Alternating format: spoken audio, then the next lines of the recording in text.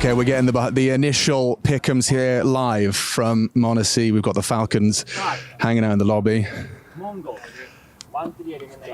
Okay, wow. Okay, he's opened up with Vitality 0-3. Oh, some serious confidence.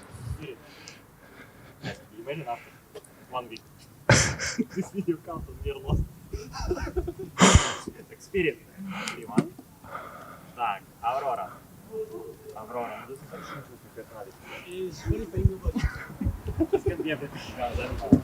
I'm trying to get the microphone in front of his face. 8 teams to go through, yeah? But really? I don't yes. No, but I have to put everything, no? Most people start the other way around and do like, yeah. He's doing the hard part first. I don't look. Okay, come on. There's got to be a little bit of love for G2. They're not going 3-0, no? They're going 3-1.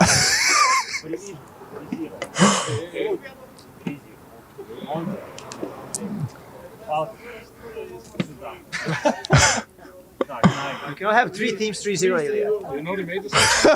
No! No! No! Oh, gosh, that was scary for a second. Сука! Привет! They're just, I like minimalist. Wait, what? 9Z, what can you do, guys? You can actually go through that. How many teams go through this guy, guys? 8. Okay. 8? Use your brain. There's 16 teams. Yeah. Come on, you can do it, Ilya. Why is big? Come on.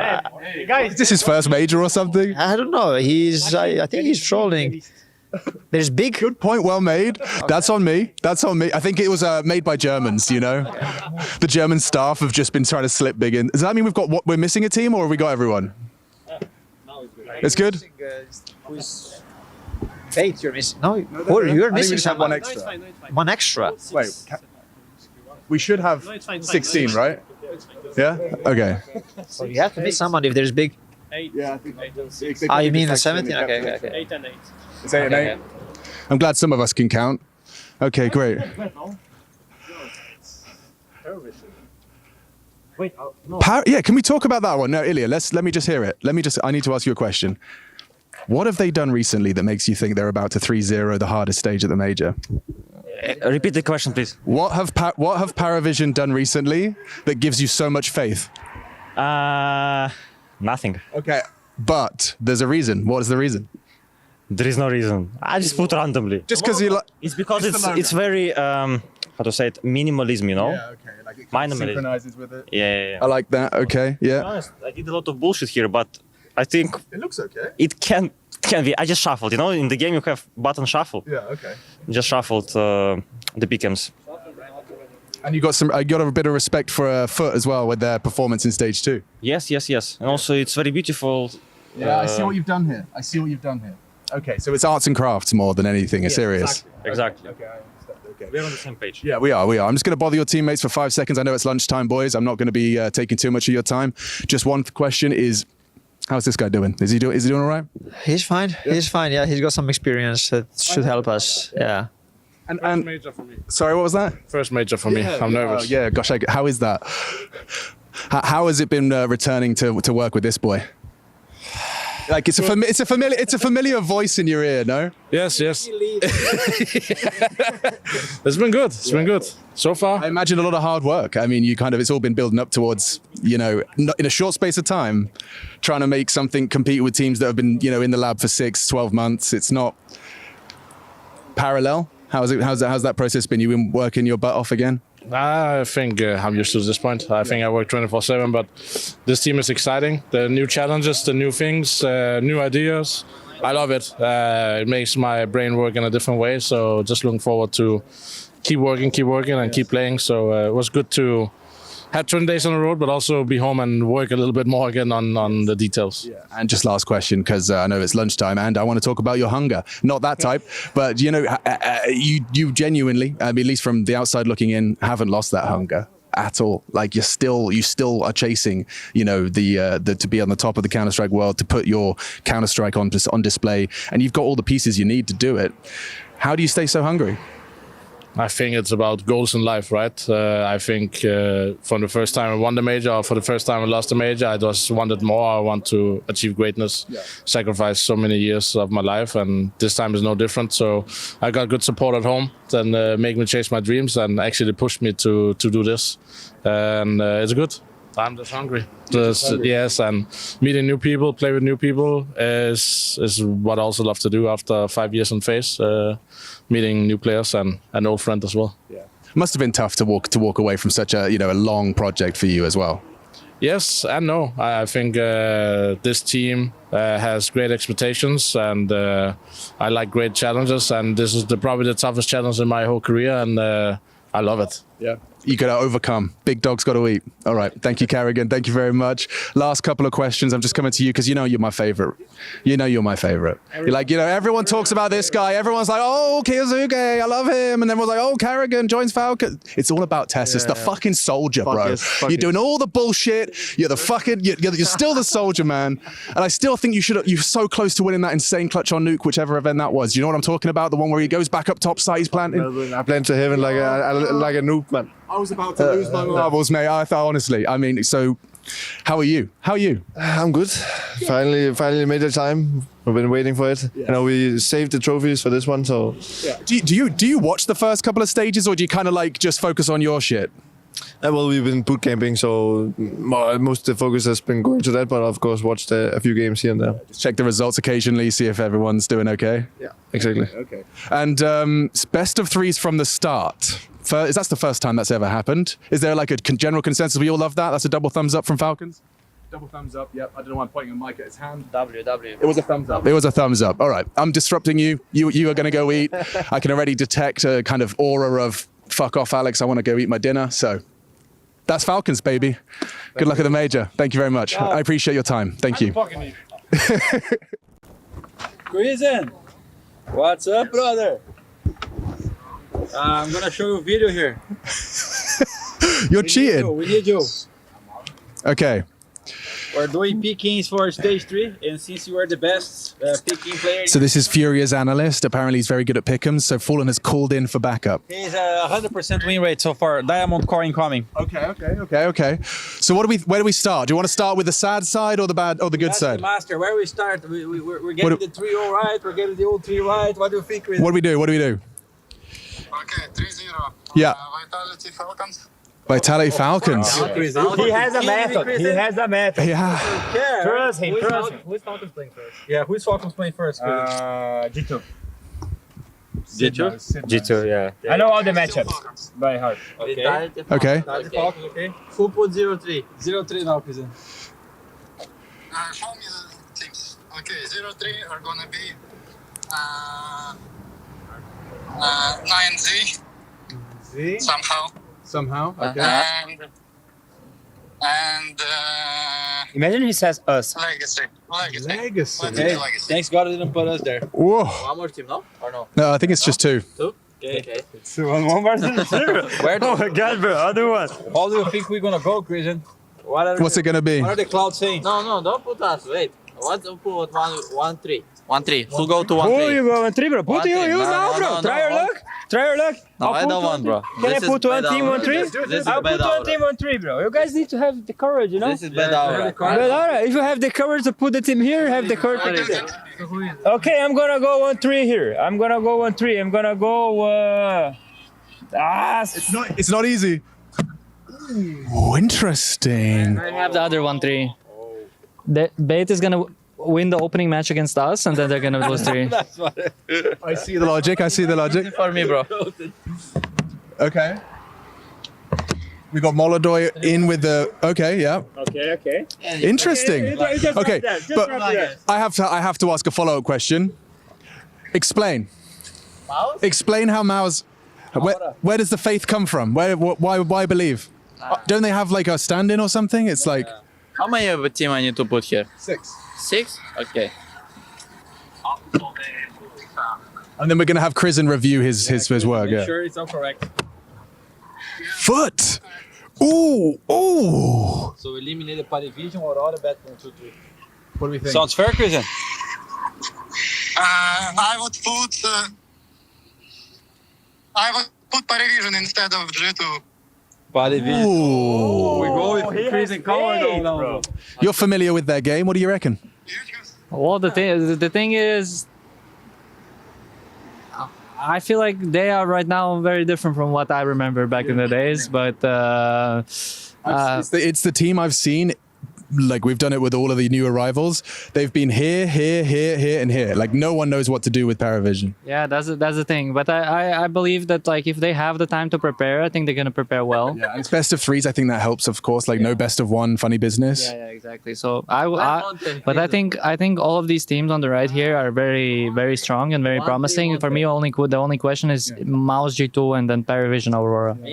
Maybe Bad Boom even. Bad Boom shot very good, but I think in the very end it's gonna be the stand-in situation for Bad Boom that's gonna matter. Yuri, what do you think about this so far? Does it look? Oh. I'm thinking like this. Change everything now. Yeah, now it's still changed. Hang on a second. I mean, I see a lot of people are putting foot through. For me, Monte instead Legacy. Yeah. Legacy, maybe they can. I can't agree with you. I don't know about Legacy 0-3. I feel like Legacy could win a best of three. They're good. guys- So okay. now for me it's good. Yeah. Okay. But you know, he used to work. He worked for Monte. He might be biased. I see. I see. Okay, we've got some biases here. But like, bro, I feel like one of these guys might do something. Yeah, honestly, they can't even go through. It's not easy. It's not easy. For losing. It's my old job here. My job down. Yeah, my job down. Okay. Who's gonna go through, bro? Who's playing very good? Foot through? Yeah. Not going through. Foot has the biggest chance. Yeah, you think so? Yeah, I think Foot is favored to go through.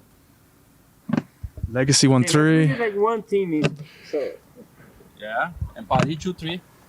Honestly, close the yeah, cup. What do we think? What do we think? Fair. Maybe Paris. I would change Paris with Bates or something like that. But Okay, yeah. random. It's pretty random. Okay. I mean, this stuff less It important. depends on the matchup. I'm just trying to visualize the playoffs. You know. How does that look as a player? How does it look as a player? How does that look as a player? So The seed. How does seeds work? I don't really know. so it's 3-0 against 3-2s.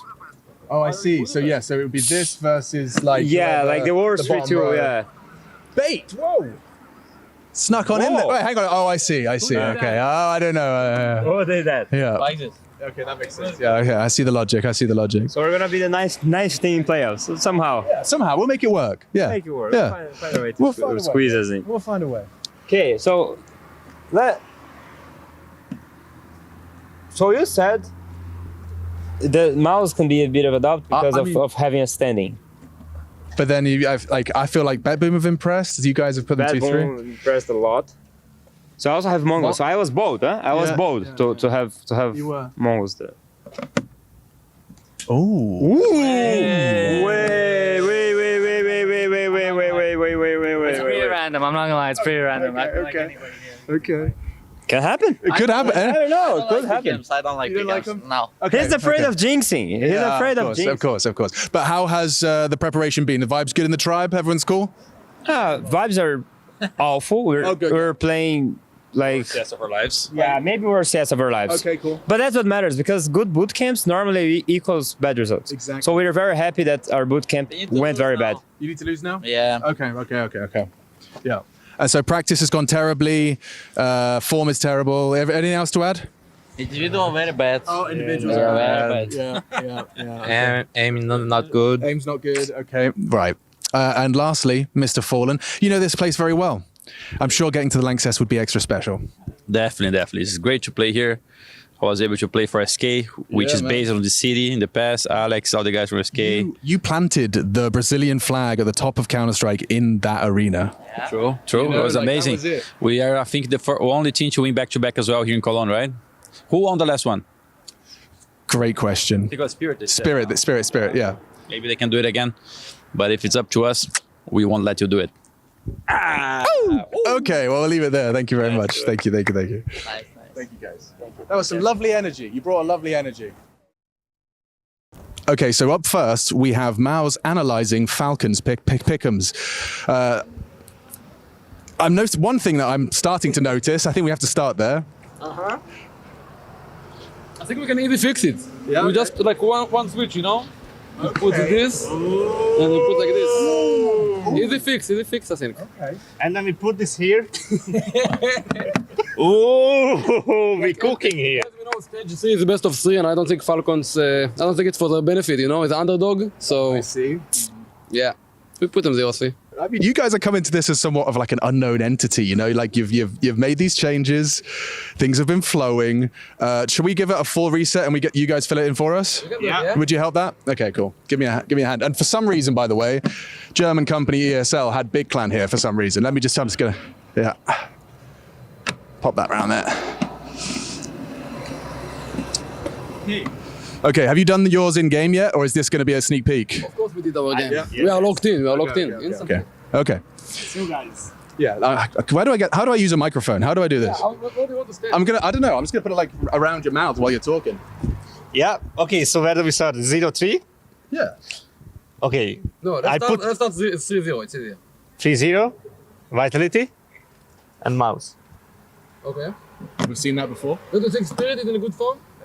Oh yeah, did you see Spirits? Did you see Spirit Stage 2? That was. Spirit is in a good form. Yeah. I think just they have the best coach in the game right now. Has to be. How are you supposed to compete with adorable stuffed animals? That's the real question. Yeah, I'm out of words for that.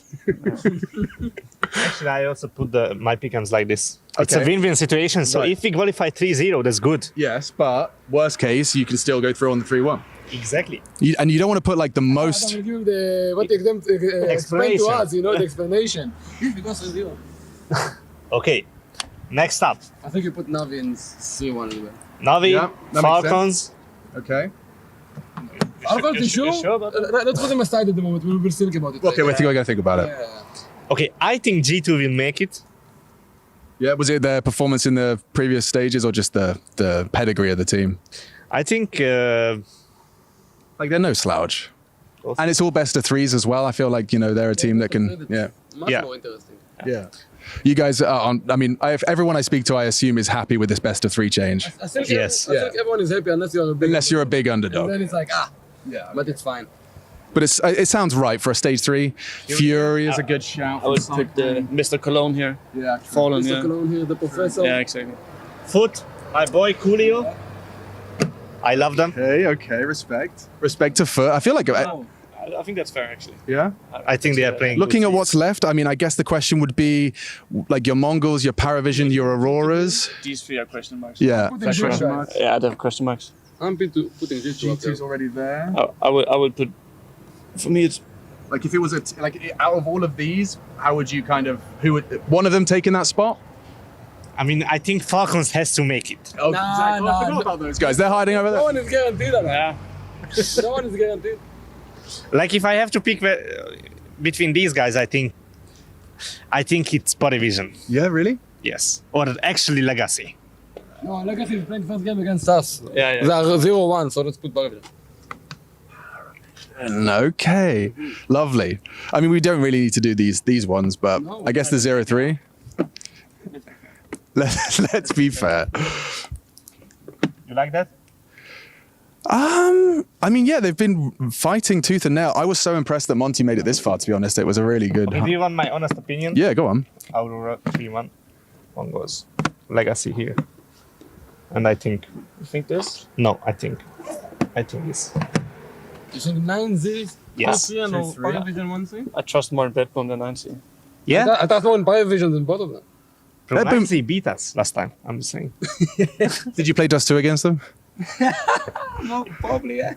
Probably, yeah. No, their Dust 2 is fucking nasty.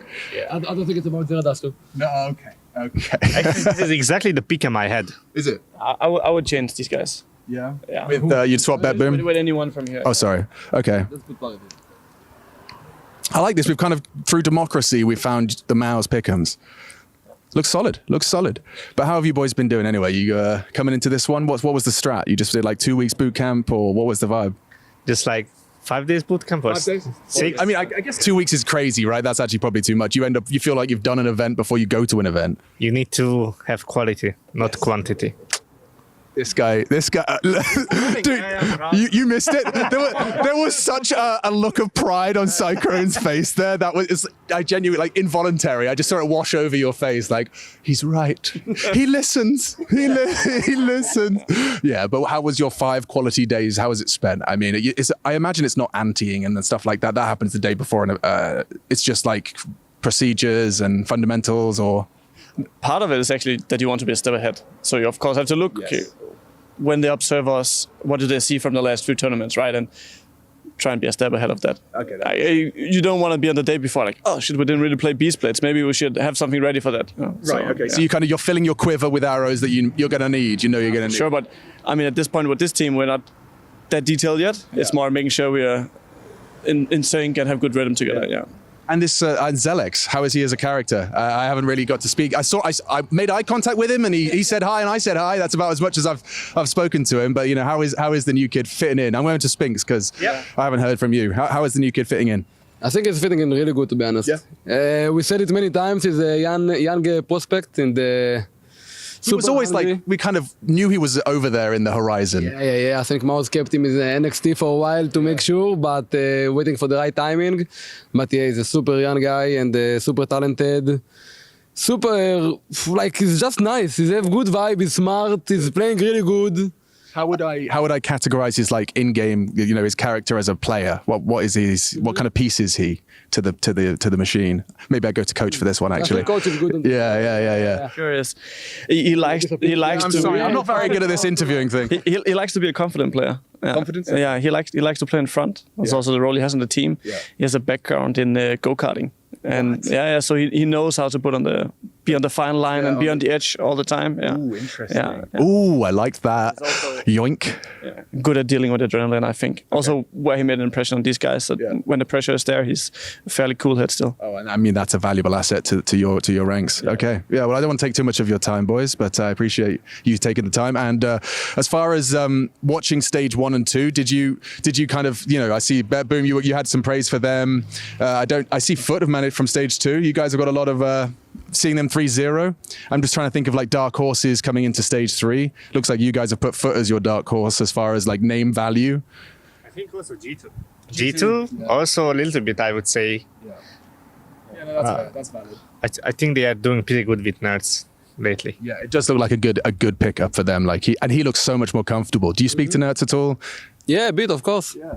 Like, I mean, he seems like he's feeling himself now he's in that jersey. Yeah, I think for us it was obvious he will be good. He's a really good friend with Heavy God. Yes. And he's also been under coach in the past, so we knew he can show better than he did in Liquid. Yeah. And also I think G2 is the right fit for him. So perfect. Back in Cologne, in the fancy hotel.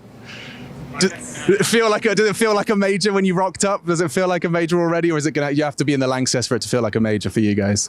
For me, it feels like Cologne at the moment, to be honest. Yeah, okay. It feels like Cologne, like the media everything is the same. Yeah, you wait. So it feels like Cologne. I'm waiting for the switch for it to feel like a major, to be honest. I want it. Maybe it will happen in the studio.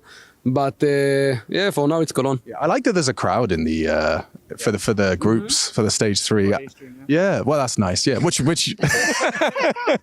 I hope my microphone picked that up. Yeah. We did get into the major vibe a bit watching the hype video. Yeah, for sure. Good job. Yeah. Thank you, bro. Thank you. Yeah, I didn't know what to do with you guys. I was like, MongolZ have changed things right before the major. Let's see what happens. we were joking that we had like 5 seconds there. I think we had the most highlights. Getting killed, yeah. Oh God, yeah. You're in the kill feed at least. We were up there. Yeah. No, I don't want to take too much of your time. Thank you for taking the time, boys. Thank you. Thank you.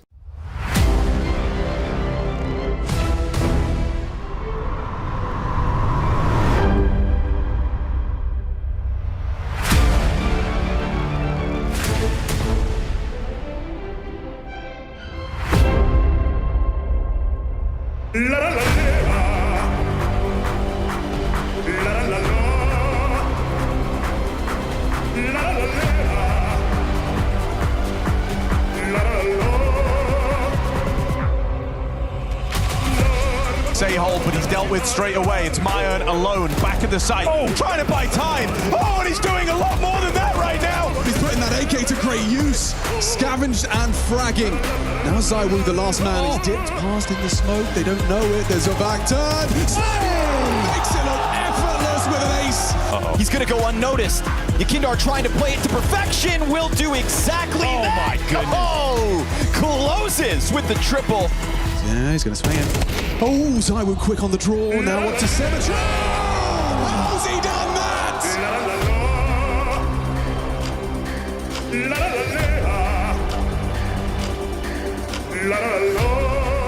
There should be no winning this for Brolin. Will clear it.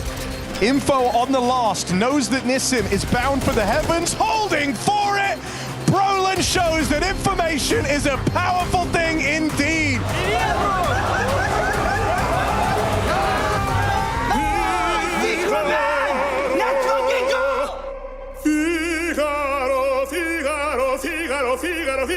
Figaro. 1, 2, 3, 4, 5, 6, 7, 8, 9, 10. In the Opera's paradise, Monte waits, the bias goes forward, and never a doubt in the clutch.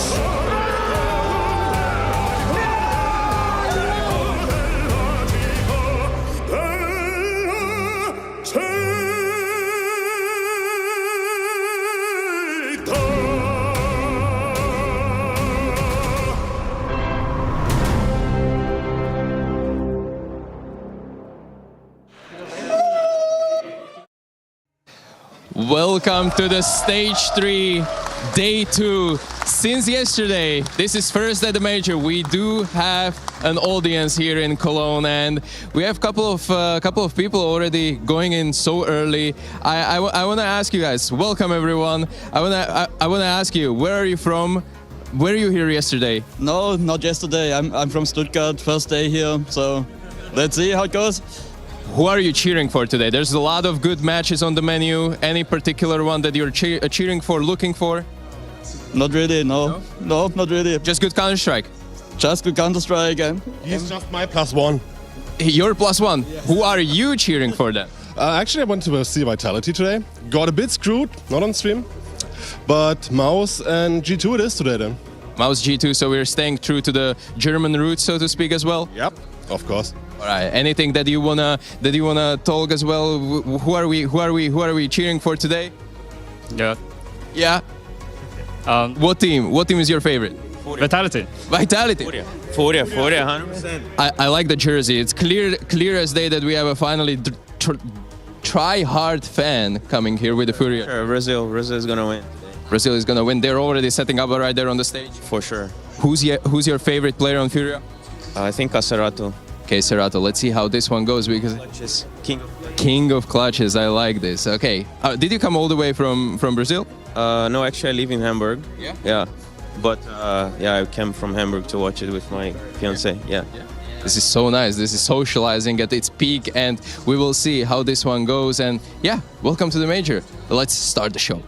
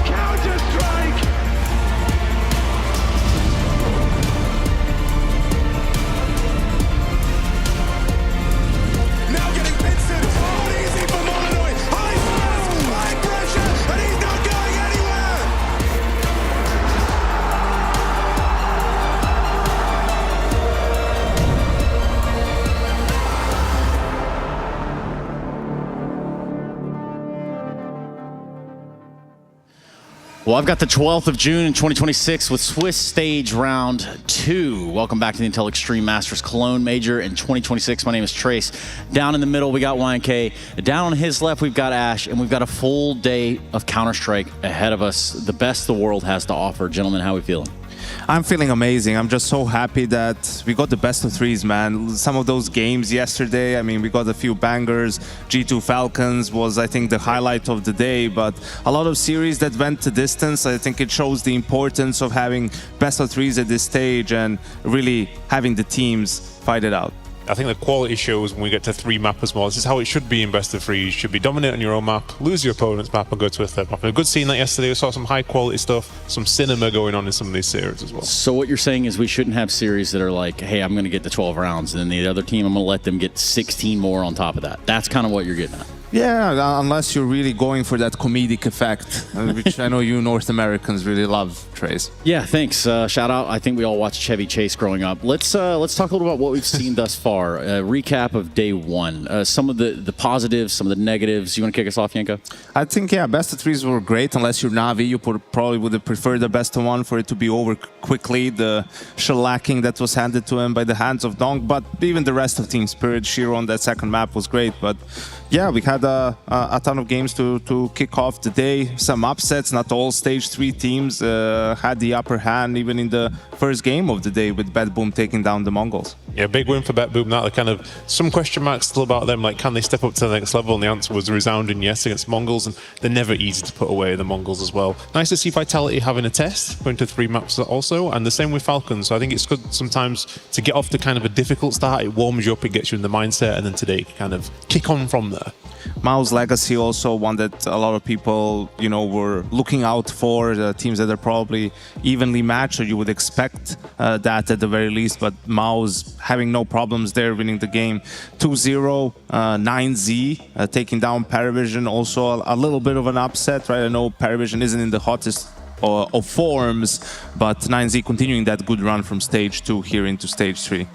Yeah, and of course Luchov as well. Luchov, I've got to give him a shout out. This is the guy I was talking about. I've been bigging him up quite a lot so far, and he was having a day yesterday, to be fair. Yeah, I'm pretty sure he's up there on the ratings too, right? Yeah, I think he had like over 2 rating, I think, for the series. It's pretty impressive in that game. I mean, I personally I'm not that hot on PARIVISION right now, but you've still got to put them away, and that's easier said than done. All you need to know about Luchov is he's the highest rated player after day 1. Yeah. with the games that Zaiwo has been having, Donk has been having, Nico, Monesi, Shiro, Luchov tops them all. Yeah, he definitely does, especially when you're only like 0.2 of a point right off of the next guy that we always talk about, who seemingly always finds impact, always finds the crosshair in the right place. He's Donk. I mean, does he need an introduction? I don't know. I probably need a Red Bull, though, if that's cool with y'all. The thing is, I don't know what even to say about Donk, because you can't even say like he inflates his stats, because it just feels like he doesn't. Like yesterday, the first and second buy rounds just going in and blowing people's heads off. He kind of gets the team going when he's doing this, and on Anubis he wasn't having a good game at all. He was actually struggling. I think he said at one point like he hates the map, and he comes back and I think he has a 1.6 rating, so he probably felt pretty down after that one, thinking what a terrible performance from him. His worst map so far at the major as well, and it's always funny to talk about Donk because yes, we all know how unbelievably good he is, but then he does something or has the sort of a performance that still blows your mind somehow. I mean, the level of play that he's displayed so far in Cologne is absolutely unreal, and you're talking about 1.6 being his lowest rated map. This is against Navi on their own map pick, who's the second best team in the world. Like, first map was even more dominant from the side of Donk, so it's just crazy how good he's been to kick off the major. And I think the fans are reading well, man. After day 1, all the stars showed up. Zaiwo, Shiro, Flamesy, Nico, Monesi, everyone's having good games. Molodoi as well, so I think if this continues, we're in for one hell of a major. That was a hell of a game, the Falcons G2, and I know you sat on the edge of your seat watching that. Is that right, Yanko? What'd you think?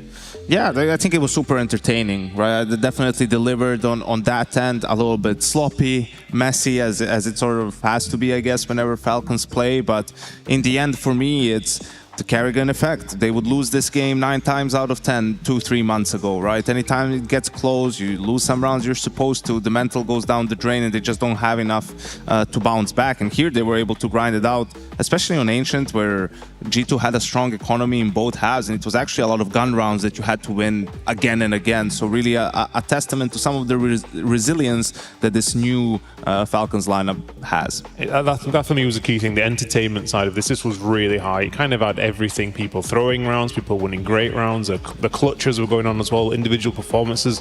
This was a real memorable series for me, and I love the fact that Falcons had that test at the end. They lost both pistols essentially because Heavy God has this ridiculous 3k in the Deagle, and they have to grind it out at the end. I really enjoyed this one. This was a great sign of 2 good teams brawling it out, and G2 is no easy team to put away as well. We talked about having their poor record against the good teams, but they still played pretty good. Nertz looks like he's back to his best. Heavy God was there as well. It was a good series. Brawling out, rolling in. There's a lot going on around here, to say the very minimum. For us, the very least we could talk about is how well our pick'ems are going. I'd imagine you guys are having just a field day with yours. So how about you, Ash? How are yours looking? I think I'm doing good so far. I know things that have killed them. So yeah, Monte and PARIVISION in 0-3. So I think seems like a good shout potentially there. PARIVISION on that first map, I think 13-1 they lost yesterday. Yeah, and yeah, looking 11 rounds on T side for 9Z. If you could redo them, would you put Spirit over Falcons in the trio? Yeah, I think I would do now, yeah, after yesterday. I mean, the way Donk's playing, it's just unbelievable. Every time you watch him, it just feels like you're watching a different game to any other series you've watched before. It's, even when you're watching some of the best. I'm feeling pretty good about my own. I think after I tweeted out, I said 7 out of 10 guaranteed. But it's just day one. Things can still go horribly, horribly wrong. But it is good signs that, as we're saying, these guys showed up ready to play, right? Like some of these guys showed up, the superstars that we want to see all the clutch highlights from and all the sick montage packages. They definitely showed up yesterday. Yanko, you hit that right on the point. I think right after you called MongolZ out and said, hey, it's your time, little guy. And lo and behold, they did do that. They showed up. Sick Deagle round, didn't he, on the first map? Yeah, that in the round with Nico hiding dark on Banana or on B. Like that, there was just a lot going on in the game. There was a lot to keep up with as well as our pick'ems. Now, who's got it better or worse? Yanko, what are you seeing? You're okay still. Jacob's lost his damn mind, but putting Aurora as 0-3, Hugo as well, putting MongolZ. Like, I don't know. Yeah, that's a questionable. What this guy, I think it's what they're thinking. I think Chad's got the worst actually. So I think 3 are already being eliminated in this one on the previous graphic. So he's struggling. Three in one day is impressive, even by stage 1 and 2. Well, I had more. I lost 4 on day 1, I think. That's the best of ones, though. No? But yeah, thank you, Ash, for having my back. I mean, Chad just has to keep up with his persona with Aurora in the 0-3. You know, I like his embrace being the villain. Ooh, the Navi one, yeah, that stings. But still a chance. Still a chance. It is impressive. You're right. To go down that bad off on day 1, you know, I think that you've actually overachieved in some ways, Mr. Birchill. So congratulations on that, and also a little bit about the storyline behind a redemption arc, which most of us probably need for our pick'ems, but is more prevalent in what we're seeing right here, right now on the server. Some of these players we've definitely seen in the past. If you think about sort of the tenure it takes to get to this level and this echelon of Counter-Strike, I think it goes without saying that some people get to stick around and some don't. Some are back, like we have the likes of, say, Bemis or Boomich, or hell, let's just start with Boomich. Yeah, I think for Boomich, like, obviously he's been at the top of the world with Navi, winning that Stockholm major with Simple, getting him his, you know, first and only major so far. And obviously the way things went after Navi got a little bit rough, you know. He's like trying to figure things out. He joins that Cloud9 roster, CS2, once Shiro leaves with Electronic and Perfecto, and on paper it looks sick, but it never really works out, you know. And then from that point on goes back to BetBoom, sort of working with some of these younger players, lower tier players, gets back to the grind. I think, you know, much healthier now as well, out of the game. So just great to see him bounce back and be able to lead this young group of guys, play some really good Counter-Strike and make it all the way into stage 3, starting in stage 1, and who knows how far they can go.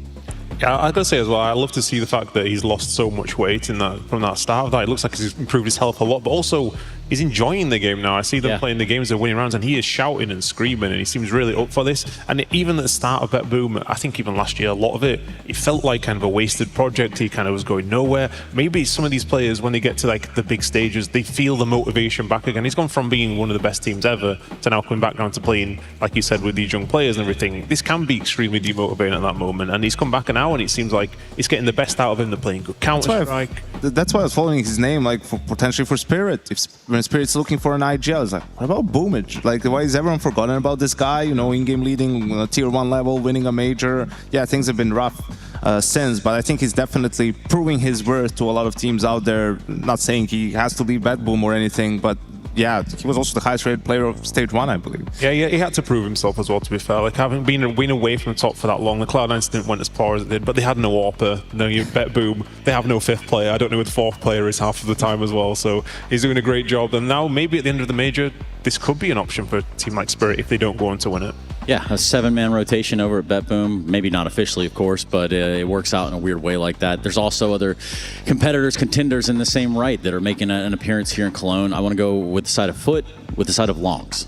What do we know about him? Yeah, I think for both me and Ash, like sometimes with these young players, man, you're so quick to write them off, right, and forget about them. Long's played the Rio Major with Sprout, a couple of other familiar the names in there. You see Stair over there too, and you know, from this point on, couldn't really find his footing. I think definitely maybe some issues with being a little bit immature and this and that, but it's normal to some extent for such a young player. He was 17 when he was playing with Sprout, you know, and he was also a part of the original Falcons roster when they entered CS with MBK and Body and Boros. And wow. You know, if you've been to Bleed, things have gotten really dark there for a moment. So went back to, you know, Nexus, the Romanian team, and got an opportunity with Foot. And now you can see how crucial of a part he is for that squad. He's the heart and soul of the team. At 22 years old, he's the veteran somehow, but a completely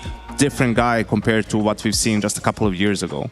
Yeah, absolutely. And I remember his time back on Sprout. I think there was a moment where he was getting an offer from Ents with Snappy and Madden and some Pius, I think, at this moment. And that really looked like it was going to happen. And obviously, when you sign a contract, it's up to the organization if they want to sell you or not. They decided not to do it. And I think later on, he ended up moving to Falcons. And I think in this moment, he was extremely demotivated. And he's very close friends with Imma from Na'Vi. And Imma was trying his absolute hardest to try and take him more seriously, remotivate him again. And I think at some point, he lost his patience with that as well. And the immaturity of Lanx was really holding him back. And at some point, something has changed. He goes back to Nexus and he goes into the grind mode again. He performs for a while and then he gets his opportunity on Foot. And it's love to see that.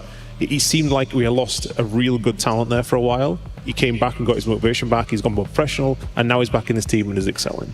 And it's just kind of like the Boomich storyline here that we're talking about, and that what they're doing right now and some of the fruits of that labor, it's being shown. There's a reason they're in stage 3 of this major. Kind of like this next guy, though, but starkly different in that Bemis also played for FaZe. So what do we know about Bemis? Where the hell has this guy been? Yeah, I think once we got him as a stand-in, you know, when Olaf retired mid-season, like he didn't even ever play Tier 1 Counter-Strike, professional Counter-Strike even, you know, and I just loved his attitude, man. He was a kid, he was super eager to just compete, to learn, to just play Counter-Strike on a high level. And also imagine for a guy like that, you're coming in and you're instantly playing with Nico and MongolZ, you know, and Rain, just some of the legends of the game. And after that, he went to MongolZ. Maybe I always felt like he'd be best used as sort of a pack player, utilizing his mechanics, and then an anchor on the CT side, sort of like your Flamesy. But he turned to playing Lurker, and that's MongolZ stint had its ups and downs, didn't pan out in the end. You know, short time with Into the Breach also wasn't really great, actually a full year almost. And you could see there then almost for a year he wasn't playing Pro CS. It was after playing with Lithuania, you know, for the national thing, and Ryu was there that he was sort of recommending him after their time together to Monte, and now he's after a few years back at the major. And I think for me it's just so important, you know, to be for all of these guys, you know, you get a taste of it to an extent, and then things don't go your way, and just to stay persistent, to keep grinding, to keep believing that you can still have a shot at this, I think is so important. And I think important to also highlight at least every now and then. Yeah, it's always very hard when you go from the top and you have to take a big step down. It's not just in Counter-Strike, it's anything in life. You go back down a few steps, it's hard to keep that motivation against. To grind back is phenomenal. I've got to say, if you're going through the Into the Breach period, they had so many players. I think maybe even us three played for Into the Breach at some point. I'm not even sure at this point. I'm glad you looked at my Wikipedia, Ash. I was wondering if you kind of did that. I imagine you've seen everybody else's. You were our closer, Trace. Yeah, closer, which is kind of what we can start to do right now. Gentlemen, thank you for joining me in the pre-show. Obviously, we have like a ton of Counter-Strike still to watch.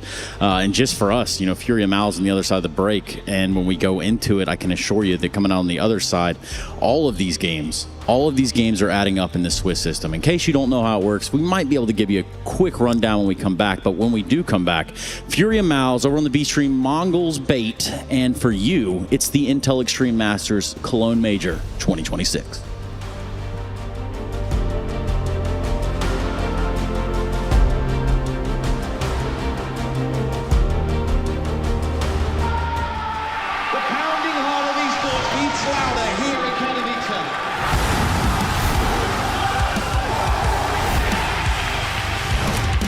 double peek, he's getting his shot.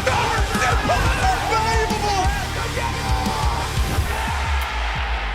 Something special to throw this people, and that's exactly what happens. Katowice! We are back!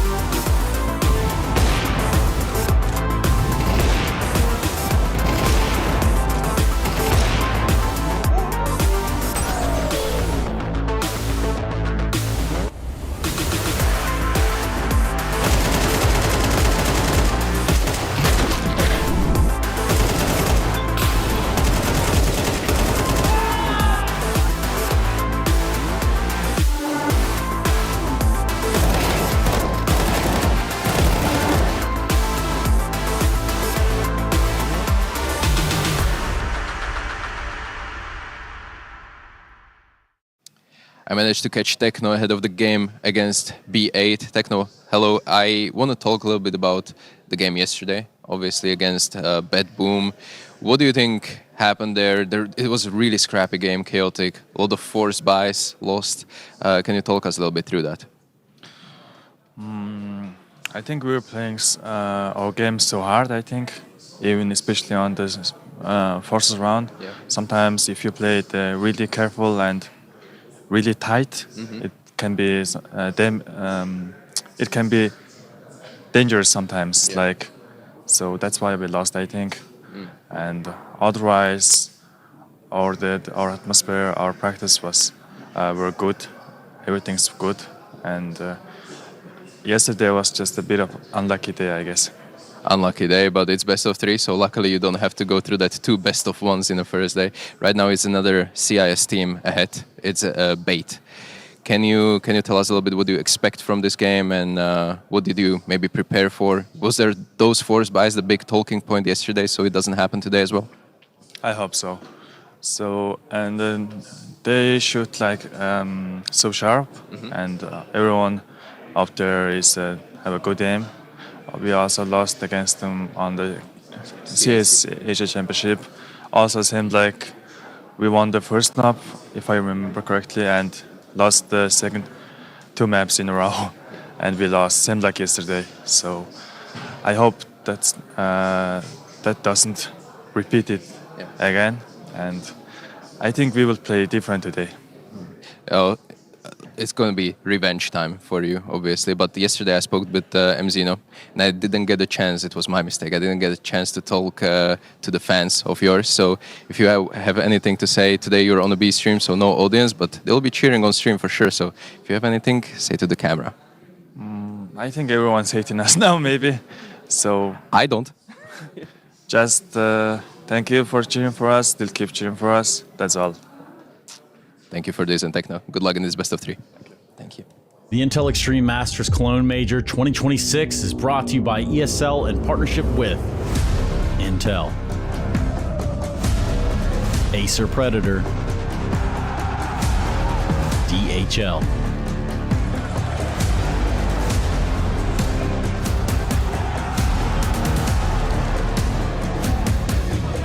and Zoe.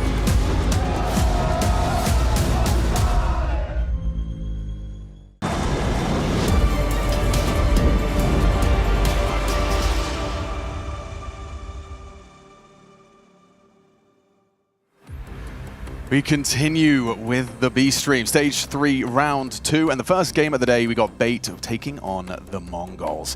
We've been covering a lot of the Bait games over the course of this major. Of course, a team that's managed to forge a path, fighting tooth and nail to stay in competition, hanging out with the big boys now, Chatty B. Do we feel like they're coming into this one with, you know, a good shot at beating the Mongols? Oof, with the way the Mongols played yesterday, I think it's definitely on the table, plus their recent head-to-head, we'll get into that. That was back in CAC just a couple of weeks ago. And the Mongols, if they have the same hiccups and trip-ups as what they had yesterday, then I think anybody could beat them. But I can't believe Techno's so down on himself right there, thinking everybody hates him. This is the lovable team from Mongolia, the most successful team from the region ever. I'm not just talking about Mongolia, I'm talking about all of Asia, right? Even Oceania. These boys making it to a major final this time last year, taking on Vitality back at Austin. But there's the new face on the screen, Cobra Zira. Big shoes to fill. Yeah, I mean, the loss of Senzu, I wonder if that's what Techno was kind of maybe alluding and dancing around, was this loss of Senzu has immediately had everyone kind of lower their expectations of the Mongols. He was their star player. Yeah, and he was their X factor as well. I think 9-10 yesterday, for people who missed it, was trying to do his best to fill that void.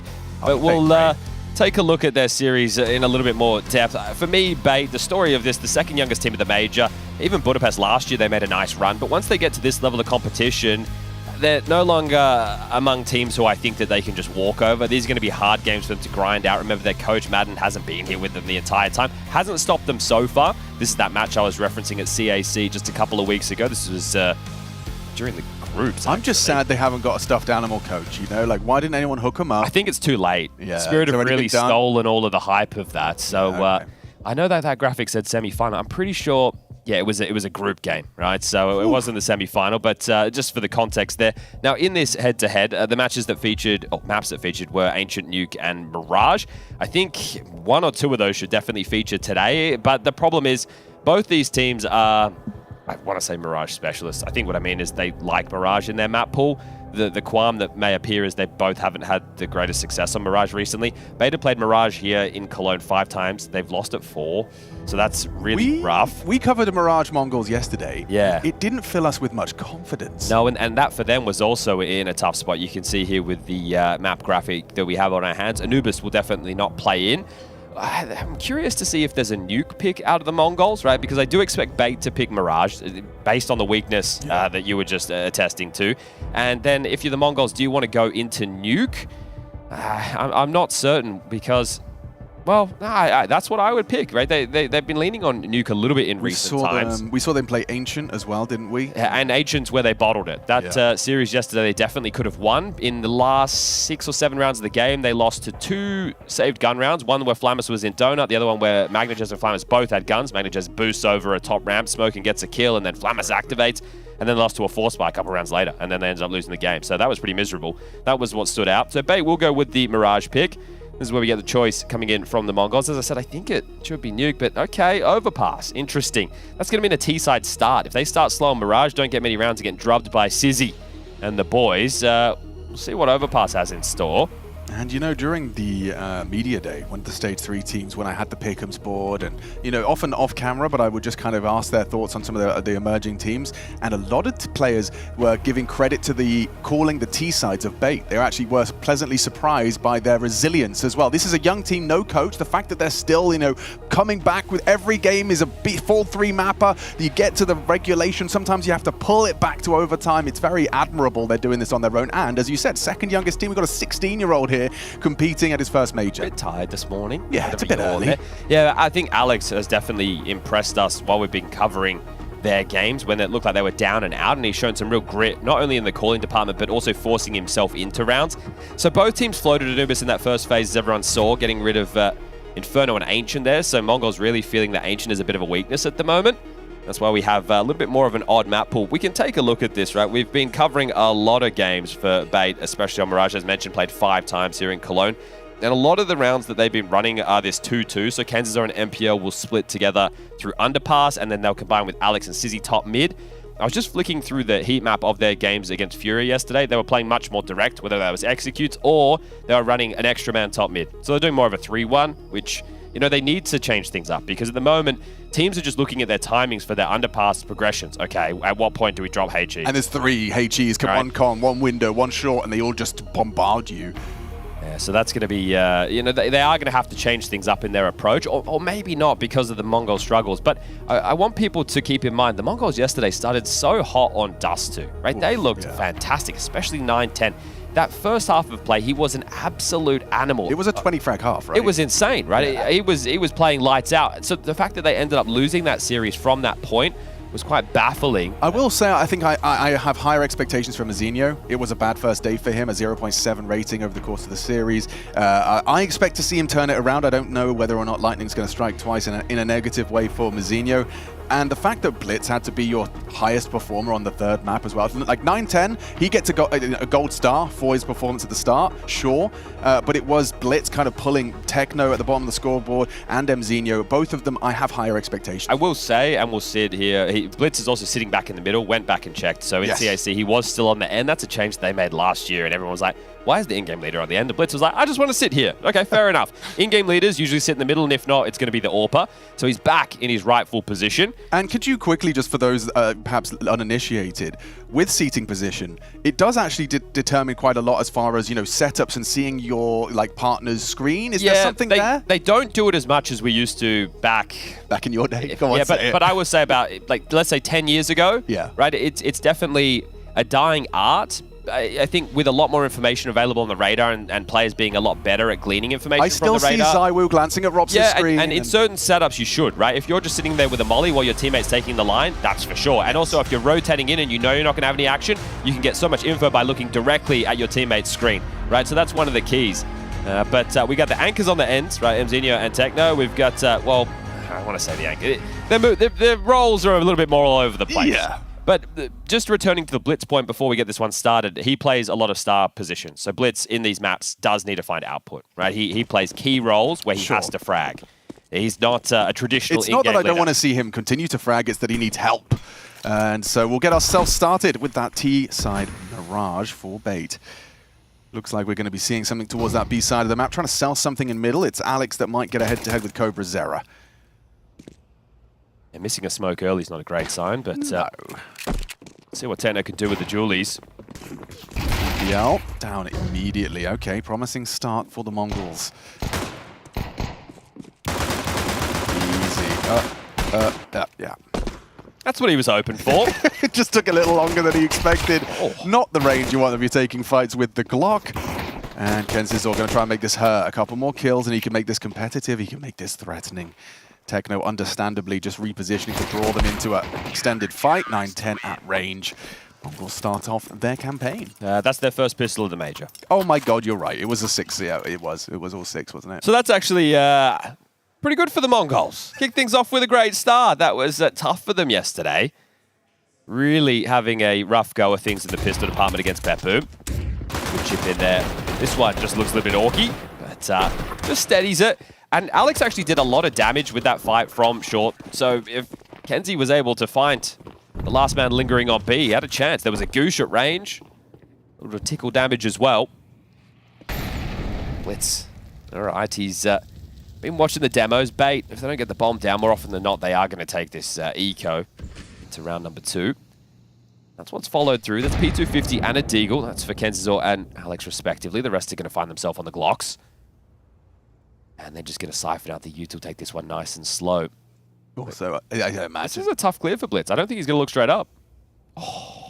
NPL. Good angle for it, and you only get dual Berettas.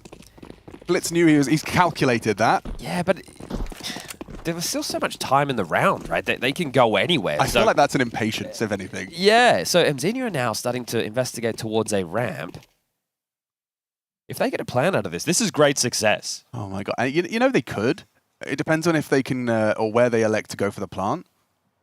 And if they can take out MongolZ. Oh, it's not clean. This is sketchy. Yeah, it gets a bit weird now. At least they get a bit of an early warning.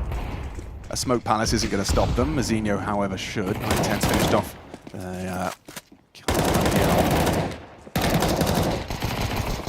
Go on, MongolZ. Putting up a fight with his P250, but no plant. Couple of kills.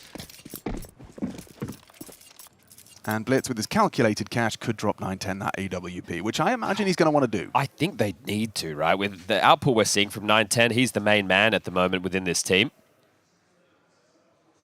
So eyes on him. Wanted to be a Dota pro. Turns out being a Counter-Strike one. So we'll get to see him locking horns with Sizzy. But Sizzy yet to be able to equip his AWP. Money not there within the early stages, understandably so. As I mentioned against Fury, it was a lot more direct out of Bait, and they weren't doing their standard 2-2, but they're doing it right now. Starters you mean to go on. Blitz has this. Can't mess that one up. Opening kill onto Alex. Sizzy trying to take the space. He'll get across undetected.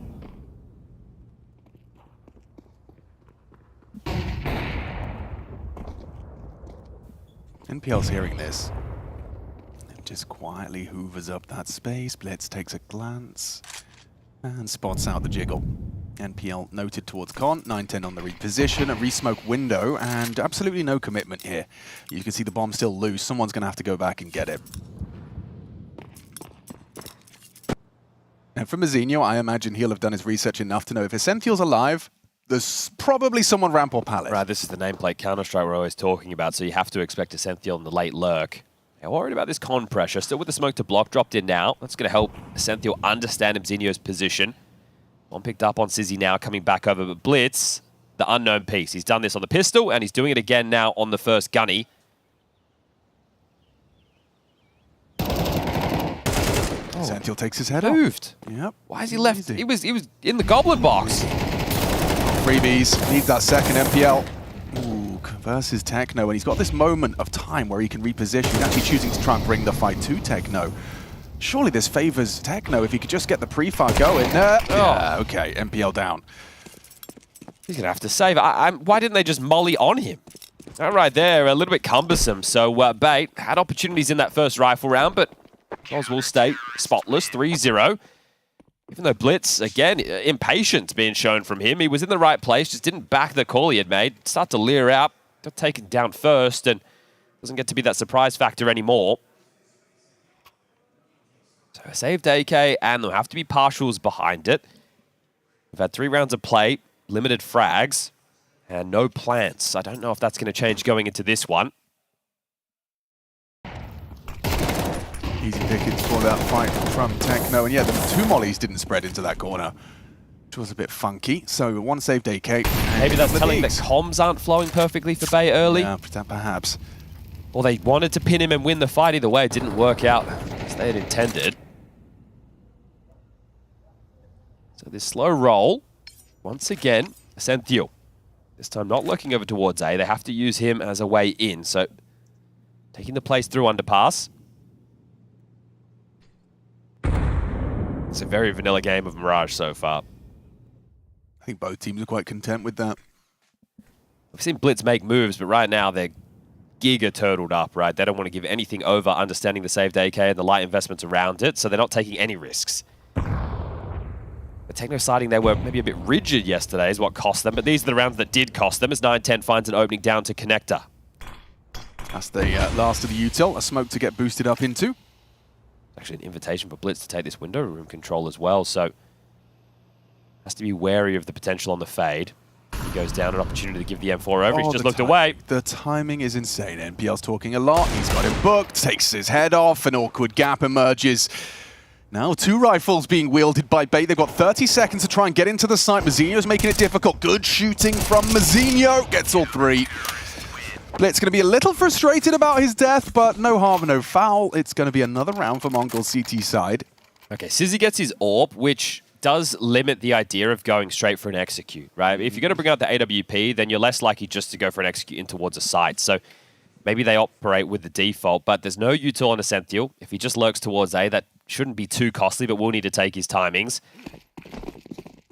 So he's actually going to take the AWP over towards A. Essential could be boosting him up here to look for the pick on the cross. So we'll stay on board with this because Mazzinho did cross. He just took the pick on the line. Action on Blitz. Oh, perfect. What a lovely team play on display. Techno with the flash, Blitz with the frag, and Mazzinho covering for his exit if he tries it. Alex is hoping to punish this. You can see he's got a little flash of the shoulder there towards Con. You have to make a move somewhere, don't you? They're going to start searching out a ramp on Sizzy. Could have found Techno.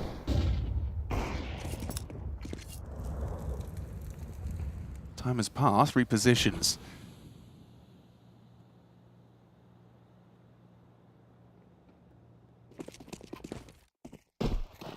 Blitz rotates towards Ticket. The short player Techno is in A. Cobra has a pretty forward position over towards B. That's where they're starting to head. He's on the balcony. Was a little bit deeper a moment ago. 910's perfectly positioned for this frag, and it's a leisurely walk into his crosshair from Alex. Now with the nade and the AWP bullet in his Kevlar, he's still got 40 health to work with. CobraZero's got a test coming his way, and that block smoke. Oh, it's perfect. Never mind that. They've even removed Alex as well, so now all 3 behind that smoke. It's arrived just in time, and it enables CobraZero to position himself here on top of the chest of drawers. Bomb delivered to his front door. The first man through the smoke was the bomb. Kenzizor down, and that sinking feeling like, do we really want to commit through, lose everything? Yeah, none of these rounds have felt close at all, have they? This is an absolute drubbing right now. So 5-0 about to be notched on the board. Senthio and Sizzy looking for the save this time. So a flat T-side. Yeah, I think you might want to start being a little bit more explosive and take a few more chances, because the way that the Mongols are playing, they are relatively strung out. They were coordinated there with their mid play, right? That flash with Blitz to tee things up, but otherwise, I think that they could take their chances. Mongols are probably thinking, do we get out of bed for this? Let's get some excitement out here. Beautiful little alley-oop. Techno setting up his captain. And Mazzinho combing through mid-late. Just the pitter-patter of rain like we've got outside here in Cologne today is really nothing going early. And as mentioned, Beta played this map 5 times in Cologne. They've lost it 4, and it's 4 on the trot. So them picking into it is trying to exploit Mongols being poor on this in recent form too. Nobody playing to contend in middle, right? Mongols are preparing for a site execute, which makes sense. You haven't seen one just yet. You're getting boatloads of info early. You've made your move, and it is towards the B apartments. Does he play to contain, or does he keep on pushing? I think because the rotations come in, he might just play to contain. Yeah, he's ahead of their block smoke, so that will try and subvert the expectation as the rest can cheat back. Oh, Kens is all allowed on the dismount. 910's going to get action.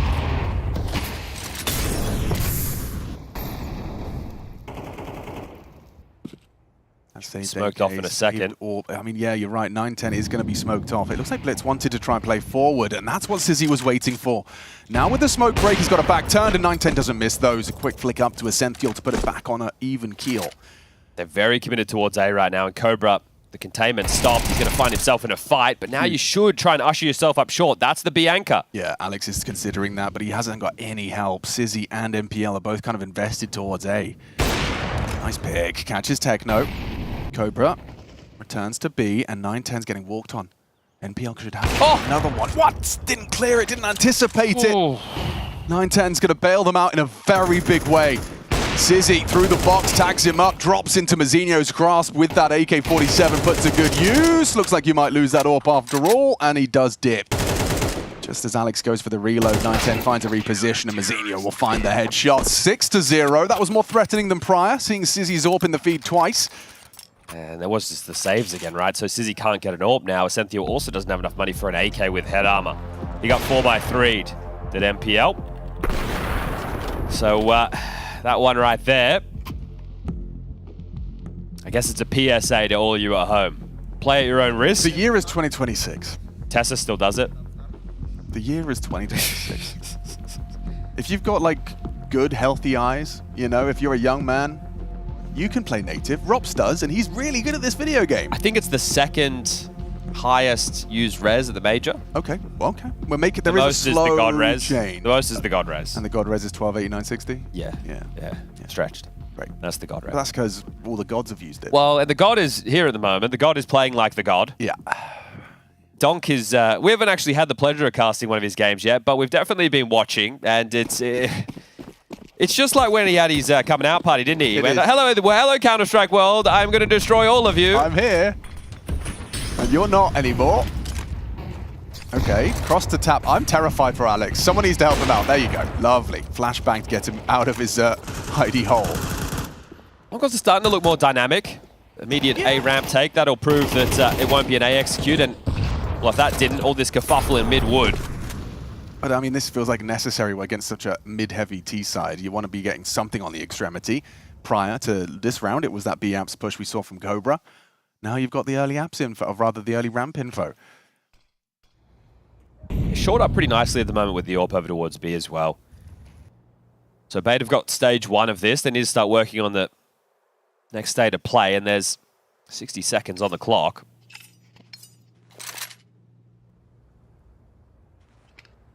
Window smoke lines up, and oh, was it the ready? Alex is actually juggling that across. So he'll smoke con or not. Okay, what is the plan, boys? We've got 45 seconds. You've got no territory. They're going to go back to an A execute, and they don't know that anybody's ramped. So this is dark for Bait. And you've just been smoked deep. Yeah, on both. On ramp and B. They're in trouble. Boys! They're in so much What are you meant to do? This is not the Bait I've been following. Senthil's still in T-spawn. There's 25 seconds. Yeah, I don't know. I don't know what the plan is. It's going to look really awkward. Another one? Another one! Another smoke grenade deployed. You have to walk through that. Your whole round hinges off walking through a smoke grenade, trying to sell an A fake half-heartedly with a Senthiel smoke, but it is only 9-10. He gets the first. He's got support from Cobra Zero on the short side. Your back is exposed. 9-10, casual in defense of his site. Another 12 KD from 9-10. Okay, this is a team who is trying to fix their Mirage woes right in front of our face without a coach, doing it on their own, and they do seem to keep running out of time, maybe? I mean, this is just... No, they're spirits. Yeah, yeah. They get these cheeky smiles and they'll kind of like laugh it off. And they're obviously salty. Sure. They're unhappy with the 7-0, but they seem to take it in good spirits. Well, they have to go to an execute now. They have to go to an execute. I wonder if that's what Mongols are thinking too. Mazzinho and Techno are going for another ramp fight. This could get a bit hectic. Mazzinho versus Mac 10 on Kens's, or down to half. So many bodies on his screen and can't control the spray. Blitz, just the one. Hang on. We've finally got something to say about Bait's T-side.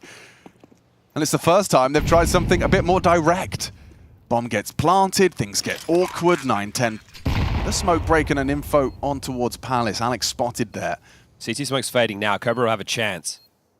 Got Sizzy to contend with up close. Yeah. Ooh, in his blind spot, just as he was preparing for the fight. So 9-10 likely to save the AWP. No reason to give this away for nothing. Yeah, they could look for damage, which will not go as far as you'd hope because this was a partial investment. But the bomb goes down for the first time this half.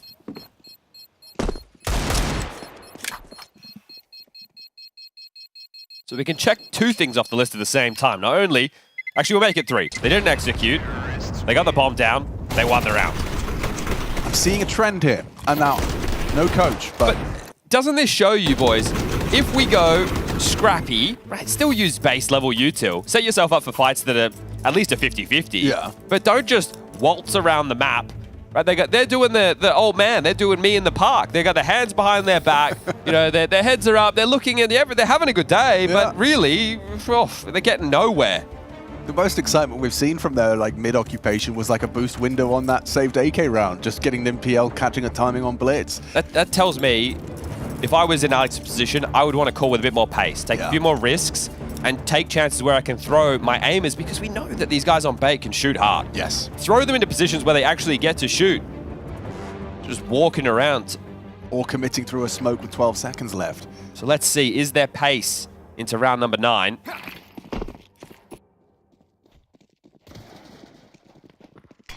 Well, Essential's got friends towards the A side early. Pressure in middle. There is pace. And there is pace. Blocked. Weird smoke. Looks like it's fully filled up, so Mazinho is able to just play close disruptive. Alex trying to take a chance through the con smoke would be a death sentence, held by Blitz and 910.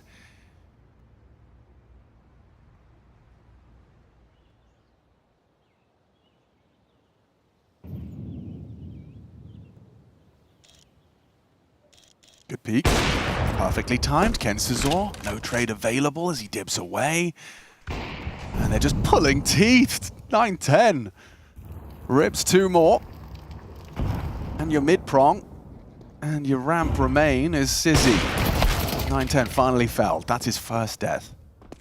That's his first death. So Alex has caught a quick one onto Techno. And combined with Mzinho puts us up to an 8-1 scoreline. I mean, this is just flying.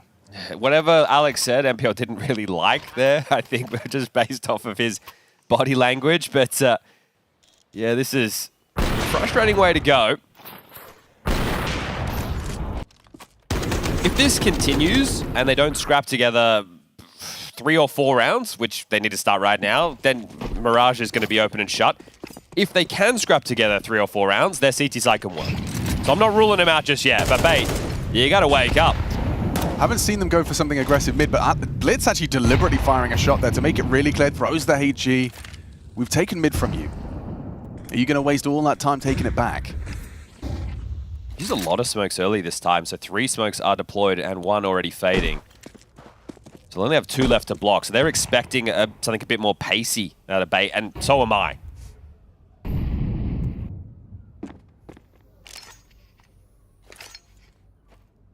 As far as util goes for the B duo, Techno still has his smoke, so there's a chance that Cobra catches a whiff and you have to sit and stare at a smoke for 20 seconds. It's such a luxury for 910. He has full mid control, right? He's looking top mid, underpass, doing it all on his own. Here they come. Techno on the short side is taking heavy damage, and ooh, Cobra, it doesn't matter, nails the first headshot to MPL. Repositions, very well beautiful there. Counter-strike from Cobra Zera. He's maybe over-egging the pudding if he goes for another. You've done the job. You've shut it down, you know, still bodies in the apartments, and the bomb's been delivered to you. God, he is stubborn, isn't he? 5 bullets, does need to go for that reload. Will have the support of 910 Zorp now posted on the line. That should be next contact. There's no need to do anything more.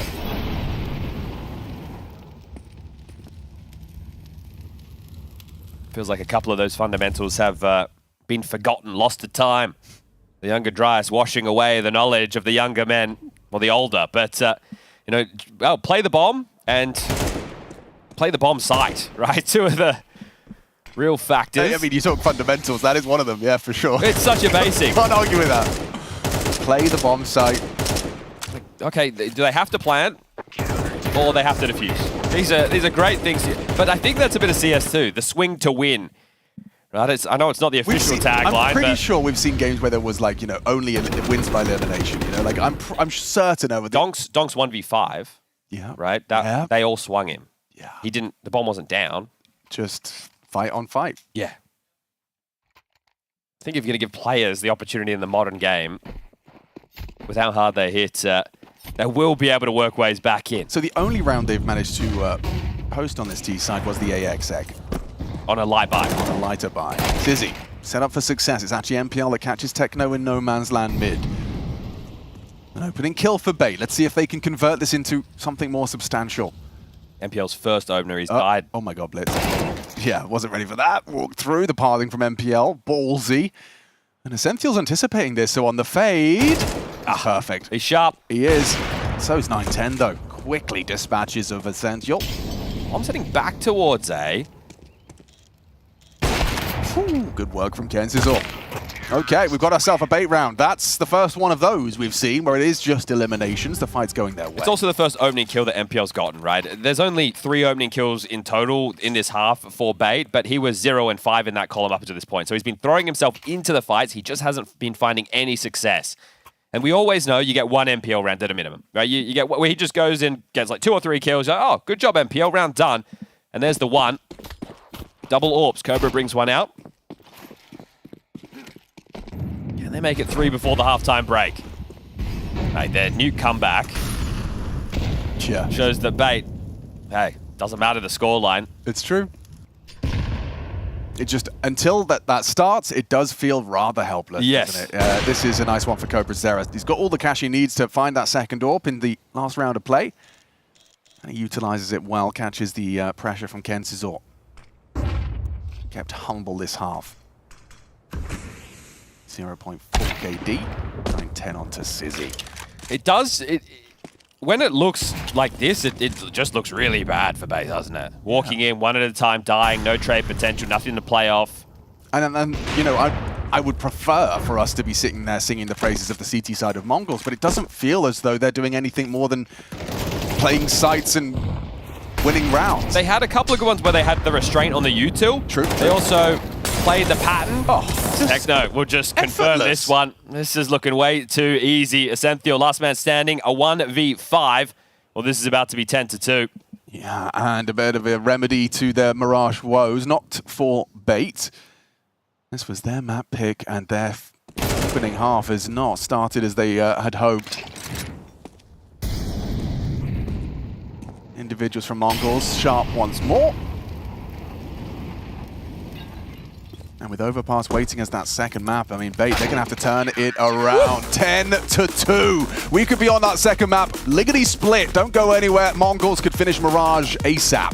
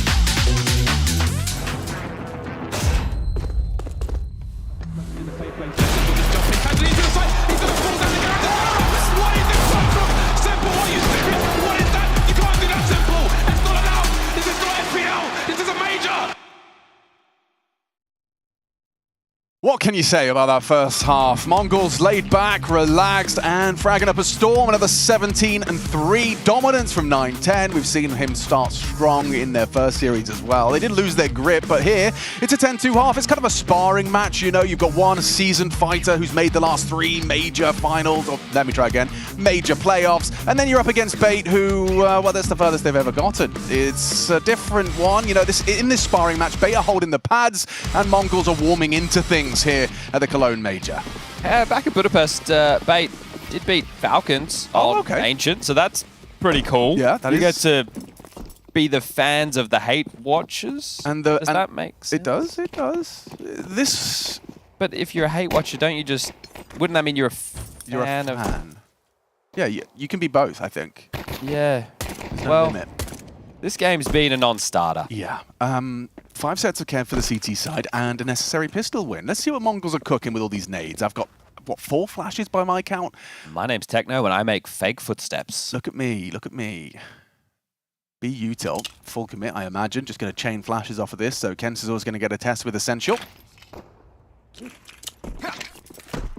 And off we go.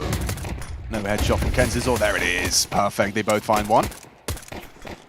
Into the site, bomb on the back of Cobra Zero, going to be taken off by another Kensizor frag. Ugly for everybody. Yeah, Blitz is left alone in a 1v3, and down to NPL. Okay, well that was necessary in order to keep this dialogue flowing for map 1. Okay, well we can already start the conversation of the comeback because we've seen him do it before. So let's get on board, buy your tickets right now, the train is leaving the station. Roll up. If you wait until the scoreline is 10-7 before you start believing in this comeback at home, you're not a true believer, or bait leaver.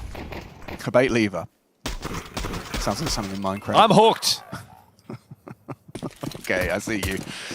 Yeah, this is it, guys. So should we just fast forward to 10-10 or? No.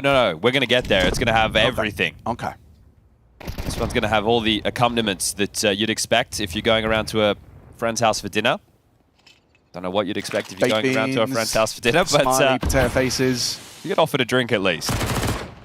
Right, Sizzy. Turkey dinosaurs. Run at home. Just think about what you were doing in the year 2010. Ribena. What were you doing? What were you up to? Let us know. Use the hashtag IEM Cologne Major 2026. That's a sick hashtag, I'm not sure Come if on, that's Grandad. But yeah, tweet in or X in or write in Twitch chat. Send us an email. Let us know what you were doing in 2010 because I'll tell you what Sizzy was doing. What was that? Being born. Wow.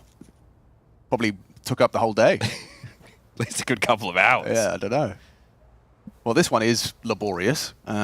Taking their sweet time with this one. Yay, and that's why. Because you wanted to get a little extra. Force a rebuy on the Sizzy of all characters. You don't want the MP9 farming up too many kills. And now Techno can use all 47 seconds, I reckon. If he's... No, I take it back. I'd like to take it back. I don't think he's going to get a full 40 seconds. This is jousting in Spawn with MP9s at range. Oh, another one. Oh! Another one! All right, Techno. The K stands for Khaled. He's just thrown away that M4, so turning himself in. Oh, this is a race. Ascenthio, you have to get to Cat right now to deny him jumping out and planting this bomb. This is on you, Ascenthio. You should have him. This should be easy. There should be no way. There's no way.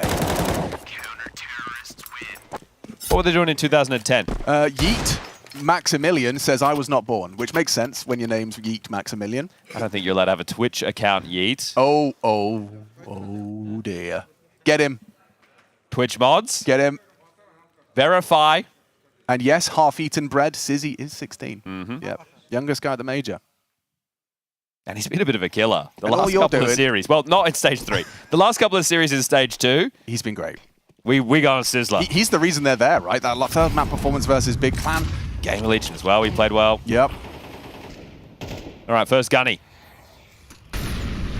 Mid, clamp down. 4. Spring into action off the flashes. An easy fight for Cobra Zera. Good trade out of NPL. We've got more of a fight from NPL. He maybe over pushed that one. Easy burst from the Galil to maintain a Mongol's advantage. Zinho is going to try and leer out this smoke. Alex just deals with him with ease. There's one more coming.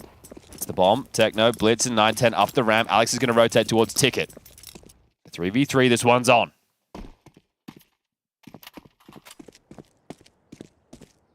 Blitz is already... Oh, okay, there we go. Yeah, you got to play passive now. You need a rotation. Sizzy they're with on the their AWP on the way. Such low HP on Alex as well. Oops, Oh! that's awkward. Yeah. It's fine, everything's fine. Up on the line. Is it? The smoke's not great. Oh, he could actually catch them just from the oscillation. There's a bit of a gap. One bullet through the smoke. And now Alex in this angle. Maybe the bomb gets denied. If Alex gets the cover, though, he's got to get past the AK-47 primed. And wow, what a shot that is. Just tracer fire for a millisecond. Says he's taken down Techno. This is a must-win round for Bait on the retake, but look at their health. What you? Blitz finds himself an AK. Sorry about the sounds. 9-10 towards the Ninja. And they're so low, I feel like he could easily find them both. Yeah, just like that. 9-10 makes this round impossible for Essential. Gives it a good go, though. Charging into the 1v1. Bang! 9-10. He's not playing scared at all. 22-5 right now for 9-10. We let you all know when they kicked off the series, their major yesterday, 9-10 was going... Oh, I was going to use some bad words there. He was going nuts. He was laying down the law. He was letting everyone know. He was the big man from Mongolia. And he's doing it again. The question is, can he maintain the form into map 2? Right, can he just ride it out and say, I'll just win this series, I'll now learn some points. It's all good. I've seen him do it before. I'd love to see him do it again. Yeah. He's the real deal. Okay, Cobra's accidentally taken Blitz down. I think Blitz has got the most team kills actually out of the Mongols so far. That's a stat I really care about. Ooh, Kensis, finding Techno is huge. The angle for the read. And there's where the low HP of Blitz comes into play. Yeah, a little softening from Cobra.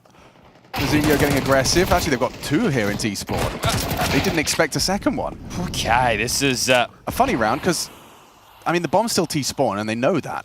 They just saw that. And Cobra Zero versus MPL. Oh. Yeah, a dead man. Oh, look at the frustrations in the open. I can't believe he's just made that Hail Mary play out Here the I con. come. Swing it. I guess at least he knew it would only be a 1v1. Backed himself with the duel. And it really does bear fruit, because now Mazinho's in a really uncomfortable 1 versus 2. It looks like NPL might even catch him on this walk here. NPL's played this round brilliantly. Brilliant work from him. His 2 kills, well timed on the engagements, and it's going to put an AK into his hands on that CT side. Yeah, and money's not great for Mongols, so should spell another round for Bait here. The Mongols are going to have to make a tough choice. For them going forward, it's 2,400 loss. And I say it's a tough choice, it's an easy choice. You're going to take an eco right now. You only need 2 more rounds. There's no point going for a force buy in this scenario.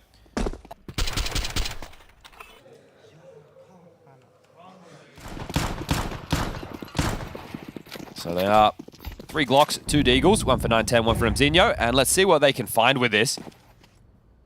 It's a chance to stabilize for Bait as part of this comeback that was foretold. Yeah. PL takes a lot of damage there on that duel, but let's get away with his life. Essential. He's going to grab another one through the smoke, so hard to track some of these, but next contact point will be somewhere in middle. Ooh. Thought he was going to get caught out off guard by the Blitz swing. Perfectly juggling that Deagle for another bite. And Cobra puts it to good use for 1. Maybe he can get his revenge. Never mind. Alex has quickly found him. So something else to note in this Bet Boom versus Mongol series from yesterday is the Mongols had won almost everything. Oh wait, it was them who was losing or winning all the pistols, not losing all the pistols. It was Bet Boom who ended up winning the series. Won without a single pistol. You can understand how I could get it wrong, that because makes sense. Bet Boom yes. So never mind. It was the Mongols who were absolutely flawless in that department yesterday. So I take And that still back. lost the series. That's right. Yep. I put that back in the bottle. Yeah, excuse us. It was a baffling day yesterday, but the point was, Mongols owned them first half 9-3. They were sitting pretty to close the game extremely early at 11-3, and then we ran it all the way back. They did close at 13-11, but it got damn close. So comebacks, we've seen they're susceptible. Yeah, that's half the reason we've already foretold this big comeback on the CT side. Nice shot.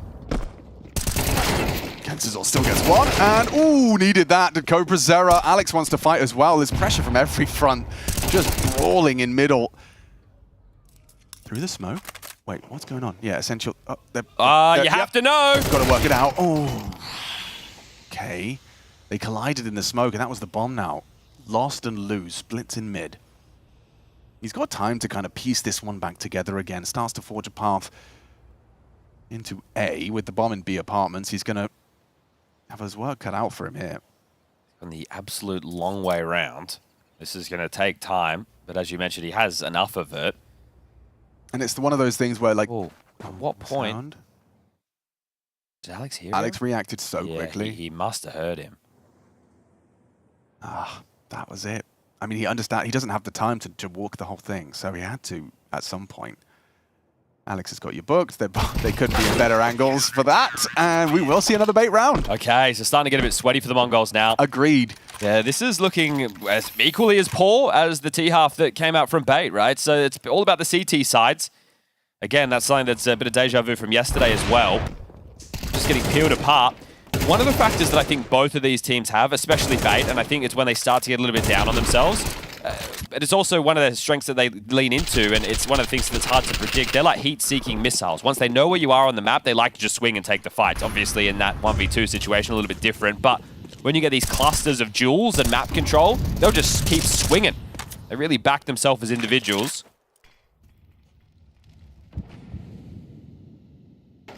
Tech9's Group B, and it's what, Essential? Blitz from the short side. He's managed to get some good ground, actually. So he's tugged towards ladder. Essential's attention drawn, and whoa, the health just evaporated. A well-placed HE grenade, and now, yeah, just minced. Clean shut down. 5 alive from bait. Another round on the board.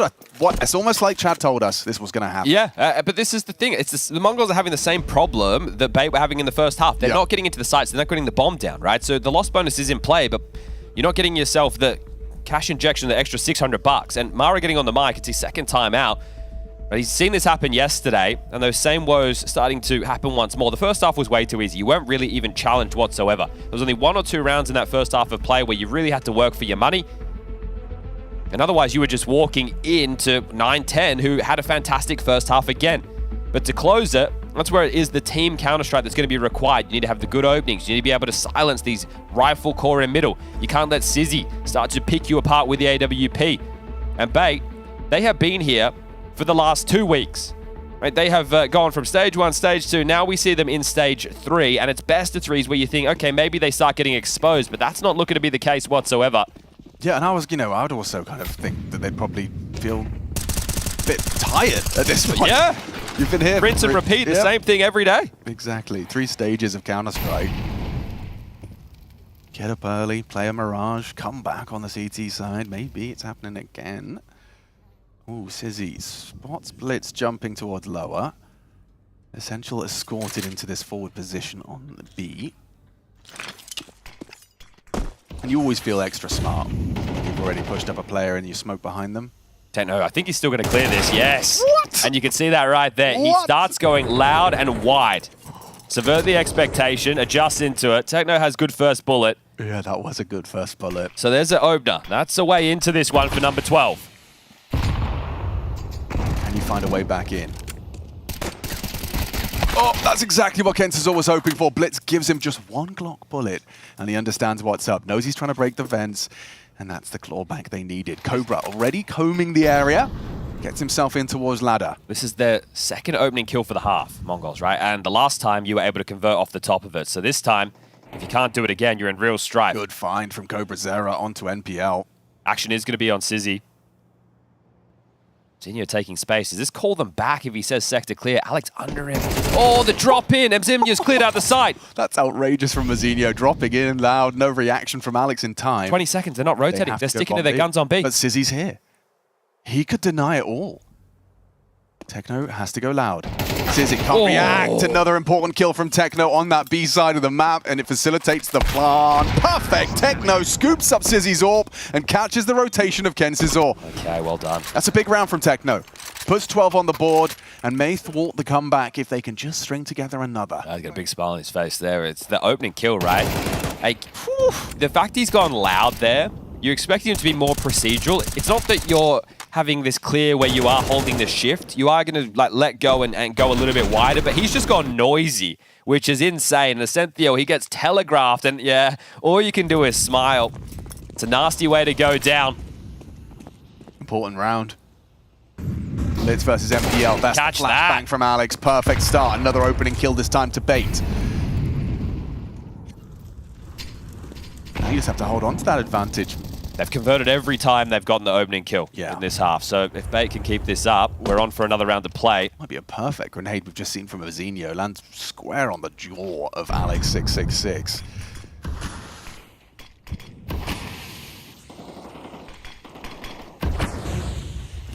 Smoke broken, NPL tucked. Techno not going to commit. Has the support of Kensizor, does NPL. Just on the lip of this, you can see the muzzle flash. Yeah, Cobra's gone down to Kensizor there, and he sees you. And he loses the shot. Tracking is hard. NPL jumps in. Wow, he's done well. 3 kills in the round from NPL. Essential off angle. Rewarded. We got a 9-4 Bait. Just need to win another 3 of those. Flawless there as well. So beautiful stuff. It's not really about the finances. It's not shaky. They're going to be buying in round after round. That's the only option going forward. MongolZ, they're really shoving here. Looks to be the case, right? They can bring out the AWP and 1 AK, but then it's 2 Galils and a MAC-10. It feels like it forces your hand into something grouped up. So a bit of a swing being taken in this. It's such a hard balance. You have the AWP that you want to set up to find opening jewels and take sight lines, and then you have the MAC-10 that you want to send in to take a lot of room and space and be drawing that crosshair. So combining them top middle, Cobra takes the island box, but forward of this is NPL parting back now. He's been a real nuisance in middle. Oh, Sissy just looked away. On the underpass crawl. Pressure onto Cobra, doesn't have to extinguish, finds a safe haven. There's an HE with his name on it, 2 of them in fact. That's the opening kill for Bait. 9-10 audible, flash coming in. This is great team play from the CT side. You can see no over commit from Kensizor. He's not expecting the AWP here. Ooh, and missed shot from 9-10. Yeah, you've seen enough now, haven't you? Back off, play the numbers, 60 seconds on the clock. The Mongols are the ones that have to make the move. And the bomb's been B apartments this whole time. Just hanging out on the shelf, sipping a coffee. It's going to be NPL and Essential this time, combining on B, not Kensizor. Well-timed smoke. UW comes on through. NPL to take that first contact, looking for them dropping in. There's the flashbang, perfect on the Techno. Now you just got to find Essential. He's on the site somewhere. Mazinho was looking the wrong way. Essential for the double and denies. Another required. Techno down to the combination. It's Kensizor rotates in perfectly. And that is another Bait round. Just the 1 casualty after all of that. You put all your pennies into that and you've got a single kill to show for it. Problems for the Mongols. Yeah, this will be... A 10-2 half. Yeah, hey, you can see the writing on the wall, can't you? Apparently, Chad can. Well, after the games that we have had here in Cologne, I am believing in every comeback possible at this point. And the big one is insane, right? I don't think anything will rival that. But the fact that Bait are a team who won a 9-3, that was their 3-round CT side on Nuke, and they came back with elimination on the line. They can do it again. Why not? Doesn't get more casual. Techno down to the AWP aggress. Goes looking for an early pick. Again, opening kills has been the indication to outcome of rounds in this entire half. Every single round of play so far, whoever has won the opening fight has converted the round. Doesn't feel like this one's going to change the dialogue at all. 9-10 has hit a Deagle headshot. You need a Tech-9 follow-up, which has been provided, but Sissy still managing to connect to the stressful environment. Good catch from Cobra. NPL was trying to rotate over to lend a hand on A. Bomb's in a tough spot. They need to slow this down. Yeah, and this feels like an easy one for Sissy. Oh, he has missed. Mazinho knows he can't retrieve the bomb, but Essential's overextended. The kid in the 1v2. He has to ace clutch to keep him in it. What have you got, Sizzy? Knows where they were. Cobra's there, spotted on the staircase. Sizzy puts a bullet in his brain. Now Mazinho, target! And that's Sizzy! The Sizzy special! Saves Bait when they needed him most. Ace clutch. Just as I'm saying it, every time the opening kills come in, the round conversion too, and it almost looked like they had fumbled that one right there and then overzealous in the rotations. But the bomb in a tough spot. He's so nice with it. Yeah, he is. He's had some rough games and people have definitely chirped up about it, but you gotta think about this kid. You gotta put yourself in his shoes. I have to imagine that those chirping a 16-year-old to a little jelly. Dude, you know, the fact he's out here doing this now, it's a thing of beauty, Sizzy. You're getting mad in your Premier games. He's sitting, clutching, acing on the major stage. Stage 3, no less. Crazy. I mean, it was looking great for Mongols. You just had to get one guy. One little guy. He's hanging out towards CT. And this fight versus Mazinho as well. Bang! Beautifully put together. We see every round. Here we go. Round 24.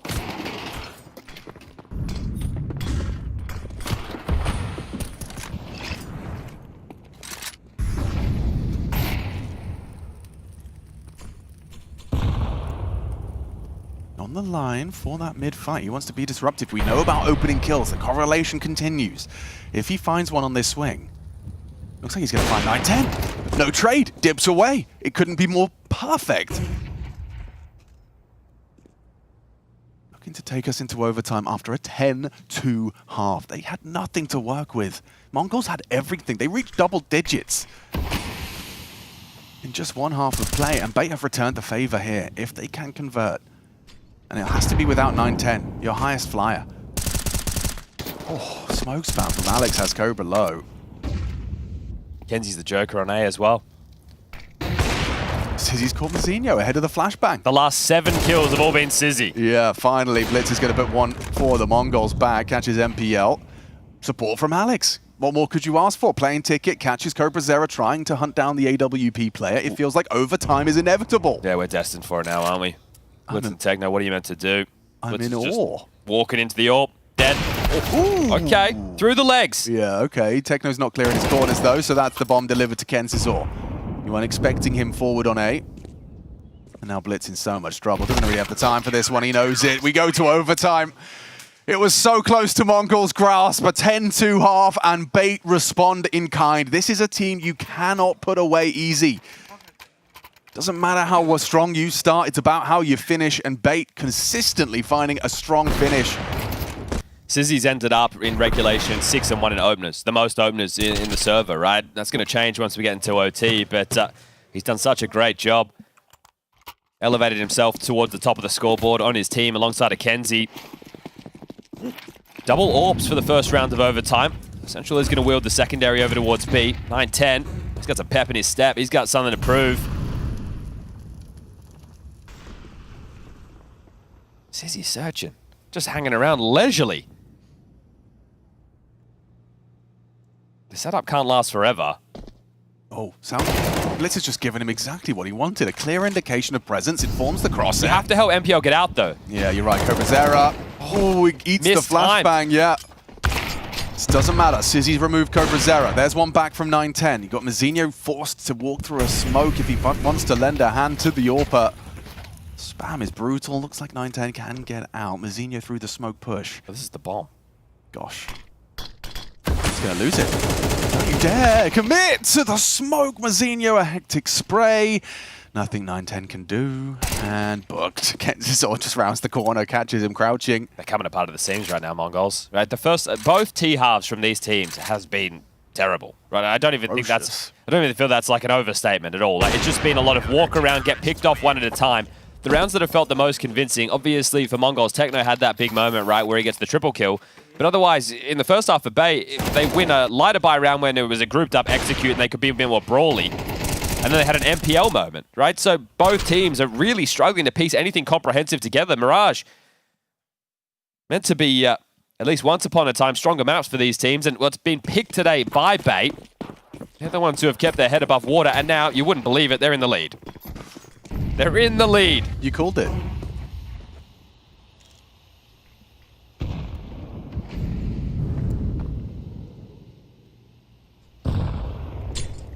So noisy, right? That nade was always coming. Noisy even on the back pedal. Oh my God, Mazinho's got the bomb alone. Again. Yeah, like, again. This can go so Wait, wrong. what are we watching? I don't know what we're seeing here. You commit the bomb to this line. Now there's an AWP trapping you. He's just going to have to hope Essential misses. That's all he can hope for. Or his team kills everyone and Essential leaves. You're in such a horrible position. I can't believe how long we're in this stalemate. This is crazy. Okay, let's see what happens elsewhere while those two are having their own little battle. Essential's been pulled off the line with the friction mid and clear. No, he didn't. He didn't even clear. He didn't even consider it. Well, the bomb's taking B. Yeah? He can plant! No, he can't! No, he can't!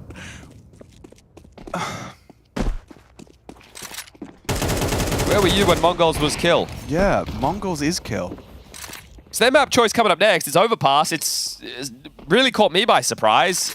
This felt like they had it locked. But I tell you what, when I saw we had bait MongolZ, I didn't expect it to be the same story. Yeah. Same story of, what a dominant first half. Oh, they're back. Okay, everything's great. 9-10's the best.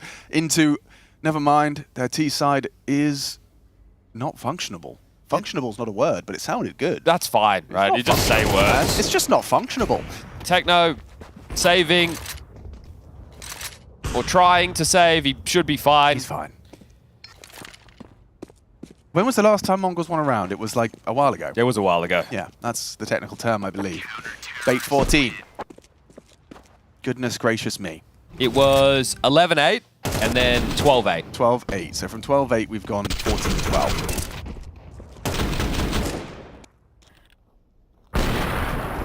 Let's give someone else the bomb, not the B-Lurk, I reckon. Or leave it somewhere. This is comical. Yeah, I mean, they're starting to giggle. And I think most of MongolZ are starting to kind of reflect on life in general. Getting existential questions. What do we do? Well, now we execute. Okay, when in doubt, exec it out. That's the saying. Sizzy starts ticket. Alex starts under the balk. And to connect with them will be MPL connector, highlighted here by the obs. The execute being lined up, it's going to be 3 through ramp, 2 out palace.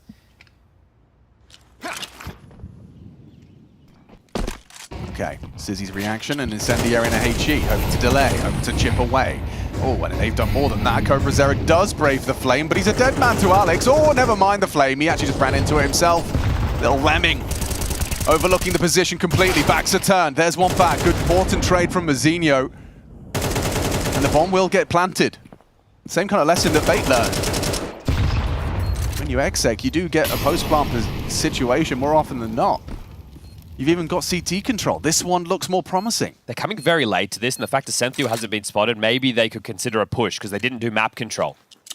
So someone who has to consider the A-ramp possibility. Nice find from Mazinho. Oh, now they know. Yeah, this is going to be 13. At least they get something for their T side. It's a 2-1's division of the first half in OT. Well, that's more than par for the course, I'd say. Considering the way it's gone on both of these CT/T halls, you're expecting a 3-0 CT side in overtime, but no. And if I'm Bait now, like, you know, if I was Coach Bait for a second, if I was the stuff down... The ghost. Yeah, the ghost. You'd probably say, just do anything anything together. Just do something together. Yeah, if they do mid-control smokes, but then they play like 3 or 4 members aggressively through it, I don't even mind that, right? Because now they have the hot hand. They've just played a strong half. I'm not really too concerned with the woes of their first because they're back in it. Their mental has completely shifted. Yeah. It's the MongolZ who are in the mud. Let's see if they can keep their CT side strong. Yes, indeed. Yes, indeed. It's a nice double. Blitz and Mazinho go taking the fight ramp, and both of them go down. It's Sizzy and Essential watching from the sidelines. Nate softens up NPL. Well, they did do it together. That works. Dying together wasn't what I had in mind, though. This is just going to have to be putting it in right now.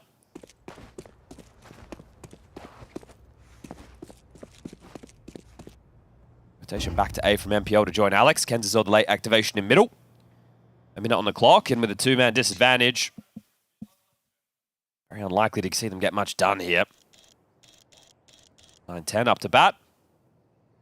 He's never missing that. Moves Alex. MPL has slipped the net, though. Never mind, Mazinho, good awareness. Big net. Yeah, and that's going to be a nice one to start off proceedings for their CT side.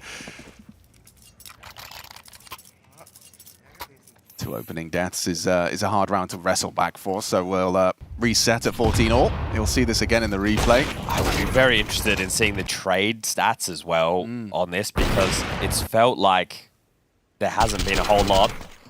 At all.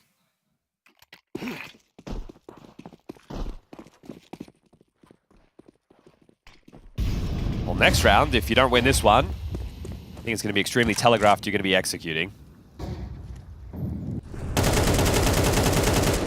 So just MPL in through the underpass, 3 top middle. Bit of a variation from Bait's traditional 2-2 default, but they've had to change things up in the last couple of games. It's been way too telegraphed. So much respect being given, right? They get this space. They're allowed to have stage 1.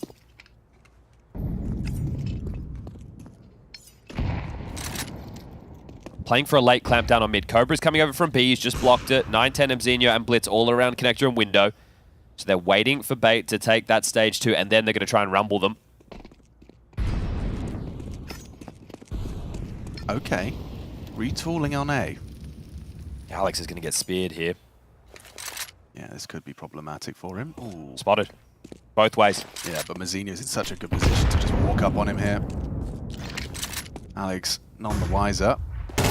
Still wins it. He still gets the opening kill. Is that the floodgates open now? 9-10, can you be their hero once more? 27 frags and counting from the Mongolian sniper. His counterpart heading ramp is crosshair trained. Sizzy versus 9-10, and 9-10 has removed him. There's a follow-up as well. He is the shining light for the Mongols. Alex remains bomb loose towards Palace. He hasn't got the time to piece this together as he approaches from Con. Mongols will find 15 first. Will they be able to keep the sheet clean on the CT side? That one T round, that last round of their T side and OT, is that the difference maker? I think 9-10 also in that situation is thinking to himself, guys, honestly, how much do I have to do? I had Palace and Ramp, but then I get spammed through the smoke from the Con guy? Like, please, somebody. Anybody. Oh, it's 10K, isn't it? OT? That's it, right? I forgot it's 10K, yeah. You're not getting the 12.5, so you run light on funds. Fast across. Tip of the head spotted. Techno will relay. Alex is across to the island box. Crazy to think that they're now going for a execute out the gates. Okay. Well, if the trend continues, they win this one. Guys, let's forget about middle. Both teams will just say, we forget about middle. Here they come. Here we go. Vincera's got a test ahead of him. They line it up. Okay, important from one. Essential provides the trade. Techno's on the short side, and he's nailed the headshot beautifully. Looking good. Mongols 4-on-2. You've just got to get past a Mac 10 on Sizzy, and Essential with that bomb and smoke. Util makes the default plant difficult. 9-10 wants a boost. He's going to get one. Sizzy's going to try and charge under the scope. Techno jumped out. Oh, not again. Not again. Sizzy this time looking to save him with a 1v2. On the edge of the smoke denied, and Mongols, a sigh of relief washes over them as they pick up map 1. Bait's pick, Mirage, goes Mongols' way, but not without a tenacious resilience again from Bait. Yeah, 10-2. Thought we were driving to the finish line of this map damn quick, but Bait, they had other plans. It's Overpass up next. And this one, I don't know who's the winner. I know what the scoreboard says, but the mental, it's going to be rattled, it's going to be shaken. And this is a 0-1 game. Loser of this will be condemned to the 0-2 bucket, just one best of 3 away from their major dreams coming to a close.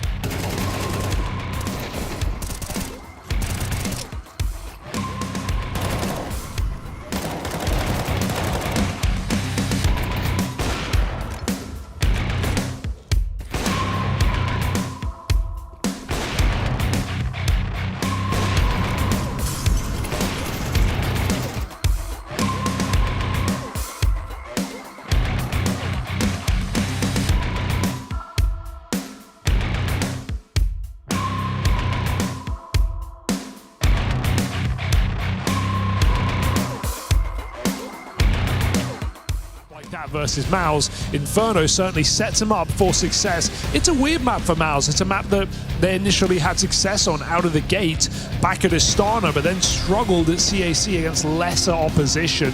And of course, none of that with this roster that we have on our screen. So MongolZ are going to have to punch up again. Great opening kill for Torshi ahead of the mid smoke. Finds a 5v4 for MongolZ. Looked to pick up the pace there, but blocked by this util. Does that give them a second thought? They don't decide to go right through it. And so back to the drawing board on this one. Banana they go. Torshi deep in the apartments. Wasn't content with just the one opening. Tries to make it another. Now they're up and past him. Zelex also reveals his position in the site with this smoke drop. He can slow down. Yakinda has long wrap. He has great timing. He's just missed that chance, but there's a player on the site. Spot for Yakinda. He's got everything right now, but he's got to worry about spawn. 3 players rotating in. Knows where all these guys are, but you got to start connecting some shots. Molodoy and Yuri manage theirs, and that will be a bomb plant secured for Furia. Now trying to claw back a 2v3 in this post plant. And a wrap for Molodoy. Ink down range for Yuri. He'll finish the job twice over. Just left his Sphinx coming into this ice cold off the back of a rough performance on Nuke. Double swung does not make it easier. A man down. Having to change the game plan in the mid-round. Furia still pull through. Hey, great to see Yuri showing up today. Had that big clutch on Nuke. Finds 4 in this pistol from a disadvantage as well. This is the probably most criticized player for Furia, the dawn of this year. And he stepped up in Rio massively in the group stages. Was the highest rated player, one of the guys to watch out for. So great to see him still in his stride here in Cologne. Furia pistol locked in. They've won every single one in this series and converted them too. So Torch is going to have to do a lot to change that. 2 scout tags is not bad.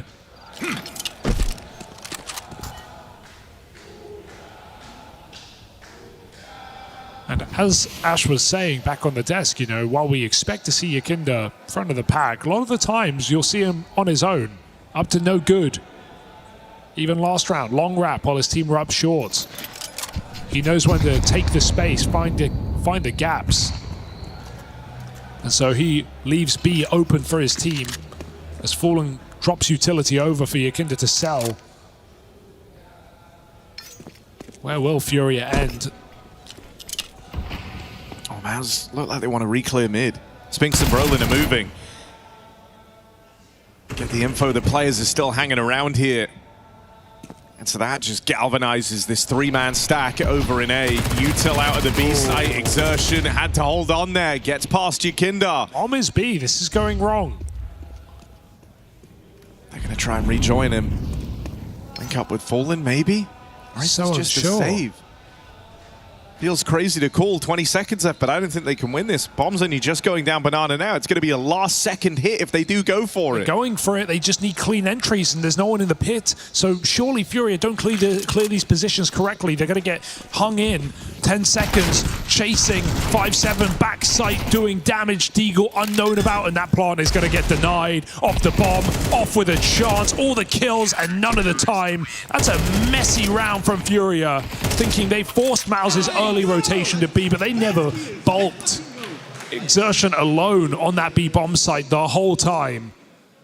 And so Furia can't make their mind up. A very delayed A hit.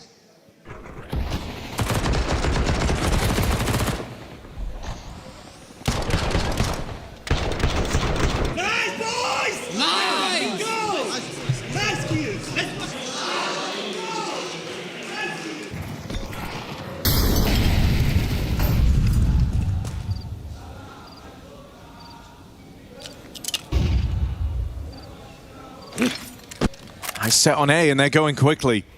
Util in, hiding in this top mid smoke. The spam does the heavy lifting for MongolZ.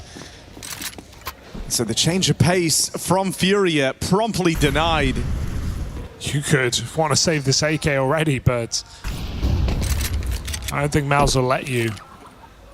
Kinda's handed it off to Keserato. Faith in him to try and recover something from this dire situation. Long flash, but everyone's safe. No kills available. To send him in, and an instant swing on the back of it for Brolin. Nice. You love that idea. Hear the flash. No, you can throw the timing through a bit of a loop there, right? As Keserato's clearing the deeper angles, you hand him a close swing. And there's no winning this for Yakinda. So pistol for Furia, but a 4-spy conversion for this MongolZ squad. And getting through this one, 5 alive. Just a nice boost for MongolZ. Yes, I insta-spammed his Gonna have a heap of money indeed. They were locked out on T-side nuke to start this series. So it is a difficult and very technical place to be. But here on CT, Inferno gonna get to go through the motions.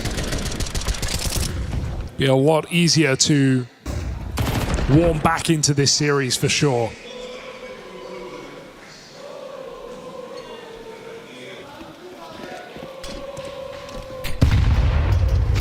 So after losing all 3 pistols, it's very reassuring that MongolZ do find a force buy.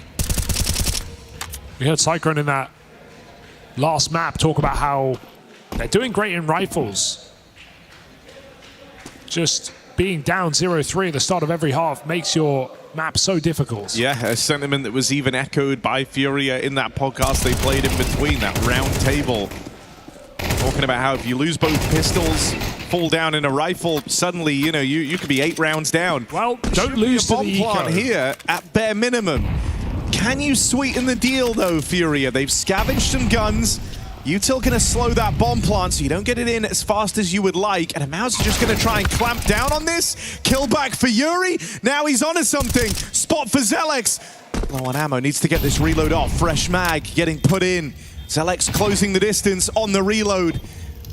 No armor on Yuri, so we'll get aim punched here. Had to be clinical on that first shot.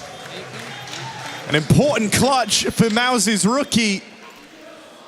Stops that from getting any more awkward. Yeah, very important for Zelex. That was a scary one against Yuri backside with a better gun, but patience pays off, just holds his line, and Yuri walks right into it. So reassuring for MongolZ, a dangerous decision to rush through the smoke. They had so much utility to XXB. They could have done Molly's back quad, flash Spinks out, but MongolZ just take their timing, and it does work out on the clutch. Furia still make a good bit of money from the eco plant. So plenty of opportunity to get back in this game. Oh, Yakinda eats 2 grenades in this round, and he doesn't get to play. Yeah, one of the faster looks you've had out of him in that banana take. Oof. And everywhere Furia have looked for solutions, they've only found more problems. Orb now posted out here in middle. And this shot from Torshi has let one slip the net. Aggression in the downtime out here towards B. Molidoy playing it forward. Quick trade for Brolin. As the former captain and the new guy, the new captain, play in tandem over towards this B site. They never let the pressure off.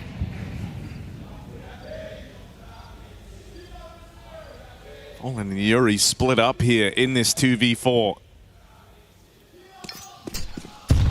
Full belly Util still on the back of Fallen. He's just puffing his chest up right now. Trying to keep eyeballs on this B site. Hoping that that gives Yuri some room to work with, but this is not an easy crossfire to get through. Player on balcony, man down in the pit. Ready to just swing on contact at a moment's notice. I feel like Spinks won't swing though, right? He's going to get that clean entry. Spinks, yeah, he just hides out in his position, hoping it's not going to get cleared. It might still work out. It's Spinks after all. The nade is a problem, but he still has unsuspecting players coming his way. Easy pickup for Spinks. Turn back does get the trade, but Fallen 1v2 now. Run down by the pistol. That's enough for Torshi to win this round. And MongolZ breathe easy with a clutch found, or rather denied, and a 4th round on the board. Nice to see Brolin still showing up. For MongolZ in Banana.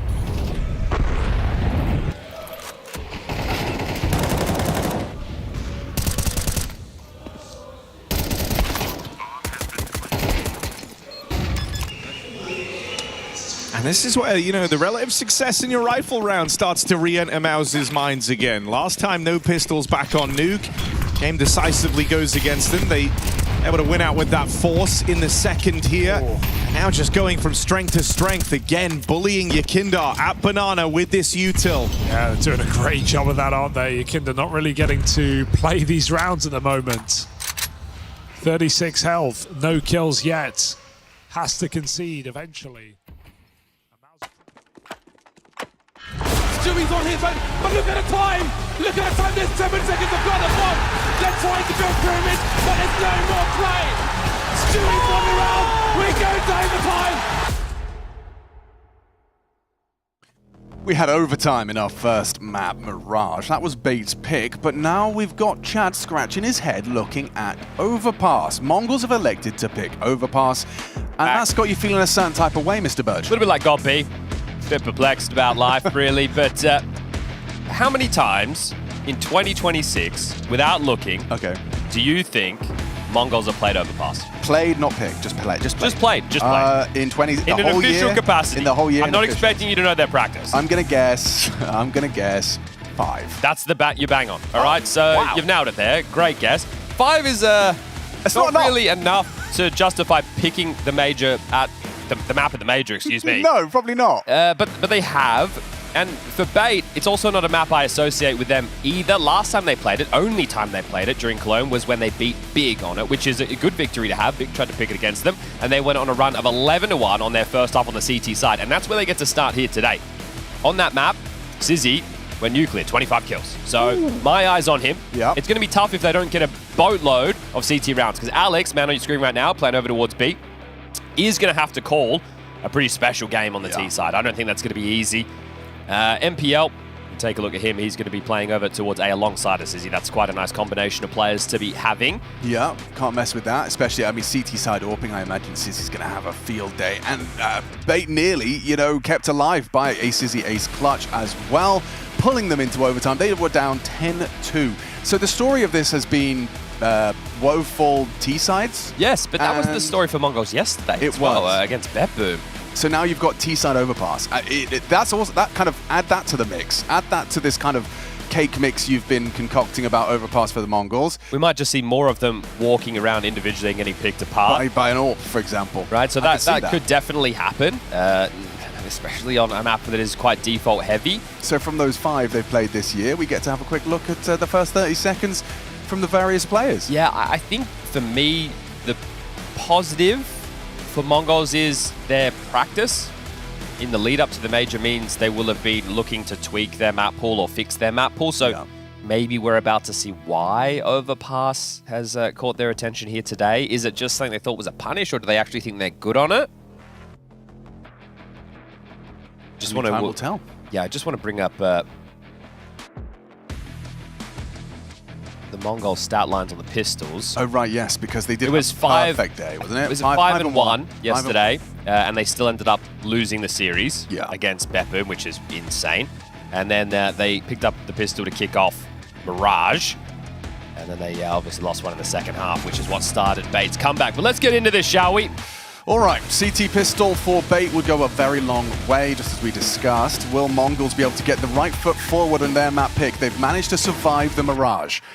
Now you have the opportunity to end it on this curveball of Overpass. Yeah, they couldn't do this yesterday against Bepboom. They won Dust 2, and then they lost their 2 better maps, being their choice of Mirage and their third and decided middle ground of Ancient. Slow and steady is playing for Con is Sizzy and MPL. Dual Berettas primed and ready with MPL jiggling that info. Oh, he just looked away. Sizzy, oh, hang on. Cobra not over pushing this. Has completely overlooked the possibility behind the staircase, so that's a free headshot for MPL. Yeah, the fact there was no swing, right? So I think the Cobra was trying to bait that, didn't get it, went back in and goes down. Important. Good news from Techno. Yeah, he's found the necessary one. Alex is scarpering to get back to the site. Flash to slow them down. Well, they're boxed in now. Molly will force a reposition from Alex.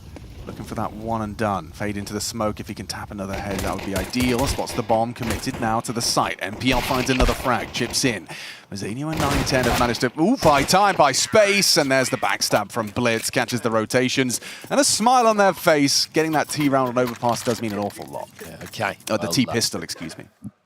Gonna get an opportunity now to make it 2-0 start. We know Bait love these full leagues.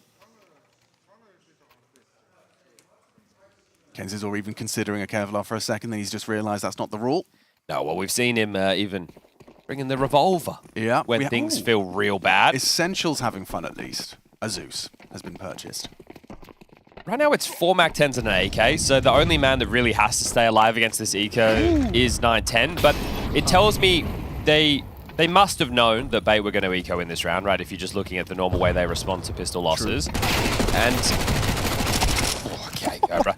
But if you've gone with this many MAC-10s, your next round, it needs to be premeditated as well. They bought so much util for this, but they have seemingly just used their bodies. I was calling the Mongols an enigma yesterday. They are very difficult to understand from a face value perspective. I would love to sit down with Mara and a translator and have a full-on conversation about everything. Or I could learn Mongolian. What's more likely? Yeah, the difficulty is usually finding the Mongolian translator, but you know, there's got to be a member of staff on MongolZ or someone that we can source. Their If you speak social guys, Mongolian, pretty cool. let us know. He's a cool lad. Okay, so application. Boys, what are we going to do with these MAC-10s? Got to do something out of the box. Can't be a default round. You're up against 5 M4s on the other side, and 4 out of the 5 have head armor.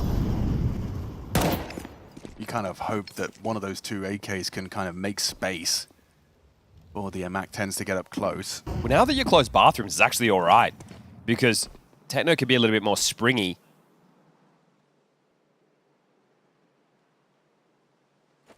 Kenzie on the rope, ready to get pulled back over to A whenever he's called upon. Blitz clearing out long in combination with 910.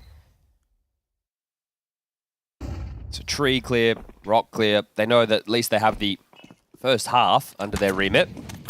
Kenzie's ult has been pulled back. Frontside lurk smoke plays in. It's a good time to throw it, isn't it? You start getting concerned there could be MAC-10s walking up on you, a nade deployed to try and garner some info, and Techno in this blind. 4x3 again. Yeah, but I don't know how he's supposed to get this kill from MAC-10. Yeah, just like that. Just like that. Makes it look easy. Good work from Techno, opening kill found on the MAC-10s. This bonus of sorts from MongolZ seems to be working out all right so far. Now we get that wave of util.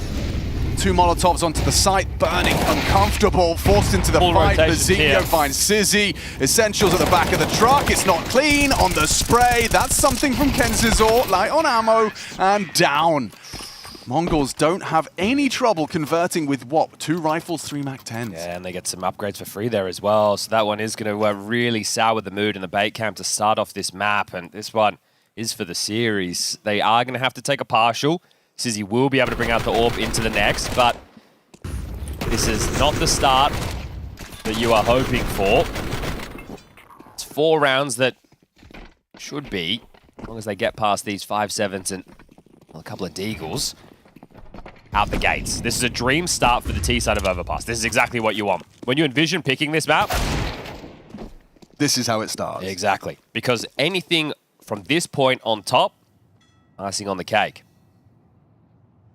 Let's see if Cobra's learned his lesson on this fight. Yes, sir.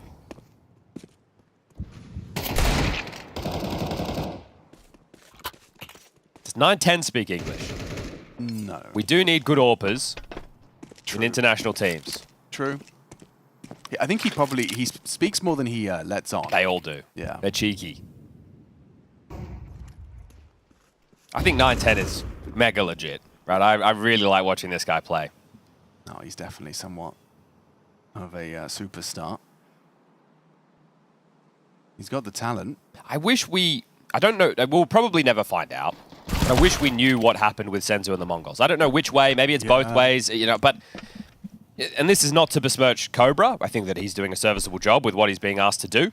I just think that it's so odd, considering where they were and what they'd achieved as a team from their region, for then Senzu to be like, actually, peace, I'm good. And that to me just is baffling, because it's not like he is a seasoned vet. He's got a long career ahead of him. And he was such a valuable asset to the squad.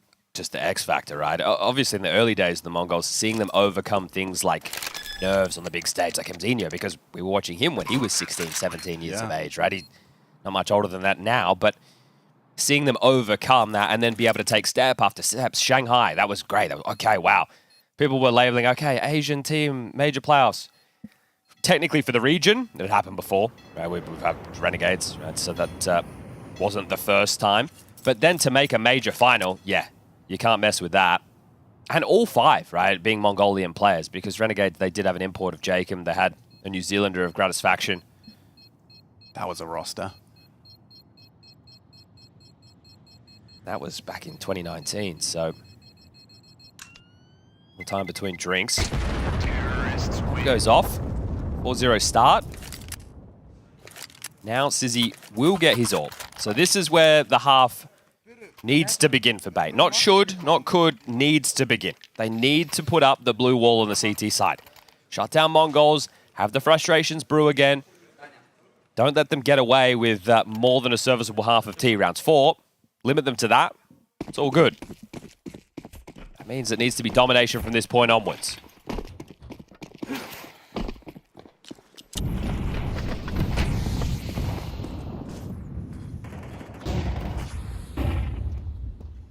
Got an opportunity for the multi, and NPL immediately lays down the Law Fountain. A forward position party. Neither of them looking.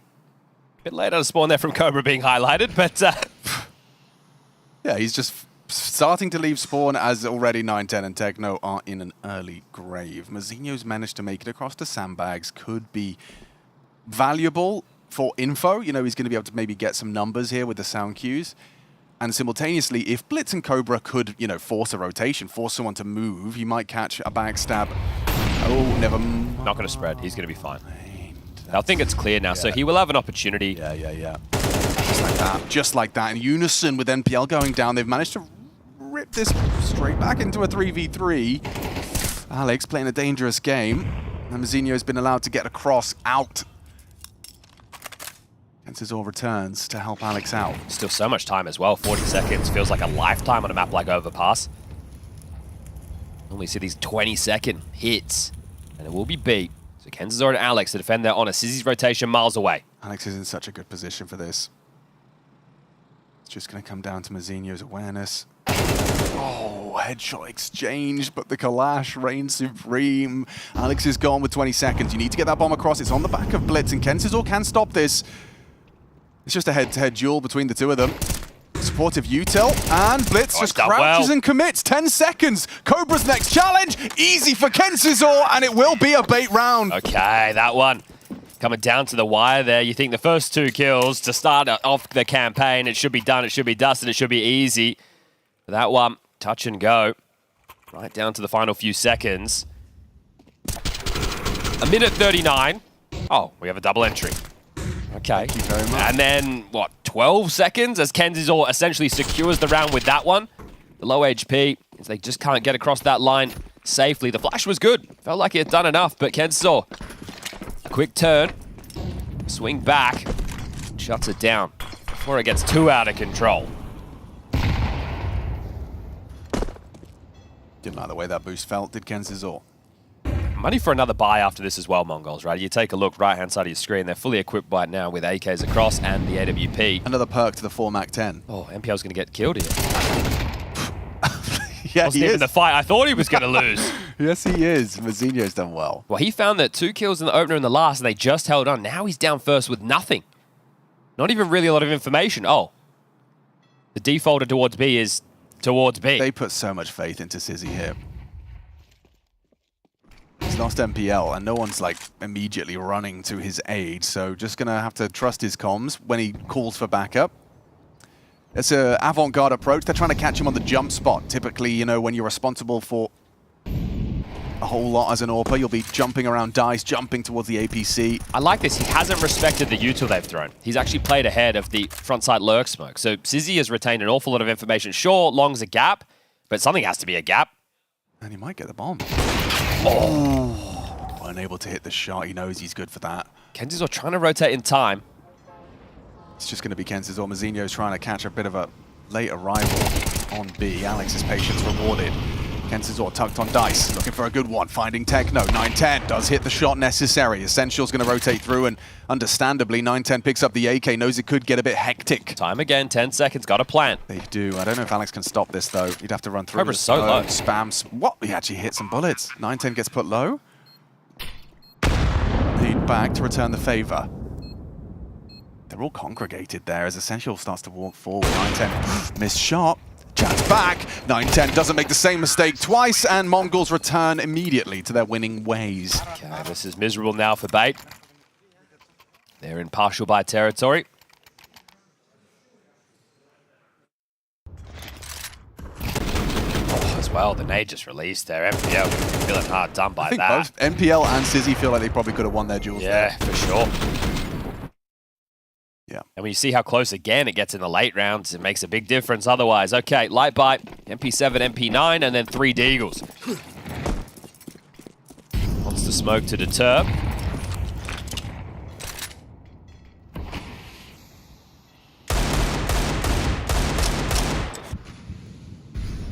Oh, nice shot. Lovely. Okay, opening pick found onto Techno. With the pace at which Mongols have been finishing these rounds, this is, okay, very winnable. Very, very winnable. Maybe not so much now that Alex has gone down. But if it is late against the pistols, this is where it gets scrappy as all hell. Kenz's always got his work cut out for him. Ooh, with the support of Sizzy, nailing that headshot to Mazinho, and now the AWP is in trouble. Wow, quick reaction, now up to the Glock. Sizzy's not missing that shot. Now Blitz will sit him down. I don't think Cobra saw that, so Essentials pushed out B through the monster tunnel and is heading towards the T spawn. It's more about how Blitz rotates in, right? Because it looks like they are going to finish towards B, but does Blitz go through spawn or does he try and go towards connector? Right now, he's on a B line straight to Essential. Oh, he's set up to succeed here. Cobra's going to be communicating the site is empty. Does Blitz have the awareness that this is a possibility? He does. Crab walking forwards. I imagine Cobra just drew his attention to the possibility. These are looking like the slowest rounds of deathmatch possible. Yes. Right? It's just fights all over the map that they need to be prepared for. Is he going to stay silent? Yes, he is. Kept behind the Molotov. Worried about everything. 17 seconds, lads. Molly's going to fade. Yeah, they can just run and defuse. Oh, stop the plant. Ooh, covers there. Okay, wow. So many opportunities for Bait to have found around.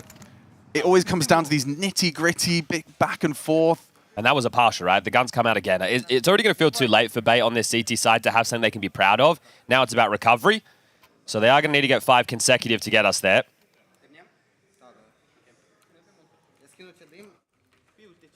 Sizzy gets back his AWP. Couple of kits. Do Mongols change anything with their openers? Bit more support for Senior over towards B. 910's bringing the AWP. Might want to scale fast up short and post with this. God, Alex just got spammed by Blitz. Long range. 10 is holding. They're around the edge of that smoke. It's a fight he can win comfortably. Essential cut out of the round to start. Another opening for the Mongols T side. They are really racking them up now. Yeah, that was their smoke as well, right? And when I say theirs, I mean the Mongols smoke that you saw just on that cusp there that was being toyed with. So that's premeditated, that little move. I like it. Made the fight weird for Essential. Creating their own chances. And now Alex with that spam, if they just were into a BXU with the util that they have, sure, it is a little bit limited. But they do have a smoke on Mzinho. That can go heaven. They have a molly towards barrels or the ramp.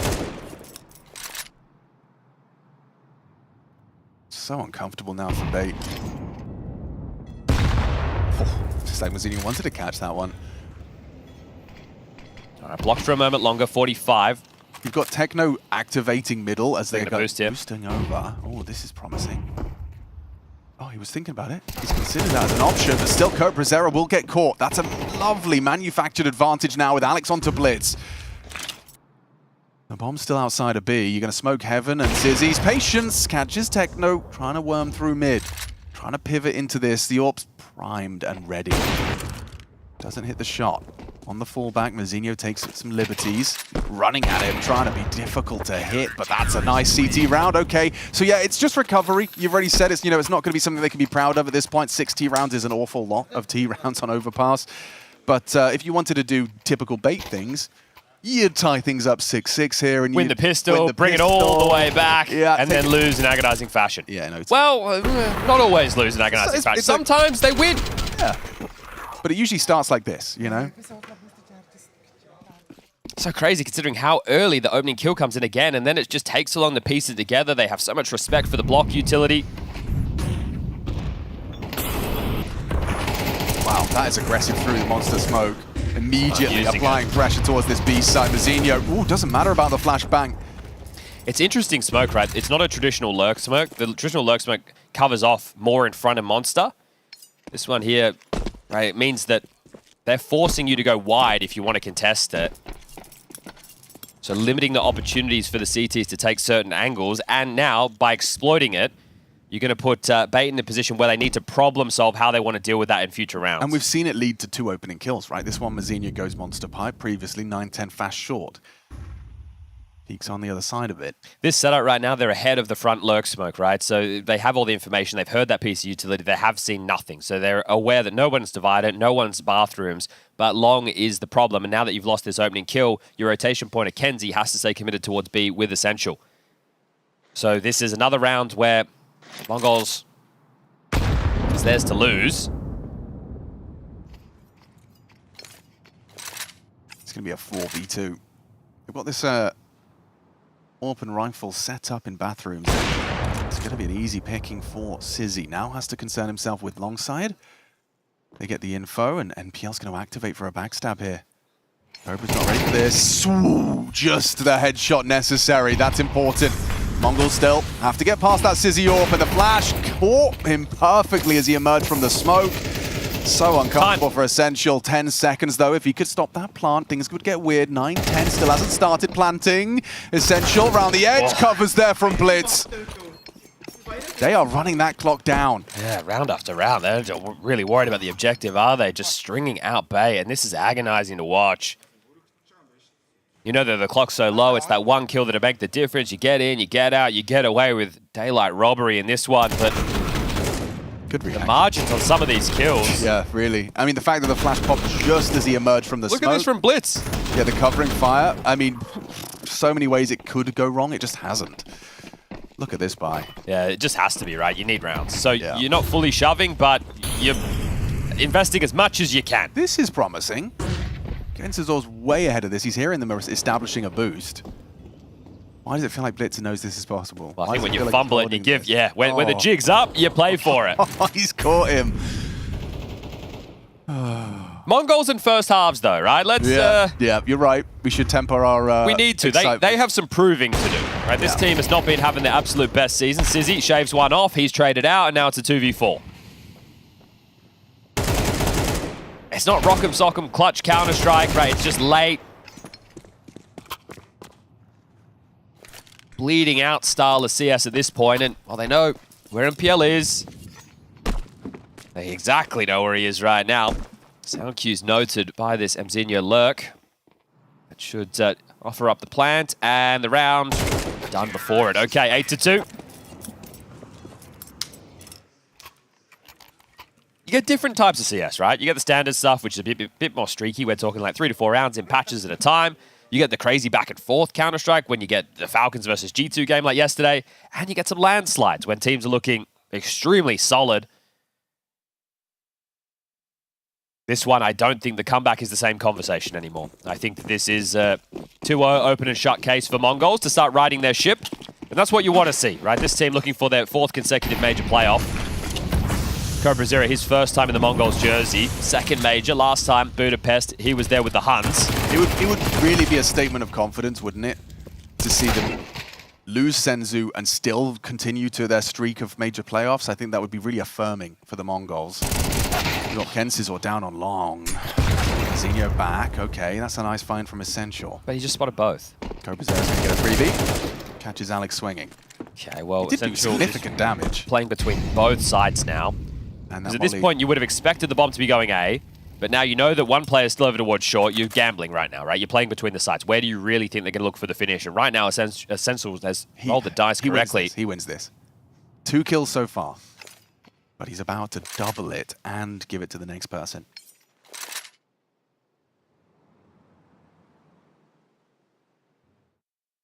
But it wouldn't be a Mongols T round if you didn't rot the clock a little more first. No, you can't plan until there's 10 seconds left. It's Mara's law. Yeah, Mara's law.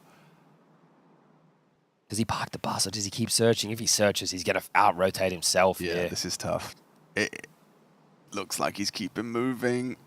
As time ticks, he's further and further. He won't even hear the plant. He won't even hear the plant. He's gone around the world. He's missed them completely. 10 seconds soon, so we're going to start to get that bomb down. Planning for his teammate in bank. Well, now he knows. Now he knows. All right, he's on the move. No kit. Got to be quick, Essential. Oof. He closes the gap.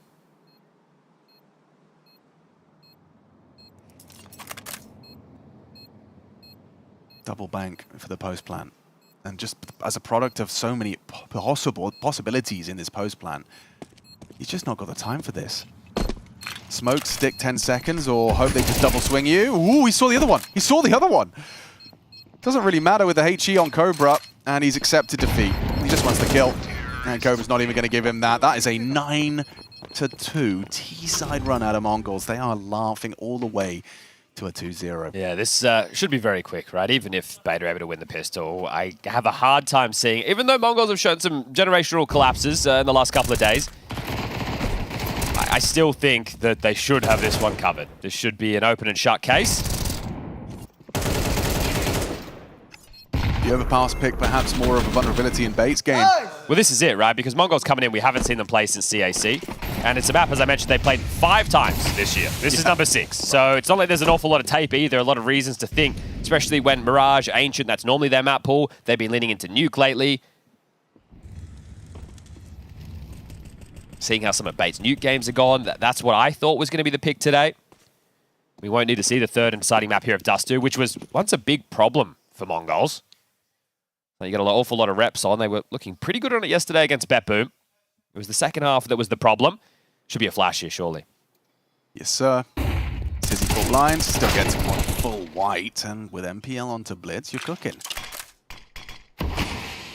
You've even had the bomb delivered to you, so MPL feels like he can't fight for it. The B defender's on high alert, though, because think about how annoying Mzinho's been, like sandbag and walking out monster and doing all this cheeky stuff. So they're not actually going to play the bomb, which I like. I don't think they'd expect 9-10 to have gotten it back this quickly, though. 50 seconds.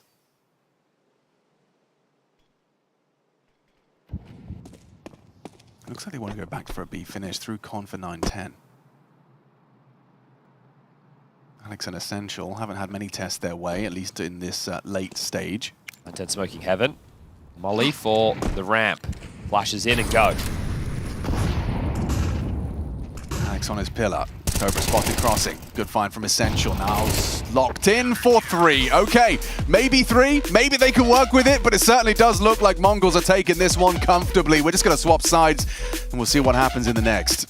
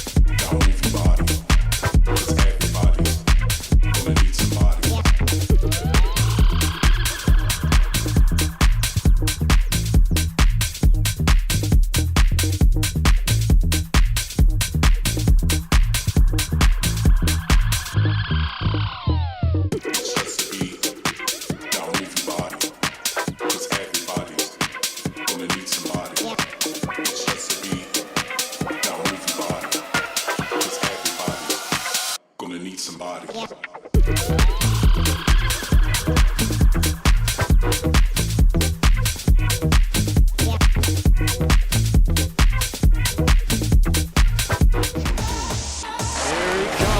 Again, at first base is a drag. He's gonna hit the ground there. Oh, what a jumping double for Cole!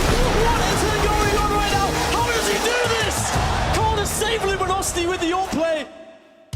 Well, it's Overpass and it's 9-3. Bait have been put in a box and it is cramped, it is uncomfortable, and it looks like a 0-2.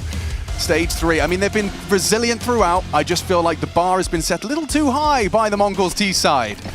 I just reminding myself, they did this to Gamer Legion on Nuke with an equally poor CT side. Like, literally equally as poor. You're right. And I'm reaching right now. Like, I can't believe if it's going to happen again, right? But Bait, they rock up just a little bit late, fashionably late, apparently. But that means it's going to be another landslide of a half, and we've had plenty of those so far. Let's see if we can see the impossible made possible by the T side on Overpass from Bait. It would have to be stunning. And it would start with a pistol. You got 9-10 primed and ready, spots the headshot, but unable to deal with NPL. A good find from him. Chips in. CobraZera tries the same, double dip. Got two at the back of Dice, and Essentials found a quick one. Here we go. This is that start. Maybe not. Denied by CobraZera. Quick flick for number 3. Oh, and their hopes go down with this round. There's just Kensizor. A 1v3. Give Cobra a 4th here. No, denied. Nice. Goosh. Goosh on another. Knows Techno was on the flank. He's up close, though. He's walked in onto Mazinho. Had to hit that. 10 for Mongols, and already the writing on the wall for a 0-2 for Bait. That's so frustrating for Bait because they thought that Blitz was Cobra. I know that seems crazy, but there was 3 on A. Yeah. Right, they get the initial kill, but look at this. Blitz dies pretty much exactly behind Dicebox as well, and then Cobra doesn't get cleared. Oh. So he goes overlooked, and that's why Kenzie's so frustrated. No bomb plant. It's going to be the eco. 11th the certainty now for Mongols, and the conversation for them is about riding the ship. Yesterday, the term I'm using in that third map against Betboom is they bottled it. They were in the commanding position regarding the buy in 3 occasions down the stretch. They could have put Betboom away, and they just absolutely had blunder after blunder. There was no way that you're picking yourself back up after 3 of those. Here they are today against Bait, putting their best foot forward, this time looking to close with style. So 11. This is what I would consider a guarantee. It's just a Deagle. It's 4 Glocks. Look at this setup from Techno and Blitz. Didn't find that first bullet he was hoping for, but doesn't matter. The MP9 trap has clamped down. Blitz finding Essential on the back pedal. That's going to be around. Nice from Blitz. Puts himself up to 16 frags before Kensizor's Glock denies another. Get the burst. Go on. Yes. He's done well. More. He's done very well. He gets across the sight line. 11-3. And they're having fun with it. Yeah, well, I would take the timeout right now if I'm Mara. And I would say this. Remember Mirage? Just in case you forgot, remember Mirage. And I'm not asking you if you do remember it. I'm telling you to remember it. And let's not let that happen again, please. Yes. I would like a day where it can be a little bit more casual, and this is the best way of getting there. Started to see some of the other teams turning up, rocking up for their matches that are coming up next. We've got PARIVISION Monte up next on the B stream. Yeah, the A stream Foot versus G2. Second time we're seeing that at this major. Yeah, I wonder if it's going to be the same result. Meaty nade. Bonk. Heavy nade. Your eardrums feeling a little worse for wear after that one. Very forward setup on A as well right now. They're not fully pressed towards Fountain or anything crazy, but they're in a position to rumble you as you start to take control. So as we see Bait work on some space, nades land in and nobody home. That's why we've been seeing more teams go for the double pillar nade these days. I think it is just anti for the preferential of what they like to play, right? And then at that point, there's 3 good options. You pick the one that you think's most likely. This monster smoke there highlighted by the obs. Limited util for the finish. 2 smokes, a couple of flashes and a molly. And the bomb needs to be picked up. Starting to backpedal away from the B site. Here's Alex. He'll Need to join the rest of his team. Sizzy, MPL, and Kenzie starting to comb through A. Just like has been the special for MongolZ throughout, it's going to be a late finish. This time for Bait to attempt. 9-10 and Techno now paired up towards Long. Their rotation to Blitz. That's the third man. Good angle from Kenzizor. It's impressive. The 9-10 actually hit a headshot there, and you might be ready for Techno, but he's perfect. Actually positioned ahead of the flashbang. Sizzy's removed him quickly. 25. They're pivoting? 25. This is audacious, boys. We're trying to go B. Mzinho's still here. Only an MP9. Candieri perfectly timed. Essential was supposed to be already forging a path into the site. You're going to have to brute force this. Mzinho's calling for backup. No one's home. Blitz is on his way. That's the bomb spotted. Does hit one burst onto Essential. Gets super awkward. 7 seconds. You're not planting. There's no time, surely. Okay, you've got CobraZera winning it by being alive. Yep, that's not ideal. Just straight up against the clock at this point. That's such a crazy late pivot. 25 seconds, they get the kill at Long and they call it off. Didn't account for Mzinho's incendiary. That was the extra couple of seconds they needed, and now dejected our Bait. Okay, well, in we go for what should be one final time. Round number 16, it's 12-3. Been a quick trip. And now 9-10 has his AWP. They're going 5A, but they left the bomb behind. Classic. MPL's going back down.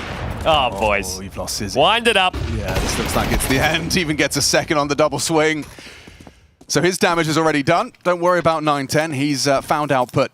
I mean, an AWP has fallen into enemy hands. Perhaps Alex can utilize this well if he gets this angle on the long fight. Does tag up Blitz with it. And immediately turns tail to go and find himself the rifle. Finds himself a smoke at least.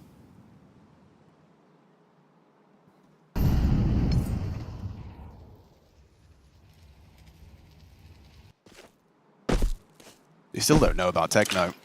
And Mzinho's joined the rotation.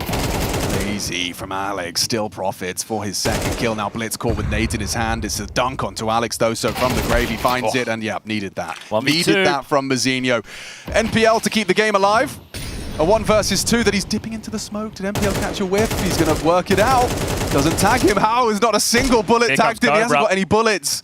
He's got 4 to work with, and CobraZera closes it down. MongolZ 2-0. Bait beaten, battered and bruised on Overpass. What a roller coaster of a major it's been for these boys. They start off stage 1 by going 3-0. Then they end up in the 0-2 category, have to win 3 consecutive best of 3s. They're used to that here in Cologne. And now, stage 3, it's only best of 3s. They're down in the 0-2 bucket again. So it's going to be the long way up the mountain if they want any shot of the playoffs. And that was always looking unlikely for the second youngest team at the major of Bait. The resilience there on map number 1, their choice. They didn't have the grit to get it across the line. They definitely tested the MongolZ. It was looking like the same script as we saw yesterday with the MongolZ versus BetBoom, but they do start to right the ship.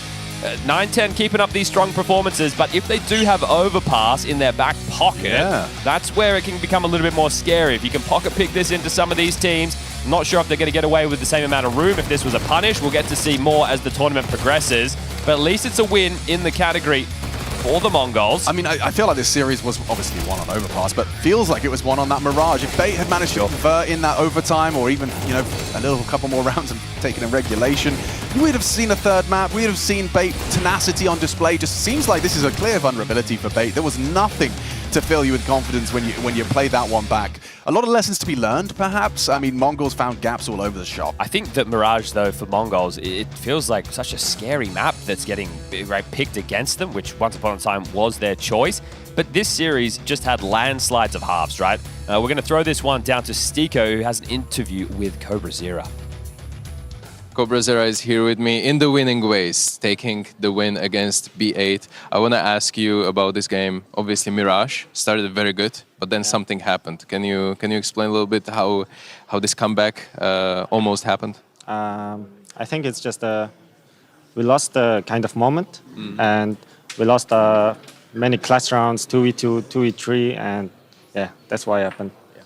Were you surprised how this veto went? Because you and both B8, you banned the same map. Were you ready for Overpass as a second map? This was pretty good map for you. Yeah, it was good map. Yeah. You were ready for this veto, yeah? How it went? Yeah,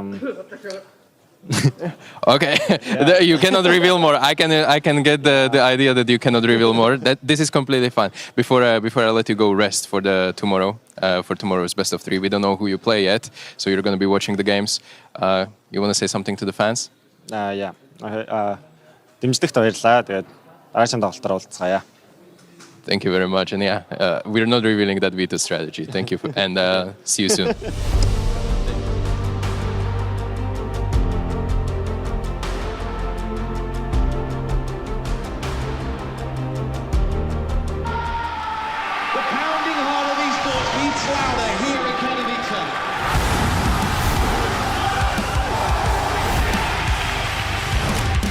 Double peek, he's getting his shot.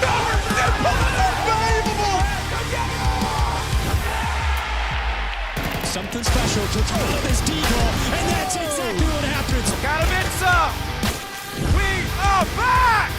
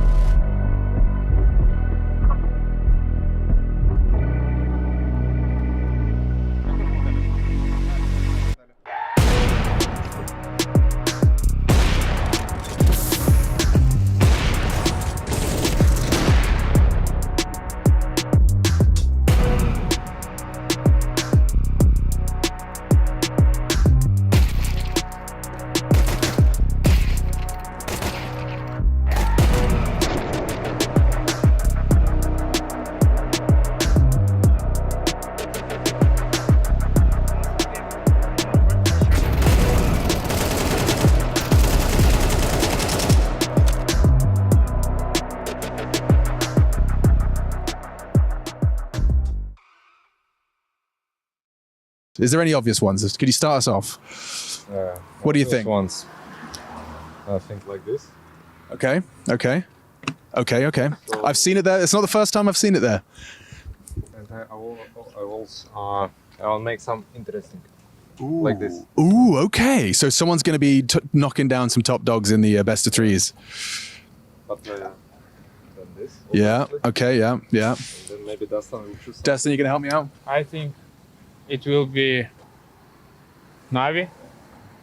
Okay. Navi will go 3-1, 3-2. Yes. Okay. Then where is Spirit? 4 teams, yes, here? 6. 6. Spirit, then... Okay, who left? Okay, let's choose Falcons. Mon is here. Yeah, okay. I mean, that's a very strong-looking playoffs already. Yes. Then, who else?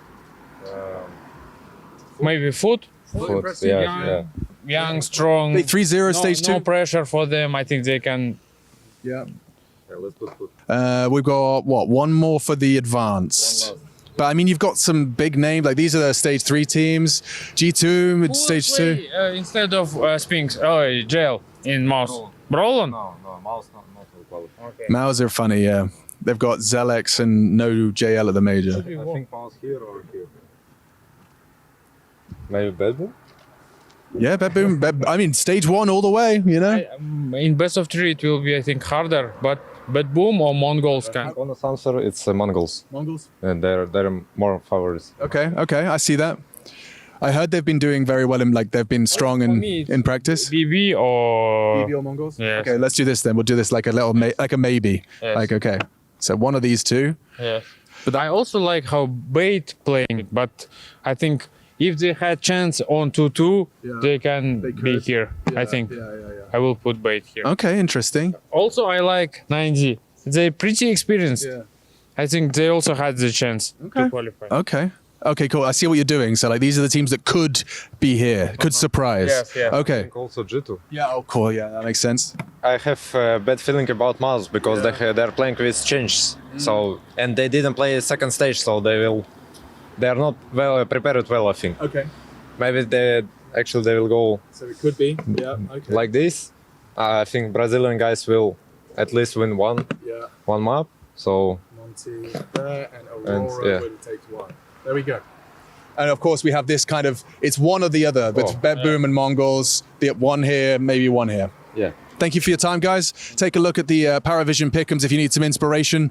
But that is the lobby, that is PARIVISION.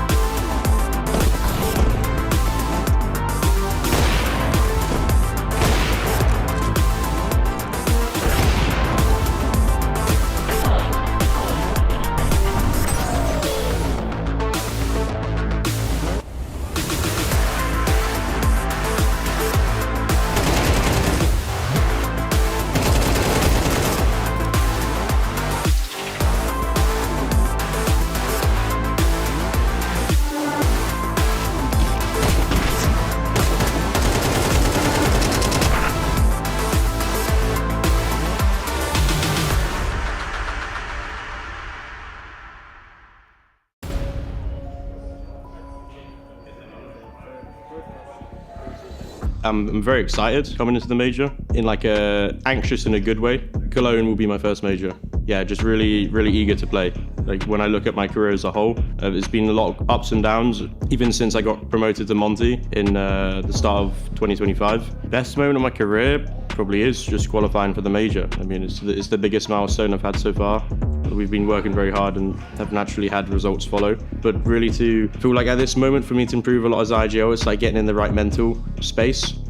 So even before coming here, one thing I was doing was like almost rehearsing my way of speaking and calls. Yeah, would like to lead Monte to a good result here and at future tournaments and represent the UK well. The best advice I've ever gotten just related to life is from my dad, and it was just along the lines of that opportunities will always come. You just need to be constantly working hard so that when they do eventually come, you're able to capitalize on them and be prepared to win.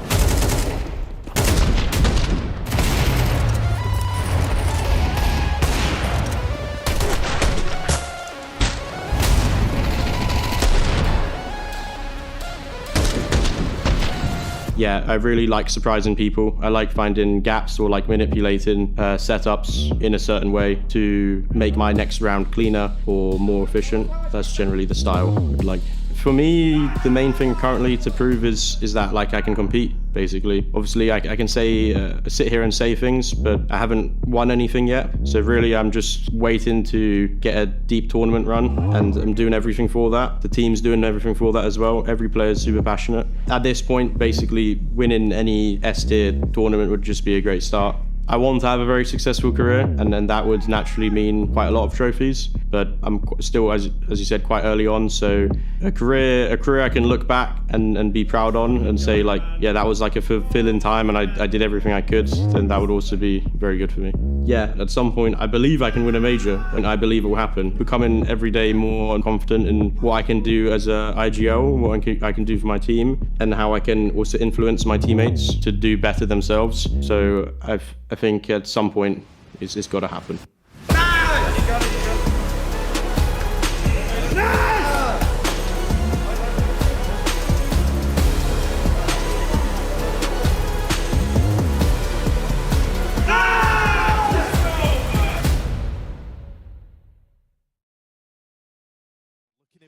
clean finish for Furia. You'd love your Kindar to get his one, and there he is delivering it. What should be an impossible clutch for Exertion. 4 players in front of him, ready to swing and peek to assist each other. Exertion will get cut down. Big start for MongolZ. Absolutely. He is the guy to watch out for on this CT side. Has had so many highlights on the A-bomb side on this map. Furia put a lot of faith in him, put a lot of resources into getting that AWP, something we didn't even see last map from MongolZ because they had no success. They were just buying, ecoing, getting rifles every time. So MongolZ with a chance to shine in this first half. MongolZ want guns ASAP, full eco now.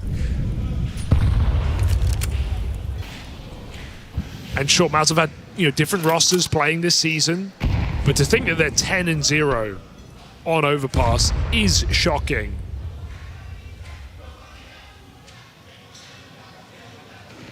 Beating solid Overpass teams as well in that run. Foot, PARIVISION, even Astralis, who at that point were proving to be a force to be reckoned with on this map. Well, they're boxed in this tunnel. Yakinda makes sure of it. And so MongolZ will pick up the pace.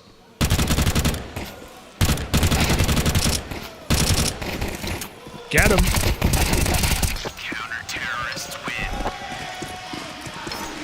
I mean, this is a MongolZ who have managed to make a playoff berth at every major in CS2. It was after Budapest that you finally kind of floated the idea of changes. They made it at a weird timing in the season. If there was a major where you were going to give them the kind of benefit of the doubt, be willing to overlook a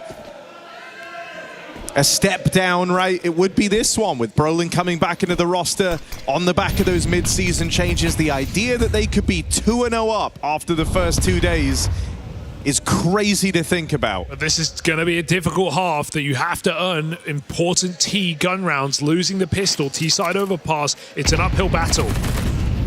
Strength to strength here, an opening as Furia try and clamp down upon the mid control. Zelex, the sole survivor from this mid take. Oh, the jump, he can't get out. Runs into the wall. Chaos forced in middle by Furia. The reset from Yuri is nice. It means that no easy entry granted back to MongolZ in this man-down round. Patiently waiting a mistake Yuri won't give them.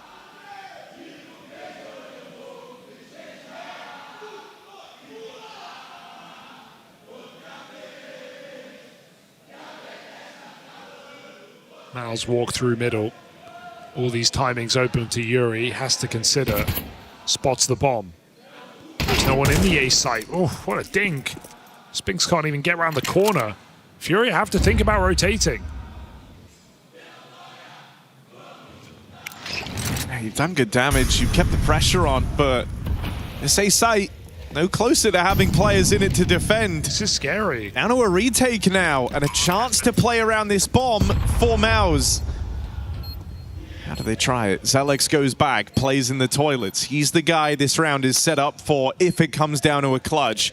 You would love Spinks to thin the herd. You would love him to get one. Make Zelex's life that much easier. Audacious position. Spotted on long, damage done, but Spinks still needs his one kill. It comes through. Spinks falls. Zelex's time to shine. There's not a lot of time left on this bomb. Zelex, one swing, one fight. That could win you this round. Goes for the bomb planter. Doesn't get him off. Furia leave it down to the retake. It was a bit touch and go for a second. They get it on the board. 3-0. Yeah, nice try for Zelex. Like what he's doing there, just trying to kill the diffuser rather, and hope that Furia's trade is a little slow. Would mean he'd win the round to the clock. But great cover. Yuri doesn't let it happen. He's been clutch in this series already. And so Furia 3-0, MongolZ back to pistols. And this uphill battle gets a little bit more incline. You touched upon MongolZ's record here, though, on Overpass and how good it looks. when you're accustomed to playing the map, when you've had good results on it, you know it's a real second half map when you start on this T side. This is about staying in the game, keeping yourselves afloat, giving yourself a tiny bit of breathing room in that second half.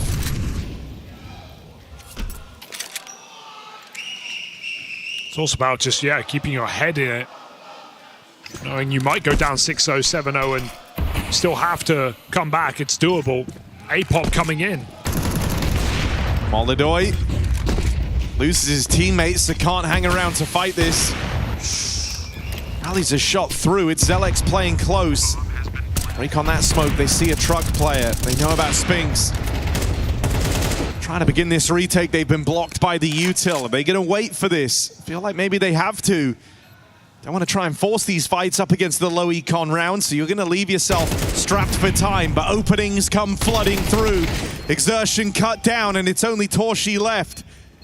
Felt like he couldn't set a foot wrong back on Inferno, but armed only with a P250 here. Should be a quick finish for Furia. Oh! Gets his on his way out.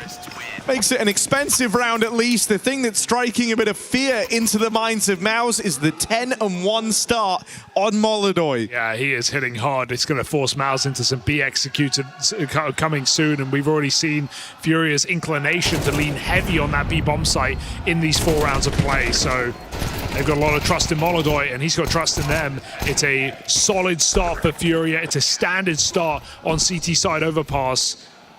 And MongolZ's damage only matters if they can capitalize. MongolZ got to experience what it was like to have an AWPer who doesn't miss. Now it's Furia's turn. I mean, these guys were 5B at the start of this round. Yakinda was down connector, throwing utility. Nice shot for MongolZ. New position for the AWP, but the same old results. 2 excellent opening kills. Oh, that smoke fade is crazy. Serato sees right through it. And so this round dead in the water, literally. Never even began for MongolZ. Waiting to bring the rifles back out. That's what you've been looking forward to, and your round ends in seconds. 2 entries from the MongolZ AWP was already enough. The follow-up from Serato, just insurance.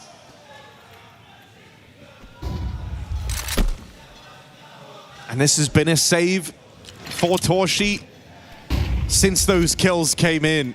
1.5 minutes, you've written the round off. And Torshi just hoping to survive the night. MongolZ is coming to try and take this AWP away. As are the rest of Furia. Yuri closing in alongside, Fallen, pincering on this monster push. Oh, MongolZ loves a repeat, doesn't he? This will not be an easy save for Torshi. Keeping this AWP in play is the furthest thing from guaranteed. Yakinda also hunting. They know exactly where he is. There is nowhere left for Torshi to be. And as they close in, they might even decide to try and go for this after time. Yakinda just pouncing early, knocks that AWP out of play.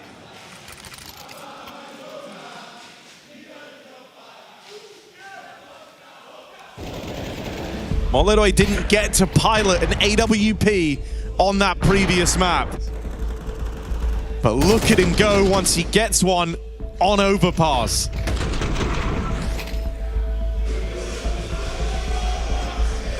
Clinical start here for Furia. Now's the timeout. It's not too late to recover this T-side, as we've already established. This is commonplace on Overpass.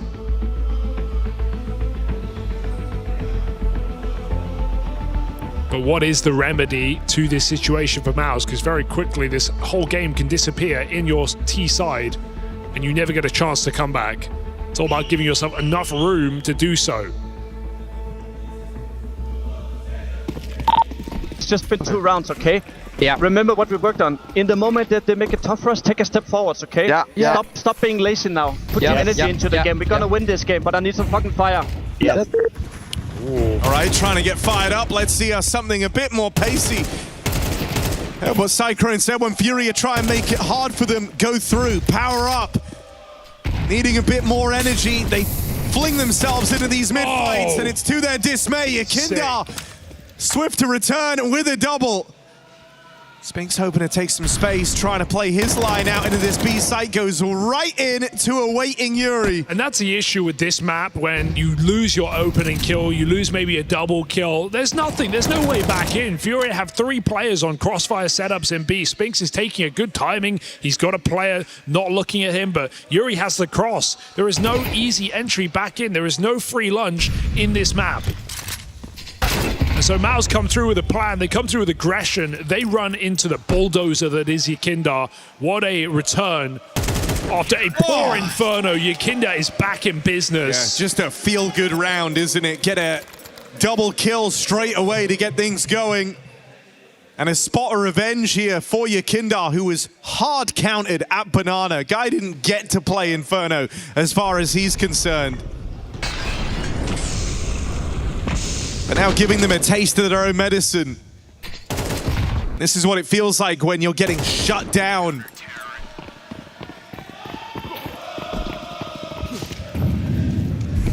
MongolZ now going to take his timing. Peek out in a mid. Been a very active CT side from Furia. They're not sitting back. Always keen to get involved. This time, a rare opening for MongolZ on their partial. 5v4. Thanks to Zelex. Now, Rookie's provided something for them. Yeah, you have to win this round. I know it's only pistols at this point, but got to make do with the advantage. Put this gun to use. Especially with the setup Fury are giving you, looking to play post-point on this B-bomb site. So much room given over to MongolZ. Heaven Smoke would leave only 1 player available to fight. That's fallen back at APC. Pop coming in for MongolZ. Xertion long way away. Still trying to keep some presence on this top side. I mean, you kind of, you know what you're up against. You know Fury like to hedge their bets on these B plays, and so you feel like you always have to fake something at A. You have to keep 2 players there. Did he see them? Doesn't look like it. Block comes out though, and MongolZ jumping in. They're going to try and go ahead of this, throw the timing through a loop. Fallen can't control the spray. Queserato, one of the dome. Exertion's going to finish the job. So an unlikely round, but you see the advantage of getting that opening kill. MongolZ able to break through this B hold, and now onto the retake. MongolZ, a labored fight there.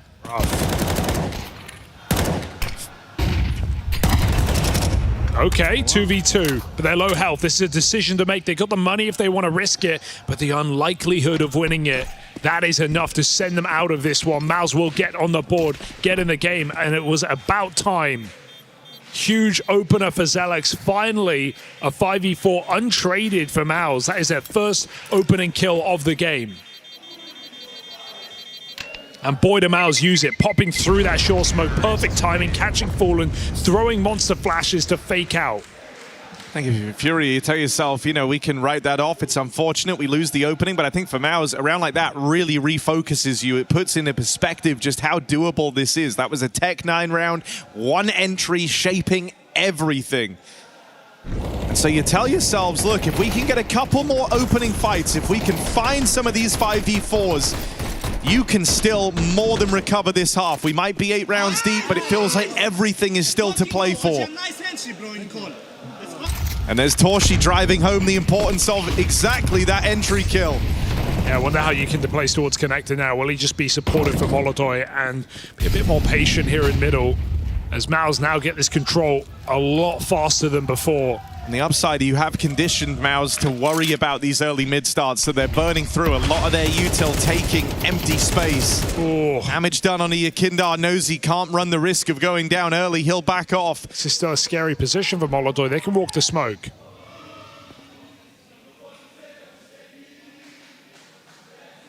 Can't hang around forever. So back into a passive setup in A.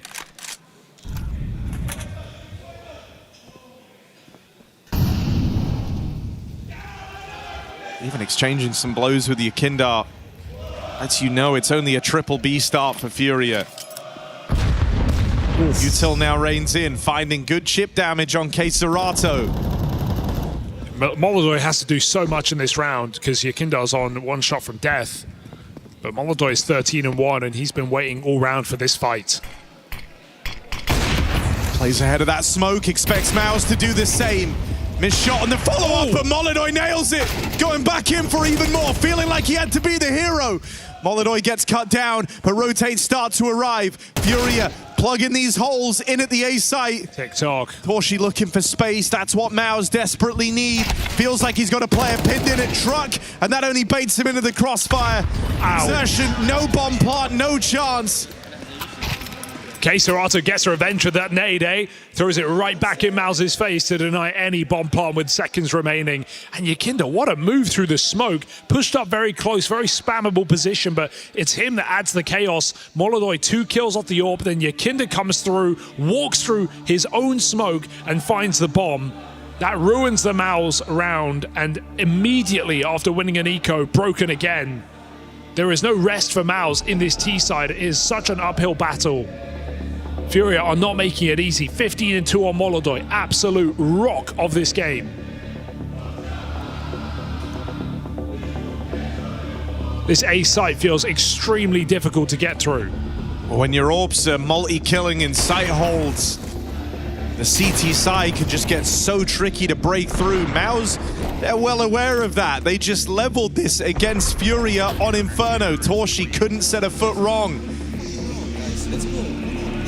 But now that pleasure goes the way of MongolZ, and you see frustration starting to set in for MongolZ. We were emphasizing how on this T side, you only need a handful of rounds. They're running out of opportunities to manage that. You might feel like you have to go for a gut punch here into this B bomb site.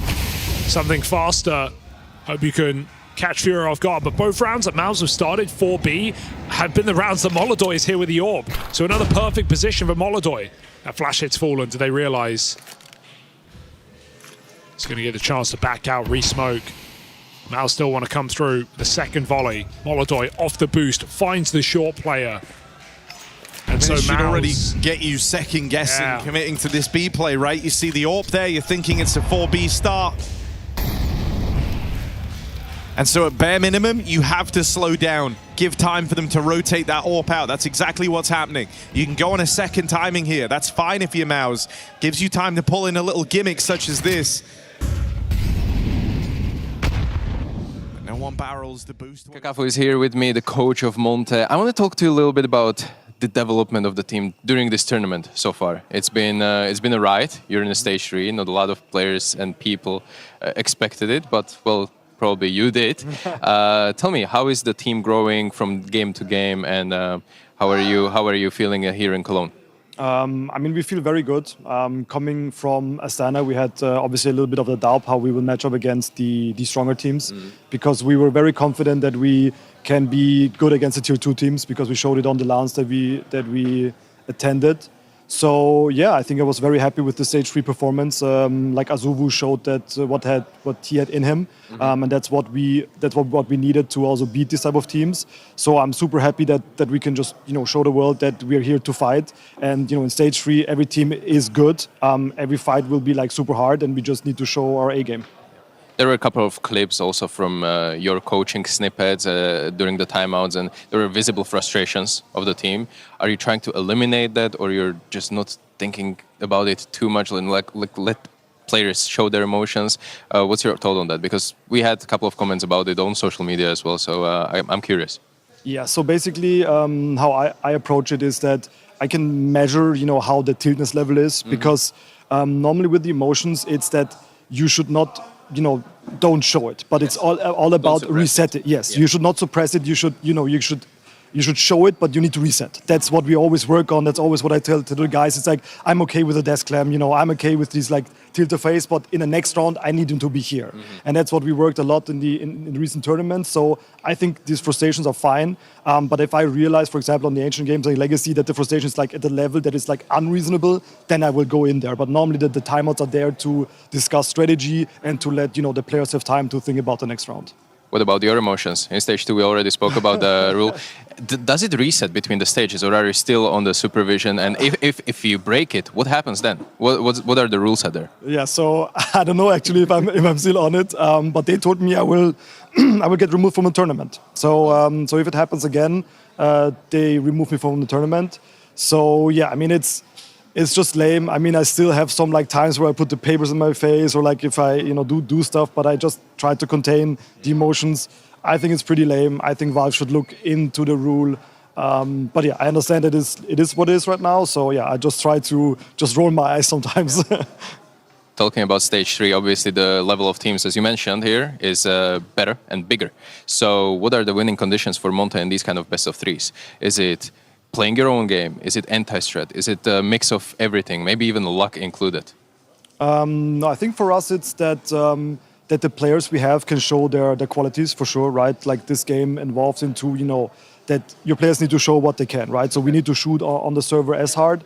And especially for us, it's that we stay true to what we practiced and that everybody, remembers our protocols, right? We are working a lot on our protocols. Gizmi is, very, very strict and has a very great mind for it. And, this is one of our recipes to be successful. So if our guys, know what they want to do in the situations given and can shoot back, I think we have a good chance. Yeah. I noticed this pattern on the major so far. Win, loss for you. Yesterday you lost. Ready for a win? Yes, for sure. Let's see how it goes. Good luck in this best of 3. Thank you. Thank you. The Intel Extreme Masters Cologne Major 2026 is brought to you by ESL in partnership with Intel, Acer Predator, DHL,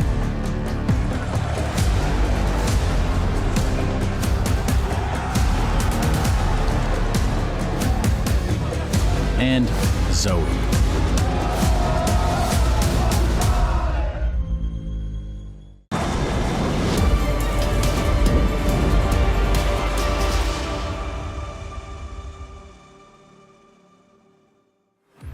Another 0-1 game here. Stage 3 continues. PARIVISION and Monte going to be taking to the server to see who can avoid that condemnation of being 0-2 after 2 days of play. Our machine, I got Chad Sponge Birchall as well, and we've got PARIVISION, a team that fell to 9Z in a full 3-map affair, taking on Monte, a team that we've seen take to the stage and take stage 2 by storm. Impressing us all. Stiko's already highlighted that they have been trading blows, win one, lose one, win one, lose one. We'll see if they can keep that trend up against PARIVISION. I feel like PARIVISION on name value would come in as a favorite, but I'm wondering on Counter-Strike level, do you believe it is 50-50 or are PARIVISION ahead? I think because of the state of PARIVISION lately, that I would say it's a 50-50. If it was the PARIVISION to start the year, I would have them every day of the week. In case people missed it, Zwei, the man on your screen right now, got tossed aside and he ended up in James' crew. Just a bunch of kids they picked up from the street. Remember Budapest last year? That's where the PARIVISION story really begun, at least putting them in the shop window. Sort of this year, they actually picked up the win at Blast Bounty. Right? Highlighted right here. You can see the results started well. It's just been tapering off ever since and leaving a lot to be desired. I went and had a little bit of a gander. In their last 3 events, right, which is Bucharest, Astana, and CAC, they've won 6 out of 14 series. Those wins are against Focus, Wildcard, Fisher College, Linvision, Liquid in a best of 1, and their most notable Scout Legacy. Okay, so one of those teams is in stage 3 of the major. Yeah. Well. So it's been pretty miserable for them in their last 3 outings, and this being their 4th, yesterday kicking off with a loss to 9Z. Luchov had their lunch, right? Yeah. That guy, he likes, or he lives to make PARIVISION's life miserable, right? This kid new on people's screens from 9Z, but we've heard his name, and he decided to play his best Counter-Strike against the Russian squad on screen right now, going up against Monte on the other side. And you were talking about some of these individuals, right? I think that Gizmi and Azua obviously have a special place in your heart. The fact that we have 3 British representatives in the server in stage 3 is great. It's not just Mezzi, he's not out there on his own anymore. But if people aren't familiar with the journey, just to take them through it, right? They took down Big, Legacy, and Pain in stage 2. Here you see some of their offline events. They're definitely not the same type of level of events as PARIVISION have been playing, right? But yeah, Big, Legacy, and Pain to get to stage 3. But that, I don't think, is the most impressive part, right? Because Big and Pain, whatever, it's their overtime match on Mirage against G2, where everyone started to take a bit of attention because G2 definitely have respect on their name. And then it was a back and forth best of 3 against Betboom. Sure, they only won 1 map, but they were competitive throughout the series. The scorelines maybe say otherwise, but I think for me, seeing 4 major rookies, fresh-faced, bushy-tailed, coming in here and making it to stage 3 as an international squad with a British in-game leader. It's pretty impressive. Going to take a look at the map pools here and how these two are going to link up. We will not be getting any nuke. Don't you worry about that. I think Overpass will probably go out in this one as well. I would imagine that Monte picked Mirage. Then for the pick of PARIVISION, when I was looking at this game last night, I thought, where are they going to turn? Right? I wasn't comfortable in picking one of these as a safe pick for PARIVISION because nothing feels safe at the moment. So we'll have to wait and see what they're opting for. There's the choice of Mirage. Makes sense. It's something which we've seen the boys at Monte pick up a few of their wins. Ancient pick. Okay. This is a brawly map play. I understand we've just had some of these maps appear on our screen in the last series, and it was a bit like watching the lawn grow. And the final map of the series will be Inferno if we need to get there. So I like this. We've also heard, you were talking to PARIVISION yourselves on the media day. Yeah. Dustin, he's on a new press tour. It does feel like he has kind of turned over a leaf as far as he was kind of trying to lead with, you know, a clenched fist. Iron fist, exactly. Instead, I think his conclusion was, I've realized that these kids are actually just kids. Yeah, okay. He's onto something. Yeah. He's definitely onto something. I was talking to Belchanok as well, and he said, you know, it did feel like I was just thrown into the deep end, and they were. Of course, when you immediately find, you know, what seems like an early win, you know, you take a trophy win. Beat Falcons. Yeah, you beat Falcons in a grand final. They had a stand-in. But you still did it. Yeah. And of course, attention is drawn, and I imagine that for them, it was just this kind of roller coaster of emotions. Sure. For Monte, however, it's been less of a roller coaster, more of like, you know, that little ladybug ride that kind of goes up and down, but it's more gentle. For the boys over at PARIVISION, I think this was Which one's more fun? At Alton Towers. I think you probably have more fun on a roller coaster, but you have to be able to kind of regulate. You've got to be tall enough to ride the ride. You do have to be tall enough. Oh, that's well done. Yeah, that's good. So Monte, they're growing. Yes. PARIVISION, they're falling apart. Yeah, they've like got all of us. The boosty shoes on at the moment. But it would be great for PARIVISION to be able to salvage their season because there was a lot of locking of horns between Dustin and some of these players publicly, and Dustin's been very, very honest with the audience. I think a lot of people at home haven't liked that. I really like it, especially because it's a Russian team and we don't really know too much what's going on behind closed doors. But you know what that music means. Let's get this one underway. Monte, on the T side there, map choice Mirage, PARIVISION to defend.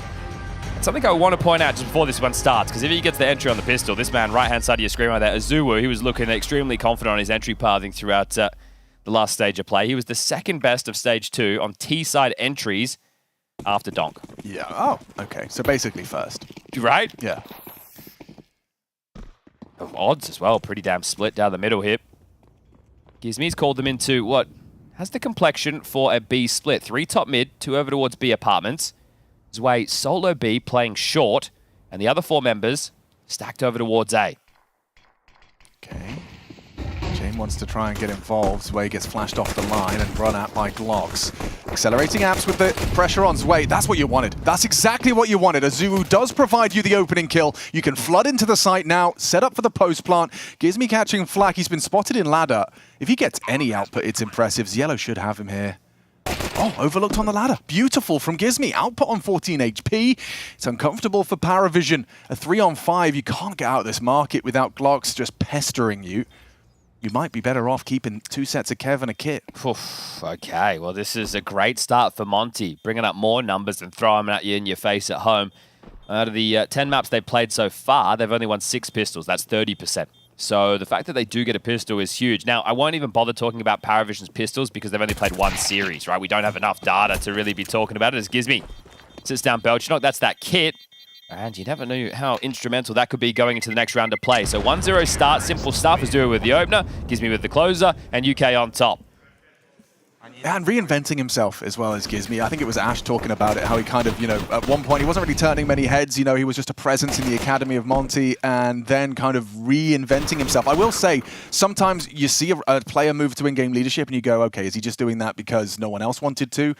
But it does feel like from the listenings we've had and from talking to the coach that for Gizmi, he's kind of built for leadership. He can communicate with his players, he can be direct. Key, right? Yeah. Because he has quite a commanding presence within the team. Yes, yeah. And I think that is something that isn't natural for all people who want to be in-game leaders. First of all, you need to be able to study the game, and well, he's still studying in real life. So the fact that he's got the mind for that as well is huge.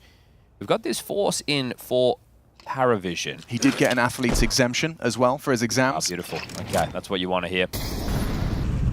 So it's a fake over towards A. It's drawn a heavy rotation. Well, great. They've just said 2 smokes, a bunch of flashes, and Molly's on the site. Get over here. Just gets his reaction exactly what they wanted. So with Belchanok gone, now they start to clamp down. They're not rushing things. Notus managed to put a bit of a blemish. Hang on, Yellow gets it on the CZ75. Problems now, and it gets worse for you if you can't get Ziello off of the AK.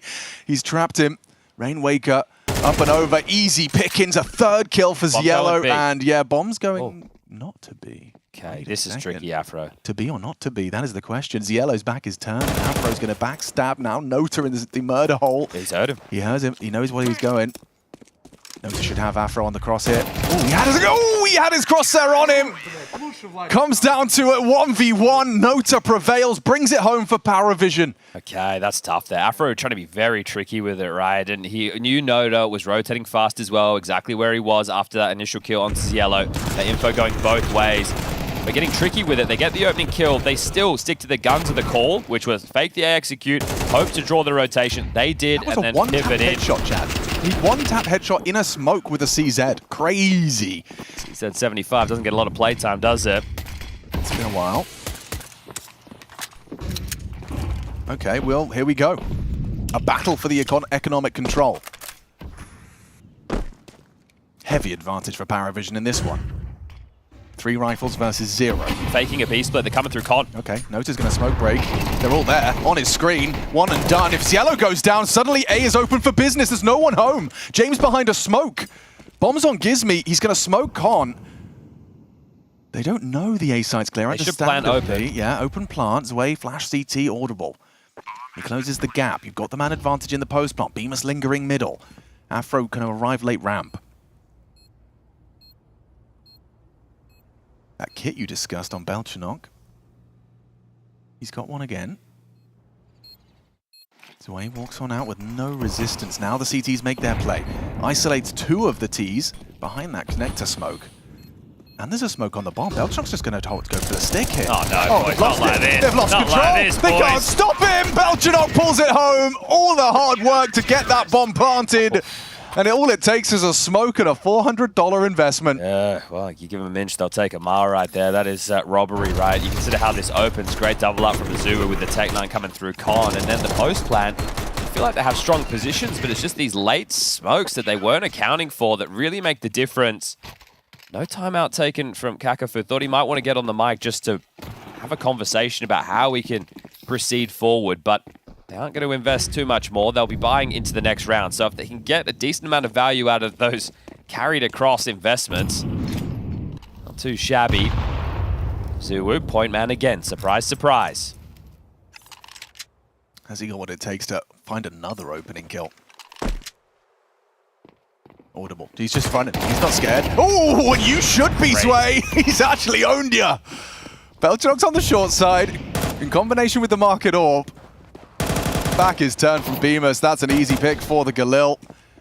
Azuu trying to find that response, but with the time passing, Rainwaker combines with Azuu. You can see that was Rainwaker on A, just catches the late rotate off.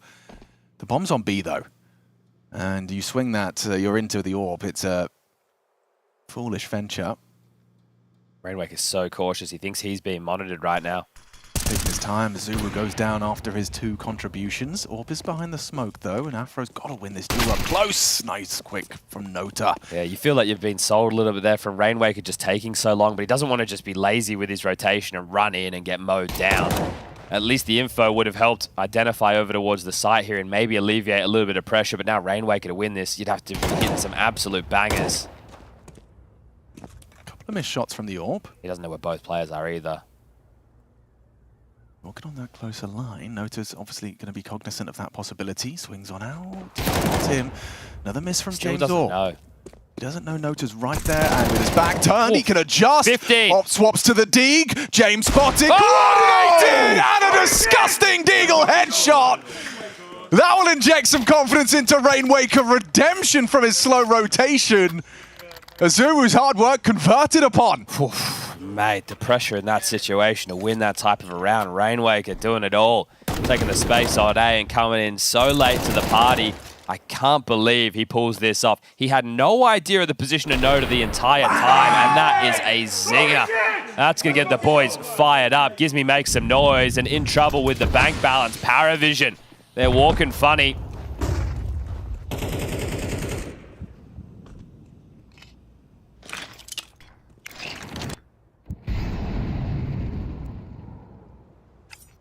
Control granted. Replenish the... Oh, here we goes again. Zielo's just cut down the hero from the previous and found himself an M4. Oh, was he using the line where he gets the vision through? I'm curious. Yeah, we might see the it. replay. James already caught Afro as well. Again, you get your advantages. You get run down by this compromised buy. Gizmy gone. Belchanok a double kill on his 5-7. Can't catch a break, and Monte, every time it looks like Lady Luck's on their side, something goes horribly wrong. Clear difference from the last series. We were talking landslides of halves. Now this one could still end up that way, but we've had back and forth in the early stages. Pistol Shore, lose the force. They convert. That's where the financial woes should be won. But a bounce back with a big clutch, and now just a shutdown. Yellow's kill, I think, will be interesting to take a look at in the replay. But this round is over. Bemis likely just playing to save. And it gives us an opportunity to talk about some of the names and the positions they'll be holding, because this did come into play in that Tech 9 round up through Connector. They ended up losing, right? They took down Noda and Zielo. That's the comp player and the A player, right? So they have a pretty good idea at that point that they can take this space. So here it is. So as far as I understand with that, there's a bit of a gap, right? There's two things it could have been. Well, I don't think that the radar one is as big as Reddit makes of a deal of it. No, it's more like your FPS, you know? Yeah, but that's the, I said radar, the net graph. Yes. Right? Yeah. But there's something I saw on Reddit a while ago, and I'm not sure shadow if gets like a dark shadow. There's like a slither. Because there's a light. There's a slither there with the pole that you can actually see through. Yeah, okay. So I didn't see it on that because we kind of zoomed in on his POV. But what's going on here, mate? I don't know. They're always a funny bunch over there, aren't they? Tech pause? Who's having issues? Oh, Afro's got his headphones. Can we get League Ops on the line, please? Hello? Mr. League Ops? I wonder if they're discussing what I was just talking about. I'm going to see if I can find it for you so you can see what I'm talking about. Because it didn't look like Zielo was looking at any cracks in the wall. Ah, that is the thing, right? You have to, yeah. I think you have to be close to the wall to see it. I'm not sure. I don't actually play Mirage, which does sound baffling to the people at home, but this map, I'm too old, right? And people are big-time aimers. For me, I got no chance. And people have been playing it for a decade or longer.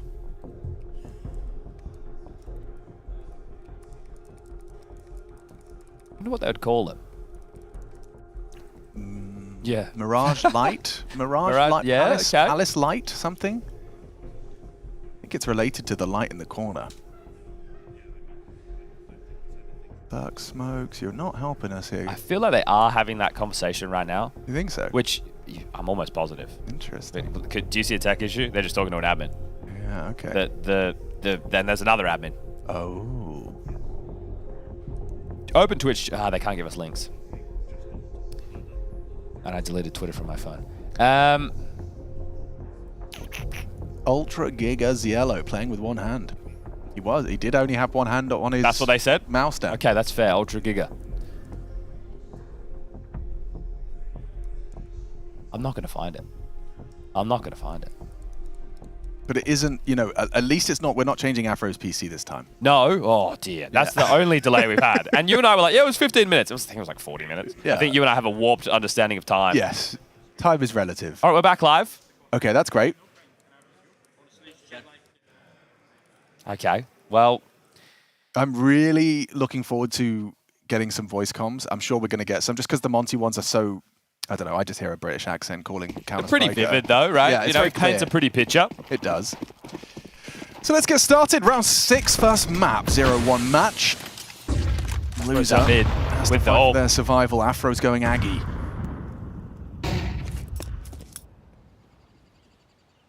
They don't have the bomb, so it's unlikely just to see them go into a B pop here. They're just settling into this round.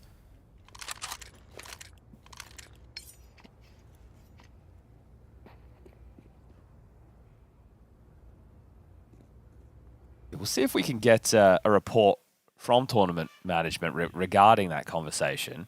I'm curious. Unlike, they don't tend to share those details. Now they do turn their attention to this B play. So Zwei, an overqualified B anchor. That's a good way to frame him. Belgian on the supportive piece, gets to be the short guy. James also over here with the AWP, so good read from James. Recently, I feel like his reads have been lacking. Here they come. Couldn't be a better position for this, and it's an easy pick onto Beamers. Zwei doesn't choose to focus on the apartments instead. Will let the fight come to him. James done great work. Look at this. I mean, spotless.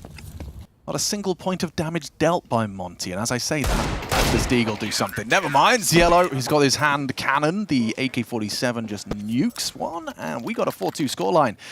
Yeah, money's in the bin, so it should become 5-2 for PARIVISION here. This is a situation where Monte cannot risk the investment. Bro sounding like me. Get him some honey tea.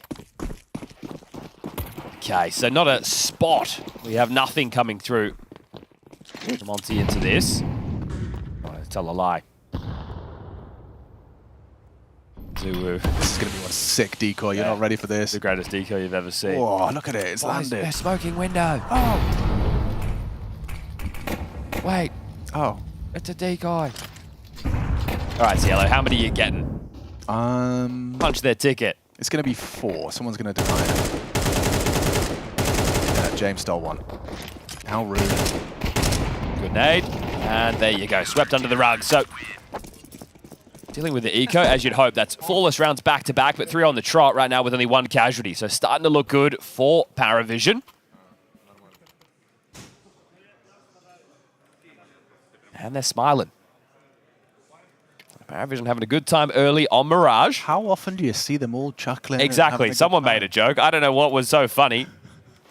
Maybe it was the decoy. Yeah, maybe they liked it. Here's the eco bash in case you missed it. James, cracking jokes. Rolling out top mid, and he had a team ollie, right? So, big spread.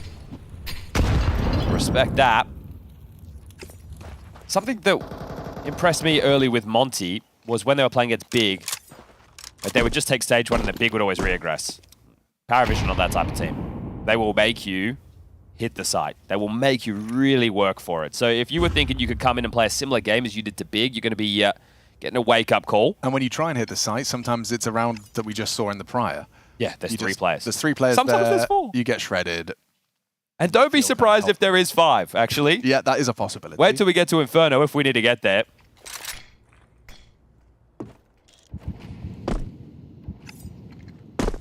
Con smoked. Looks like Jamie's going to go for a timing on this smoke break, trying to catch Azui's progression. Spot him. Oh! He doesn't need to! How on earth? Just a quick reaction shot to Azuwu, catching James exposed. Lovely flick of the wrist from the sniper. Pressure's being applied on the other side of the map right now to Zwei. Rainwaker versus Nota. Just looked away, accelerating B. Rainwaker did win that duel on A, but the bomb's now loose, and you're out of there! Super comfy. Why didn't you board now?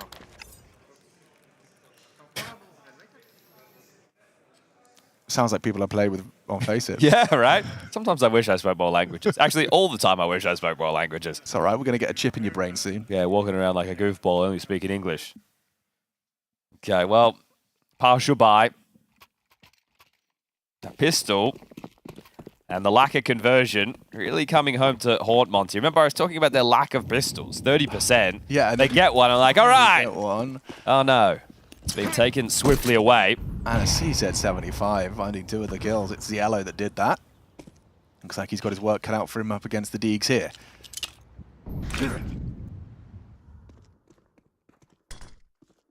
Some utility landing on A. It's Yellow saying it's pretty quiet. It's Palace, though, that he might be struggling to deal with.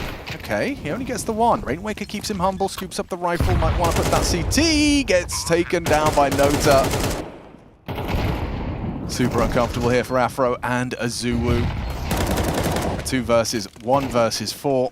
And he's not going to hit that first necessary bullet, so it's just going to be an extension of PARIVISION's haul here on the CT side. Things are flowing nicely. Everyone's contributing.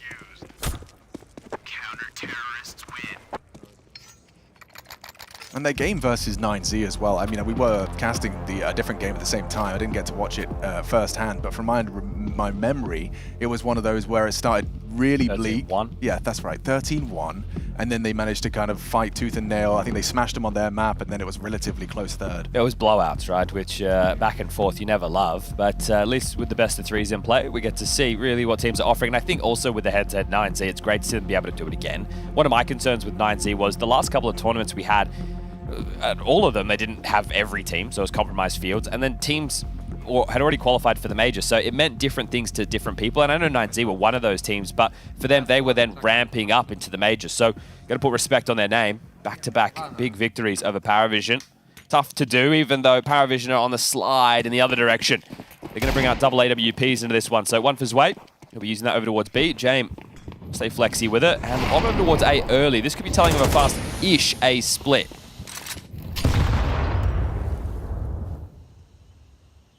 A lot of room in middle again. I just think that the AK-47s as well, the fact that Zeno doesn't have one, he's been hitting every shot. Azuwu, he might clash with Nota here. James already found another opening kill. Incendiary will segregate the assault. Smoke break sets them up for more. Chaos here. Gizmy's losing all of his life to that Incendiary. It's ugly. Monte in jeopardy. The Util's done so much damage, just stalling him out before they can get the side. And then you finally get there, and there's a third man you weren't ready for. Belchanok, supposed to be the short player, finds Gizmy. And Azuwu caught by Ziello. This is limp. Nothing to be said about this T-side approach. It's tough when you are going for these type of plays and James is actually stacking correctly. So yeah, 3 men over towards B when they made the B play. This time, giving it a go over towards A, and everyone's just ready and raring to shut this down. And it's tough to know, is it something in the prep? Is it just how James rolls out of bed in the morning and he has that premonition and the feeling? It's probably a little bit of both. Because the other team also has to make the call, right? You have the stack, sure, you're trying to read their minds, but it doesn't always play that way. And also, when you open these rounds, you still have other options, right? They're not just playing for the stack and, oh, if they go the other side, we lose. No, that's how you open, that's how you prepare, and you have these protocols and fundamentals of how you're going to rotate back into the map and how you're going to take that space. So, even well-ironed retakes, you know, like as in discussing who's going to be and what nades will be required. If you are going to be gambling, you need to have good fundamentals for your retakes as well. But this is not a T side that's going to fill Monte with confidence. Your map pick. And an 8-2 scoreline. The first 10 rounds have flown by. You are not going to be getting James to play any other gun for the rest of this half. No, and I'm sorry to everybody who wanted a back and forth game. I did say at the 2-2 mark that it looked like we were going to have a bit of an arm wrestle, a tug of war. Yeah, and then one team let go of the rope. Normally the other team falls over when that happens. Yeah, let's see what happens. Galil's for a couple. Maybe we get another Azuwu opening.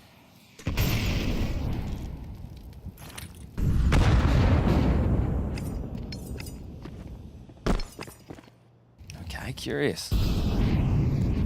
Rate comes in, but swing doesn't follow, so not really wanting to tussle as Afro just gets to waltz up Cat. Okay. He's the man who has to provide the opener. And this is, they're hoping for an overextension from Ticket or from Nota towards the jungle side. Is James reading them again? They're 3 strong on B once more. Nice from Gizmy. Takes down Belchanok on the short side. He wants to put them into a B split. He's coming back for this. He's jumped back up Cat after smoking Con. Oh no, he's back down again. Okay, chopping and changing. Pivoting. Feels like 4 is necessary. Window boost. Yeah, Nota's actually just leaving now. I like this because they have been going into stacks, so this is better than just blindly running into a site off of nameplate Counter-Strike. And it's a 2-2 division of labor for the CTs. Rainwaker's been sent back to A ramp late.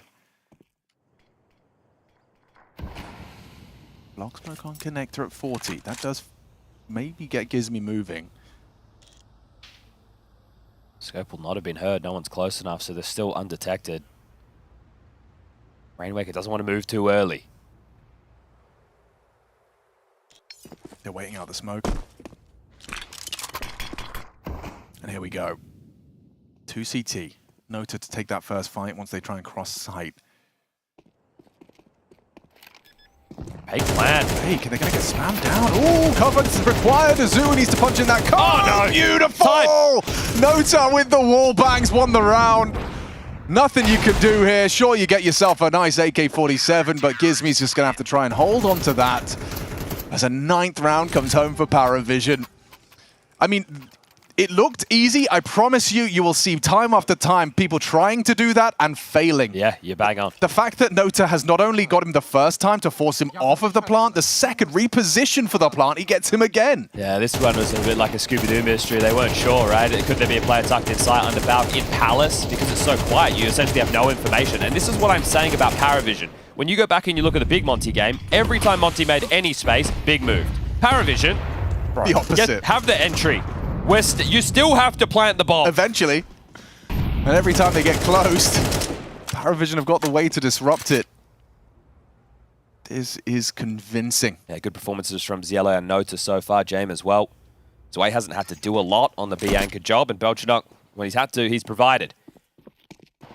It's been what ifs in this half for Monte. What if you converted the second round? What if you converted when you had their money ropey, when you won a round you shouldn't? Final round of the half. 3 sounds better than 2. It's been a long run of CT rounds here. 7 on the trot. Will it be 8? Does look like they found the least stacked sites. You just have to get past one guy. It's just Sway with his AWP. Just Sway, I say. He gets 2. Oh, rotation. Easy cut. Nice from Azuwu. Removes the yellow. Gizmi can get out of there. He's trying to. Belchinock taking down Azuwu might cause him to pivot back, though. It was a one-man army on this B site. Now Nota's able to slip in and join him. There's the finish. It's a 10-2 half. Everything flowing in the right direction for PARIVISION.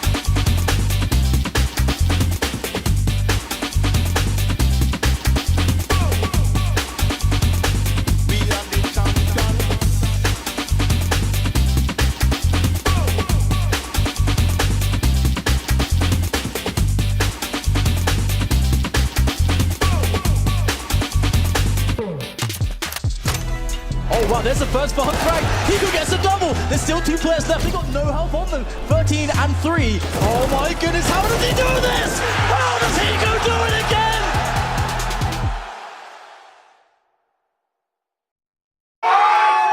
Just 2 rounds. Monte, it was short-lived celebrations. They got themselves a pistol, a stunned Rain Waker clutch as well, a 1v2 with a nice Deagle headshot to close. But after that, it's just PARIVISION. 10 already under their belt. They have swapped sides. It's going to have to be one hell of a CT side for this conversation on Monte's pick, and the odds have blown. The odds were favouring them, just. Yeah. They were favouring them. That says more about PARIVISION than it does about Monte, I think. So the fact that they're showing up in this form today is fantastic. In an 8-round run there to close the CT side, Monte only managed 8 kills. That's 1 per round for the stats Andes.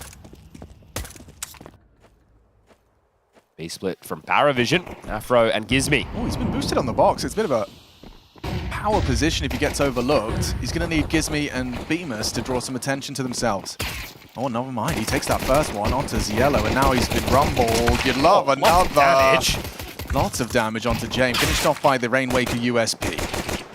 So, hey, hang on a second, in it to win it with a clean headshot to Gizmi, and now just needs to find the remaining 2. Healthy. Azuwu and Rain Waker. And held nicely to finish the job. Now that's both pistols. Second round feels integral here. And it should be a gimme. Should be a gimme. Yeah, I don't think we're going to see an investment out of PARIVISION. That's against the rules in PARIVISION's book, especially without the plant. That has a smoke. What are you getting up to with that, my friend? It's a Jame-approved smoke, it's fine. All right, it's just going to be for window.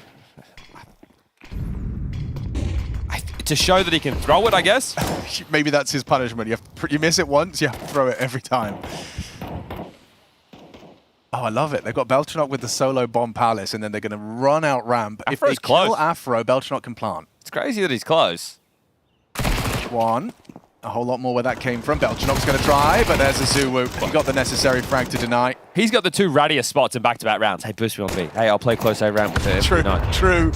But you do want your AWP out quick, and he's got plenty of cash after 3 SMG frags. That's true. Okay, he should be upgrading off of that. When you have this fine margin, I'll be surprised if he... Thank you. Let's keep believing. Don't stop. Believe. They want to hold on to that feeling. They're not winning any awards at karaoke with that. I don't know if they give out awards at karaoke, because then it's just singing. True. I think the whole point of karaoke is you're a bit bad. Well, this is Cologne Idol. Give us a golden buzzer. So he hasn't actually brought in the AWP. No, he didn't. So the confidence in this round coming out of Afro is huge. I love it. He always does something a little bit different, doesn't Afro? Yes, and that's why I like watching him. Can't believe it's his first major. I've said that once. I'll say it again. What's that about Azuwu, Rain Waker, and Gizmi as well? Well, I believe it's okay. All right. I feel like it's because he joined Fnatic when they were not getting to majors. That's why. James come to spawn. He's gone. All right. There's a couple smokes here, boys. What are we doing with these? Any plans? He's got all his goods now. So starting to call them into this. So they have base level map control. They haven't gone forward around con. They haven't done anything. Now the util is lobbed in. 60 seconds on the clock. You got Nota that connect to lurk. He's going to be arriving through middle. And here comes the exec. Azuwu's just blocked Palace with a smoke. Yeah, he's up forward. He's actually going to be disruptive here. Swings up the flash. It's beautiful team play. Afro sets up Azuwu. He already puts PARIVISION down to an uncomfortable state of affairs now. Bemis should catch Nota if he times it right. You've got the bomb confirmed ramp. The fact that James taken so long as well, Azuwu might overlook it, this late arrival, and Bemis has not caught Nota, so this could lead to some trouble. This could lead to... It's a save. All right. I got excited. No, and that's fair. I just thought maybe we do something. The fact Nota kept moving is a good reason for staying right on the ball there, because if he... Ooh, that flash. Oh, there's a little something different. Yeah, Nota. Trying to hide in plain sight, and it's the flashes that are key in that round. Beautiful. So Azuwu right there, that was really fun to watch from him, right? This is your con player. They've used him like Flamesy, right? They've set him up because I would much prefer a Zulu going for this flash and fight than Rainwaker. And that's not to have a dig at Rainwaker. He's just more of a passive profile player. A Zulu is more of an explosive player. So to be able to use him like that is stunning work and stunting the progressions of PARIVISION now as they take their first tactical timeout, getting Dustin on the mic. Now the new Dustin will be saying, all right guys, everything's okay. That sounds like everyone to take a really big deep breath and remember, we're all trying our best here.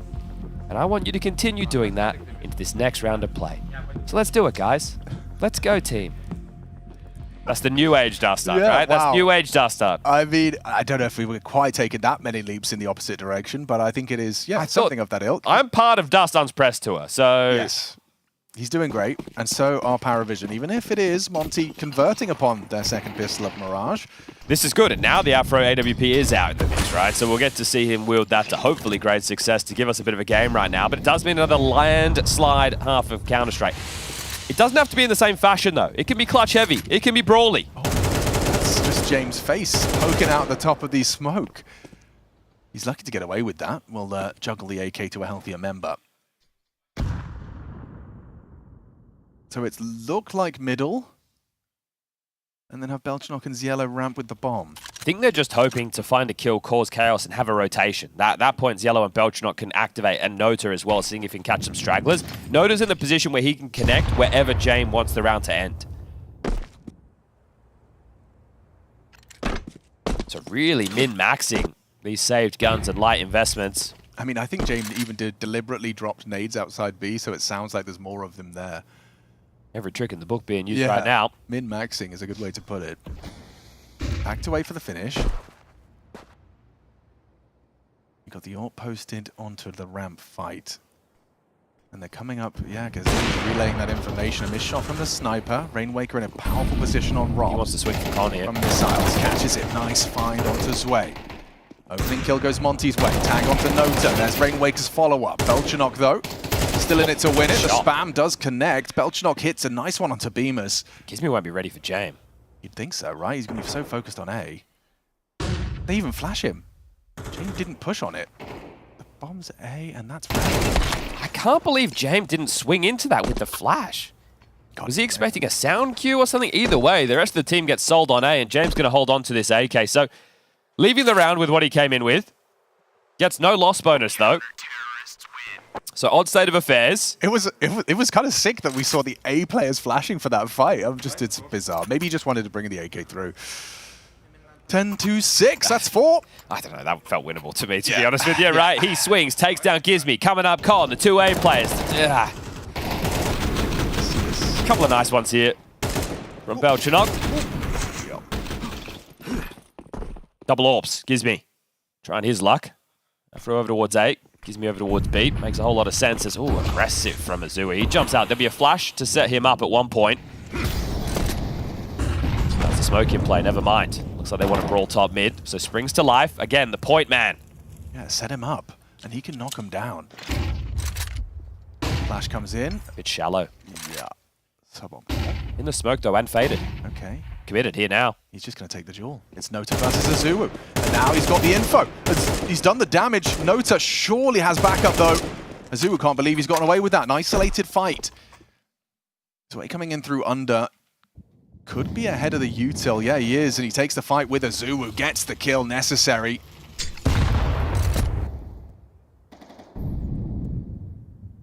Zwei gone. They want to ask questions of that Gizmi AWP. Can he pass this test? No. Needs to block, needs help. There's Beamers. That's exactly what he's there for. A comfortable position for an AWP, but he'll be able to get out. But James not coming and getting the bomb says that they're not going to finish towards B. Right? It's going to have to be picked up here, and they're going to go elsewhere. So, 30 seconds. Okay, we're running that clock thin. Oof, there's been a lot of this today on the B stream, everybody. Back to A. I mean, it's a great call if you look at the setup, right? They're playing retake A. There's no one home. I can't actually believe this CT setup that we're seeing right now. The fact that they've left this gap for so long, if this comes back to bite them, I'm going to ask questions of this. Suddenly Afro can't get on the line comfortably, can't help.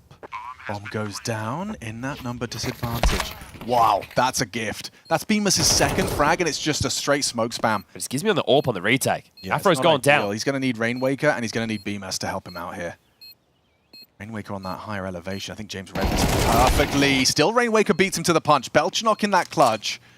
Cognizant of Bemis towards Connector. He's the one with the kit, though, and that time is ticking. They're going for that 10-second stick. Needed that from Gizmy.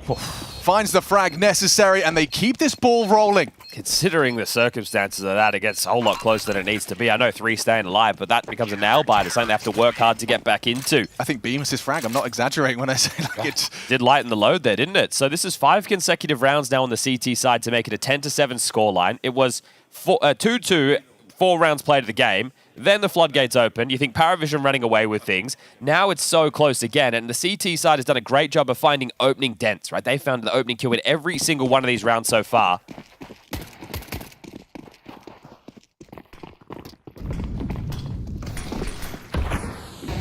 Goes on the warpath. Afro Court just standing on the bench, and it's a second in quick succession.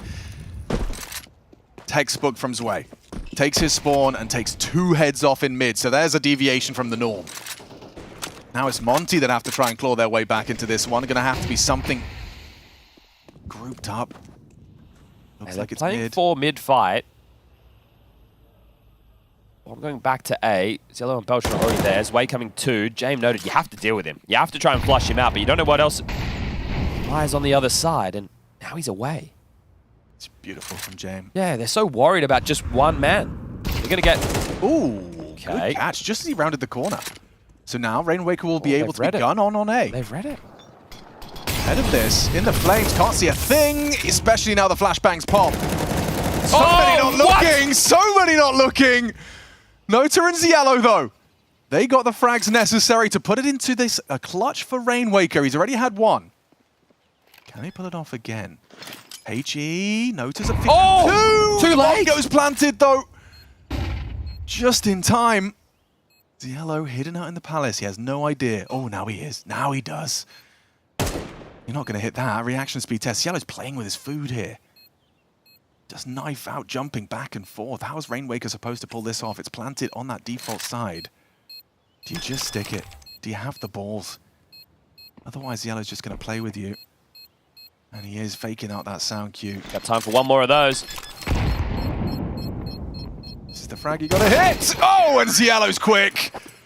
Perfect pre-aim, 11 delivered to PARIVISION. It was valiant attempt from Monte to overcome the 3v5, handed to them by Zwei. Comes down to a 1v1. The rotation for me is other than the Zwei double, but this is essentially should be the round right here, but Rainwaker killing James, walking back towards B, and then everybody understanding what that means. Oh, man, if that was a millisecond earlier, that's bomb down. That's so much more of a winnable 1v1. Oh, my God, the clock against him. That might be the difference there. Oh, the HE. Okay. Oh, they still have the money for the buy.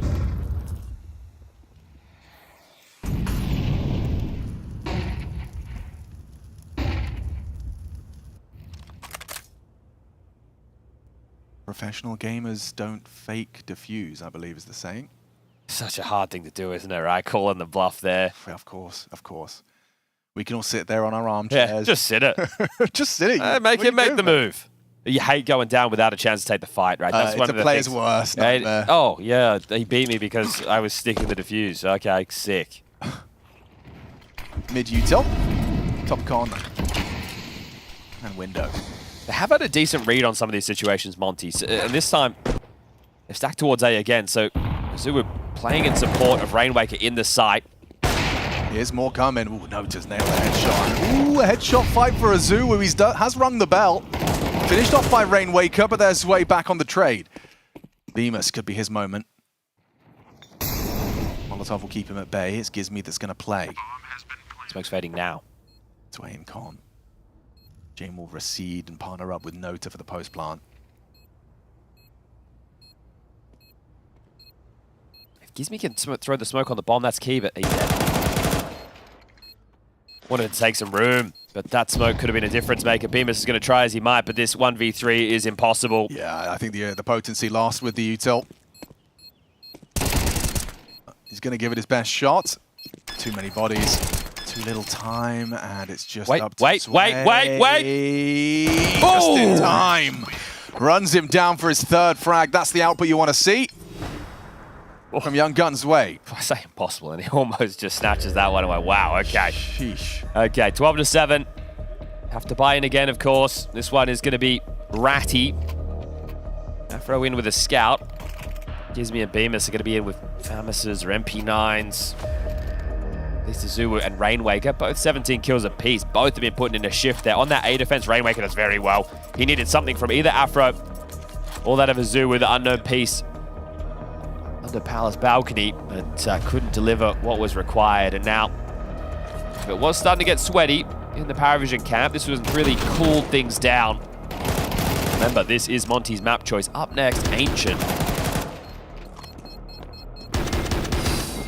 Close. Nailbiter right there, another close one. So 2 rounds back-to-back that are 1v1s. And both go PARIVISION's way. Or PARIVISION's way. They've stacked A. Bemis has jumped up into Ven. It's just Gizmi on B, and he's about to be bombarded with everything, including the kitchen sink. Yeah, oh, they're well ahead of that. He's in so much trouble. Throw out a flash, and oh my god, it's a flying Mac-10. You just have to sit by and watch right now as 4 teammates attempt to reset the B bomb site without a kit. Yeah. Out of position. This is your map, Pig. Feeling like a repeat of yesterday. Your stage 3 didn't start as you wanted. Yeah, they had a good shot against Aurora on Nuke. Yeah, they felt good about it as well. You know, it's a good head-to-head for them. Feeling like it's a team they could beat, but... You don't have time. I'm sorry. This one's falling through their fingertips fast. Faffing around with the boost. Sure, Rainwaker's done one. They're doubled up, though, on the corner. You don't even know about Nota yet. You're not going to expect another. Easy pickings. Afro's got a scout, or he had a scout, and that is a 13-7 to start. Monte's pick. PARIVISION take it. It's all set up to collect on their pick next. Good to see PARIVISION showing this type of form. A little bit worried in their last couple of events. They had been on a downward spiral. Is this where they start picking their act back up again and close the season the way they started?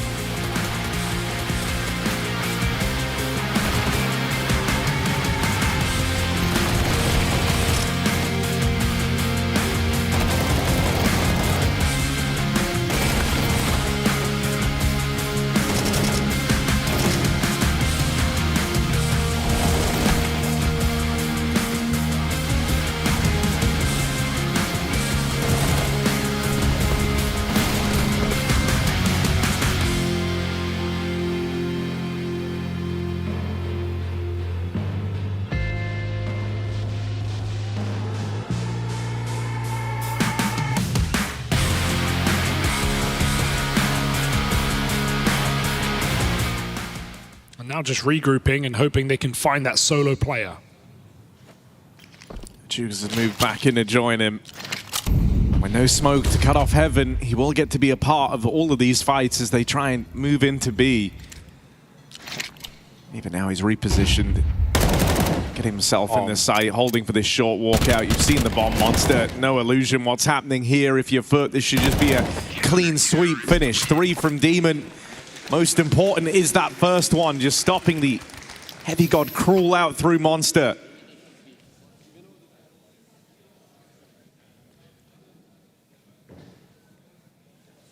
All right, G2, this is what it's come down to. First gun round in round 4. Force got them nowhere. And no AWP for Sunpius, who certainly had trouble yesterday against Falcons. Be keeping an eye on him in that second half.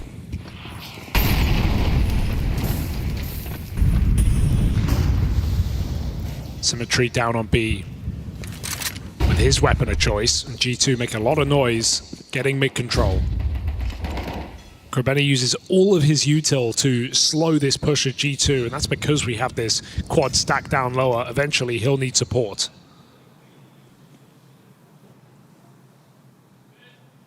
Calling a B push. Util to support.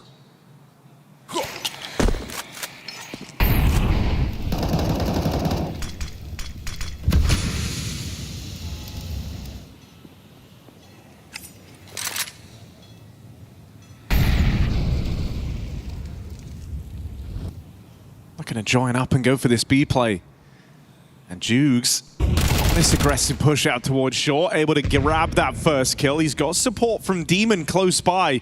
Don't need to overextend here. You got a double setup, crossfires established.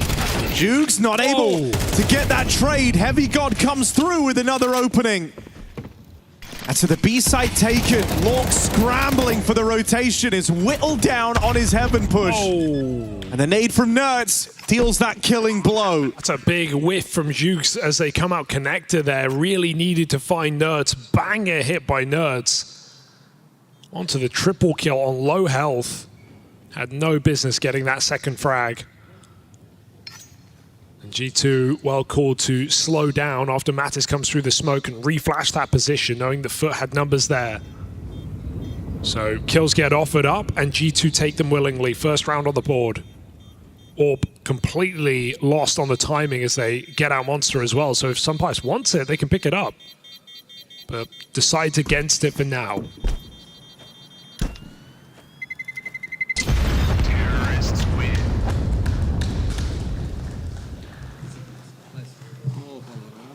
Last time these teams went ahead, 5-0 lead for Foot into a 7-round T-side streak for G2. Main thing for Foot now is, you didn't build up quite the same early momentum. You don't want G2 to begin their streak early on this T-side. That's going to cause you a whole heap of problems. For now, you've got one more buy to try and stave that off. And with an AWP as well, Foot with a lot of money off those first 3-round wins. So you get to right your wrongs in this 5th round. I wonder if G2 will be ready for an AWP. Quick to mid. Symmetry here.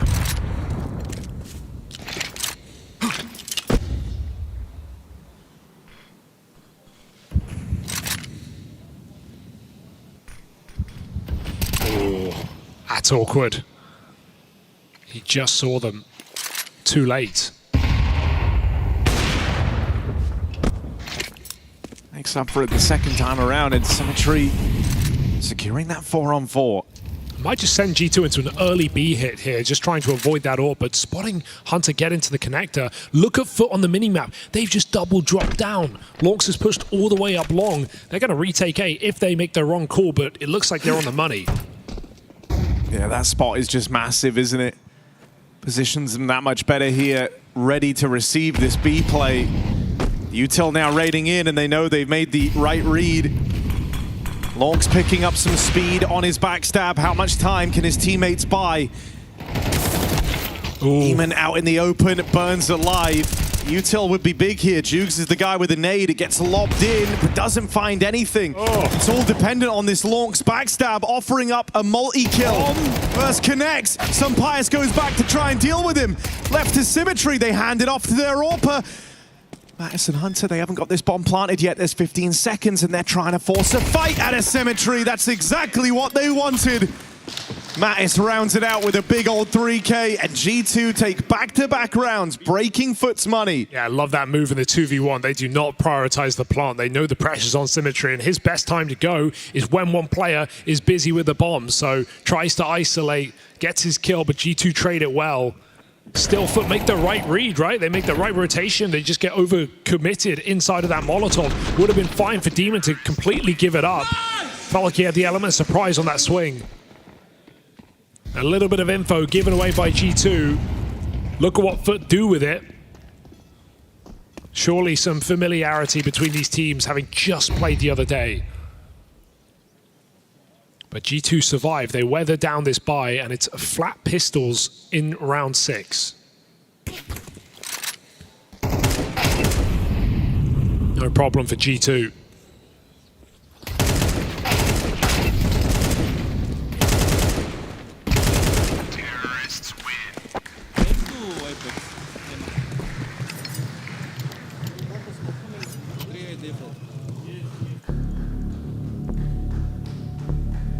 Cleanup crew is in, and Coolio calls a timeout. We heard some harsh words from him the other day in that G2 game, requesting a lot of energy.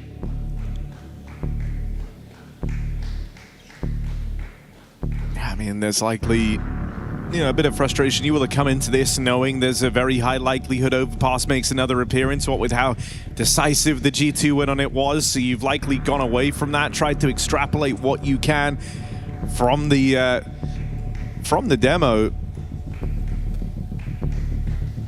So likely know the changes. Listen, I don't want to see this happen anymore. I don't give a fuck. Don't fucking rotate A for no reason. No one called for rotation. Stay fucking B together. Don't rotate. And Cemetery, if I say hold mid, you are holding middle. You don't need to change con. I can hear the guy connector when he's fucking coming up. Oh, he has a point though, doesn't he? That timing that the Symmetry looked away from mid. That's what he's talking about. It did get him killed. And Foot, feeling the over-rotations have let them down. It did leave them out of position on B, so understandable situations lost here by Foot, and it might get worse. There's only one man left at this B site. Juke's able to get gun on, but the challenge is far from over. They're blistering out through short, and he can't stop it. It was a AAA lean, and so save called. We're back to streak territory here for G2. That's 4 in a row. Oh yeah, they're running away now. Beautiful half already established here from G2, and it's bound to get better. And it's so interesting to hear that, calm so early from Foot, the frustration coming in, and understandable because a couple of butchered situations. And now G2 making out like bandits. And it's frustration coming from the IGL, right? As we were alluding to, you will have combed over the demo, you will have looked at rounds you messed up, things you did wrong last time you played this, and would have come into today thinking you can right your wrongs, right? You've learned a lot, looking to implement that, but it's just not working right now for this Foot squad. You're seeing some harsh words get exchanged, with G2 now pulling into the lead on the far harder half. Yeah. Great start to the game for G2. Got to be feeling pretty invincible, knowing they've done this before and they're looking to do it again in even better fashion. Only offering up pistol and conversion so far in this map and winning some difficult positions as well. Nice try on the B site for Jukes, but left alone. And now eco around these 3 saved rifles.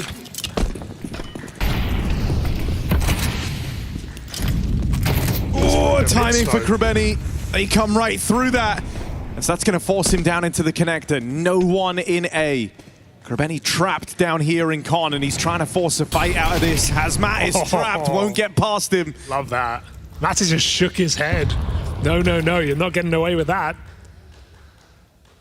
Mollied him forward.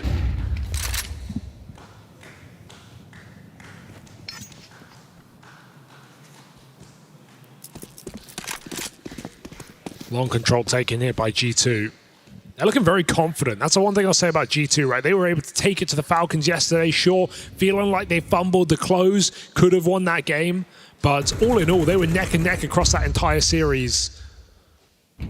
With a nice win on Inferno, with an overtime on Ancient.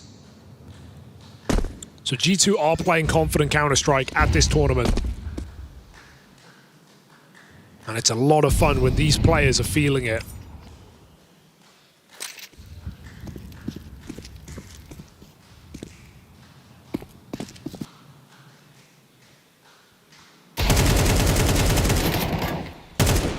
Spotted out here on Long, but you've got to deal with him quickly or else this problem just gets worse.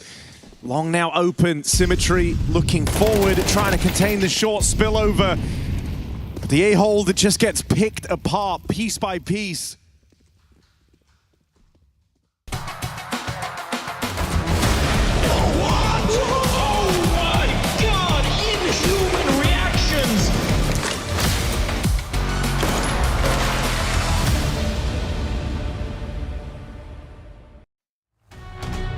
PARIVISION and Monte about to lock horns on the Good second vibes. map. And yeah, it's been all smiles. It does seem like PARIVISION have turned over a new leaf as far as the vibes go. And for Monte, it is time to lock in. Their map pick didn't go the way they had planned. Kakafu's been barking orders at them outside. They've had a little snack and they're ready to try and do battle on Ancient as our second map. Will it be the last one of the series? What do you reckon, Birchall? It's always tough with PARIVISION, right? This team is almost impossible to predict as far as form is concerned. And when you do start to get expectations for them, they tend to disappoint. So we'll just keep it open. Yeah, I think that a Monte bounce back of some variety would be nice to see. I don't think I would be expecting to see it. We can take a look here at some of the obligations of the players here. So Ziello's going to be fighting a lot for that cave space. It's going to be a tough little biff for him. We'll wait till we get to see Tazadi. No point spoiling it, right? Nota is one that I think could have a bit of a field day on this map if he's being set up for success in middle. He's going to be tasked with dealing with Bemis on the other side. And Bemis just had, and Rainwaker, but Bemis just had a bit of a tough time on Mirage just there. So if he is slow to get going on this map as well, that is going to leave a bit of a mark. But I have seen PARIVISIONs of once upon a time, they just go, oh, we're just going to execute B, right? And do that quite religiously. So we'll see what type of Counter-Strike they want to bring into the game today. Again, it's always so tough. Like, you get the, okay, they're going to play slow, right? We know that, right? And James is going to be covering rotations on certain maps in key positions. But I don't know what I'm going to get consistently out of Ziello, Nota, or Belchinok. And that's just because they're not major rookies anymore, but still in their rookie year of playing top-tier Counter-Strike. Xway, he can take over games on his own, and he's looking more like he did when he was in Namiga than when he was part of Spirit. I think the expectations for him were a bit grand. Here you go. Here's what I was talking about, right? So Bemis pathing, he is going to be fighting towards middle an awful lot, and if he's not getting control of this part of the map, you are forced into playing passive setups, which is also very doable. It just really puts you in a box out the gate. Afro as well, not having the best map, and I know that this guy can really be a weapon, right, on the AWPs. He's so stubborn. You'll see him being close up and personal in cave, going for nasty fights. This is where we'll get to Gizmi. Now, for Mr. Gizmi, you've got a tough battle having to call a game against James. It's never fun because it's out of the box. You would much prefer to play more of a standard team. Like a Gamer Legion who are just going to be doing your standard stuff. Yeah, even a G2, for example, yeah, right? Yeah. I just think it's hard having to call against a James team. Now, this is where my most interesting fights will start to take place in this game. Azua being the cave player, right? He's a very sharp player, surprisingly not being one of the mid defenders. He's going to be tussling with Ziello on the other side. I think that's going to be quite a key job because you know Azua is going to take risks on those smoke pushes. So we'll keep our eyes on that because Monte, they get the pleasure of the CT side start going into the map pick of PARIVISION. They're on the attack, and we can take a look at the buy for James Call. There are smoke that's been dropped to Nota, a molly, and a handful of flashes with a P250. So let the P250 search first.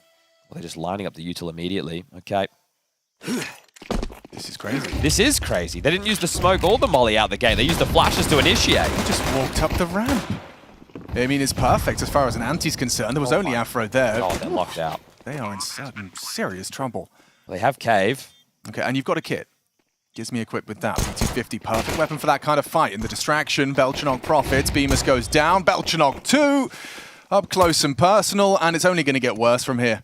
You're still fighting for lane, and you can't get past Belchinok. He's already 3 kills deep. Afro, just the one as he gets humbled by that P250, and Rainwaker's decision is made for him. That's so frustrating. You've just gone outside, you've reset, you've gone into, all right, we're going into Ancient, we're pretty good at this one too. And then the pistol round is just flashes, and then the smoke molly comes in. They segregate the rotation, and then they even plonk the smoke on top to make sure there's no way through. Beautiful start from PARIVISION. Really hard to argue with that. You just walked up the ramp. I mean, straight out of the gates. Best foot forward for PARIVISION. Well, that's their first pistol of the series. Okay. Will it be their second map of the series? What's with the smiles, PARIVISION? You're freaking me out. Yeah, right? Stop it. You're meant to be the Slytherin.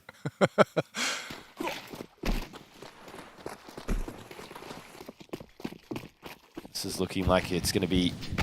So far, James is saying letters, isn't he? Yeah, started with B, might go A. Give us a third bomb side, he'll say that one too. Gizmi's pushing ramp. Oh, and Ziello might not be looking the right way.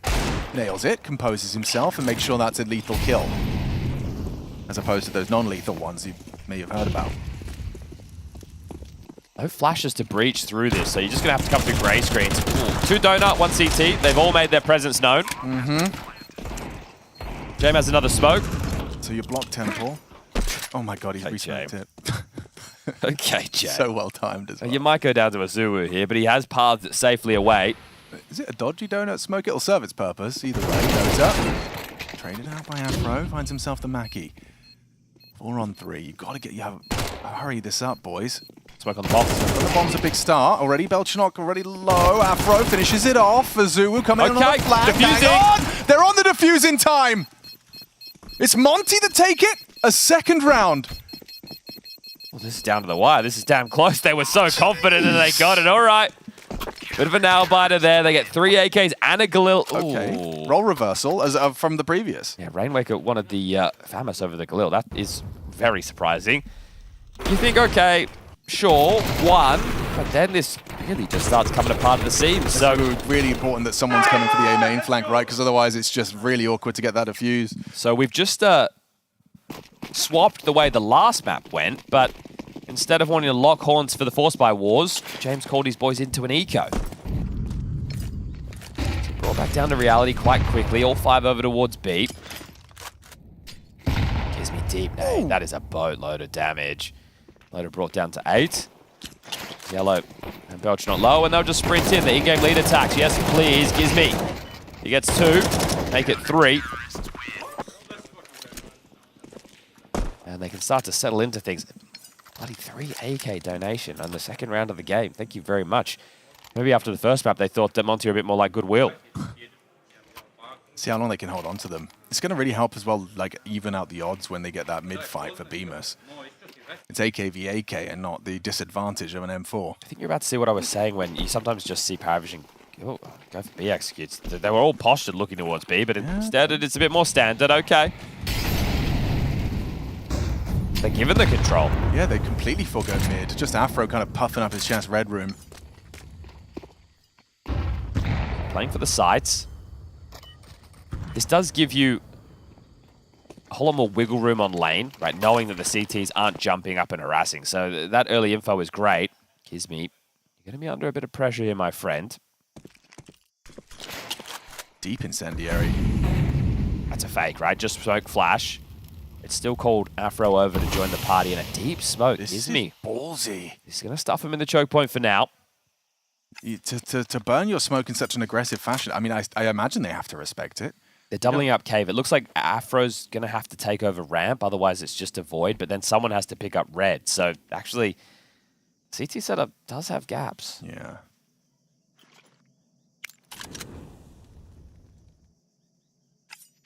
A lot of talking from James. A lot of talking. Sure, he knows what he wants. He's going to molly long, and we're going to walk up the ramp. It's a good call.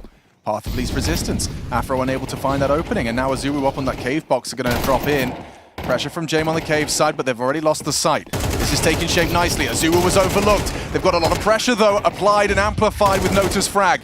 1 back, make it 2 back. Okay, Afro's done well on the long side. It's just Belchanok. A 1 versus 3. He needs to remove this cave presence, but Rainwaker catches the back turned. And Monte will keep this streak alive. 3 on the run. I like the idea up the ramp. They did manage to find a way into the site. It does lead to a plant, but Monte have handled that calmly. So they're in partial by territory again. Jame, if you'd like, could bring out an AK. But it is partial for the rest of the team. 2,900 loss going into the next round of play. And they hold on to things, even though it's a little bit sketchy for a moment. Okay. What value can PARIVISION get out of this? Afro throws up the elbow smoke, red and cave. Looks like they might take the mid control that they're being given. Yeah, this time Bemis is actually going to be standing a bit more stubborn. His flash catches him. He's on his own, essentially. He's got his back turned for now. Now we'll pivot back and put a couple of bullets into the elbow smoke, replenish as well. Okay, so I think they're changing the call based off of Bemis's presence, right? Because otherwise, it looked like they did want to go through. And Jame, give me 15 minutes in this guy's head. He just ran through. Was it to make water noise? I suppose. They don't have a flash now. Yeah, coming out dry and re-smoked. Double nades A main. Don't find the target. They're going to come through this.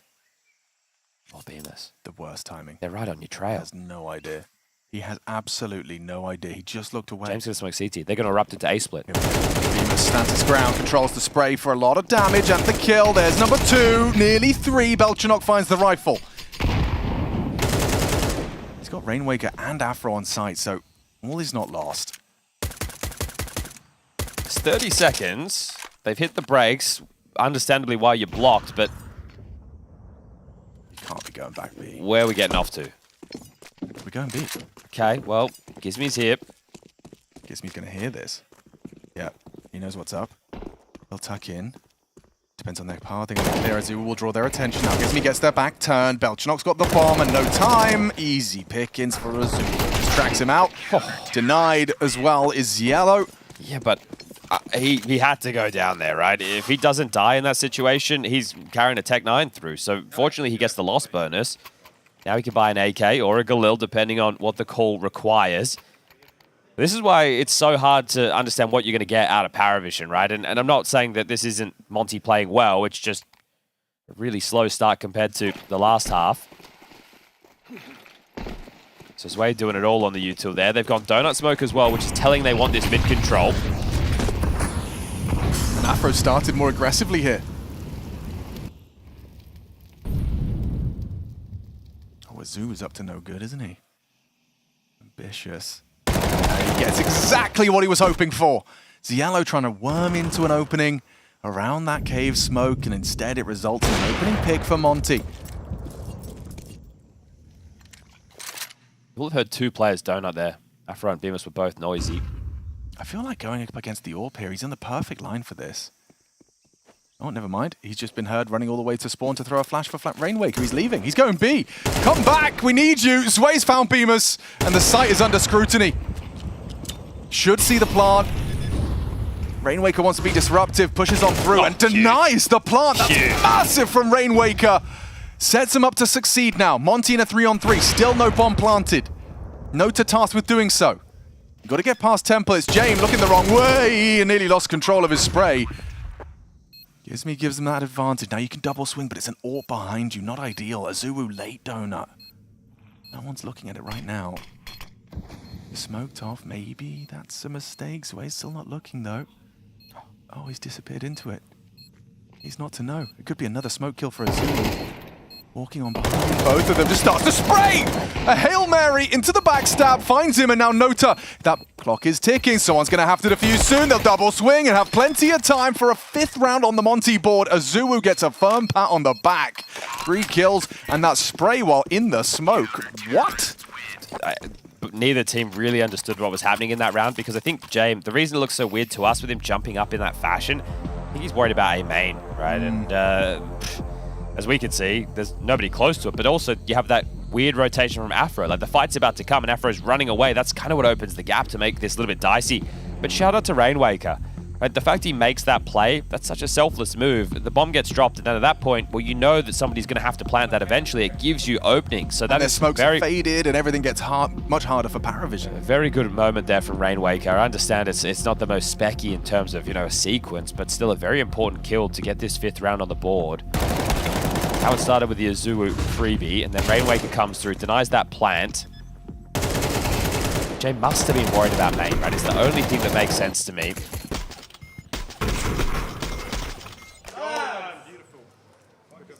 All right, enjoying Ancient now, Monte. Another buy without trimmings for PARIVISION. Zillow on the Tech 9, yet to frag. He's further forward than he normally is. Afro on that close wall guarantees the opening kill as he dips back. That's such a committed position, right? It's not like he's playing on the fringe of the smoke. He's playing ahead of it, so to get away, the timing on that would be wild. They are taking this gap, and at least Bemis is there on red to confirm they're across Afro's sight line. He's pre-aiming for their return back. This is smoke for A split is just landing. Afro down. Belchanok removes him. Pivot back to B potentially. You can see Azuwu with a jiggle smoke defense cave side. They're calling the bluff. Bemis, instead of being drawn to the A potential, is helping B. Good call from Monte. Jiggle confirms their suspicions. You're blocked on cave. And Gizmy can catch the exit. Trade from Yellow should be good. Kept level. Recovers a rifle. It's his first kills, Yellow. It's an impactful one. Let's see. Util on James. Smoke a couple of flashes. Drops the bomb. That's a lot of info. That smoke does nothing. Yeah. Absolutely nothing. They're not going to move. Rainmaker is actually. He's investigating, but you're probably more worried about a red lurk, right? Because they had that space earlier in the round. 18 seconds, boys. 18 seconds. One back from Belchanok, making his way in towards the site. They are really running that clock thin. Turns the flash, composes Bemis, and another Monte round. Okay, a test from PARIVISION. Afro started him off with that opening in middle, but PARIVISION kept it close the whole way. Okay, it's another round where... Oh, good, fucking good job. It's fine, we won the round, guys. Perfect round. Beautiful, boys. I love what I'm hearing. Let's go. Keep the ideas flowing. Keep the stuff, okay? I love it. Let's go. It's great when the coach doesn't need to chip in and change anything, right? Just giving you a pat on the back. That's a nice one to hear. Partial investment. Yeah, that's been the story of this half of PARIVISION, isn't it? Truly. Sways the tail. He has the bomb. They've thrown the same openers, right? Red and Cave. They're going to breach through this. Through. Rainwaker's got his work cut out for him here. At least he's equipped with the AK-47, and Bemis is rotating in just in time. Be able to punish them if they commit through the smoke. Here they come. Bemis draws attention. Rainmaker behind the smoke donut doesn't have a way to help or to really stop this plant unless he gets banned through. Does! Deny the plant on its way. Smoke break. Natus done well on his Tech 9, but there's breaks on every single approach on the smokes. Yellow's got the flank though. Afro not prepared for this. Gets shot in the side of the head. And they're both marooned in donut right now. They can play for CT. And they have. Yellow's taking the space. Bomb now ticking. This is looking like PARIVISION can buck the trend here. So he's already out though. This is a lot of pressure. He's done well to push the smoke. Rainmaker can flash CT. Oh, great shot. Immediately pulls out the AK instead for the finish. Yellow puts that AWP to good use. And Rainmaker. They exit. He does have the kit. It's unlikely. I don't think you can ever ninja a PARIVISION game. Yep, you're right. Okay, well, the Masters are playing the bomb on either side of the server. They are able to get their second round, and that one's going to feel a bit frustrating. You felt like you had the bodies in the right place to deal with this. Bemis didn't want to take the duel on his own, which is understandable, right? But it's that no to double we just see, and double back from Ziello that are the difference makers, right? The fact he gets that flank, and then the only way back in for Monte was off of the flash. A tough one to lose, but they still have money for the buy. They lose this, they've even got enough for one more. Okay, they're chaining flashes middle. Maybe this is the brute force attempt. Humbled by the nades.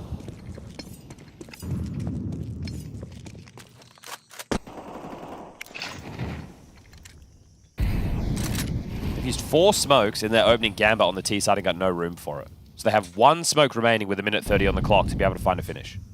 Rough.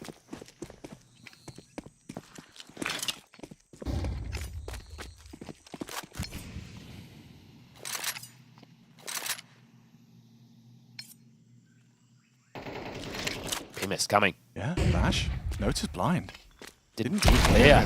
That's a mistake. That's a big mistake. Not ideal. His teammate's flash worked perfectly. He couldn't profit off of it.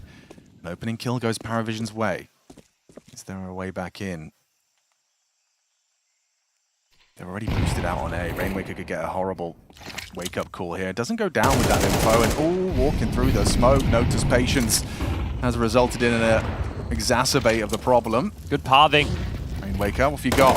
On to Belchanok. The flash from Afro sets them up. Zwade commits to the plant regardless. Wasn't worried, and he shouldn't be. And 1v4 handed out. Double nade. And nades are going to finish off the job. Easy pickings. Okay, a no to laugh. All right, well, that's going to be the third on the board for PARIVISION here. Monte, first time out, and this time it will be different from Kakafu, right? He's not just going to sit there and say, I'm happy with things. You've just lost the last 2 rounds consecutively. Limited dent, and you were in good positions to contend against them. I want you to take a look at the left-hand side of your screen, though. I understand we're talking about what Monte's adjustments could be. Oh, he sold back. Okay, Ziello had a Mac 10. I'm sitting here thinking, okay, are they going to try something a bit more springing to action? Use him to just be a crowbar running up into B. But they have changed whatever the call was going to be on the T side.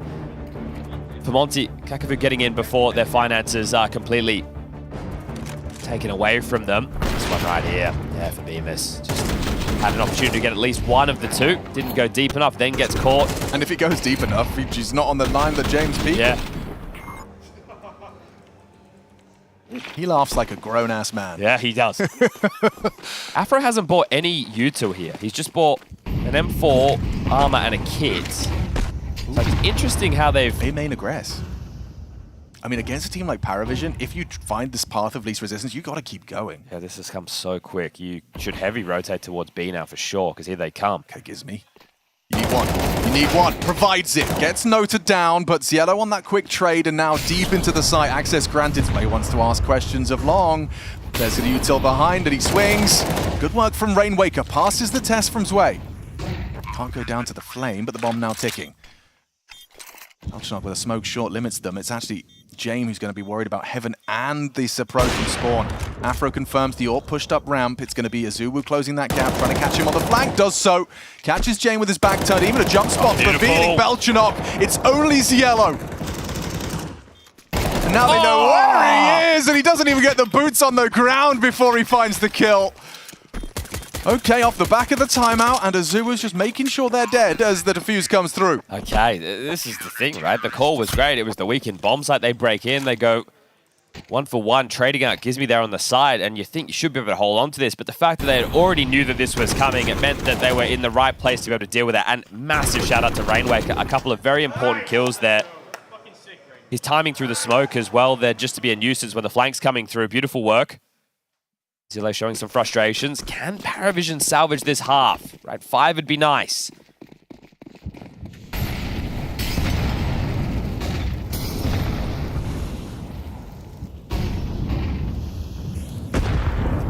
Nota's out. Relatively unscathed as well. The fact that I just can't get over burning 4 smokes on the opener and being so late to this space take. We've got Cielo and Azuwu trading places. Azuwu's got B lane control. Yeah. Little does he know, Yellow's got Heaven. And James got Rainwaker. That's the A defender. How does that contribute to the call? You're probably going to go searching, aren't you? Yeah, bombs in main. This B rotation cheating away. They're just going to... Wait for their smoke provided by James. Bemis from Donut has a lot of work to do. If he's not careful. He still hasn't been smoked, though. Yeah, there's none left. Remember, they used 4 in the opener. Used 4 in the opener, so Bemis will have an opportunity to fight from Donut. With the supportive flash, he swings to his demise. Good kill from Belchenok. If Afro makes a sound cue, Yellow kills him. Yeah, his mission changes now. Trying to take everything away. Afro has been silent up until this point, so Yellow is in the back line. He's had 1 towards CT, that's it. Everybody else is... Oh, they got their back turned to one another. You're not going to believe this if you're Nota. You're screaming! Afro reacts and just tucks in.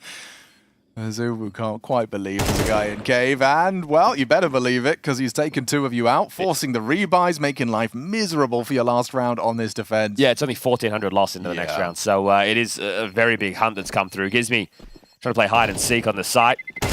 He'll take Belchenok with him, and he'll get to stay away with his life. Zelo will not be able to get to him in time. So he saves an AK, he can drop it, and he can buy himself an M4. He might even hook up his teammates and be selfless and just take an MP9 in this situation. But either way, that does mean 1 saved rifles equals a minimum of 2. I've actually been able to get a 3rd M4 out on the board. Or 3rd rifle, excuse me, complemented by the Deagle and the MP9 in Rainwaker's hands. So, hoping to do a lot with a little here. That's how Monte's half started with a 4-spy win. They went on a big run. Yellow's quicker to this. Bemis is going to be able to catch him again on his smoke wall. Predictable. Bemis finds the follow-up onto Nota. That's where he's been spotted. More where that came from. Yeah, Afro's on the other side of this. If he was to try and force this fight, he'd be a dead man. Well, that stunted the instant reaction off of the mid control, so they are going to have to simmer into this. But you've got yourself into a advantageous position. And look at the util that remains. Not a single flashbang. Am I seeing that correctly? There might be something on the floor, but like getting out of B doors. Yeah, this is the thing. You don't want to linger, though. Azua's just going to play on the jiggle. It's never a good idea to hang around deep, right? You want to play that site. They can't plant with B lane control.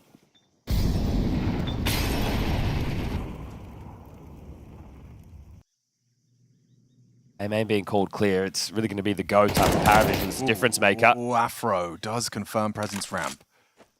Peek again at your own peril. There's an AWP on the line.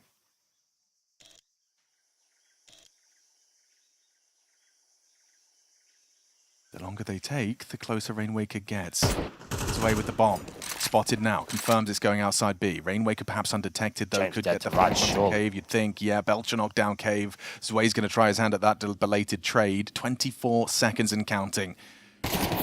James, this is a fun around the half, bro. You have to play. Go. You've got to play. You've got to go. 17. It's just surely you can't save it for the next half. 8-4. Okay, Monte not going down without a fight here on PARIVISION's pick. A solid CT side erected. We're going to swap sides and we'll see if PARIVISION can still handle this in 2.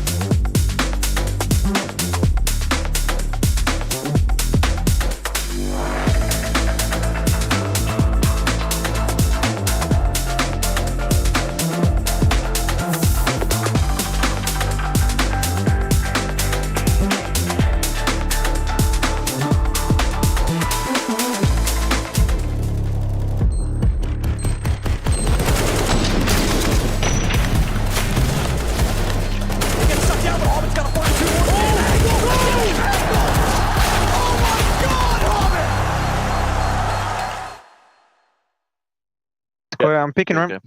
Yeah, I'll play insta. As soon as someone kills, Ramp one, I'll kill him. Wait, he's still there. Wait. Yeah, you kill him. Yeah, when Oscar kills, I'm going to throw smoke.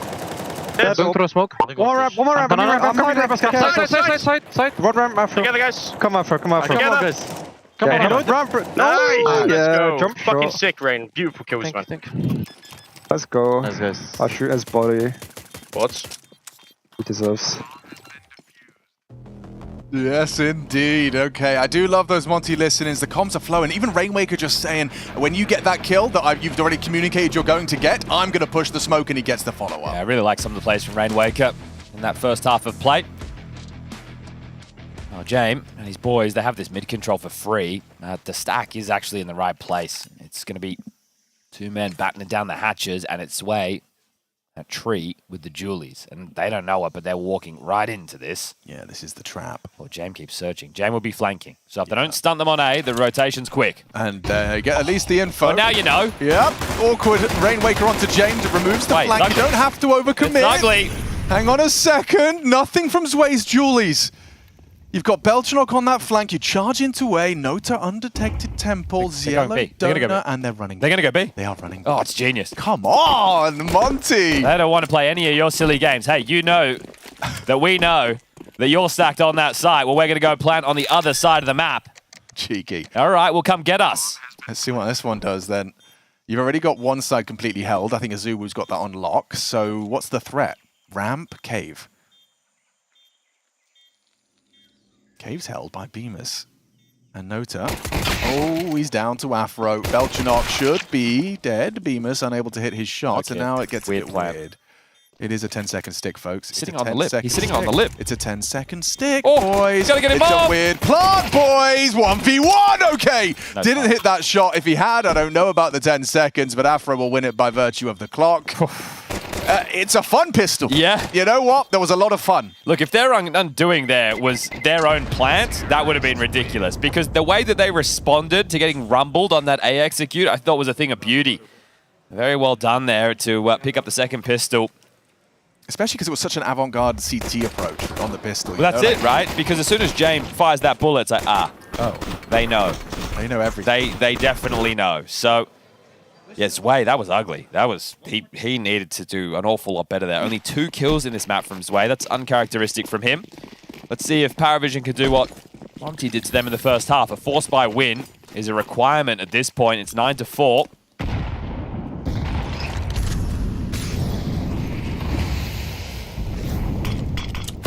Well, you're smoked.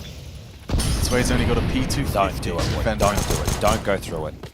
Even with the nade? You don't have to do this. Even with the nade, it's broken and removed Sway from the pack. There's a lot more where that came from, though. Oh, and the bullets downrange from Nota have found their target. See, you can go again. You have 2 more smokes. You have a molly. You have a flash. The problem is one of those smokes is on Azubu in cave. It's a little problematic. Oh, Jame. Eyes on Jame. MP9. He's letting them come. Here's them approach. Whoa, he's spotted! Spotted. Rainwaker gets the info, but is there any more where that came from Jame? Now you're boxed in. Yeah, now it feels weird, doesn't it? You've still got lane. You might not have lane if Gizmy goes down as well, but Azubu's got found by Ziello. Look at this stupid game. He's playing around this bloody cube. Try and find. It's hide and seek. And there's Bemis finding. But Belchenok's going to burrow it in towards A. So which side do you want to finish on? You've still got plenty of time to decide. Gizmy's not ready for this. He's hidden. Confirm 2 ramp. Okay, that's info for Bemis to work with. If he keeps his quiet, no, he's running. Okay, so he's just playing for the plant. Yeah, that smoke's not great. Belchenok should be able to rumble him here. Fake. Deagle body shots. Bemis not dead yet. Belchenok fumbled. Here's them approaching. Bemis, what's the plan here? What's the plan here? He wasn't sure. Here's an MP7 rounding the corner, unloading his mag. But you saw discomfort there from Bemis in the clutch. So we've had 4 pistol rounds played in this series so far. Only one of them has been converted upon, right? Otherwise, if you go back to Mirage, the way that started, and now on both halves here in Ancient, both teams who have won the pistol have lost the conversion quite swiftly after. But you know that we do have Legacy and Na'Vi entering the building. That would be our next game coming up on the B stream. You'll have Moses and Dinko bringing you all the action there. They've literally just walked in the door, and I've got a clear shot of that. So that's the insight from the perch as they're rushing B and no one's B. Ziello and Jame are late, like so late. Yeah, you're right. They're still going to be able to find the frags necessary. Just like that. Afro clotheslined. And they put all their pennies into this, and Monte have got nothing. I mean, you'd love a bomb plant to show for it. I don't think you're getting that now. A 1 versus 5 for Azubu with half health and 1 million players on his screen. He's a dead man. Okay, all 5 staying alive this time as Trying to resuscitate his mouse there, Nota. That's the mouth-to-mouth. Yeah, kiss alive. Sorry, mouth-to-mouse. Mouth-to-mouse. It's little breaths. Yeah. I've got tiny lungs. Eco for the Monte gang. Gang. That is they've got it all over. Yeah, they don't want to be a team. They don't want to be a crew. They don't want to be a clan. They want to be a gang. Okay. Are they a violent gang? Are they a friendly gang? Depends on the day. Do they have gang signs? I think the M is the taken. M? Yeah. The Merseyside Massive. I've already taken Sorry? that one. The Merseyside Massive. Not familiar? No. Not I am. Seriously? Well, this should become a 2-round game in a moment's time. It's definitely had its own unique flavor. I have enjoyed some of the calling. It's been a great call. It's just not finding the result that they were hoping for. Right now, we got a bit of a French timeout. They're just being sautéed in their own juices. You don't have to speak in a French accent, but it does help. Afro does all the talking in rounds like this. Yeah. But I mean, you know, the nades have been thrown, and that's nice. That's cash. Get a kill, get the bomb down, you'll be happy. But James and Belchenok are both residing on the A side of the map, and there was nothing really to pull you elsewhere. So you will waltz in. Burst fire, I dare ya. That looked pretty cool. Plays his angle well, does Belchenok. James got himself a couple. Stabilizes for his third. That's a bit of an issue.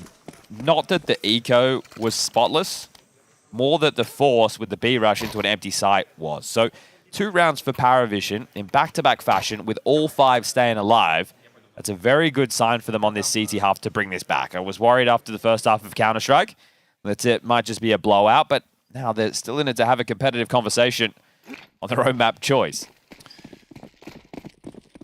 James brought in the AWP. Afro doesn't have his. They're going fast A. They are going fast A. James started his off. It's a deep donut smoke. Belchenok, what have you got? Flashes in his face is what he's got, and he's going to get cleared here. Oh, just enough vision for Bemis. Provides the opening for Monte. James Orp now spotted out in the donut, but he found the equalizing kill. Notice in the shadow here. Yeah, he knows. Flash turned, but he's got some support as well from Big Box. Notice drawn a lot of attention. Bomb's not planted yet. No, and that smoke on Donut's not going to last for much longer. They have replenished it. Cielo spamming away, gets weird. Sway onto Afro. He's pushed forward. He's going to make life miserable for them. That smoke is now gone. And that bomb loose, still not committed. Forced out by the Flames. That's a good one back from Monte. They claw themselves into an advantageous position. Ziello doubled up in Donut with Jame. Flash. Turned. Jame eats it. Gizmy takes down his compatriot. It is just Jame. 1v3. Azua a sitting duck. 50 seconds on the clock as Jame makes a 1v3 into a 1 versus 2. Gizmy running the bomb B through Temple. That's a safe passage out of this one. Is Jame ahead of the curve? He usually is. He's already seen it this half, so he is playing for the possibility. And okay. He wants, I think he wants to deal with Rainwaker. Right, this will never be expected for Rainwaker, and then because he has a kit, he's still got time for the 1v1. Rainwaker will never expect this. Well, never mind. Rainwaker did expect it, or even if he didn't, that's still a classy shot from the man. He's had some big moments in this map. His face tells me that was a surprise. Yeah, I think it just in his peripheral How did vision. He get there so quick? James Brain not skipping a beat. All right, Dastan on the mic. He knows that this is essentially the do or die point of the game. For PARIVISION going into the next round, if they lose, it's only 1,900 loss. That would mean 11 rounds for Monte, 1,900 loss bonus to cobble together a bye, and then at that point, Monte can see the finish line. Map number 3, right around the corner. That's Inferno. So they have to stand up and be counted for within this round of play. Sketchy there with the opener, and then all the smokes fade. You start to get worried, but good poise under pressure. Something that Monte have been doing all tournament long is when they get into these mid-round weird scenarios, they're not afraid to just pull the plug and evaporate what the original call was and completely change it on the fly with the new information. Which is not something you know, there's a guarantee with the less established names in Counter-Strike. Jame takes some early flak damage there on the mid-HE. Used almost everything to get this mid control, almost in similar fashion as to what we saw from PARIVISION in the first half. They do, however, have 2 smokes for the finish. Orb shot, Humble's node up. And they quickly dart across to get red space. If the AWP of Afro gets to play red, he can control rotations. Doesn't actually have to be the commit. And they're waiting for the reaggress, right? How common is it in Ancient in the last, let's say, year and a bit of play that you get 2 donut, 2 red, they come for the clear, they want the mid space. You'd be walking into this trap. But just like we learned on Mirage, this is the peak James has been waiting for. Afro's considering it. And just a slight overstep from Afro. James wins the AWP head-to-head. He's talking a lot. No reaction on the minimap. But actually, no, Belchanok leaves. He says he's fine. So Belchanok will combine with Nota on that speedway to lend a hand. Bemis connects a bullet. I think they still want to split A. This is Belchanok in a 25. Powerful off angle as well. He's going to run out of time. So much trouble. They are in trouble. Azuwu one back. You got 19 seconds. You need to pick up that bomb. You need to kill Nota, and I don't fancy your chances. That's round. Yeah, Gizmi tries your might here. You might be able to take down Zwei, sure, but James going to run for the hills as soon as he knows where you are. James actually hanging around, and as soon as that kill comes in, he'll dip away. So both in-game leaders staying alive. It's a very, very costly moment there for PARIVISION still. It was a necessary win. Off the back of the timeout, you get one. Sure, it's not the way and the manner in which you'd have liked to convert an 8th. I am surprised to see Monte go for this approach, though, because Mirage, we had a very similar conversation. Right? We were recounting earlier in the tournament when Monte were taking on teams like Big, they could get stage 1 control, and then the lesser experienced teams, or maybe the playstyle of the teams, would play to them just walking back in and getting killed. In this scenario, PARIVISION didn't. They say, you can have the space, you need to make the next move. We're not going to play that game just because that's what's been brought into meta, right? It's a bit more of an old school approach, but it also works, right? Sticking to your guns, holding your bomb sites. That requires multi-output from your individuals, and that's what we got from Belchanok there. 2,400 for Monte into the next round. They are looking to take the eco behind Gizmi saved AK. They can get a plant that'll help out Gizmi a lot in the buy department for the next. They bought smokes, cave, red, donut. That might make you feel that this is a heftier buy, right? You see those 3 smokes, you're going to assume that there's more than just a saved gun. Afro with one flash to breach in. Might even not get a chance to use it. I mean, the fact that Gizmi does get that trade doesn't end the round, but with Zwei's kill onto Gizmi, it might. At least Azuwu can retrieve an M4, and he has got past the sightline of the yellow cave. Now spotted. It's great to have a gun. I just think, you know, with lack of armor on any of these boys, right? If you don't hit the first bullet, your crosshairs hitting the sky. Flash and double swing. Just running. Yellow should have had that. Does so. Stabilized by the Belchanok's help on the long side. And just Rain wake up. To make this a 1-round game, though, PARIVISION. 8-4 half. Started as they need to go on here on the CT side. It is crazy to think that Rainmaker only has 12 kills with how impactful a lot of his are felt here. Doesn't even get another for his troubles.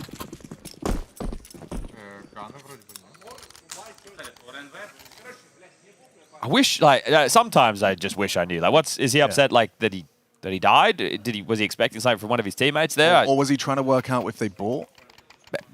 Potentially, right? Like, what did he have? Did he have a deagle? They did mask the round quite well for the opener. Gizmi's going to have to operate with a glue here. This is where the pressure's on the young man to call a tough game. I said already, it's hard to call against Jame, but now it's getting a whole lot harder.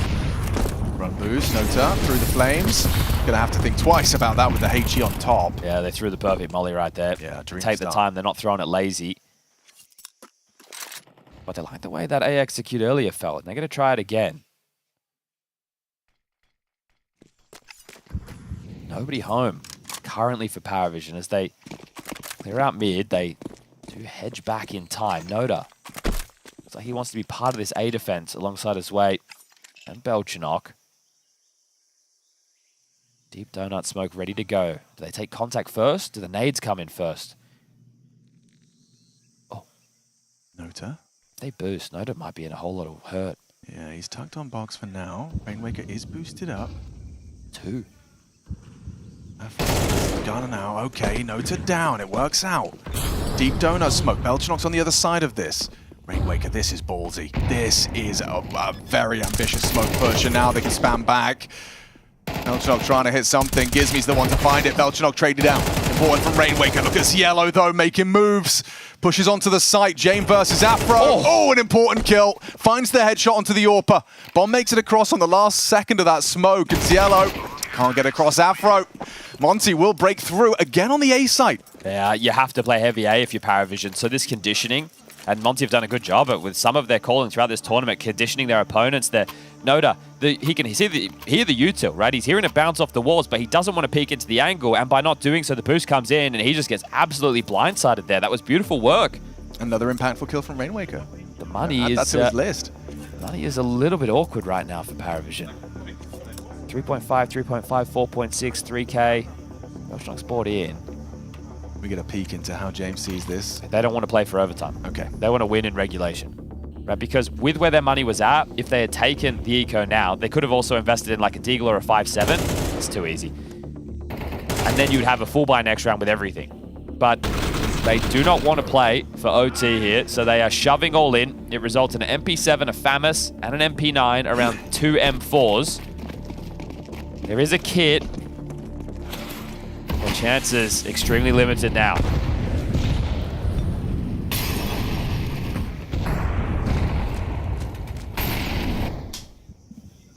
CS2 and PARIVISION, though, these are the rounds they can just catch fire. But you see that conditioning, right? They're playing off mid, they're playing heavy A.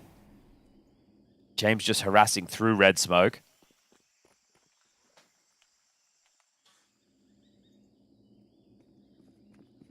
With Afro already scoped in, if he's playing this pixel, Ziello could be caught. Yep. Just like that. Knew exactly what they're up against here. The smoke still does get deployed. Tway is forward here. Baited in by that ramp smoke of Jane. Rainwaker nearly got caught. The dink is not enough. They're gambling. By the board. Are they gambling? Yeah, James called at least Belchenok towards A. It's just way on the side. Okay, so. yeah, second by the cherry, right? You just... Well, now they're 2-2. Okay, wait, what's going on? Indecision. You just donated a nade. There's a smoke to work with a HE in play. 35 seconds. BXX. Basically, the idea is if Sway can one-man hold the site, great. If not, we've got guns for the next. This is a fake. Right? Azu is not going to go late through cave. That would be... Yeah, okay, back to ramp. Going ramp. Okay, so C site's clear. Here we go. We'll bring the bomb in. They should get this down. Yeah, Sway's tucked in on the cave. Nothing Can't he really can do anything at all here. Spotted and eliminated. Monte will be finding their 12th. Okay, well, remember Inferno, third and deciding map of this series. They've worked hard to put themselves here. This has been a game where both teams who won the pistols lost the force, so we've had some tough starts. Retaining the FAMAS and these 2 M4s is integral, right? Again, the loss bonus, I think it'll be 1,900 for them. That means for Zwei and Ziello, you're not going to see anything meaty in your hands at all unless it gets dropped across. Kind of a half-hearted hunt here, isn't it? Yeah, it's, do we give them an AK? Do we wipe the board? Well, if they peek us, we'll take it. Otherwise, we're not just going to hand these over. Here it is from Afro's POV, yeah, just exposed. That's one way to deal with a really annoying position. Does mean your Overpass to take a fight in cave, though, so... I mean, I wondered what he was doing when I just saw him in the smoke, zoomed in. I'm like, okay, you've got a plan. You must be doing something. So another FAMAS has been dropped and brought into the mix. Zillow will operate with an SMG again. And I'd imagine a similar start for Monte, right? Like, what's the rush? Oh, well, there's a rush. Nota can't hit it. Azumu traded. Belchenok onto Afro. That's important as well towards the elbow side. Gizmi in all of this chaos has been spotted by Ziello, and he's announced he needs help. Zwei will canter over. Gizmi already pathing forward, looking for that frag as Yellow spots him out. He heard Zwei, and he removes him. Important Nades find. on the guy right now. Gizmi's doing everything for the boys. Couldn't tame the spray, and MP9 wins out, but Rainwaker good for the trade. B-side's open. Beltonok kept at bay by the flames. There's a smoke on that.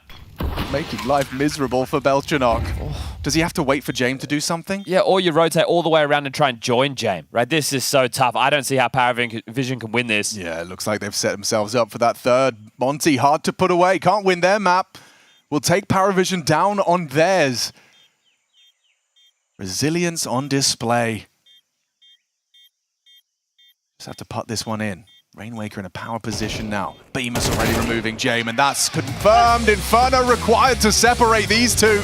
A 0-1 match. Loser would be condemned to have to win 3 consecutive best of 3s, and they're not going down without a fight.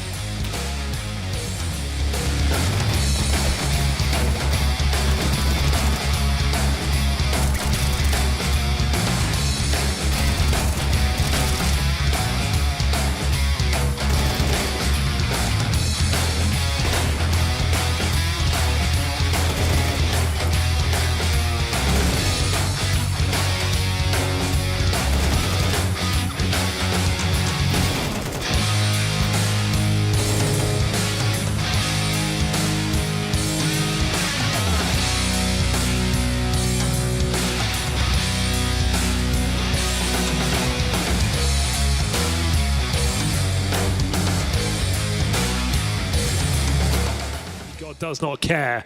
13-5, monster start to this map, and G2 need it. They were in the hole. Heavy got a Nerds lockout middle.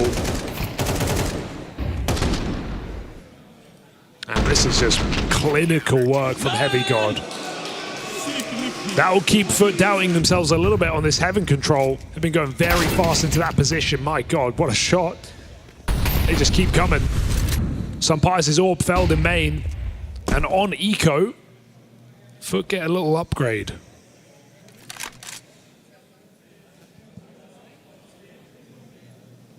Yeah, the idea that they're now armed with 2 AKs and this AWP is terrifying. Sat pretty in a 5v4 as well. Duke's looking to put that AWP to work. It's again back in the middle. Spot there on Heavy God. He sticks around to try and fight this. This is a guy who's only dealt in 3 and 4s in the last 2 rounds of play. And so you know when he's on the ball with this first, that's the right time to stop. You don't try and go for that trade. You let him have the space. Natus has been a real vulnerability thus far over towards Cave, and so again they're coming to pressure him. But this time he puts up a fight. Now they can't go B.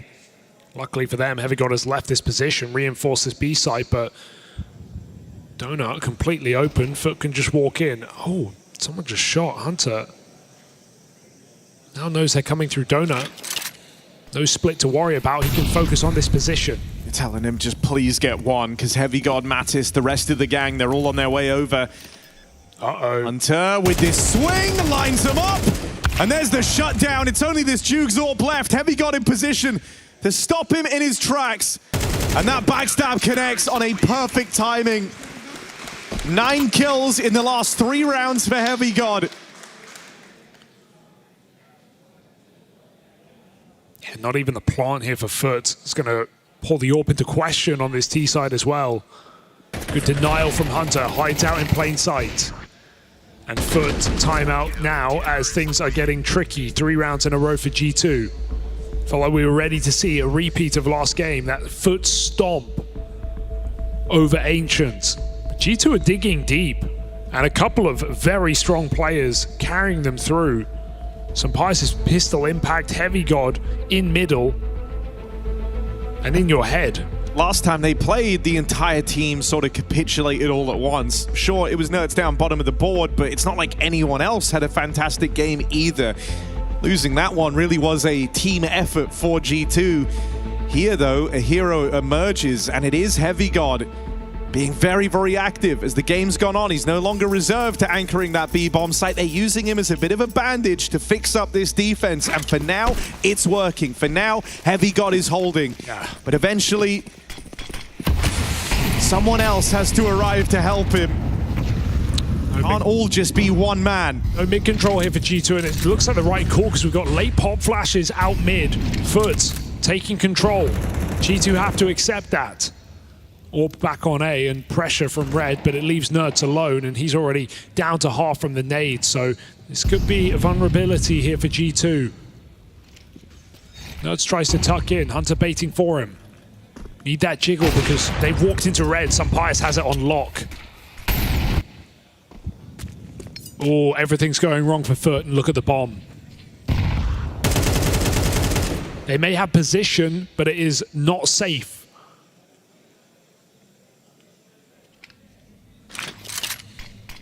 And the reblock, just forcing them into B. Oh, everything has gone pear-shaped here for Foot, and that's their last bit of utility. They have a single flashbang to get them into this site. I don't see a way you win this. Even if you get these entries and put the bomb down, that post plant is going to be so tricky. It would be a good time to see G2 play retake setup, but they go double cave as well. Orb here in time. Only the tag. Mattis can't finish the job. And so we're left looking at Heavy God having to provide for G2 once again. He's got 3 players coming his way out the cave side. Only the one from Heavy God. Quick trade. Hunter closing in, Demon on the line and not letting them through to begin this retake. Oh, scary, but all eyes on and everyone swings together. Foot do get it over the line. G2, awkward timing, committing to cave like that and only hitting the leg shot does come back to haunt them. Needed more from that hold. Because we've seen them play good retake B already. We've seen them with some, nice positions. So would have been nice to see them completely give it up. Foot could never execute. They would have had really tricky fights coming out into B, but G2 don't know what they have. And so Foot win a crucial round to keep them in this game.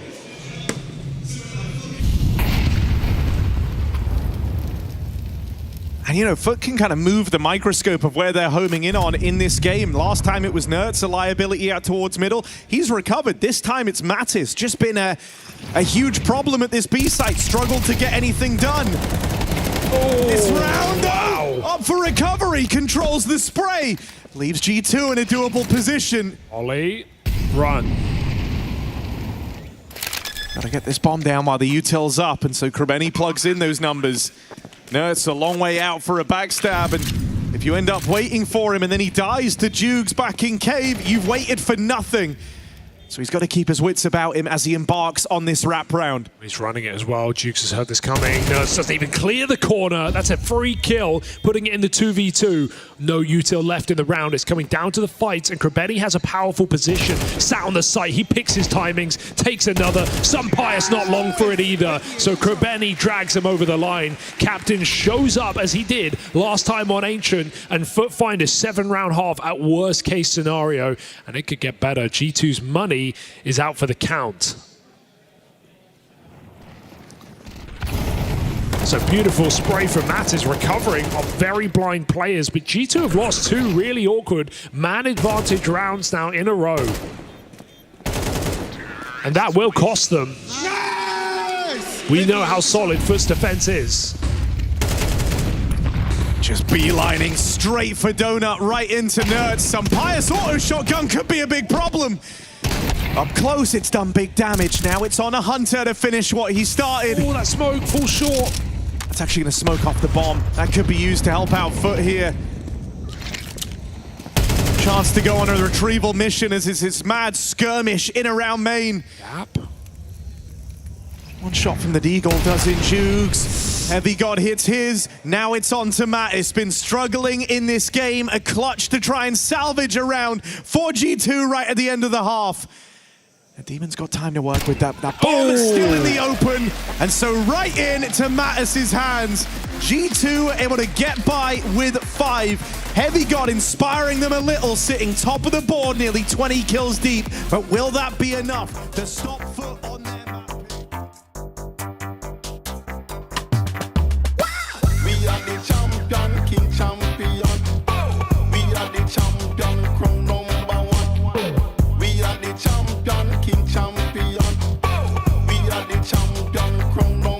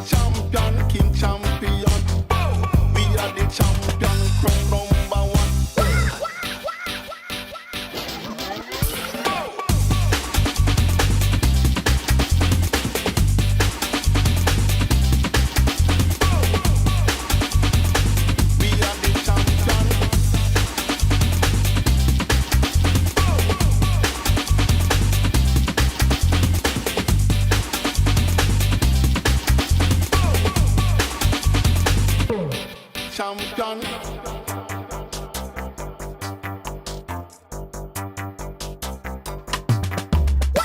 We are the champion, king champion.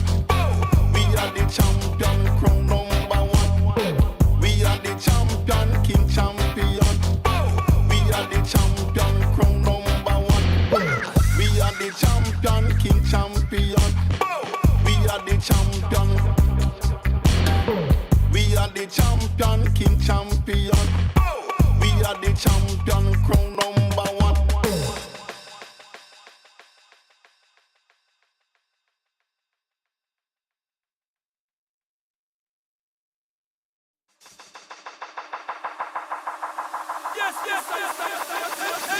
Tell me one done coming like Keith.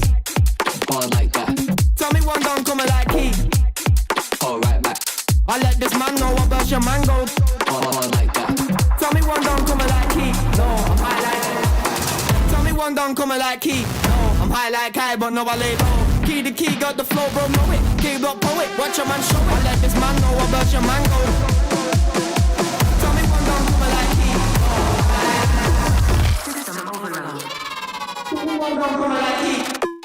Ball like that. Ball like that. Ball right back. Ball like that. Tell me one don't coming like Keith. No, I'm high like. Ball right back. I'm a G like Ali. I'm in the alley with Ami and Kali. Shit. And I'm in my body. I got sick quicker than whipping a rally. I leave a man bed like Carrie. Where am I Batman carrying? No, ain't nobody that you know it's flow. No, key to key G, I'm a blow. There's a lick toe and I'm taking your whip and I'm going. If I say I'm money, you know that I'm showing. If I say I'm money, you know that I'll show. Go, know about key G, get to know. Cause you know revive and I choose to blow. Cause you know revive and I got the flow like the whopper. I lick your mother.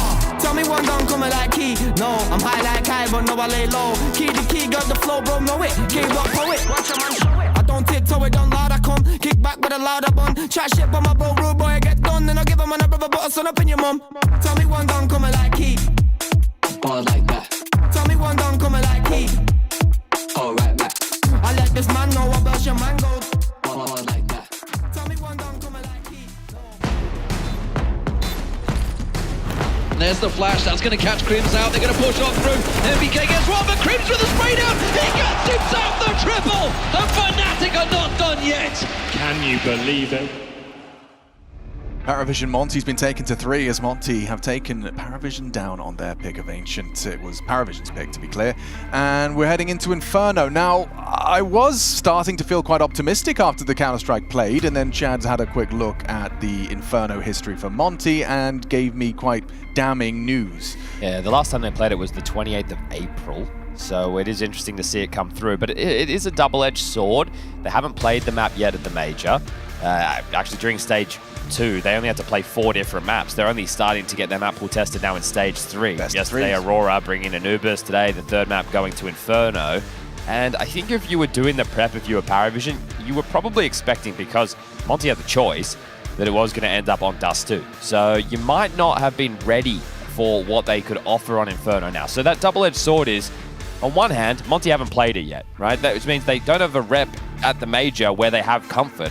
The other side of it is, well, PARIVISION don't know what you've been working on in the lab, so you can bring out something a bit more tailor-made to disrupt them in this head-to-head. Sure. Downside being, you are going to start on the T side, and you know, there's a world where PARIVISION can just erect that blue wall. Of course, it is going to be that pistol, and there's been a funny thing with pistols so far in this series, or at least maybe not pistols, but the round that comes after. Yeah, we've had 3 pistols without conversion, so that's going both ways. But yeah, it's Monte who, with stage 2 and stage 3 combined, that's just their game yesterday. They're only at 30% pistols won. Today they've won 3 out of the 4. Yeah. So they really need to make sure they get the conversion if they do pick this up on the T side. Having a look at the setup there for the CTs. It's interesting to note there off of that James, more often than not, will be starting over towards A. He doesn't really set up the B players, just leaves that to the riflers on the CT side.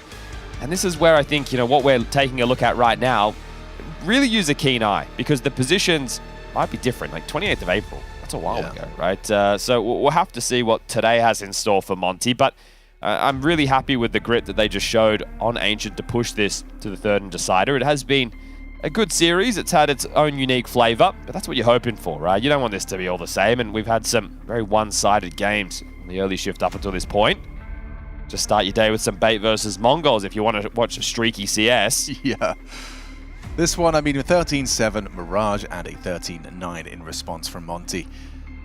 No surprise seeing this, is it? You're going to have a Zulu running up banana, right? Mr. Crowbar, if you missed it when we were kicking off the series, I said from stage 2, he was the second highest rated player on the T side as far as entry kills, just behind Donk. I don't know if you've heard of that guy, but he's pretty good. Pretty good at putting bullets into opponents' heads. And being so fluid with it. Yeah. Right, watching Donk is like watching a masterpiece. It's a painting taking shape. Okay, well, the odds in PARIVISION's favor for this third and deciding map of the series. Winner moves on to the 1-1 bucket tomorrow. Loser condemned to 0-2. 1 best of 3, 2 maps away from elimination here in Cologne. Decoy, HE and a Molotov thrown into Banana. They want to force Yellow into the fight, and it's only going to be one. From the dual Berettas towards the sandbag, forces Nota in towards the site, and okay, Azuwu nearly lost control of the Glock. He's caught Zwei, and that's going to lead to a very fast pivot. But look where James is, right? Yeah, he is alone in apps. You're not going to expect this, because Zwei is the A anchor. James, if he just stops the plant and then lives, this one's back on. Imagine that's exactly his plan. They're not considering this at all, but it's only Azuwu that goes down, and that was pre-plant. Afro, this is an interesting one. He's hoping to catch the banana rotates, but he hasn't been holding short. So now, they get the info without a death. Nota and Belchanok coming in through the Moto smoke. On the fade, his elbow's been spotted, and Remus loses his head. Afro, an important one onto Nota. There's Belchanok in the clutch. He's got Gizmi trapped in pit. Finds a new angle, gets spotted out, and now they're playing with him. They know the clock is on their side, just ticking further and further down the 10-second reviews. Belchanok accepts defeat. Monte take their pistol on the T side. Now, if they can convert comfortably, then it's on like Donkey Kong. Yeah, this is going to be the hard part, right? Because James likely to call it into a stack here. A little bit tough for Nota there, because after he spotted the plant and the player over towards pit, he goes to himself, someone should have been watching short. He turns around, but gets caught by the timing either way. So Afra does well there. Good stuff from him. Here's that force. So we get a CZ75 in the hands of Yellow. It's going to be 357s. An MP9 to take it to battle. They block half wall immediately, so completely shutting the door on any early escapades. Yeah, James got the same kind of plan for anything apps. He's just going to be doing a jiggle smoke defense for that. Flash and push, deep banana. This is ballsy. So you do a deep smoke, you clear out banana, you claim it for yourselves. And on the other side of things, through the short smoke would be very risky. Yeah, oh my God, wait. He just got caught off. Afro profits. James accelerates into Gizmi's Galil. Belchanok could be next on the naughty list, and he is. They have done what we thought impossible. Converting off of their pistol win, and even with 5 alive. Yeah, okay, well, they have been really quite ballsy on some of their pistol rounds, and then with the conversions, right? Just think about Ancient. They're trying to pipe through the smoke. They're pushing through it. That could have gone wrong, right? If Afro did it a second earlier, or Zwei stuck to his guns on that position behind the smoke. I mean, I think for him, he's just thinking, there's no way they're going to walk through a short smoke. Yeah, so apparently that's one of Monte's trademarks at this point. Yeah. As he was there. 5 seconds ago, Zwei was where Afro killed him. Those are the most frustrating deaths, right? Because you think to yourself, how on earth have they decided that is the play? What are these idiots doing? Yeah, that's Zwei just shrugging it off. And this is Yellow and Nota holding onto things over towards B. So all 5 do stay alive for Monte. 2-0 start. Brilliant. Okay. So as far as the checklist goes for a competitive Inferno, we've crossed 2 of them off already. Monte winning the pistol on the T side of Inferno, a map that they haven't played since April. For its debut at the Major, happens in stage 3. Just seems crazy that that's the start. Like, I'm looking again. And you're trying to check. HLTV, are you correct?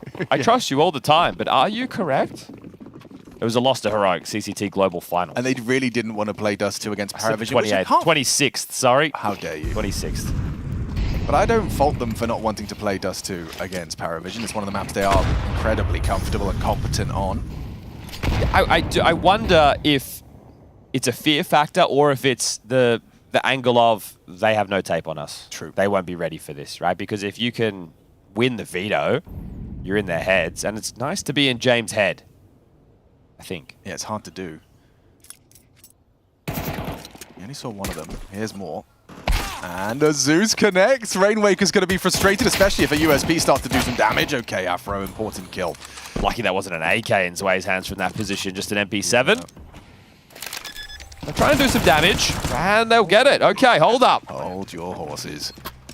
This one's getting sketchy.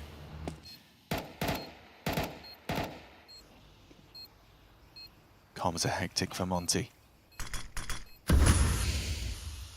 Gives me in the pit with that established crossfire. Bemis has been audible on site. He wants to throw his molly. Put your nades away! Put your nades away, Bemis! You're getting right!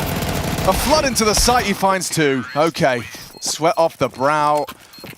Oh, he thought only we're allowed to walk through smokes. Yeah, right. Yeah. It's against the rules for PARIVISION to do it. Okay, so PARIVISION, they do make that one relatively costly, but no issues for the buy for Monte. 3-0 start, guns come out for both teams now. Jane brings out the AWP, so you're going to see Zway anchoring down towards A. This cheeky little badger right here. You just see the combinations of Nota, Yellow, Belchanok blocking B to start the round.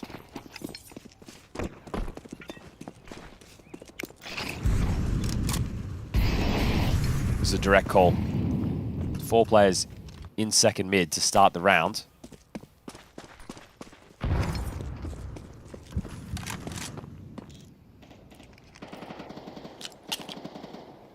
Okay, 4 apps contact with nades. I mean, against the gun round. This one's a doozy. Oh, he doesn't even get to throw his incendiary. Rainwaker's hit a banger. Bemis has removed Belchanok, you know, and Orp just fired a shot, so you clear him. Bemis enters in and round. That's an insane call. The reason it's an insane call is because when you make those type of moves and you have a full belt of util, if you just all get stuffed in apps right there and just get spammed down, you wasted all the nades, and you go to yourself, well, that was a full gun round that we have just completely squandered because we wanted to go for an apps explosion. But when it works like that, it looks like a thing of beauty, right? Rainwaker with the entry kill right there. He just absolutely deletes Zway. No chance.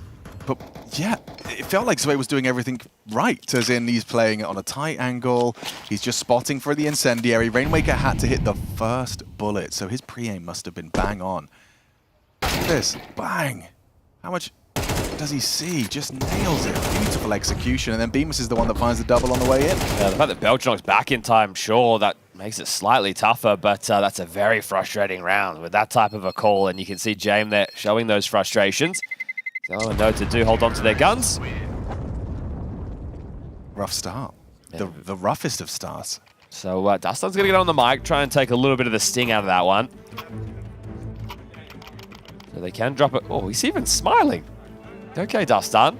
Hey guys, we made some silly mistakes. Yeah, and that's okay. You know, sometimes the other team, they're going to hit good shots. We hit good shots. Guys, in the last map, the map before that, you guys all hit some really good shots. And what we're going to need now, going into this next round of play, if you guys could all continue to hit some really nice shots. But remember, it's Counter-Strike. It's fun. We're here to have a good time, boys. The new Dustin. He's such a guy. He's reinvented. Right? It's incredible. This campaign that he's been running.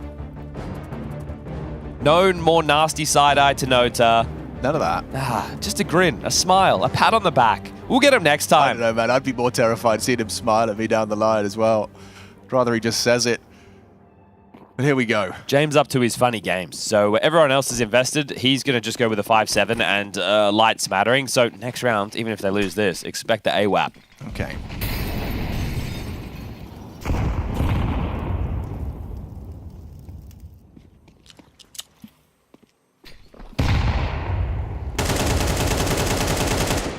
Direct again. This is one of the things when I was looking at the pathing for Monte on the map, it's not like, okay, this is the boilerplate. Like, Rainwaker's the Halls player, sure, but it looked like a lot of their stuff was clustered. You're getting into that again right now. The fact that Afro is patrolling top mid like this, it's so cheeky.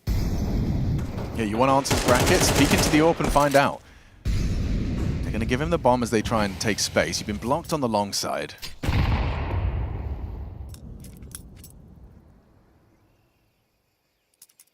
Yellow's rotated back to join the A defense. It just leaves Nota here on his lonesome, and, well, at least on his body right now, he just has this HE.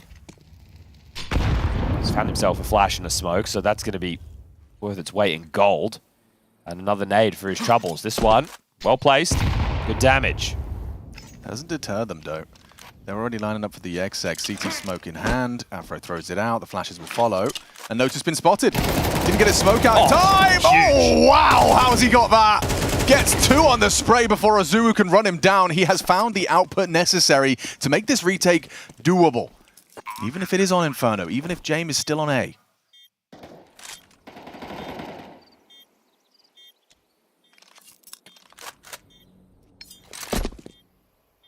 Oh, that coffin smoke. That is surely rounder fighting right here. Yeah, listen to that. You can't go through it. You have to call the cancel, but now you have to get out. Hearing all the steps. And he might even get a couple on the exit with the AWP. I can't believe they're going for this. Yellow's removed the AWP. Azuu's in pool. Time. Just in time. Nice one. Fine. Rainwaker secured the round. Okay, yeah, you can stick it if you want, Yellow. You ain't winning that one, bud. Gosh. I mean, it just felt like the clock was so against them. Yeah. As soon as they got blocked by the coffin smoke, that was perfect from Rainwaker from top banana there. Dustin's not smiling now.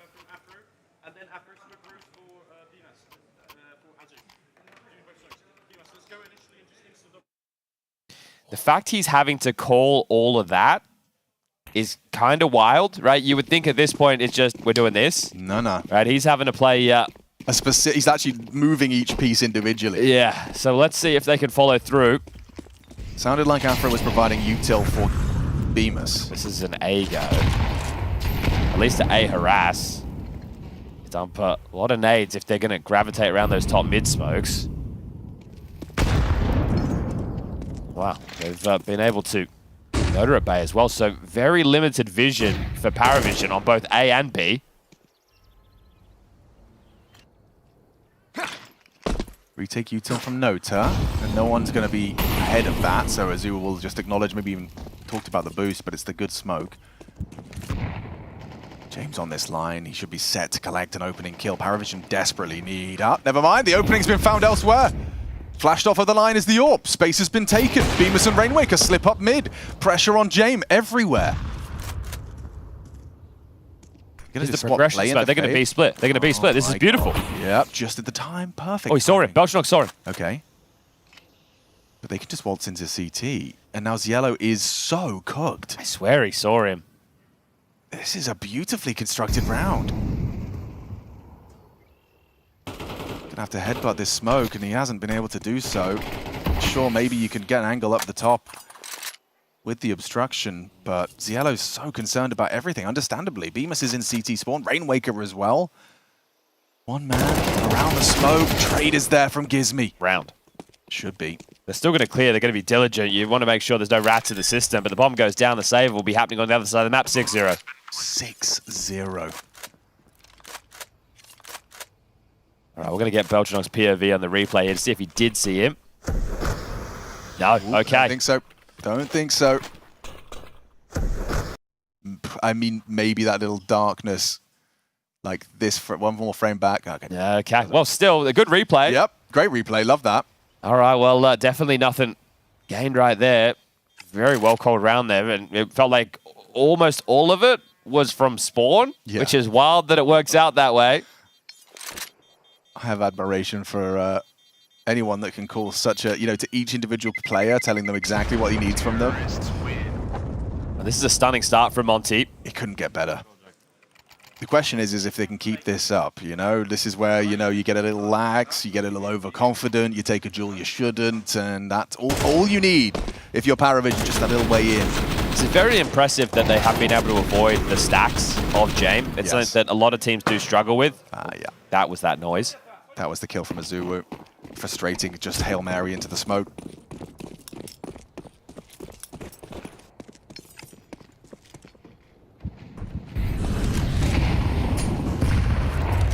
Boosting the AWP up. The Tower of Power going to give them a little bit of extra vision and also boosting into the window room in second mid. No banana control whatsoever. Sure, the half-wall smoke's up, but you can see with the position of Nota and Ziello, they're not actually playing for that control. Could be flashed in a moment.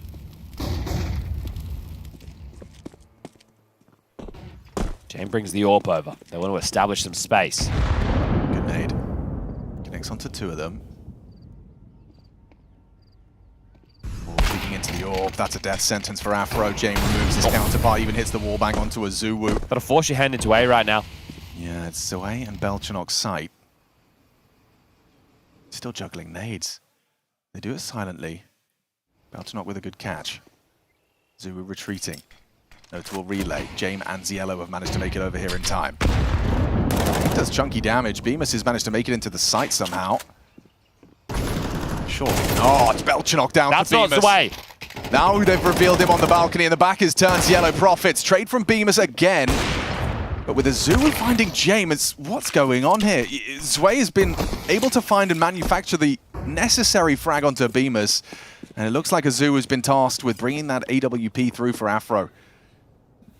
James has got plenty of cash, so with the round win bonus, he's going to be able to buy another one here. He was instrumental in that, right? He finds the opening pick, and he also forces their hand in towards this A plate. He stacks the cash for Monte, obviously. The fact that they have just been rinsing this so far. Yeah, Zwei passes his test there. Well, he had to, right? Belchanok shows himself first. At that point, Zwei has to get something done, right? They're name-plating that, but they're under a whole lot more pressure considering the circumstances. Have been able to scavenge back an AWP to give to James. So he won't have to invest upon that, and it's Kakafu getting on the mic after that. So, okay. Gizmi's doing all the talking, so likely just a couple of chip-ins from Kakafu here. Covering his mouth, doing the dust up.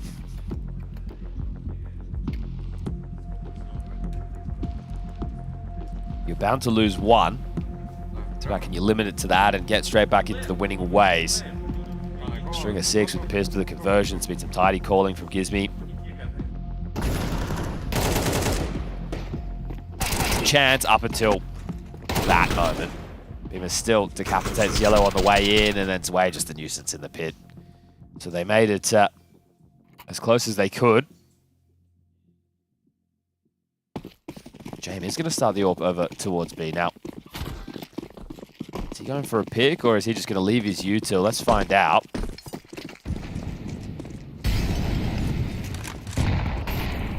So nade donation, top banana. He's actually staying on the CT line.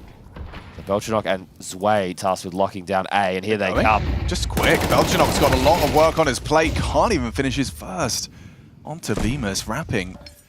Smoke is there on the arch, denies the help that now Zwei can provide. Ooh, Azuwu needed that headshot. A round-defining headshot onto Zwei, stops it from spiraling. Yeah, you know what I'm going to say. It's another save. I mean, it's not something they want to be doing, but PARIVISION forced to. That's nice, right? That's where you go into the strike book and you pull out a Poppy A plate. That and the apartments just first pop. gunny. Yeah, that's two tone setters indeed. They're just uppercuts, right? And you left a little bit starry-eyed after those. You're like getting no respect. They're just going to brute force into our site. Really important trade from Azuwu there. I mean, Belchanok, understandably, he needed to find something there. But it wasn't like he was playing off of anyone, you know. It was. He's also late to his position because he had to throw the deep banana smoke. So it's not that late, but still, right? Like, it's you're just getting there. You're just getting sorted. Oh, flashes. Okay, it's A. I'm dead. Sorry, guys. Did what I could. Zwei can't mow them down. We're in a lot of trouble.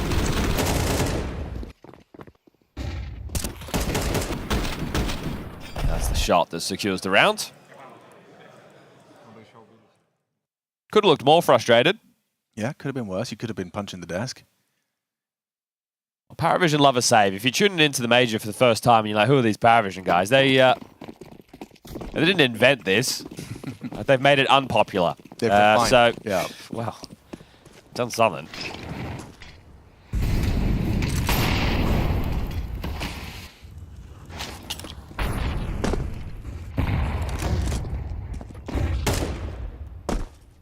Realizing they have to play on the front foot. PARIVISION down to the space before their A defenders are dealt with. James on the line. He's found it once before. This time he gets a nade and a flash in his face. Has to work on 48.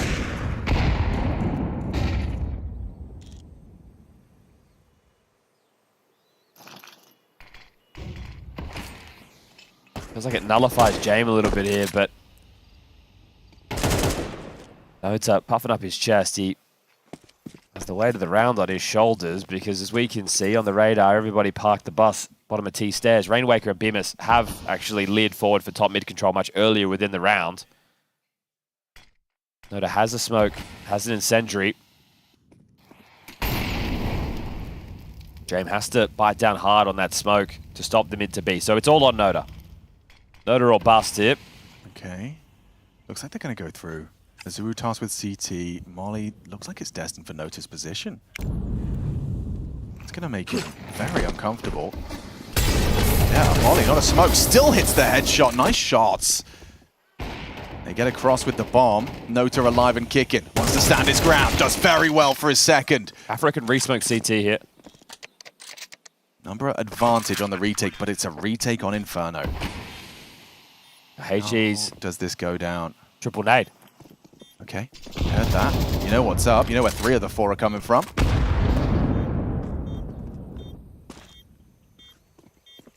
Bemis needs to back his aim here. Does so well onto the first. Caught crouching by Belchanok on the trade. Need the pool player to find something. Only Afro remains. He's got a 1 versus 2 on his plate. The delay from Zwei is everything. No way! Where's the cover? How has that happened? Zwei just staring at the brickwork, admiring the paint job. And that's another round for Monte. How's he gotten away with that? Afro has stolen a round away from PARIVISION's grasp. Nota gets 2 on the solo B-hold. I'd love to see that from Zwei's POV. Unlikely we get it, right? No action from him, but yeah, trying to keep track of all of that. That's got to be one of the real nails in the coffin to this. It's an 8-1 scoreline. T-side Inferno. Job feeling like it's almost done. It's a number advantage retake. Nota had the weight of the world on his shoulders in that round. He did a very good job being able to chip and shave away a couple to make it a real retake opportunity. That opening shot he hits on Azuru, he's like crouched, he nails it. Afro was noted, he got a kill. I just think because you see the... Cover me, I'm holding. I'm not I can't sure. explain. I don't know. The fact he's given the... Yeah. Asking the similar questions. The fact, I thought, okay, maybe because he's in the middle, Zwei had like jiggled, didn't see him on the corner. Sure. Hard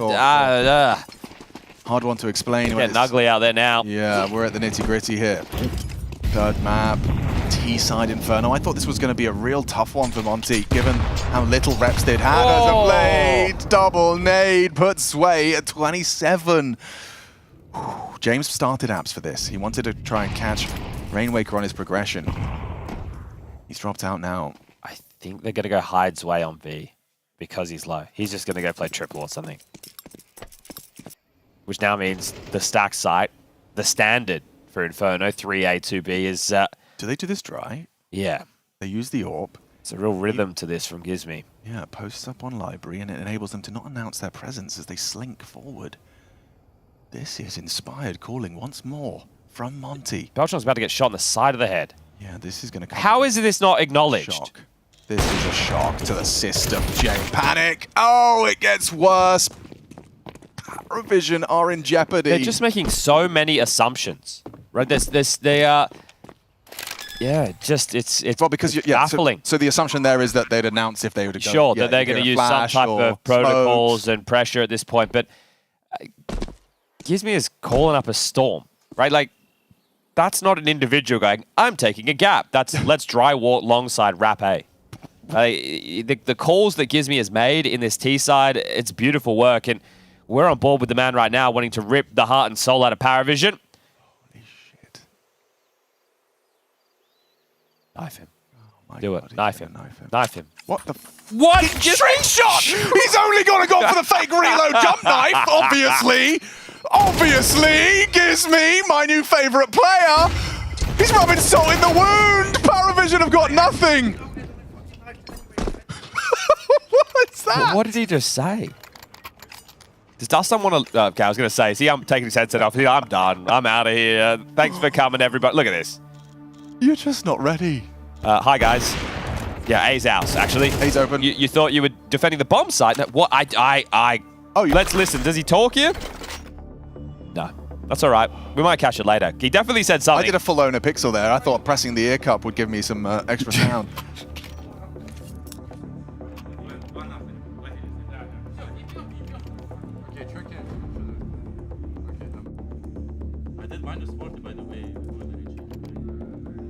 Yeah, they didn't even know the nades had softened its way up in that situation, right? So, It's never a good sign when the CT side are rocking 3 FAMAS. No, this is... the fact that they've had guns for so long is just by virtue of all these saves. Yeah. But even the rounds that they've gone for where they've had advantages, which are few and far between, they have been made to look foolish. Okay, you got a little bit of extra pace on that from the run out of spawn. In typical PARIVISION fashion, on a half like this, they wrestle and win around with the FAMAS. They find a 9-3 half. Is there any hope for them here, or does it just continue to spiral downwards? Zwei off to join Jame on long. That means now short is completely open. And Bemis is holding for the potential Jame fight. Okay, Jame. Surely overlooked now. Yeah, they're like they think they'd be dead if he was still here. So he gets the back turn and he profits with the double. Afro at least stops him. You've got the man advantage. Rainwaker still apps though. Zwei tucked cold Zera. Everyone's here now for PARIVISION. It's time to pull the plug. You can still go back to B. They're waiting to see what comes their way. They're just set up waiting for fights.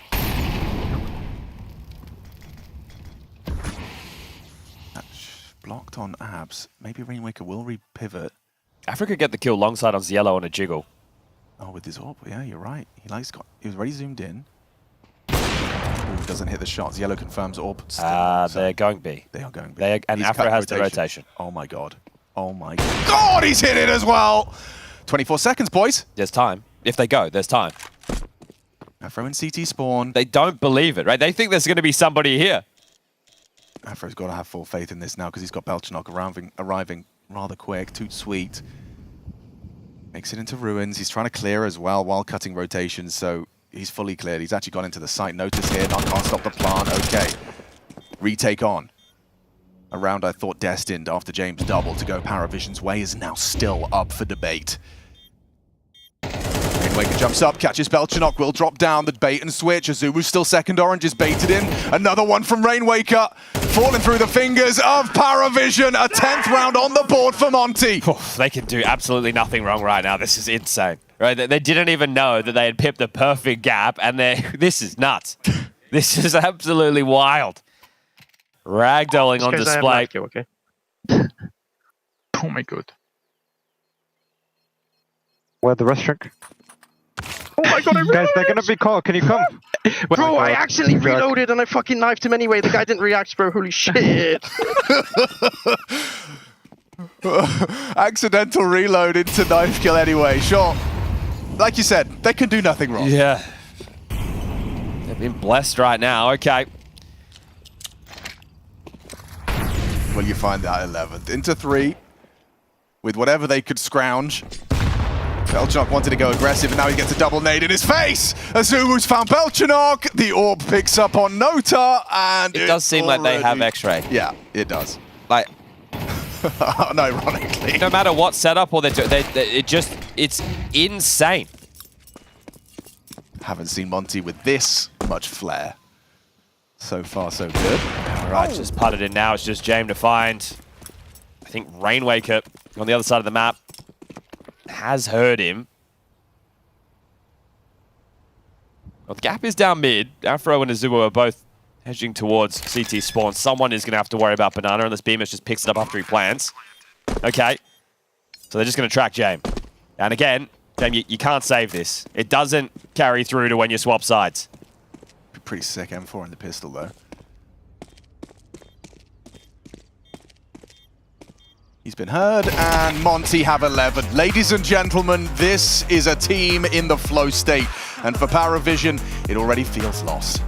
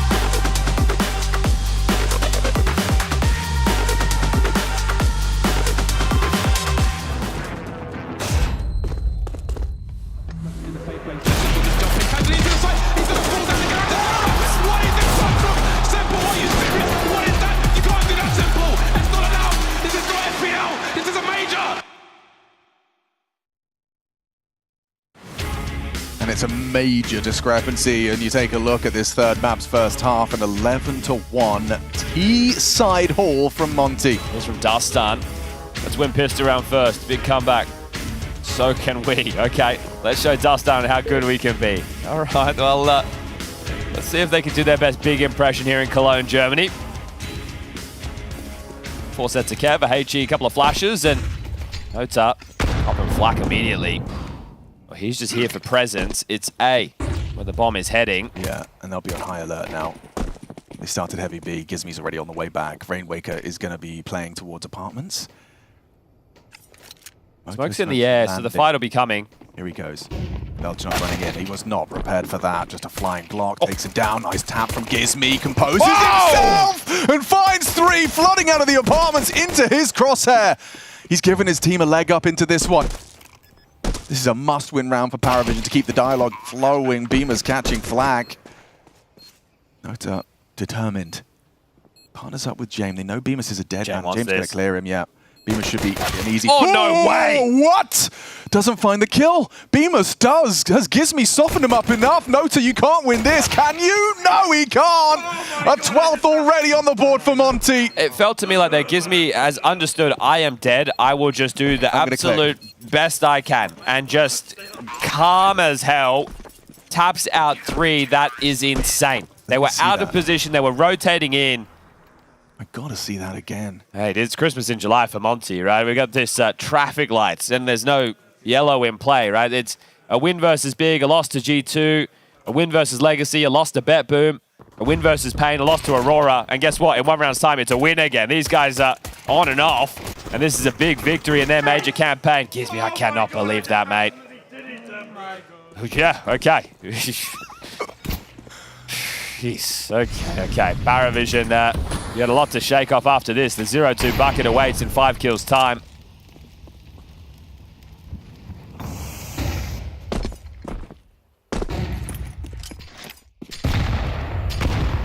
Again, Nota's rounds have started with just nades in his face.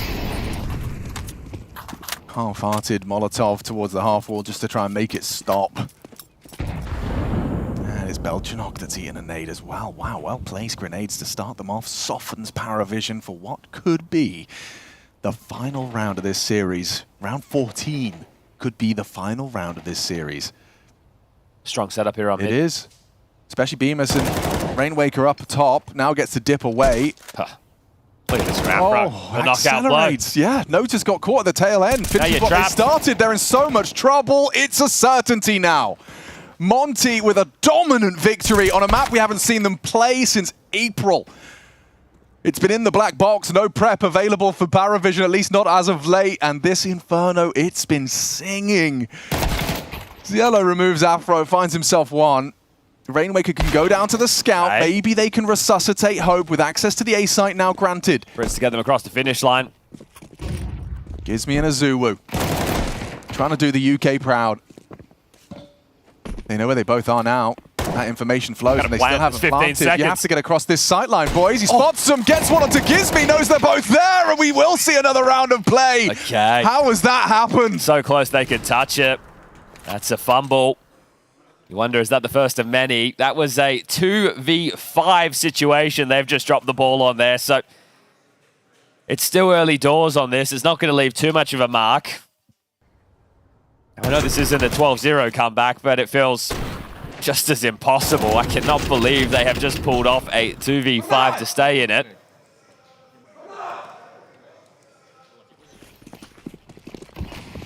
Not the way they were hoping to finish the map, but still. I thought they'd done everything they needed to. When you're chipping away at them like that, the guy's a scout. There's 15 seconds left. They still haven't planted. You can understand why you thought that way. There's always plans with Monte. He's been blocking B solo. It's a trap set up on A. It's this Afro flashback in pit. Now, it's being highlighted here. We don't even know if we'll get to see it manifest. It really depends on how James calls his troops forward. B smoke lands, gives me... Oh, there's the flash. It's yellow. Beautiful shooting. Not blind at all. Haven't seen much of that from the boy this map. That's round defining. And it is worth 2, so... Unless Afro and Gizmi want to win their own 2v5. He knows Yellow is around here somewhere. We'll have a glance for him, but he's hidden. They are coming back over now to Afro. So all on the Frenchman.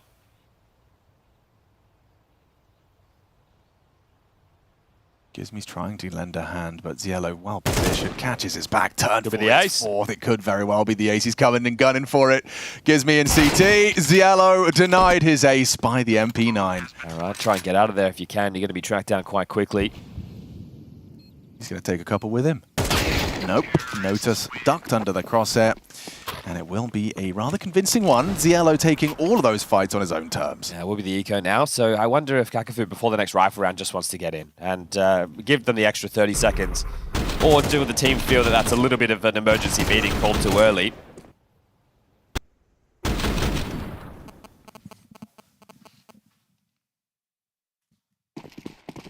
Five USPs up against 4 AK-47s and an A4 on its way. This one should be light work for PARIVISION. This has obviously been a very poor half of Counter-Strike, but they'll try and salvage it the best they can. Ducking under the bullets here, the spam coming through from second mid. An oldie but a goldie. Redback will be flushed out there, has to respect the molly, but all in all, the bomb is heading towards B. Coffin smoke's already up. Same with CT, and they're going to waltz in. It's Yellow who gets sprung. That's a gun to save. I understand. You think, oh, let's do some damage. No. You need to win one round. Hold on to the AK, right? Give that to Azubu and Banana, right? Let him launch himself into him and mow him down. The rest of you can go try and find another one. Exactly, and you get to create a buffer. Afro's had quite the map, hasn't he? 18 kills for him. Yeah, he found impact on the AWP T side, which is admirable. Then again, that's the kind of AWPer that would. Yeah, he's always wanting to insert himself in the play, isn't he? Right? He doesn't want to get Holy, that one flash he picked up actually does manage to get another kill for the USPs. Gizmi just trying to keep them away from that AK. It does look like he's going to be saving it through. So AK for Afro going to be dropped, I'm sure. Yeah, Afro doesn't have armor, so does he just want to use the AK, right? And the reason I say that is because they're thinking long-term, right? You do want to go in and win this next round to play, sure, but by him keeping this extra boon of cash, yeah, but it also means that there is the AWP available with the loss bonus at 2,900 in a close future round. Okay, you can see the logic. Yeah, James did something similar within the first half, so how extended can this scoreline truly be? We heard it, or rather we read it. PARIVISION talking during the halftime, saying let's make Dastan proud. Ooh, Modo trying to play prop hunt. Yeah. Barrel mode. A couple of bullets from that M4. He's going to get well and truly out of dodge, right, in case there is a second wave coming through. The fact he's so low on HP, just don't give away that opener. Let someone else play first. Zubu's a dead man. Should be. They don't spam him through the boards, so take it back. Got flushed forward, manages to at least preserve full half-wall control.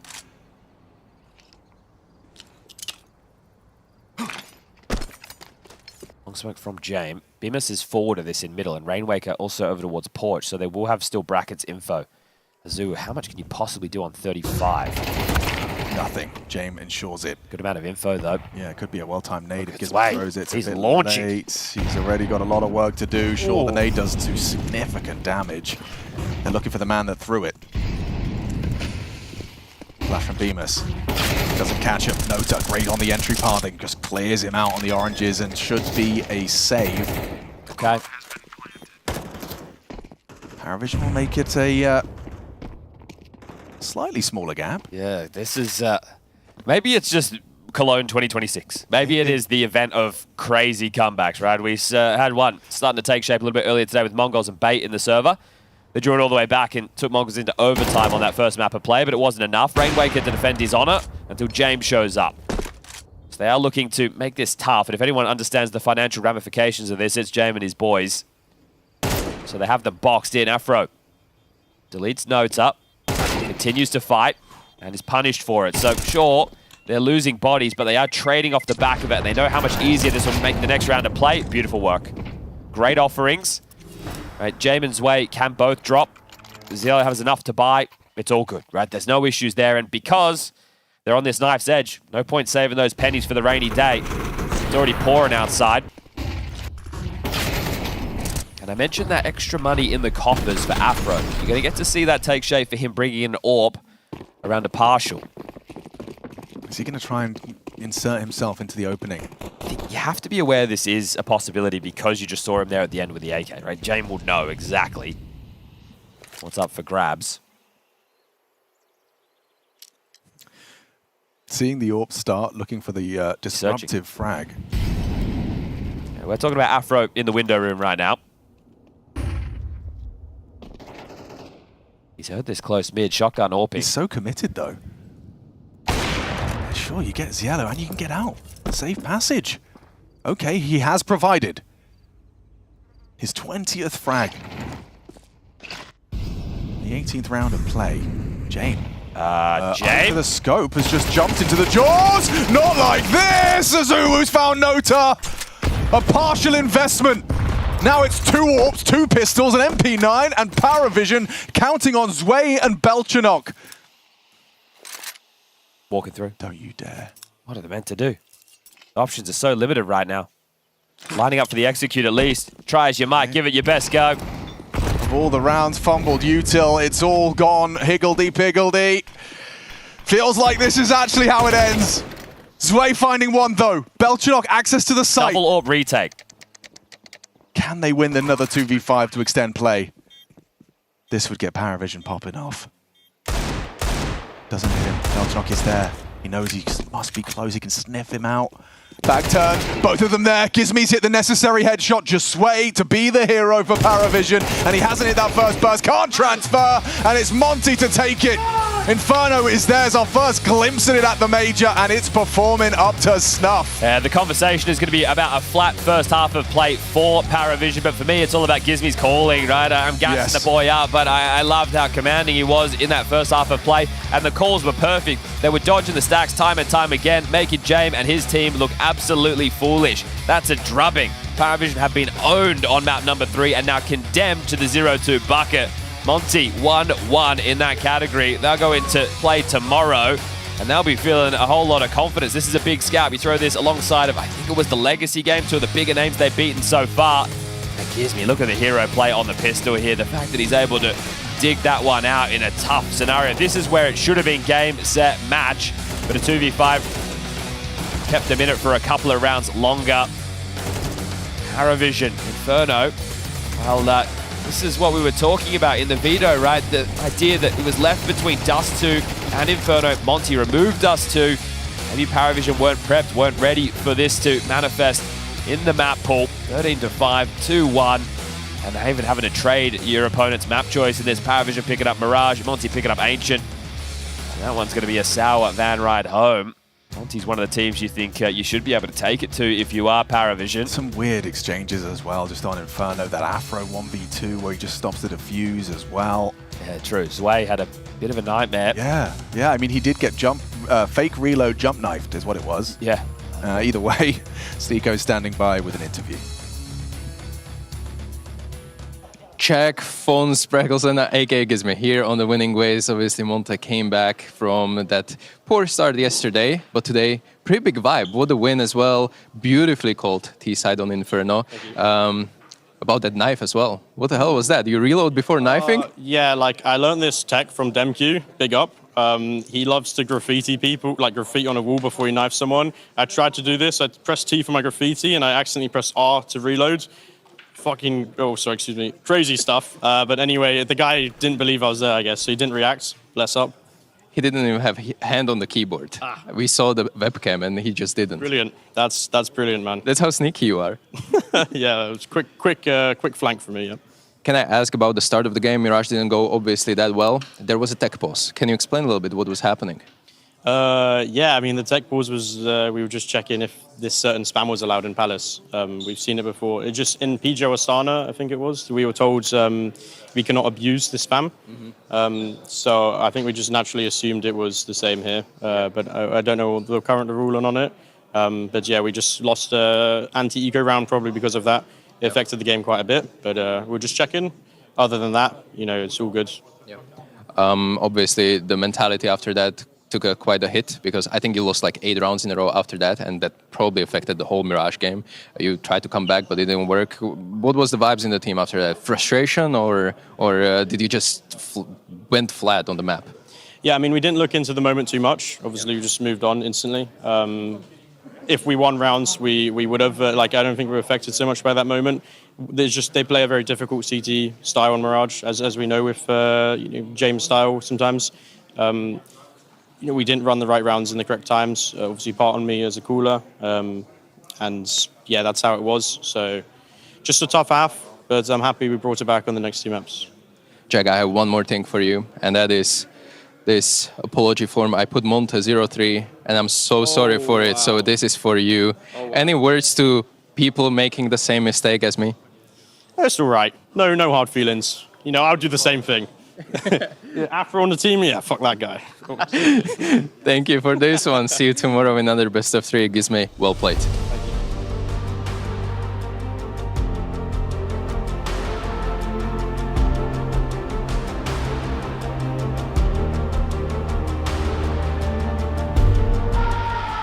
The pounding heart of esports beats louder here in Katowice.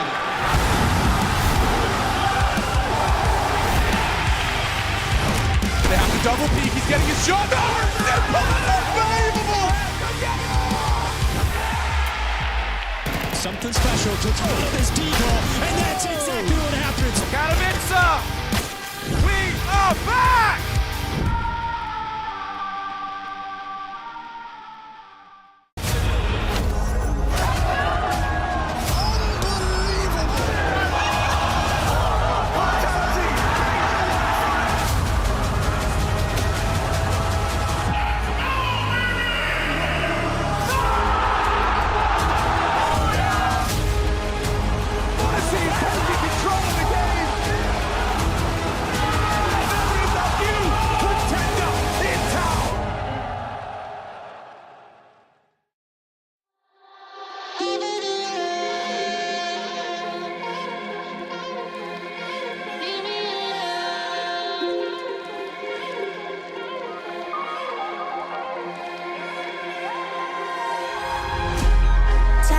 To be responsible.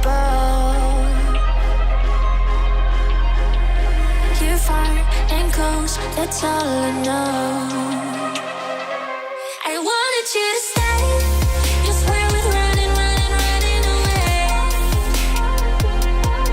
Why don't you say that you were a liar and just leave him astray? You spin me over the world. You spin me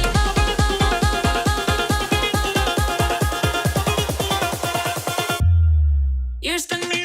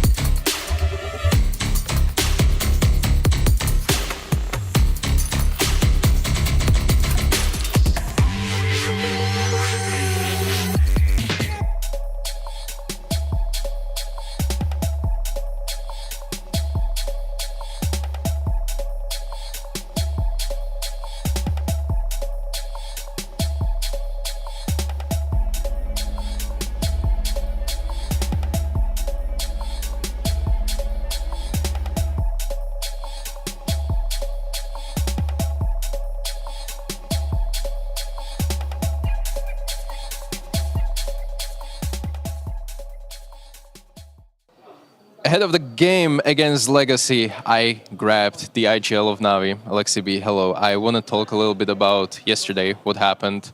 No, we have to talk about it because what was even the takeaway from this kind of a game? Obviously, nothing worked. Nothing goes according to the plan, but there has to be something that you take for today, maybe. Yeah, I mean, the obvious key takeaways were that we weren't ourselves, and there's something that was blocking us moving around the map, just playing our game. And we kept losing time and time again these situations that felt like, you know, we had 2-man advantage, 3-man advantage. On paper, you should always win them. And when you lose, you know, the second time, you kind of think like, can we win a round even? You know, we spend a lot of time prepping and we get one round on the first map. So it just means that we need to learn our lesson and understand it will be a hard stage for us. We're not showing the best form. Historically against Spirit, it's always been hard, but you know, we need to be better. Kind of loss like that shake up your mental confidence, momentum coming into this? Obviously, you have a whole team and performance coach here as well, but surely it does something to your confidence. Yeah, it does, but at the same time, we understand we have, you know, 3 chances. Now it's just us, and we have to take it. We have to understand we didn't play at all to our expectations, to what we're capable of. Nothing away from Spirit, but at the same time, it just felt like we weren't even on the server. So today must be different if you want to win. Let's exactly focus on the game ahead of you. That is Legacy, and that is the only team that actually managed to beat you in Atlanta on the way to the trophy. So they must feel confidence as well coming into this. So this is kind of like tough matchup, even though on the paper you look like favorites. Yeah, I think even before Atlanta we lost against them on EPL groups. It was an online game, but nonetheless it seems like their playstyle has been good against us. But you know, like from the takeaways from yesterday, it doesn't matter who we play today. We just have to completely switch around the whole approach of the team and the atmosphere and everything. We just need to be ourselves today, and you know, it doesn't matter who we play against. We can't go into the game like we did yesterday, so something needs to change. Before I let you go and warm up and connect to the server, any final words for the fans? I didn't get the chance to talk to. I talked to MongolZ yesterday, but I didn't give him chance to talk to the fans. So, anything you want to say? I mean, the tournament is just starting. It's sometimes you start slow. Yeah. We even won Copenhagen Major with a very narrow, you know, way of completing the stage 3. So anything can happen. We're still trusting ourselves, and we understand we can be better. So just trust in us. We trust in you. Don't worry. Good luck in this best of 3. Thank you. The Intel Extreme Masters Cologne Major 2026 is brought to you by ESL in partnership with Intel, Acer Predator, DHL,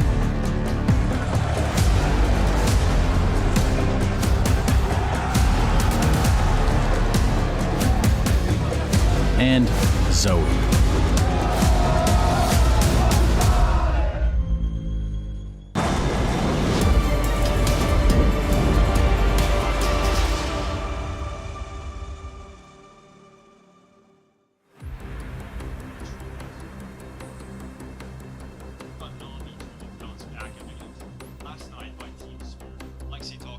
Yeah.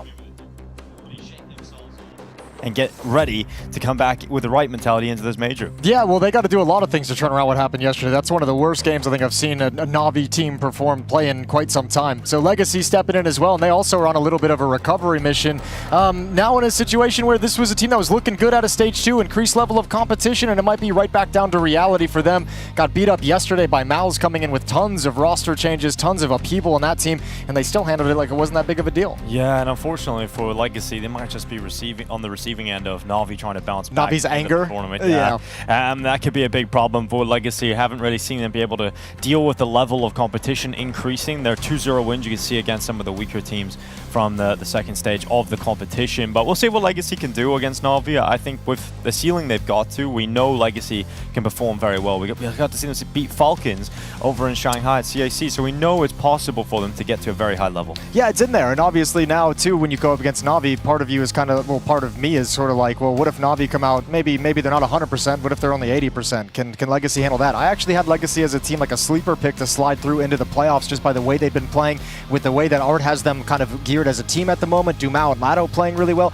There's a lot of reasons to get excited about this Legacy team, but they are once again hitting a wall, much like they did last year after the Austin Major, of where now this increased level of competition is making it look a little bit more difficult for them to continue moving forward.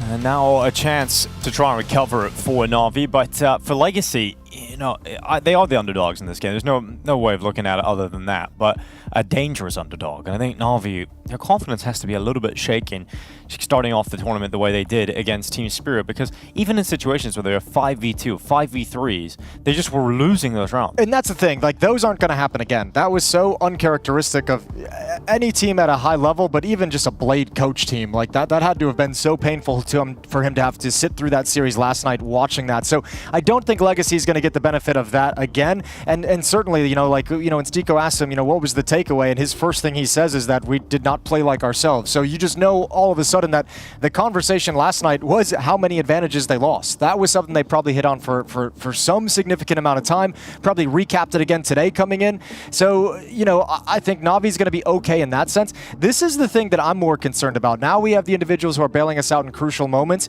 because that has been an issue for Na'Vi historically, is like the lack of like a consistent star player, the lack of that guy who's going to give you these X amount of kills, X amount of impact, game in, game out. Felt like MongolZ's been building into that. Wonderful started popping off in that way, but this is a team that kind of has that inconsistency in terms of firepower, and Legacy, they don't lack firepower in any sense. No, especially Dumao and Lato, right? It's that combo that we always talk about with Legacy, the deadly duo over there that makes them a very dangerous team. And for Na'Vi, yeah, you're right. It's those two players we've been talking about for the last couple of weeks, right? It's the fact that MongolZ and Wonderful have found some level of consistency, but it was a real struggle for MongolZ in that game yesterday against Spirit. He got one kill in the opening map, did not bail them out of any of those tough situations. Yeah, he got one of those special Reddit frag movies made of him, didn't he? Yeah. Unfortunate guy. One of those terrible the really depressing one. Videos. Well, right now, Legacy have Na'Vi's number in the head-to-heads. At least for the moment, that's from some time back. So I'm not gonna. That's from back from Pro League season 23. Well, the Atlanta game too. Yeah, that's true. I don't know. Like, I think the rise up from Na'Vi after Atlanta, after that victory, I still have confidence in it, right? Like, I felt so much after the game last night. It was like, yeah, I know Spirit played incredibly well and are playing incredibly well, and it's not to take anything away from them, Spirit fans, because you guys have been vocal, but there's some level of that game last night where it's just like, that was so terrible from Na'Vi that it's really hard for me to take anything too far away from them. I know that sounds kind of counterintuitive, but it was so bad that I have to just list it as an aberration. I have to just list it as something that doesn't happen, that won't happen again. Well, we have to wait and see. We're going to get into the veto now. We got Inferno, Ancient, Mirage, Legacy banning Anubis, which is a map that Na'Vi wanted to pick yesterday against Team Spirit.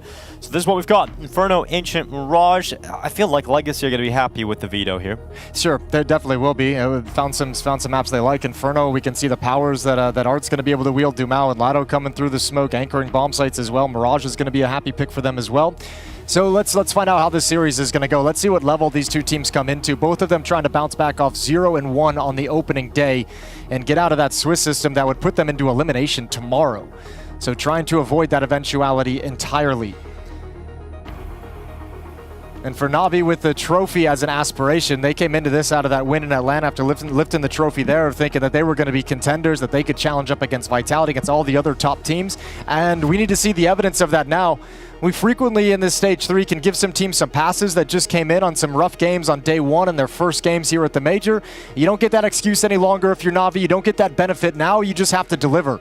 And especially after the performance yesterday, it's got to look clean. It's got to look intelligent. It's got to look solid and focused out of the Na'Vi camp. I'm looking at guys like Wonderful to have a step up. You mentioned MongolZ with the tough time he had yesterday. I'm looking at Wonderful to have a good game with the AWP. He's got some good maps to have good games on the AWP. That would be super influential. Inferno is that first one. Can always be huge starting on the CT side as well. And obviously Bit, I think, delivered in some of the games yesterday when he's been called upon, but Na'Vi didn't play well enough for anyone to go above and beyond is the biggest issue. Yeah, and I think for Legacy, if they come out strong and they get a good start coming into this series, that's when I start to worry for Na'Vi, because this is a team that when they have some wind behind themselves, Legacy can go all the way. and they've got some confidence behind them because they have beaten Na'Vi in the past, right? You haven't got a situation where you're having to battle back and beat a team you've never beaten before. And we know the mental side of things can affect Na'Vi quite significantly. So let's get into it. We've got Legacy on the T side, Na'Vi going to be on the CT side here of Inferno. Yeah, you mentioned the 2 games that they've played this year, the 2 series, Atlanta and ESL Pro League 23. Legacy winning both of those series, both of them taking place in the group stage. Pistol round is live. Dumao's going to head up towards Banana, all on his lonesome. Sadzen with utility and support if he needs it, if he calls for it. And the silent jump up in towards Halls. So at the moment, Legacy just putting pieces into place. Lado and Nissim towards middle, towards the A bomb site. Dumao pushing up Banana to have presence there. A flashbang is going to sell this a little bit harder. The question becomes, do you want to commit to this down the stretch, or are you going to return and fall back into Lado and Nissim?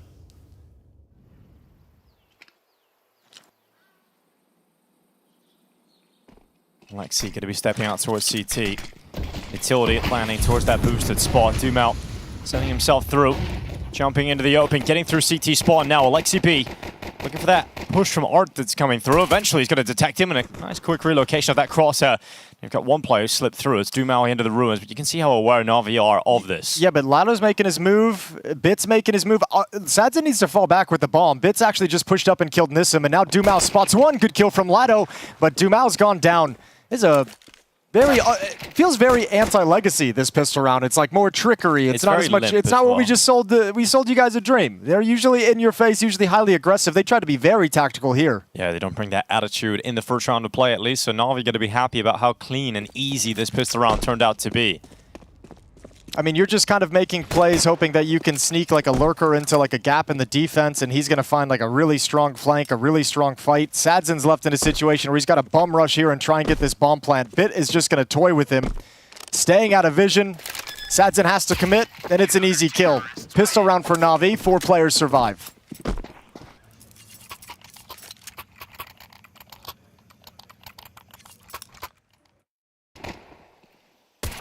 Lovely shot, Alexi, but a lot of benefit. This is a very slow round. Like all these fights, it's Na'Vi kind of peeking into them, piecing it together, figuring out exactly what's happening, and finding the correct play. So really well done. They get to avoid that eventuality that you mentioned, as well as starting in any kind of a hole, starting with Legacy, building up momentum in the first 3 rounds. Now you get the economic advantage to hold them at bay.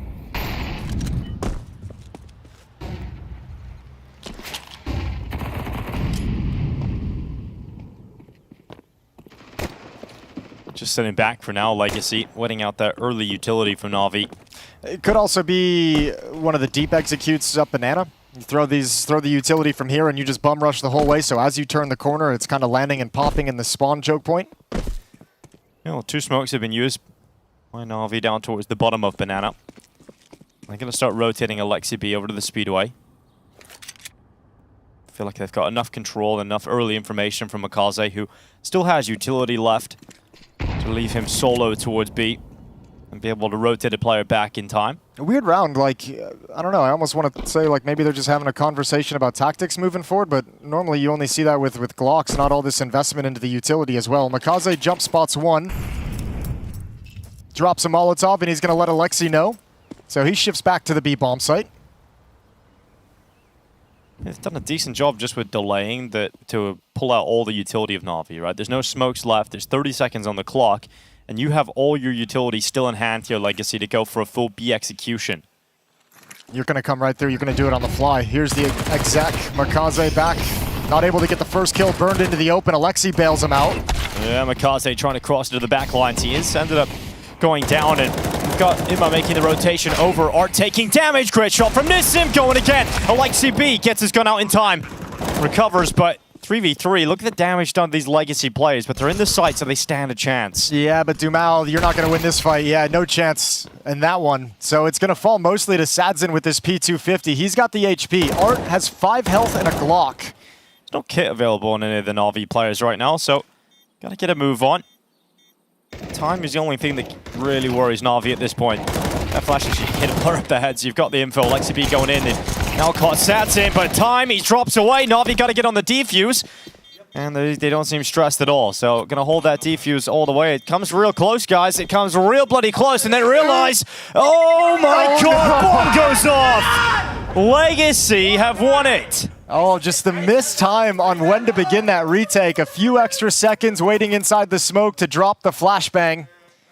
And that's heartbreaking for Na'Vi. They lose everything in that round. Yeah, you see Alexi doesn't look too stressed, and the defuse starts, and then you see the hand of Bit going up to his head as he realizes, oh, we've actually lost the round. Oh, actually, we're not going to get this whatsoever. Crazy turn of events. Yeah, I was just wondering, like, when I noticed there was no kid, I thought Na'Vi were taking a little bit too long there to get that retake going. Right on the edge, missed it by a half second. So now Legacy back flush with cash and with utility. Dumal's motivated to be aggressive coming around the half wall, but he's blinded and dropped. MongolZ can't get a second. Important trade for the Legacy side, but look at the damage they've taken. All bruised. Him doing further damage through the smoke as well. He ends up getting caught as he tries to get back into the site. Wonderful's pushed up into the bedroom. Looks like him and Nissim got into a little bit of a scrap earlier. Nissim's brought down to 21. So he's going to tuck himself into a corner. Low HP on Art as well, 46 health with that MAC-10. So Bit and Alexi just stand put at this B bomb site, ready and waiting. One flashbang for Alexi, and there goes Nissim. And now you have to move into the B bomb site. Now this is your final play.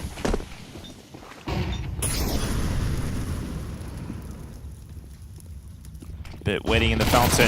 Alexi B going out first. 5-7's good. Bit, good work on Lato. It's just Sadzin trying to change it. He does win the all-important fight. Puts himself in a clutch against Wonderful, who's rotating over now all the way over to a CT spawn. Again, Legacy fighting their way into a round. And Wonderful's got no utility. He's got no kit. Yeah, yet again. And now you have to find Sadzin inside the bomb site. Sunk all the way back deep into the dark corner. And just going to play the off angle. Wonderful has no idea, but starting to step into the bomb site now. Yeah, Sadzin just waiting for you to cross up.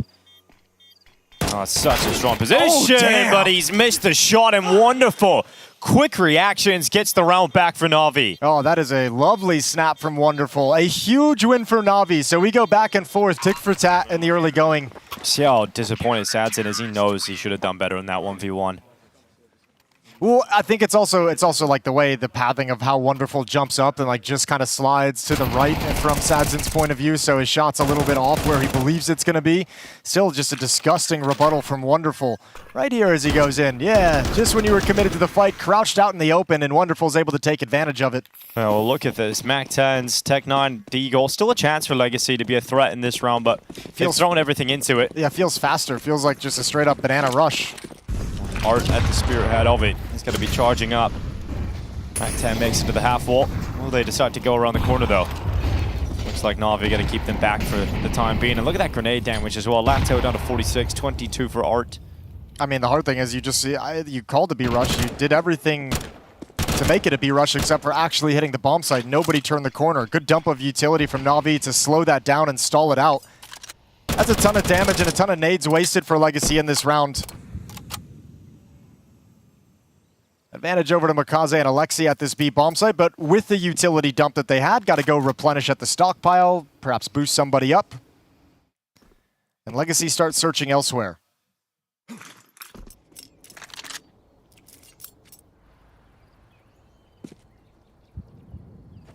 I like this read by Na'Vi as well. So often when you know you're up against a low buy, like or when a T side has a low buy, it feels like that hulls pop like happens more often than not. Such a nice tactic to execute, get the speed out, flashbangs over the walls with relative safety. And Na'Vi recognizing this puts Wonderful and Bit, both of them doubled up in the pit. Going to be a very difficult defense, a direct counter to that kind of a play.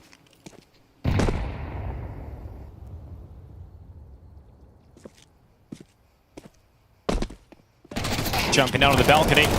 Immediate dink, but Wonderful's got both.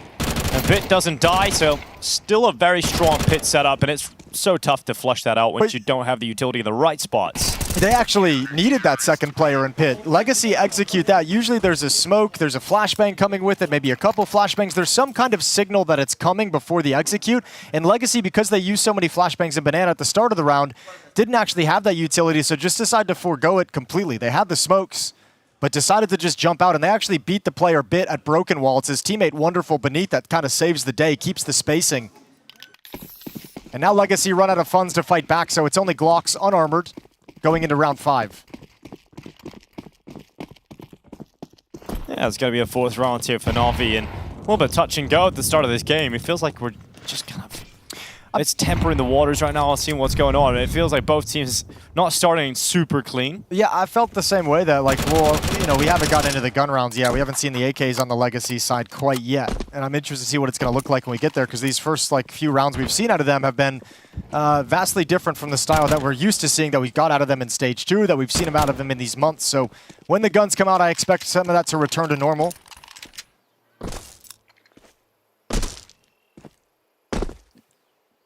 Well, just a deagle for Arch for the time being. What have you made of Stage 3 so far? I mean, I think the surprising thing, well, I think it's just, it's not so much surprising the result, but I think it's surprising in how it's happening. Is like Monte beating PARIVISION is kind of crazy. Yeah, that doesn't surprise me too much because of the PARIVISION situation, where it just feels like that team is just kind of like, yeah, dropped off, but also just like having so many internal issues going on that I think when you come into a major with your like being in turmoil in that sense that PARIVISION is very hard to be effective. It doesn't surprise me too much. I actually have PARIVISION as one of my 03s. I just wanted to be able to say I've called it. Oh, that's fair enough, Jason. Yeah. And I think Monte's another team that a lot of people have put 0-3 as well. So I mean, they take this one. I think JAME teams always do well when you don't expect anything of them, and then when you start expecting something of them, that's when they start to drop off. Outside of that, though, like I like seeing Furia playing at a good level. Oh, it's great to see MongolZ back. Yeah, I don't know what I wasn't fully expecting Furia. I'd kind of like lost a lot of faith in them as the season wore on, so I'm glad to see that. Mao's also not looking nearly as bad as I expected them to with all the upheaval that they've had. Yeah, it's not bad at all for Mao's. I think for Na'Vi, it was surprising just how they lost yesterday to Team Spirit. Not surprising them that they lost, but just the fashion in which it happened. Yeah, that was the big one too. The 5-on-3s, the 5-on-2, so weird, so out of character for Na'Vi. So timeout taken from Blade, up 4-1. And well, not a bad start at all, being 4-1 up. You can thank Wonderful for winning that 1v1 against Sadzim, for putting them in this situation. Maybe Blade's thinking something similar to us, where he's just like, all right, guys, don't get lulled into this false sense of security with kind of the pacing and like kind of the chill vibe that Legacy's had in these first 5 rounds. Now the AKs and the rifles come back out, and now we got to be prepared for that aggression. And we're going to see a Mac 10 for Art as well, right? So you do have that aggressive option available in this round, and that Mac 10 might just be the sign that that is what is going to be called here for Legacy. But if you're Blade, you're telling your team, okay, out of a timeout, be ready for this pace change. They also don't have the op out in Wonderful's hands quite yet. If someone goes down in this round, I imagine they'll upgrade into it for the next. We'd love to see that one getting going after the game yesterday. We'd love to see anyone from Na'Vi really get going today. Well, Doom out towards Banana. The early utilities kind of landed on top of his head, and so is MongolZ. Goes out with that FAMAS. Great opening kill. Doom out dead, and that's a huge player to lose if you're Legacy. That's some attitude from MongolZ. That was a heat-seeking missile for that exact fight. He did not slow down, didn't even consider anything else. That's a really, really fast elimination. 5-on-4 for the Na'Vi defense. And a big piece of the Legacy puzzle is out of the fight in this round. So spread out still in their default, not really making any moves to make up for the loss of Dumao. Gonna start stepping towards mid now.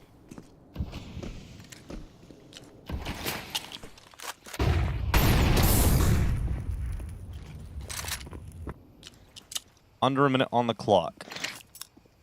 Alexi's rotating over. MongolZ has pushed out towards Car. So he's got good information for Banana. Early spot, a Molotov he can drop if he senses danger.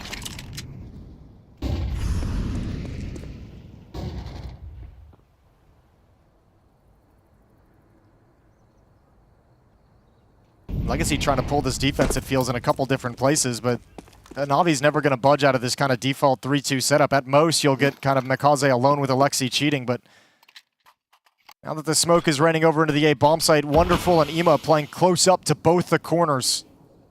Bit back in pit. Onto the open, Wonderful. Dropping Sads in one by one. Legacy falling by the wayside. Absolutely no competitive nature to this game yet. A strange round again. Legacy just initial plan of getting Dumao up banana, he dies immediately and they just sort of limp to their deaths. Yeah, this is actually scary now for Legacy a little bit. That's the first gun round. That's where I expected some of the attitude to come back in, but not at the moment looking at all like Legacy. No, not rising to the occasion right now whatsoever. And Na'Vi are going to love this. Like, if you're not being like mega disruptive, not being aggressive in the face, trying to break open these rounds immediately, they are going to love playing you this slower tactical system style of CS. They're going to beat you at that every day. Well, deep spot down middle for Wonderful, and he's picked off Lado. Another 5-on-4. They were getting these entries yesterday as well against Spirit, just losing the rounds after the fact. Alexi's going to hold on to the half wall and back away into the bomb site. He's got a lot of pressure, drops the Molotov and stands and waits.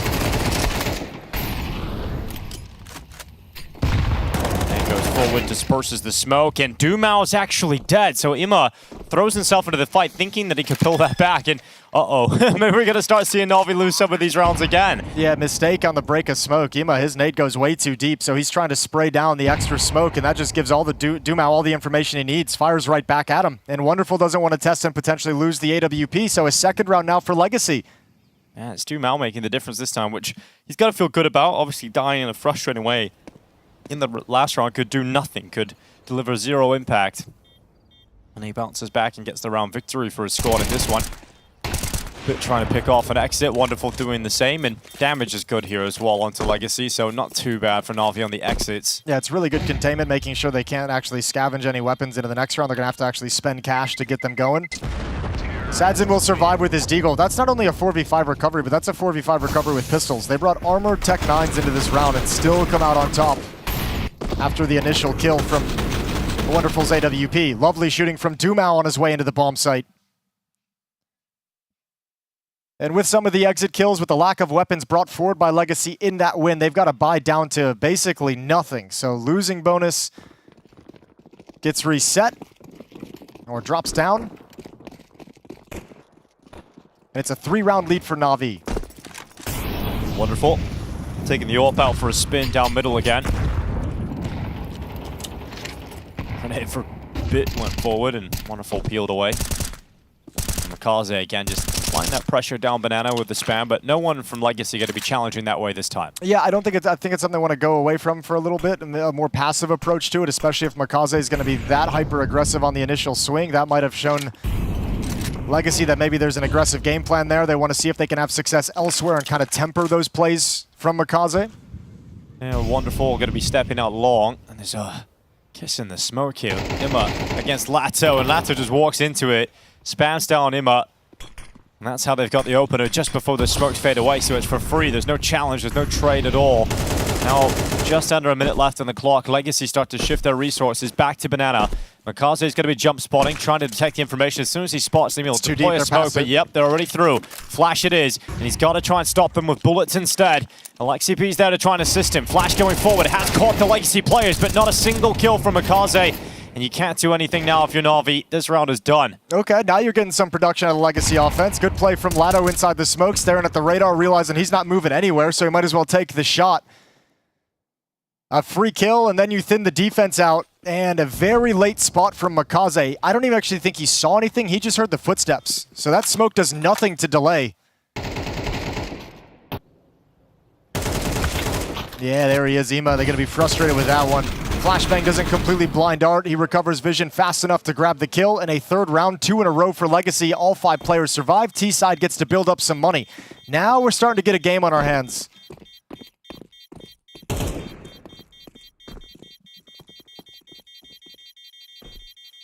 Took a little bit, but they built into things. 5-3.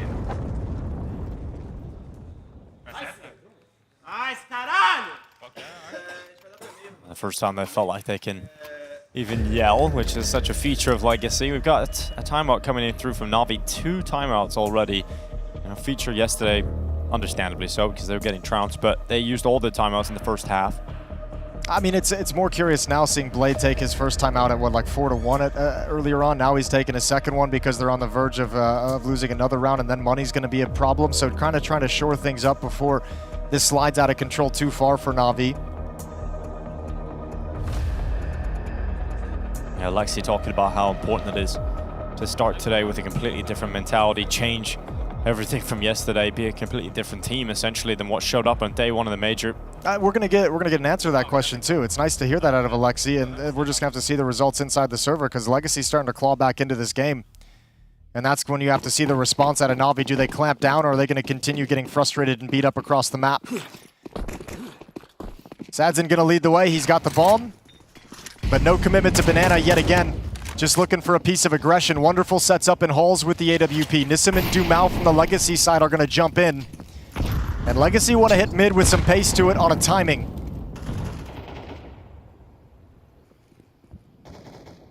Wonderful. Waiting in the hallway, he ends up losing his head. Bit to respond, trying to get back as they move forward. Flash through the sky. 2 players down in pit. Ima, one of them, and 2 kills from Ima. Goes out for the 3rd kill, but as soon as he perishes, Bit standing there as well, but only manages the 1, so puts Sadzin into a clutch that he can win. A 1v2 as Na'Vi step up to try and retake. That grenade lands right on top of his head. Sadzin's going to move off to short. He'll send the nade forward towards the graveyard, and Sadzin with a quick reposition into the apartments. But as that happens, you see Alexi B move into the site. He has got a smoke he can deploy towards that bomb if he so desires, but not required as MongolZ tries to piece together where Sadzin's got off to and looks up towards the apartments. Yeah, drop the Molotov at the corner. Going to be really hard to stop that defuse. Valiant attempt from Legacy. You can see Arts get into a little bit of a rhythm now. You can see with that fast-paced calling, trying to change the pace on Na'Vi, and they hold on. Pretty strong hit coming through that mid-smoke. But the halls portion of it gets absolutely nothing done. Doubled up in pit yet again was Na'Vi. Second time Legacy have tried to make a play out halls and encountered that 2-man setup in the pit, and second time it's just decimated their attack. So a 3-round lead out of the second time out from Na'Vi, so Blade can rest easy that his boys have got some cash flow and plenty of money and plenty of guns to play with in the next round. Opso in the hands of Wonderful. It was a boost up, Lado and Art, that gets stopped. And now the second player in pit, which is Bit, is able to handle the move up lane.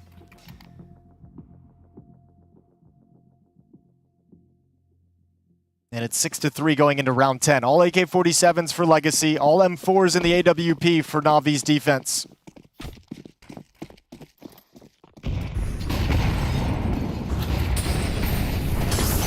Got Alexi getting aggressive.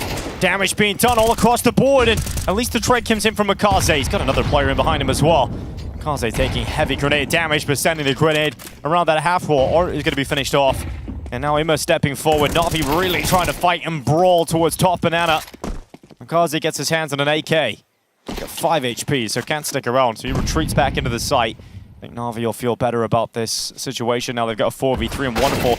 Ooh, stepping out. Looked like he was going to get a real opportunity to extend the advantage for Na'Vi, but Nissim has fought forward, getting into the archway, and he's not slowing down. And MongolZ has 5 health, as you mentioned earlier. And they haven't boosted him up. He's just going to be playing in the back of the bomb site in the open. Duels are going to be very difficult. Bit needs to find this lurk coming through CT spawn. Yeah, he's looking like he's going to get that chance. Looked like he missed all the early timings, but he's come through at the perfect time now, and look at this. Just lining up Nissim, taking his time with the trigger discipline. Bit in behind. All the way, goes for the knife, and yep, Nissim, a little surprised as he leans back. Now the final attack is up through Banana, 2 low HP players. They've got some utility. They're going to do their best to try and use it to get into the site here. Well, MongolZ is just standing out in the open, saying, challenge me. He wants one and done. Surely he can't get more than that, but his teammate's with him, so the trade should come through, but he's been smoked away. MongolZ now spotted, going to be finished off by Sadzin. He's looking for the next fight. He knows Bit was towards CT. This clutch just never feels likely, though, does it? He's not going to spam it down. Oh, that's dangerous inside the smoke. Now you got to commit to the plant. 4 seconds left. Once Emita push through, he'll get that kill, and he'll bring the AK-47 forward to the next round. Or will he? Oh, yep, utility coming in, and he's only got $1,800. So yeah, a little sigh of relief as the freeze time saves him. Saved by the bell. But this is Bit's knife kill right in behind Nissim in spawn. Able to get rid of him. MongolZ does well to get 1 extra kill on 5 HP. You can see, though, Legacy are a couple of rounds kind of going away from Banana, not positioning Dumao in there early, attack the A-bomb site a number of times, win a round or 2, and then go back to it a little bit later on in the half. Unfortunately, they get crushed much the same way they did earlier. I can't imagine we'll see too much aggression in these final 2 rounds of Banana from Legacy because it hasn't worked for him throughout this half. Well, Bit getting into the bedroom, spots the head of Lato walking up through second middle, so he's going to take it off. Tries to block them, trying to come through top mid, but that utility goes right into a smoke. And Bit will just take the headshot instead. Yeah, Bit's gonna love those fights. So held at bay, Brackets is under control of Legacy, just barely. 2-man deficit for them. Now this creep up inside the smoke from Dumao could do some damage. It's Ima's responsibility to stop it, and he will. Yeah, Satsin and Nissim now, there's no hope left in the round. It's going to be 8 for Na'Vi on the CT side. What a difference a day makes, right? Na'Vi coming in, looking at not even like 100% right now. There's definitely weaknesses here and there and scrappy starts and mistakes coming in, but their level's high enough that they're now 8-3 up, regardless of that. Well, also the difference in the level of competition as well. You know, there's no Donk on the other side of the server. There's no Shiro on the other side of the server who was giving you nightmares yesterday. You're not even really getting that kind of trademark aggression out of Legacy. This is a very unusual game from them as well, where they just seem a little bit... Yeah, they just seem timid right now, don't they?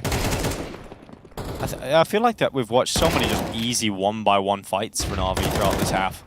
Normally the strength is the kind of trading that they do, how aggressively they swing with their spacing, how well individually they can be aggressive together. Not seeing any of that right now. Almost feels like they're trying to play a tactical game. And Navi's chewing him up. Wonderful Zop and Banana. He's got 2 players in support, MongolZ and Alexi B. First kill is to the AWP. Yeah, Wonderful. Making very quick work of Dumao, who's had a pretty quiet half overall. Like, he had that 1 round, but other than that, he has just been dying over and over again in Banana, not really able to make the classic plays that we know Dumao for. Yeah, but you got to give some credit to Na'Vi for that. Like, they've done a really good job, and I'm assuming, again, that they just had a game plan on how to handle this in Banana, because we saw that in the very first gun run with the way MongolZ attacked into it. Every time they've gone there, the utility's in place perfectly. Na'Vi knows what's coming in Banana, and they have the perfect counters for it. And that part of the map being shut down for this entire half for Legacy has just made it such a nightmare. So used to playing this map with Dumao, able to wrestle control away from the opposition. Now that you don't have that tool and that resource in this half, it's just been a little bit gross.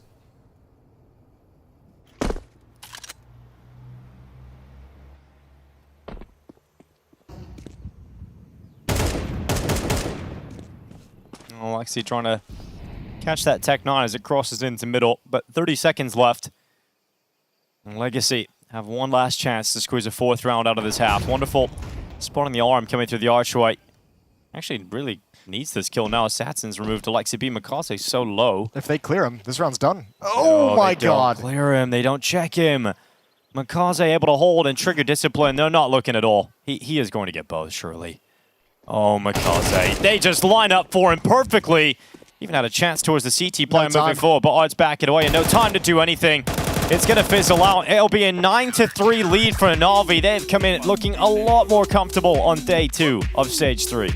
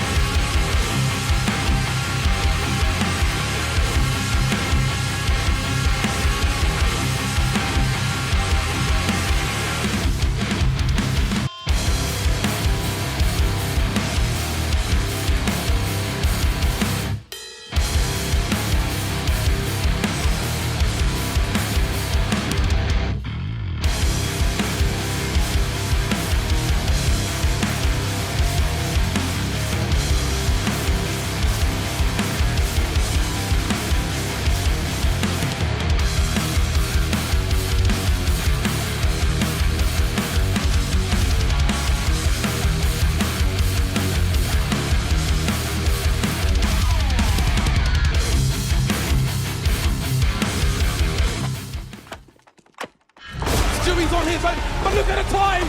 Look at the time. There's 7 seconds of got the bomb. They're trying to build pyramids, but there's no more play. Stewie's won the round. We go to overtime. Both teams coming in today looking for a rebound performance. We're getting it out of one side. Navi's up 9-3 over Legacy, who look like a shadow of themselves. A very timid offense in that first half. Now they switch over to the CT side to see if they can contain Navi.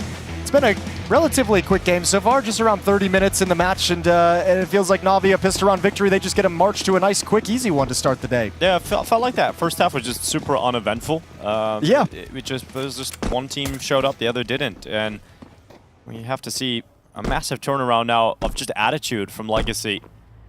Let's see if they can get themselves into this. Can they get their heads in the game? 3 rounds is what they have to play with for the time being. Art is trying to start things off with a challenge down middle, but unable to connect to anything. Yeah, there's a little bit of a Hall setup going on. Nissim pushed close with dualies. You've got a USP far back to bait them in to help cover his fights, and we're going to get Navi coming right at it. It's 3 players up in Halls. Yeah, it's a good setup here for Nissim and Sadzin. Let's see if Sadzin can be accurate enough. It's going to be the Joe Berettas actually get that first contact, and I think Sadzin's going to be very disappointed now. Oh, it's already coming. They're charging towards him, flashes over the top. He's under so much pressure.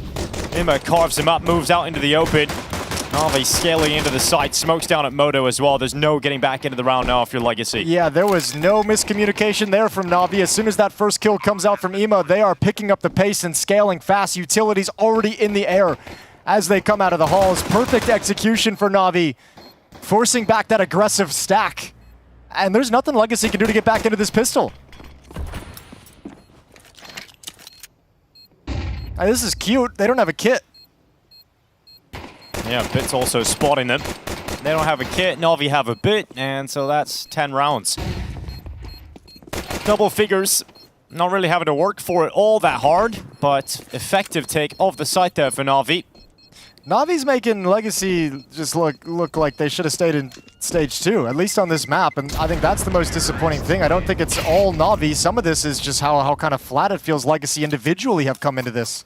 Yeah, I mean, you could just kind of see it on their faces. I think I'd be very interested to hear their thoughts on what's going wrong here on Inferno. Like, if it's going to be that scenario where everything, the communication's just off, no one's bringing the energy, no one's really stepping up. We didn't get a chance to talk about it because we went right into the halftime break, but the final round of Legacy on the T side of the half ends with them getting timed out, with Art alive in Banana and with a player alive in Halls, losing by time.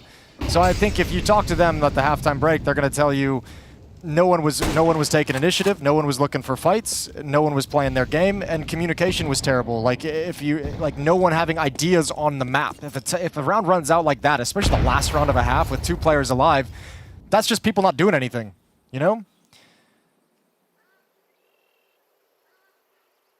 So over to the B-bomb site we go. It is, I'm not going to call it stacked, but it's bolstered with Sadzin deep in CT spawn. He's got utility to chuck out if they make contact, but it's not going to do anything if the headshots come in way too quickly. Now the MAC-10 flies in support. And another one for Wonderful. Well then. Well, Andrew's up next, ladies and gentlemen. I hope you... Well then. If you have dinner reservations and the only game you want to watch is Navi Legacy, well, you're going to have plenty of time to get ready. Yeah, you are. You might even get a few pre-drinks in. I don't know. It's just crazy to see Navi coming in looking so comfortable today. I thought Legacy would be able to make Navi sweat. I'm not going to lie, especially here on Inferno, but this is... I don't even recognize Legacy right now. I don't recognize them, Jason. I don't either. It's actually shocking. It feels really weird. I actually hate everything about it because I really like watching Legacy. they're a fun team, and they've been getting better and better under Art. But coming in flat here in this second game of the major of stage 3, this is not the time for it. This is the point where you should be so confident in how you've been playing over these past few months. This is a completely different team than we're used to seeing.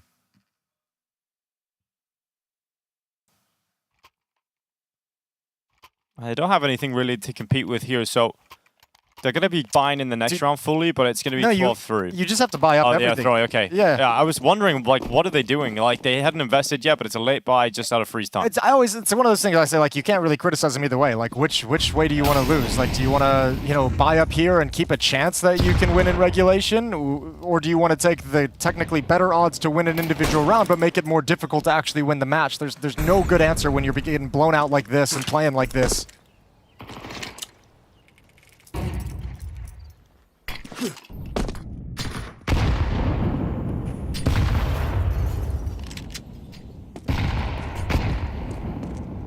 Oh, MongolZ going up into Banana.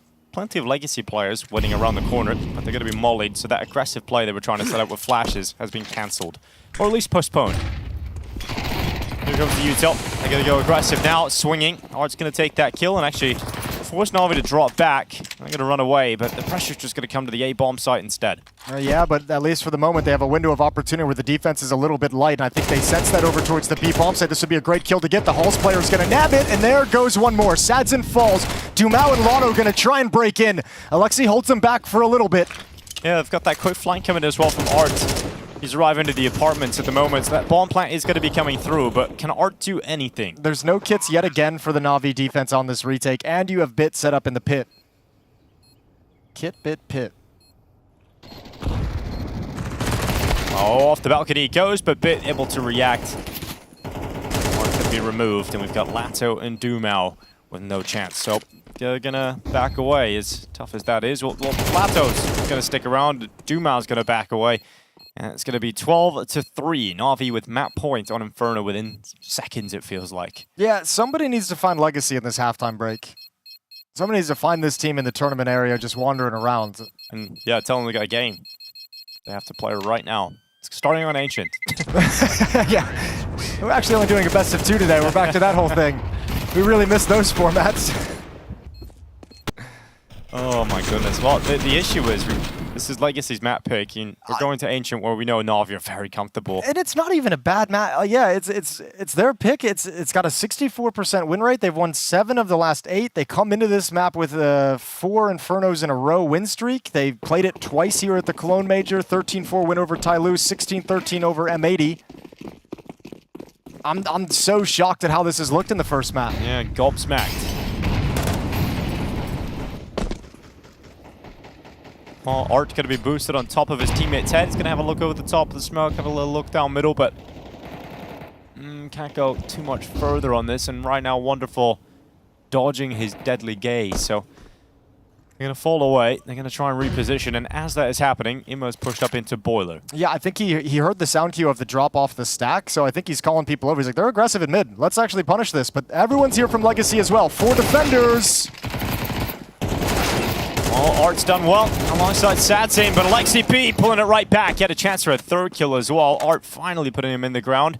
And that bomb can be scooped up, and there's still over a minute to work with. Yeah, but you have information on 2 players. You know where both Art and Nissim were. So now it's about this B bomb site. When this smoke fades, pressure falls on Lato out in the open. Only an MP9. He's got 1 more smoke to drop.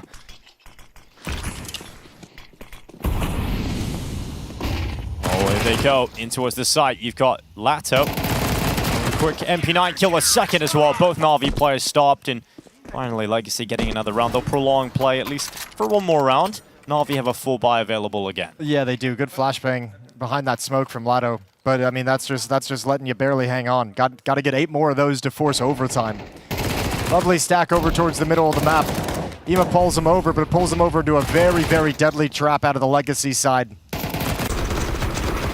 All AK-47s again for Na'Vi, and the Legacy fully kitted out with M4s. They've got some, got plenty of utility to utilize for this round 17, and Art's gonna go on a mission. Yeah, nothing to lose at this point. Might as well get aggressive. Get your freak on. Hey, it's not gonna work out though. MongolZ up next. Halfway past that half wall, and XCB, you got to be setting up with some util.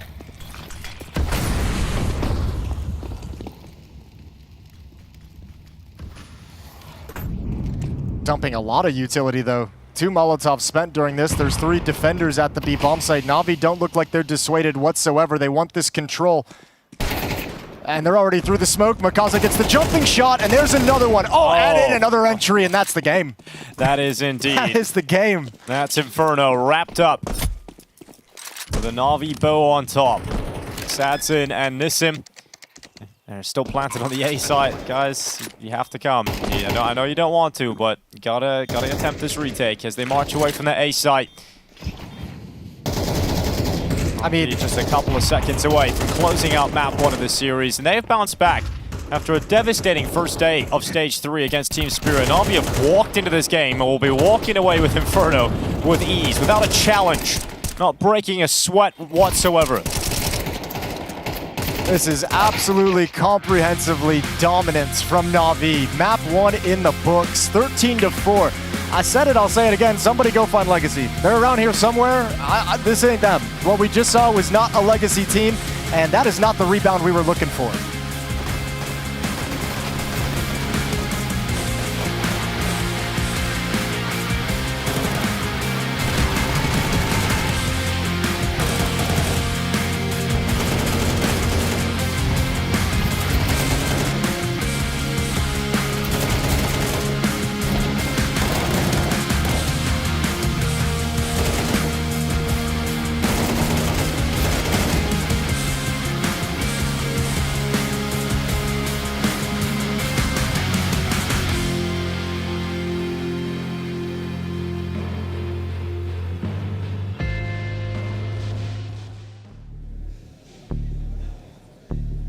Maybe it could have gone better had we not seen Kerrigan kind of caught out on the open floor, but he was just trying to fight to put up some sort of defense.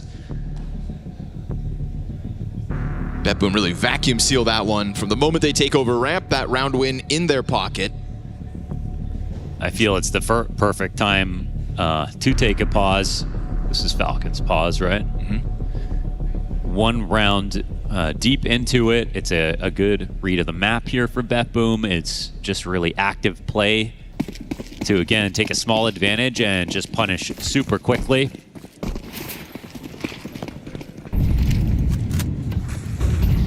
I think that win was a little too clean for Falcons' liking.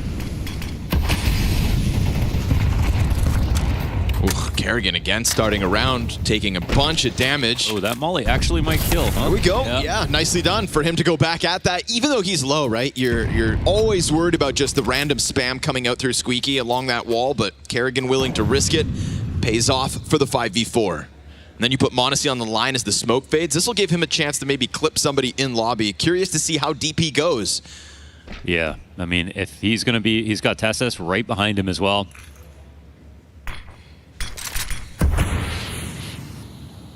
Falcons not content with just the 5v4 advantage. And this ends up as a spot that you can kind of stay in forever. And if they start ending, if they like fake upper at all, like this is just going to be worse for them because Monte's got this really early info. Nobody's setting up anything. And they're going to spot these crosses outside. Nico's talking about it. Yep. I like that. You know, you don't have your upper here because Monte goes lobby. He's able to just turn down, knows with absolute certainty there are 3 players working their way down secret. And BetBoom decides to take their time here, going for the boost, looking for the clear. This is a great way for the defense to have gotten into position. Then you get this perfect tether off the op and rifle. Boomich can't survive that 2-pronged assault. And so Nico, hyper passive, because I was worried with the opper not on that long distance that outside's going to go unnoticed, or they just take it so quickly Falcons can't keep up. But a very passive, very safe decision from Nico to just play for info, and it puts the Falcons into the positions they need to close this round. Now, this save is not a guarantee. We'll see if Kerrigan decides to make a move. He's just so low. Main peak. Yeah, it's a little clandestine operation there for Nico to just spot and let them take it. I mean, if he fought back, then it could affect their next choice. So instead, he just says, let's get everyone into place. See, when you take lower control, BetBoom, you have gone and committed to it. It's also a small timing here that really works out for Falcons in that we get the BetBoom boost to check the control stairs. Nico's not there yet. The moment they disassemble, walk into Monte is when he also slips in. So add to that the info Falcons had. Timing on their side back in round 7. They go up 5-2 and put the pressure right back on BetBoom to find consecutive rounds. You lose this one, money's in shambles. They're gonna try that silent cross again. Spam's found it, Opper's exposed one. MongolZ returns the kill to Nico, and that missed shot from MongolZ opens a door. I love this push. MongolZ, instead of diving stairs, decides to try to wrap around in heaven instead. MongolZ's already leaning control side, and Kyosuke's coming down too. Again, they've made pragmatic rotations to the attacks that BetBoom have put into place. Last time, it was just a little bit too slow for how quickly BetBoom moved. But right now, BetBoom are starting to crawl. MongolZ is going to catch MongolZ at this rate, unless... Yeah, okay. Yeah, missed that shot, and that was MongolZ who he legged earlier, ending up killing him. Who decided not to go secret, but instead... Kyosuke doesn't even think. The wide swing comes out. Sorte's got it cleared. MongolZ opting not to go secret and instead wrap heaven. You compromise Falcon's backline. You secure this 4v2. But it is just going to be one down already. Kerrigan fast to play into that ramp. You've got a player back behind Silo. Flawless picks up the position Kyosuke had at the start of this. And as Kerrigan tries to get closer, it's TeSeS to go down with nothing. Kerrigan's going to get turned around. He'll save MongolZ's op. BetBoom with a nice recovery. And I think very much secured here by that MongolZ flank. Yeah, I think this round's a little bit... Oh, Kerrigan dies too, but they still have lots of money. It's more for BetBoom, who are worried, teetering, spending everything that they had. But that round's a little bit closer than it looks. I think if you see how this leg shot ends up being, he takes damage, or it's Nico who does a lot of damage to him, but MongolZ backs up out of ramp looking for MongolZ, doesn't get that kill, doesn't get the kill earlier while Nico tries to take it. The rotations again and the knowledge that Falcons have of the position is correct. The rotations are actually sufficient, but they just come up short on both fronts. Main players flash back. This is a move outside on the outer floor. We've already got Flawless behind the vents. He's hoping for someone to back into him. No, he's going to take the vent control instead. MongolZ goes hunting into the lobby with this op. And a rifler in front of him. TeSeS extending beyond's got a duel queued up versus Sorte. Back turn, easy execute. And now if the trophy player doubles back, MongolZ's got this surely. And it's a moment where you know that Flawless has slipped the net. They tried to shoot at him. But you can let someone sit down here if window's not broken. Still the op inside of Hut. Falcons signing back up to a dangerous game. Get this 5v3. And you can see Flawless just has nothing to do. He's going to time up a nice double peek, though. Ooh, trade's good for MongolZ, but MongolZ brings it back. It's still just a single-man advantage here for Falcons. You know what? I mean, at this moment, like if they go for their commitment lower, they have the utility to do it. They can definitely get one side of the site. I don't know if you go decon totally silent and then just throw your connection smoke, get that bomb planted. But there's a chance that Falcons don't respond in time. They're clearing out lobby. We'll see how successful they are. They'll soon see that there are no Falcons inside of the vent. And that bomb is now starting to scale across to decon. It's kind of an interesting spot because when Boomich starts to throw his utility, they might forget about control. Oh, these nades come out actually. Nico He's just not wants gonna, the cross kill. he's not gonna smoke that. This chance. That's Boomich now, dangerously low. Fast flank to singles, gonna flush that bomb around. And MongolZ also popped, so 2 up for Falcons as they secure this 6-3 CT lead. What I thought they would do, that might have been cool, is have the Smoko decon smoke to cross to the site, get the rifler on ramp to shoot at it, and have MongolZ wait to see if he scales out. Blindside Because him. why would you have control side too? But tough position to synthesize. Didn't know where all the Falcons players were, and Falcons, they stayed in a man advantage situation the whole time. Also, just respectable from BetBoom to claw back what was that 3v5 essentially at the start of the round. Very quickly taking over the lobby, poised a real test to the BetBoom squad. There goes their money. Oh yeah, we've got an AK on Flawless, Tech 9 on Sorte, and Diladez. I'll say though, BetBoom are still on pace. Still 3 rounds T-side. It's not terrible. The odds of winning this round though, very low. Yeah, MongolZ really starting to take over this defensive half. He's 11-5 and just constantly prodding with this op. It's a supported reposition outer as MongolZ will be the only player towards secret. They attempt to get this ramp hit going, and now that 1 AK's revealed itself. So it's going to be Falcons to know that there is this looming threat on the field. But Nico's got this well-timed flank behind MongolZ, who had just considered his back, but a moment too late. So AK still in play. M4 now in the hands of Sorte. And Flom is hoping to just blindside the single door open. Sorte just straight up wins the head-to-head. And so this round suddenly back underway. Yeah, they're playing without any map control, no utility. So one more bad peek at a Falcons, maybe there's a round. Monte slow burn over towards that ramp. TeSS could inadvertently sign up to the duel versus Flummus. Now we're talking about 2 of the 3 CTs at half HP. And they hear the rumblings of the control door. Flummus tries to dive into it. He'll be popped. Sorte, backside, 1 kill answer. It's an op from the ramp. Slow pressure. But Monte's not missing these important shots, whether it's at the start or the end of these rounds. It is a Falcons 7th secured. They kind of had a slow play that one. Got a little bit scary for the Falcons, but again, stayed ahead on trades.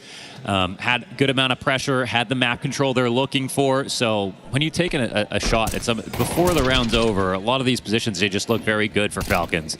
They just haven't closed every single one of them. But to be honest, I think BetBoom most of the time are playing a little bit from behind. That round, though, they just didn't have many guns to work with. They'll come in with a full buy now. And even if they're on pace in terms of their T side, they're used to not scoring that well. These 2 closing rounds could make all the difference. This is a half whereby Falcons have 9 of the 10 opening kills.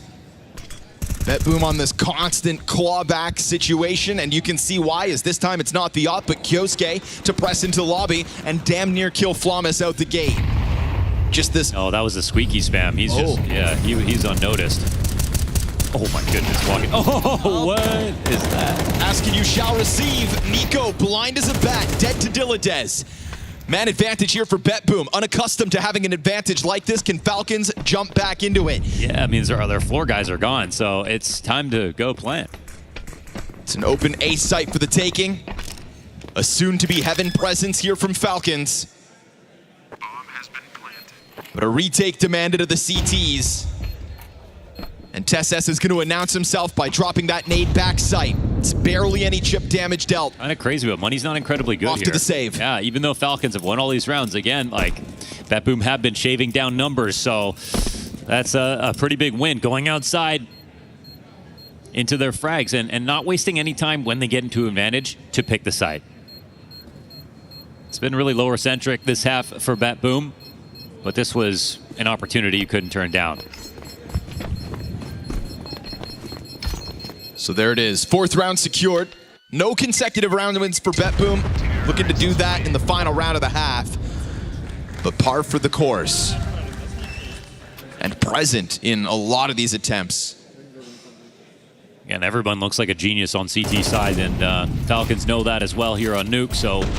Love this for MagnaJez. Next one pretty seriously, yeah. Takes a bit of damage, fights right back. A little underhanded flash here. Quick trick to get Nico done. And everything you could hope for, barring an op, for BetBoom's final attempt on the attack.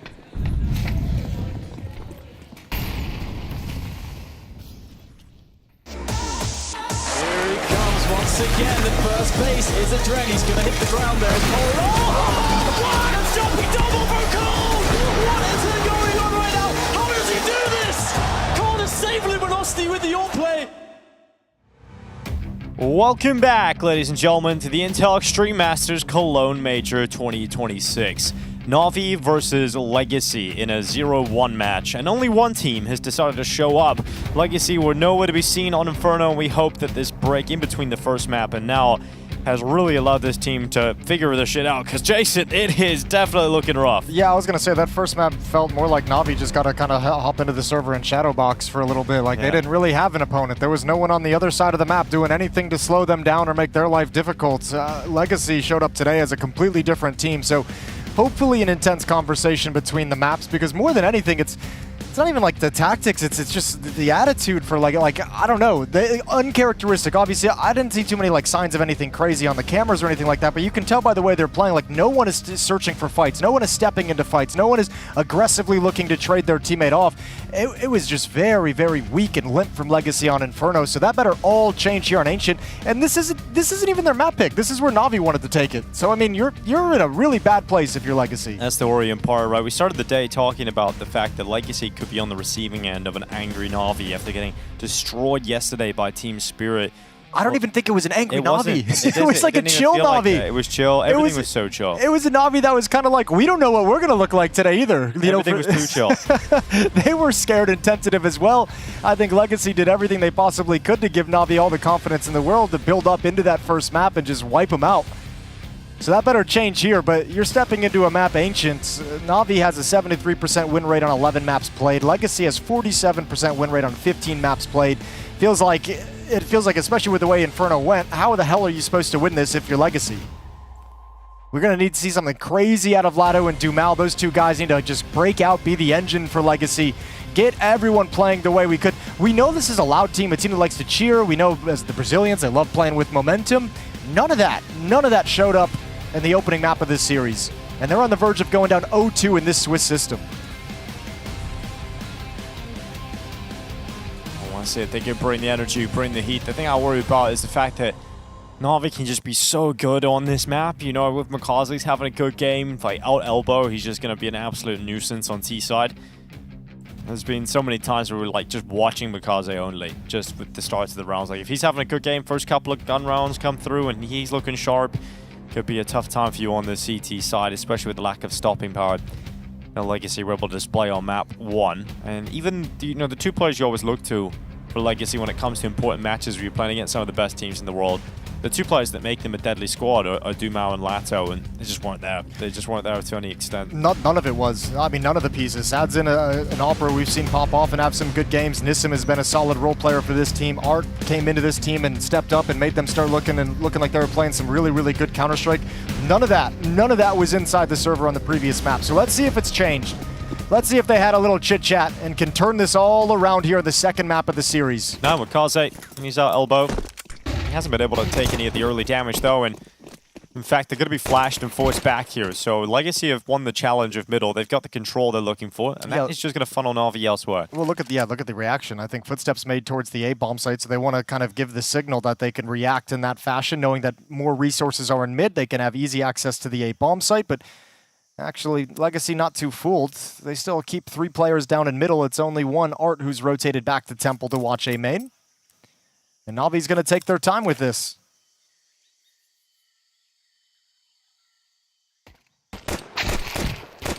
Yeah, a bit.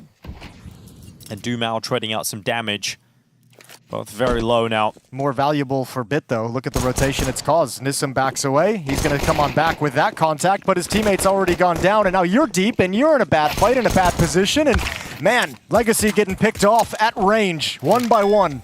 Yeah, Navi popping out into the A site. Legacy trying to rotate over and make a difference in this round. They've got no kit available on the 3 remaining players, nor any utility.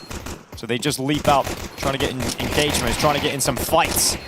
MongolZ and Immo winning 2 of them and putting Lato down on 9 HP against 3 players. So he won't be picking this round up. In fact, he just picks up some lead. So it ends up being a Navi pistol round win. Legacy in the bin. Yeah, never really given him a whole lot of room to operate with in that attempted retake out of Temple. Navi players stepping out of cover to make sure they're bottlenecked and tucked against that wall.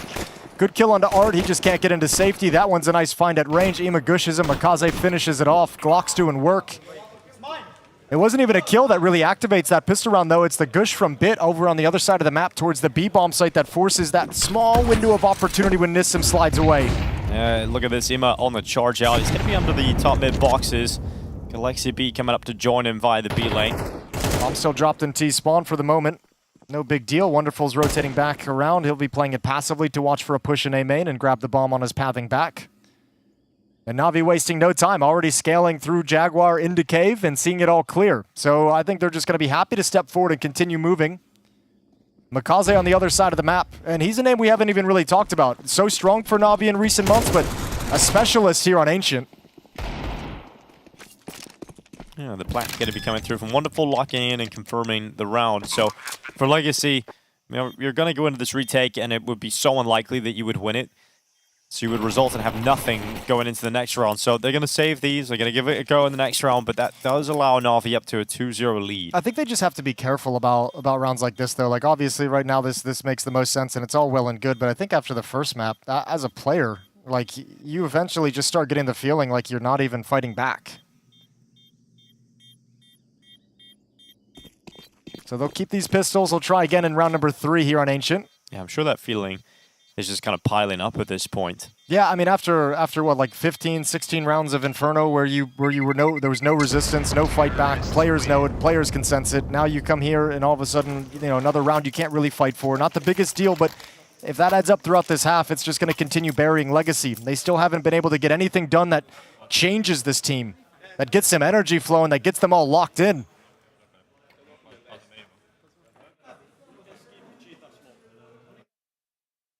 Yeah, I mean, a lot of the conversation when it comes to these kind of teams that have players that bring a lot of energy, it's like, let's just celebrate every round win, every good thing our teammates are doing.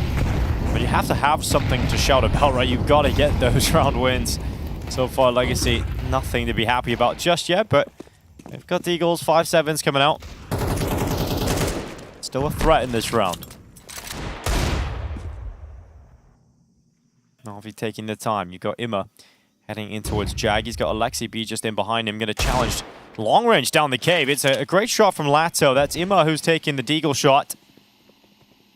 I think it's going to dissuade anyone, although it looks like Legacy's saying, well, this is very similar to the previous round that we caught. So sliding a couple extra defenders deeper into the bomb site, smoking off the choke points, delaying things a little bit longer. So Na'Vi's going to have to sit back and wait in this deficit, move towards middle to find their next play and try and find the equalizer. Nissim gives up the angle. But now you're forcing Legacy's defense to make a decision. You've pressured Donut, you've pressured Cave. And the finishing move is going to be towards the B bomb site the whole time. Yeah, Lato's deagle going to be burned away. He's going to force himself back and hoping that Alexi B was going to be taken down by Art, but that's not the case. Alexi B moves forward. He does die, doesn't perish eventually, but it's MongolZ coming through with Wonderful, who are making sure these trades keep coming in. It's a good thing those trades have come through because Legacy have actually done some decent damage in this round. And now you'd like to get out of the bomb site with these two players. You'd like someone to be able to shift somewhere, and Wonderful's going to find some safety, stepping in. MongolZ, he's going to stick around looking for his flank at B ramp, and it's a good call. Nissim's coming, but if Sadzin can do anything to distract, MongolZ is going to have a tough time. He'll have Wonderful watching his back on a timing. Yeah, moving up a little closer now as Nissim. He's already inside of the side. MongolZ is going to hear those steps. The utility drop goes out. Hunts the headshot, looking for the second as well. There's no time to do anything, so Sadzin will retreat. AK-47's picked up again. Both Na'Vi players evacuating to save those and not walking into the waiting hands of Sadzin. So 3 rounds to 0 here for Na'Vi. A little bit more damage at least being done here from Legacy. But now we get the first look of a buy round here on Ancient. Yeah, no, we need to see something immediately, don't we? We need to see something that gives us the indication that they've changed. That there's been a different mentality to come into this second map of the series. Oppa out in the hands of Sadzin immediately. No kits on the Legacy side, plenty of utility. 4 M4s to surround the AWP. And how's this one gonna go? Legacy could use something to get excited about.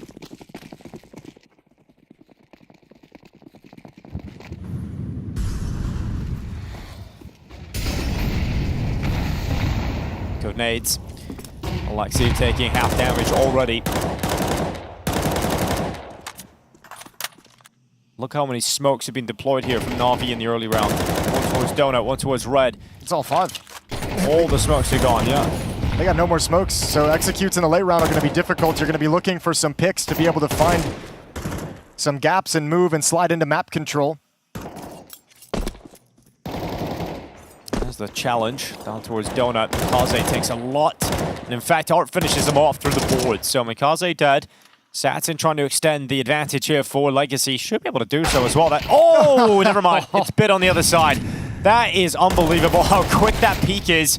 Instant death. There was no time for the AWP to even react. Yeah, and because of the lack of utility, the lack of smokes at the moment, no one from Na'Vi is trying to gain any extra ground off of these kills that they're getting and trading off. Happy to descend into this 3-on-3 with 45 seconds on the clock. They've just recovered the bomb in the back of Bit. Nissim is going to defend the A bomb site. Lato and Art over at the BB bomb site. The B bomb site? The BB bomb site. BB bomb site.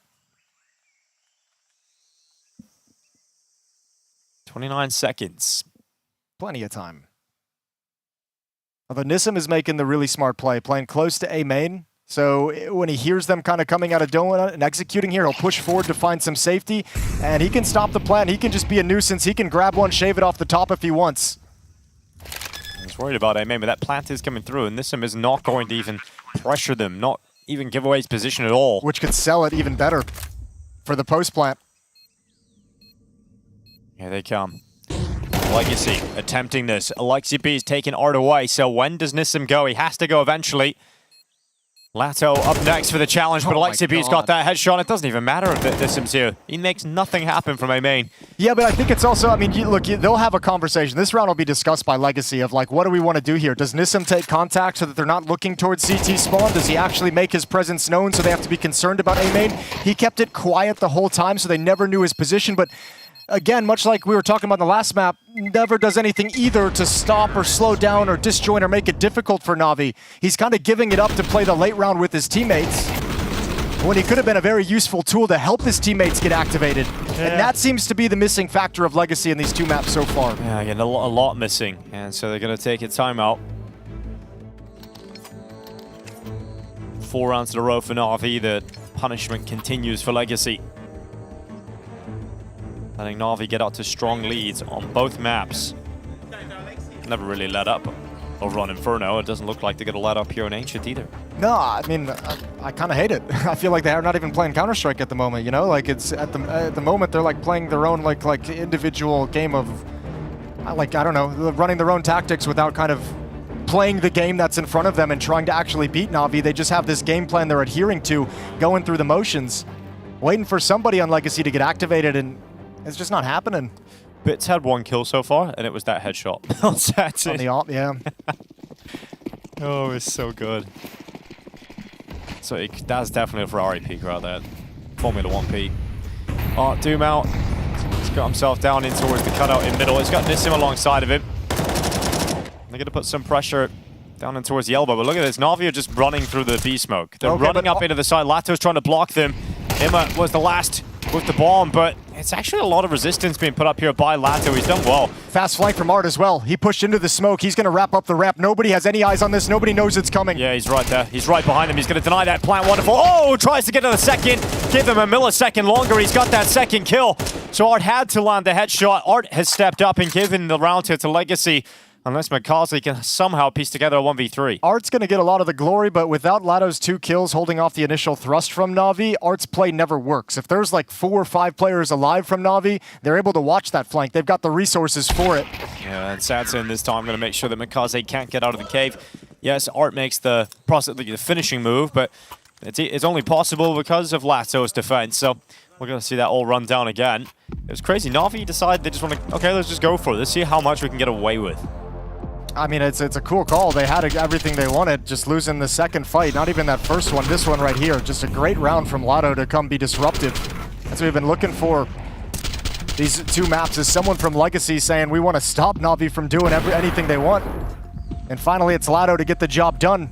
It's a 3-round lead into this first time out. Once again, Blade calling an early one. He did it as well on Inferno, I think at the same scoreline with the same kind of a situation. Yeah, he was doing this in Atlanta as well, right? Like, if you're not happy with how things are going straight away, or he'll let you know. He'd let you know, but yeah, he used up a lot of early timeouts in Atlanta. It was a winning recipe for Na'Vi. Bringing that here to the major. I want to get the job done and lift that trophy over there, but now look at it, just try and get through their second series at the major. Want to try and equalize the record to 1-1. Much like Inferno as well, this timeout from Blade comes in at a point where the money's not looking great for Na'Vi. They need a win here if they want to continue buying and continue pushing against this defense. MongolZ burning, everyone's blinded, he somehow gets away. Yeah, very fortunate to get away, but still could go down because Art's pushed out into the B lane. Spam through the smoke. Look at that, he's done so much towards Imma, and another 2 damage done to MongolZ, which brings him down to 3 HP. Imma going to be cleared out. Wonderful searching for the trade kill, just couldn't get the angle while that smoke was open. I'm surprised Imma decided to stick around and go for that kind of a fight with all the barrage of utility with his teammate, his battle buddy, and MongolZ being brought down very, very low inside the Molotov. Imma still wanted to fight. So man down for Na'Vi as they try and recover the scenario. Over to the A bomb site, looks like they're going to start wandering. MongolZ's traded out for the AWP, so we're going to get some wonderful AK action going on. Nissim and Sadson to defend. Sadson with the AWP, and Nissim out in the open at an off angle. Slowly but surely, slinking their way towards this A site. Nissim, will this off angle be enough? Sees the shoulders. Oh my god, indeed. Bit is landing some ridiculous shots right now. His 2 kills have just been mental.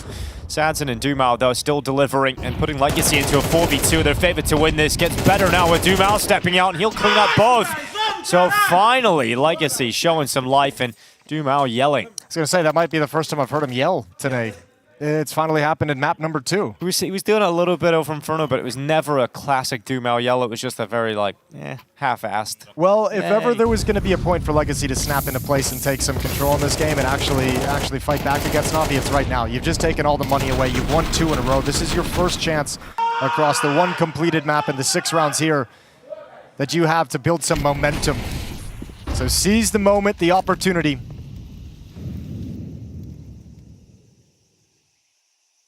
A single Deagle brought forward for Na'Vi. They got a P250 on bit, otherwise it's unarmored Glocks. So time to wander out mid and see what you can find. Dumao gonna be the player over in Red Room.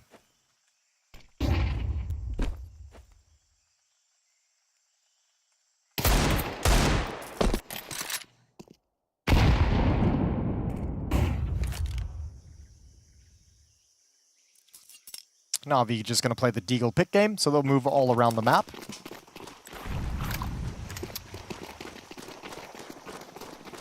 Both these teams 0-1 at the moment in this Swiss stage. Oof. Looking to recover today and equalize that scoreline.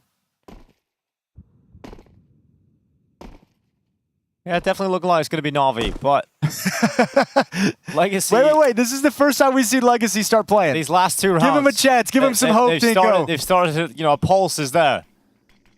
Perhaps. They can get themselves into the game here. Now this is it. You need Art. He's going to get some confidence. Look at this. All these eco kills coming in. Feasting on one. His teammate died. A single kill, and Art died too. Oh my god. No. You can't let this happen. Wonderful's grenade's got a kill. Oh my god. Okay. It's bit. Yup. Thankfully, it's an M4, not an AK. Well, he just hits 2 headshots instead. Here's the steps around the cube. Bit trying to make the right move at the right time, but here comes the challenge, and Nissim steps into the open. Bit going to be toppled, gives it a go. Not bad damage there for Na'Vi, all things considered. No, excellent damage. You bought a Deagle and a P250 in this round. You get 3 kills in a bomb plant. You're laughing all the way to the bank if you're Na'Vi. Little extra stress to the side of Legacy to have such a close scenario kind of creep up out of nowhere. Round 8 set to begin. Na'Vi still nursing this 1-round lead, 4-3. But it's been 3 in a row for Legacy.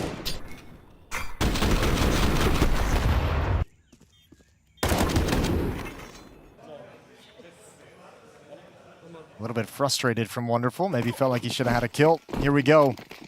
No AWP out in his hands quite yet on this T side. Had one a little bit earlier, but the money's taking it away, or the lack of money's taking it away. So we got the mid defense and Nissim jumping over to Donut. MongolZ's coming out with some quickness, with some aggression. He's caught the angle, he's caught the kill. MongolZ just running out Nissim. And they just disappear behind the smokes. Just like a little magic trick for you. We'll MongolZ, the magician. Keep an eye on the minimap as well with Dumao's positioning, pushed up in A main, because look for the timing of when he decides to start push and start swinging and kind of shrink the map for his teammates, because they're spread all over the place. 1 pushed A main, 1 in Donut, 1 Red Room, and 1 at the B bomb site. There's no teamwork yet lined up for this Legacy defense in this round.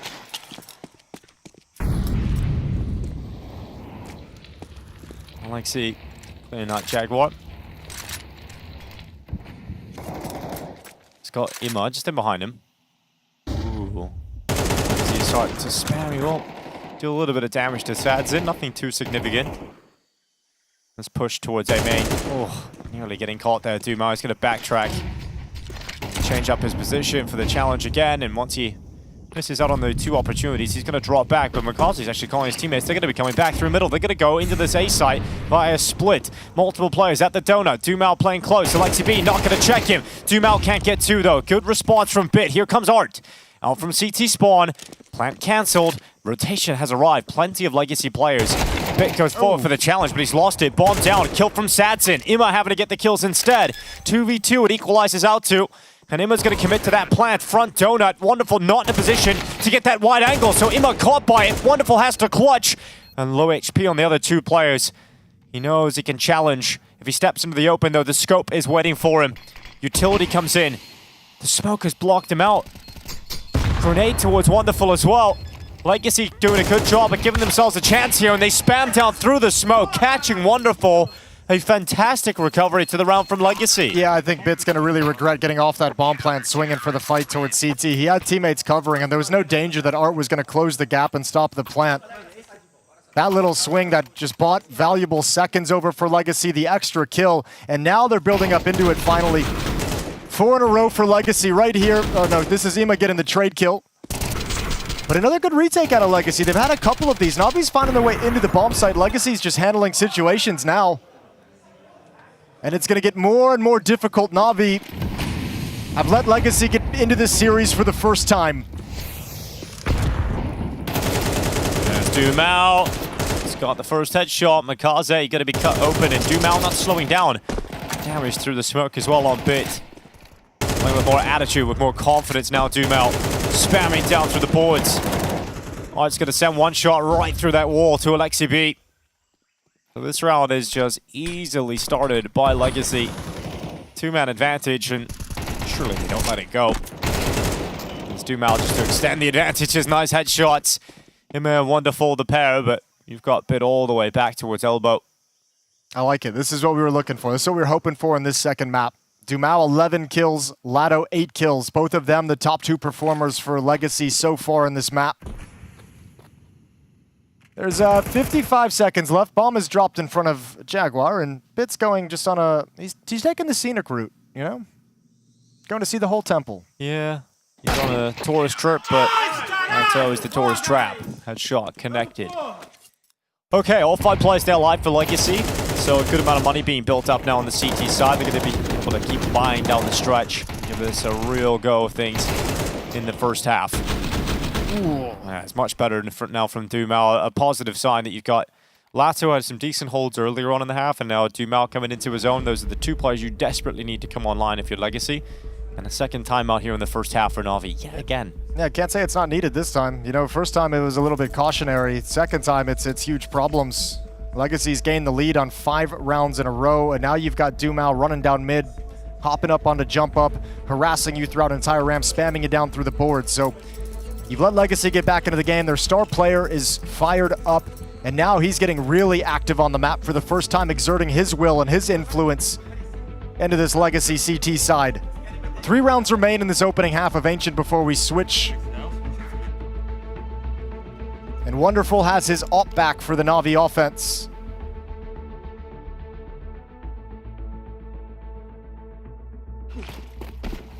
Will it make the difference? Okay, money left over here for Na'Vi is in a terrible spot. Start throwing utility out mid. MongolZ, such a deadly duo when it comes to taking mid control. Wonderful's going to come and join them once he realizes it's clear that AWP can feel comfortable to step out into the open. So Na'Vi have mid.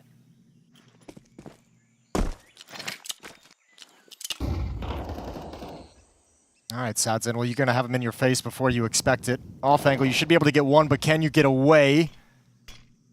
Right there, here comes the peak now. 2 players into the fight. Sadzin gonna get dropped down through the wall by Wonderful. An important trade as well to activate this. Could be another kill as well. The smoke's dissipating for just a second. Dumao throws his own down. He's actually got into the smoke. Dumao taking a risk. A main push coming forward as well here. Bit challenging against Nissim. Nissim dead at main. So the pressure is now on Art. And will he be looking in the right way? No.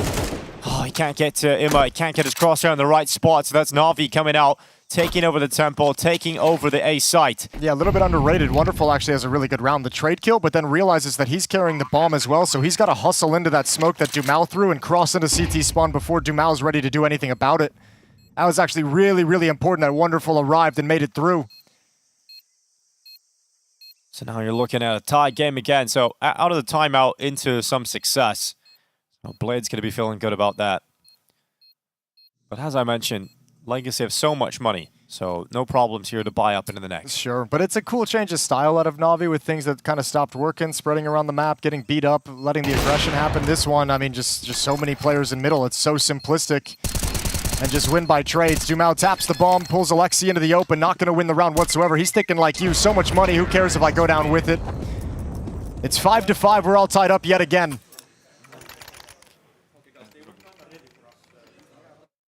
Na'Vi staying composed. That's the great shot from Wonderful. The trade. Assassin nearly gets around the corner. Maybe he could have offloaded a second kill as well there, Sadzin, if he gets off. So fantastic from Wonderful to pick it up. And here's, again, a quick buy here for Legacy. We'll see what kind of call Na'Vi make now. IEM MongolZ combo heading off to elbow. Early utility. IEM just going out. Taking a lot of damage here, a lot of heat. Flash as well.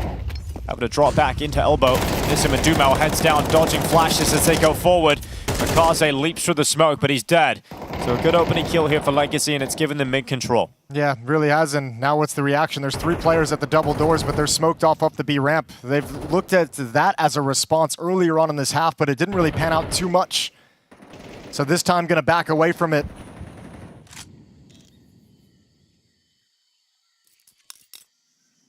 So the round will slow down. Alexi walking so that anyone pushed in towards Jaguar and towards B lane isn't gonna get any of the sound cues from the Legacy side of things. And they're going to attack right into the position. It feels like that was just vacated by Legacy. All that aggression in middle, the push down, Dumao's activity. IEM and Alexi going to come right back at it. Donut smoke, CT smoke deployed from Na'Vi. And they start moving that pack through mid now. No one from Legacy is going to be picking up information. Sadzin goes out towards the donut. Art has actually stepped forward. He's going to be the first contact as Alexi comes over it. Art with 3 HP. Finally killed out by IEM, but there's another player here. Lato on top of the box. It's a very strong spot. It's guaranteed a kill and a second. Bomb goes down. No chance here for Wonderful with 20 seconds. He fades away. And that is the lead for Legacy. You can see the strength of the 1-2 punch of Dumao and Lato, right? Like Dumao like pushing up, getting in your face, harassing you. Lato's just kind of sitting back, chilling in a nice little setup over in Cave. Great double kill for him, and Wonderful going to try and keep this op alive for the next round, and he should be okay to do it. 6-5, Legacy fighting for a lead, Na'Vi fighting to tie things up at halftime. I don't think they're going to be too happy about this T side. Started strong, right? Look, you got everything you need, but yeah, it hasn't been anything you're going to write home about. That's for sure. I mean, really, they hit a point where I think finally Dumao and Legacy show up. So once they start having success on those mid pushes down with Dumao, Na'Vi's not able to get that. Seemed like such a significant part of their offense, and with MongolZ on the team, you can understand why, because he's usually been a beast at controlling and taking middle.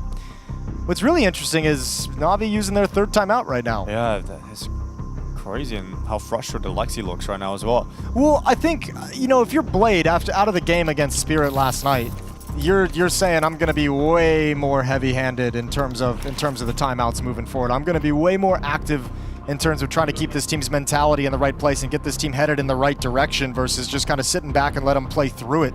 Yeah, frustrated probably wasn't the right word to describe it. Concerned, perhaps, more apt for Alexi there. I mean, it's last round of the half coming up. Na'Vi burning 3 timeouts on T side of Ancient. Wanting to get this one into shape.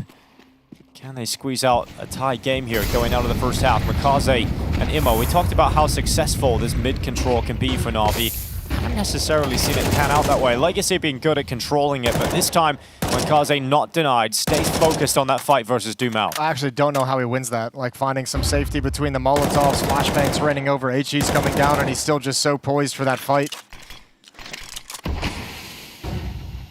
So 5-on-4 in the other direction in the favor of Na'Vi. They've got mid-control.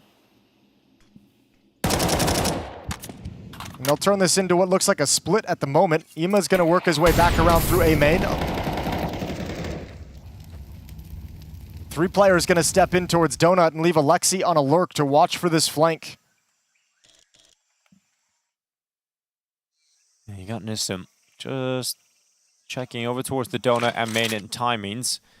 Comes back to Donut though. He'll realize multiple players have taken up position and the angle is found by Wonderful. Nissim getting surprised in a bad way here. 45 seconds, his teammates having to rotate over it.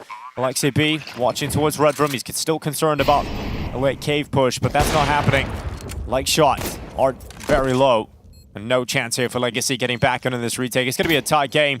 Na'Vi burn all 3 timeouts. They get 6 T rounds. We'll find out if it's going to be enough here to get the 2-0 win, to bounce back and get themselves a 1-1 record at the major. Lato and Sadzin giving it a good go, but inevitably it will be Na'Vi to close this one out. Bit with the final headshot. 6-6 it is. At least Legacy showing a bit of a fight here on map 2.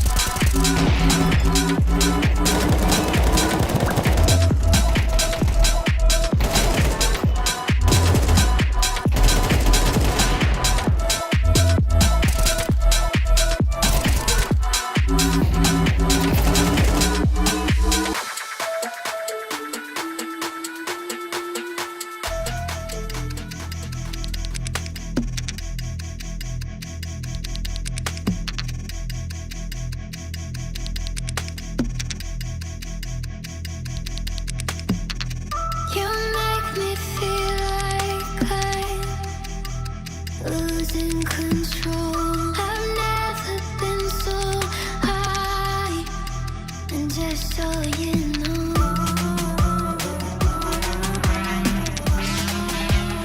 just so you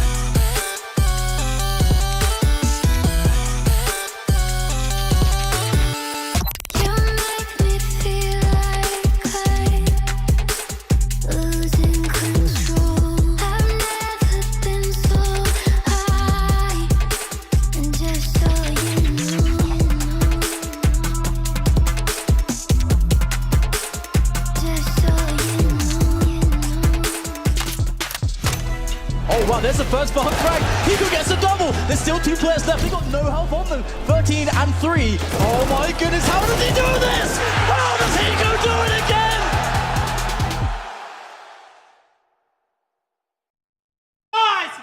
Well, Legacy's got a little life in them after all. Powered by Lado with 12 kills, Dumao with 13 kills. They bring it to halftime with a 6-6 tied score against Na'Vi as they try and rebound from a disaster of an opening map in this series. Both these two teams 0-1 within the Swiss system of the Cologne Major. Looking to rebound and get back into their winning ways and see what they can do from there here in stage 3. We're going to be live. Na'Vi switching over to the CT side, and Legacy's offense gets a crack at it. Yeah, one could go to try and get back into the series. Non-existent on Inferno, but enough done. And yep, speeding up through Donut. It's going to be MongolZ detecting early, dropping into defensive smoke to try and slow them down, but thinks about the A main fight now coming through. If he wins this, he has a strong position, but Sadsin digging deep, but not deep enough as MongolZ carves him up. Nissim inside the middle has paid off with the patience. Wonderful's walked right into him, but remember MongolZ's spot. It's such a threat here for Legacy. It's all so they're bailing out, and they're going back in the middle, back over towards Red, and Bit, of course, despite being on 3 HP, is surgical with a headshot on Art. Eventually traded, but immediately replaced by Imma in the same position. So you can't get access there if you're Legacy. You're hoping Nissim can bail you out with a kill there, but it's still on. Na'Vi's still fighting. Still got a chance at this, and with Imma with a kill in mid, it's a 2v2, but MongolZ's actually just going alone. But he's just made a step. Yeah, he made a step, so he calls off his play. Now going to try and wrap around the other side of the cube, and it's Nissim playing in the front. Oh, Imma going forward now. Triple Red is unleashing. Body shots in, and another one from Imma.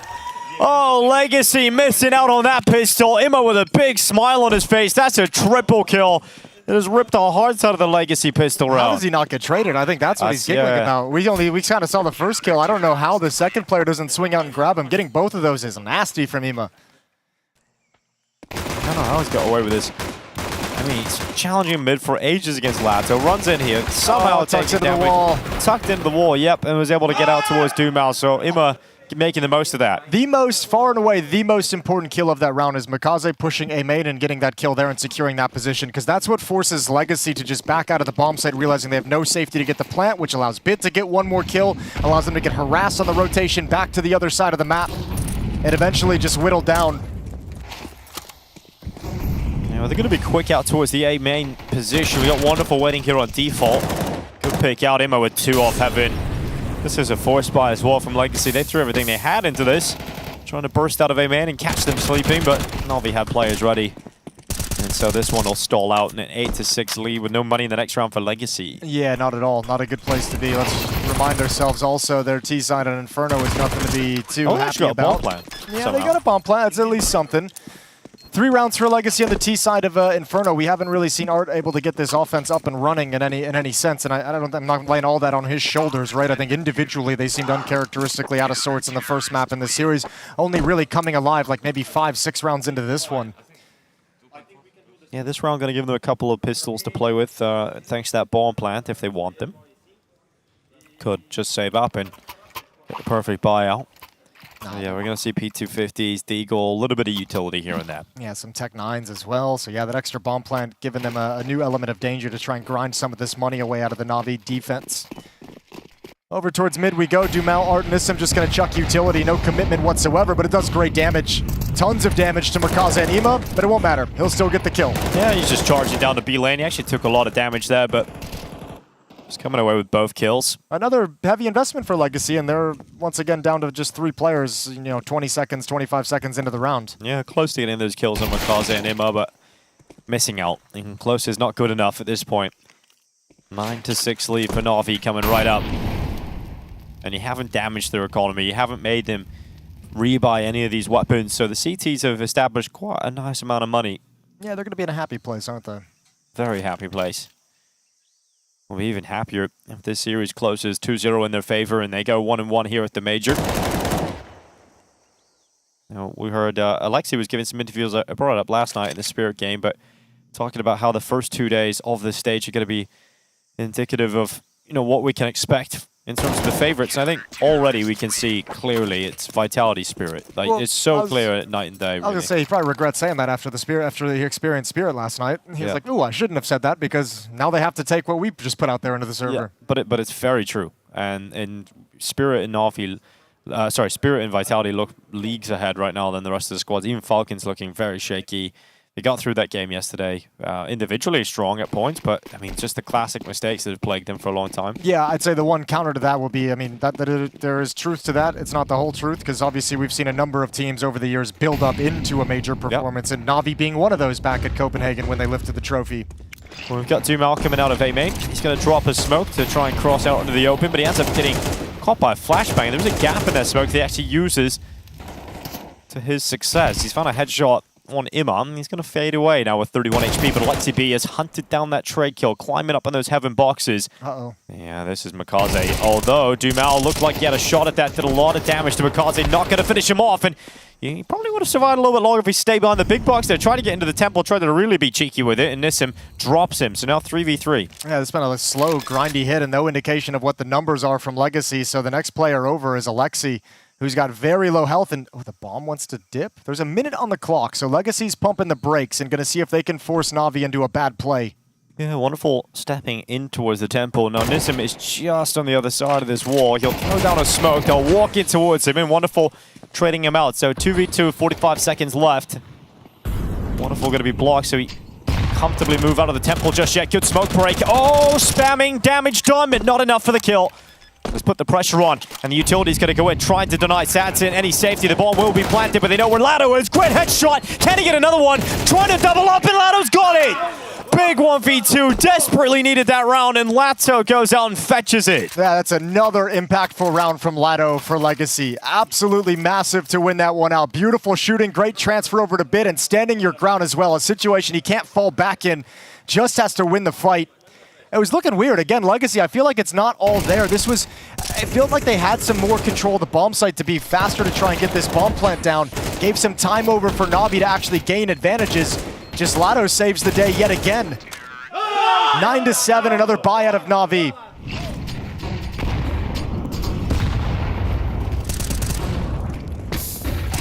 Oh, aggression from MongolZ, meeting Dumao in middle. Ima nearly blocking the fallback, but MongolZ will walk away with the opening kill, and he's ready for the second fight as well. Nissim. What's happening? Yeah, it's just so limp, isn't it? One by one through the smokes. Easy for Na'Vi. This round is just thrown away. Thrown away from Legacy. Art's going to try and pull it back. It'll be a 1v4 if he's able to pull this off, and he's not even allowed out of heaven. Yeah, well, there's so many rounds that Na'Vi's opening up with these kills, and I mean, Legacy, that one's very close. MongolZ gets that opening kill blind, but Legacy's playing really fast and aggressive at the start of these rounds, and they're losing players, multiple players, a number of times throughout this. So a timeout taken, they're second. Na'Vi have none to spend throughout this half, so they're going to rely on Art to want to have conversations.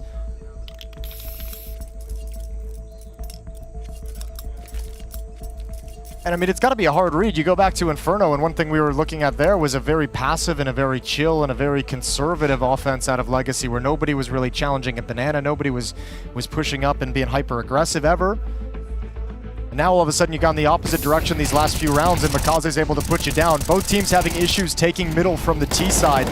Strong defensive stands. And Legacy just can't afford it because, yet again, their money is busted in a bad place. Dumao's going to have a Hero AK-47 and upgraded pistols around it.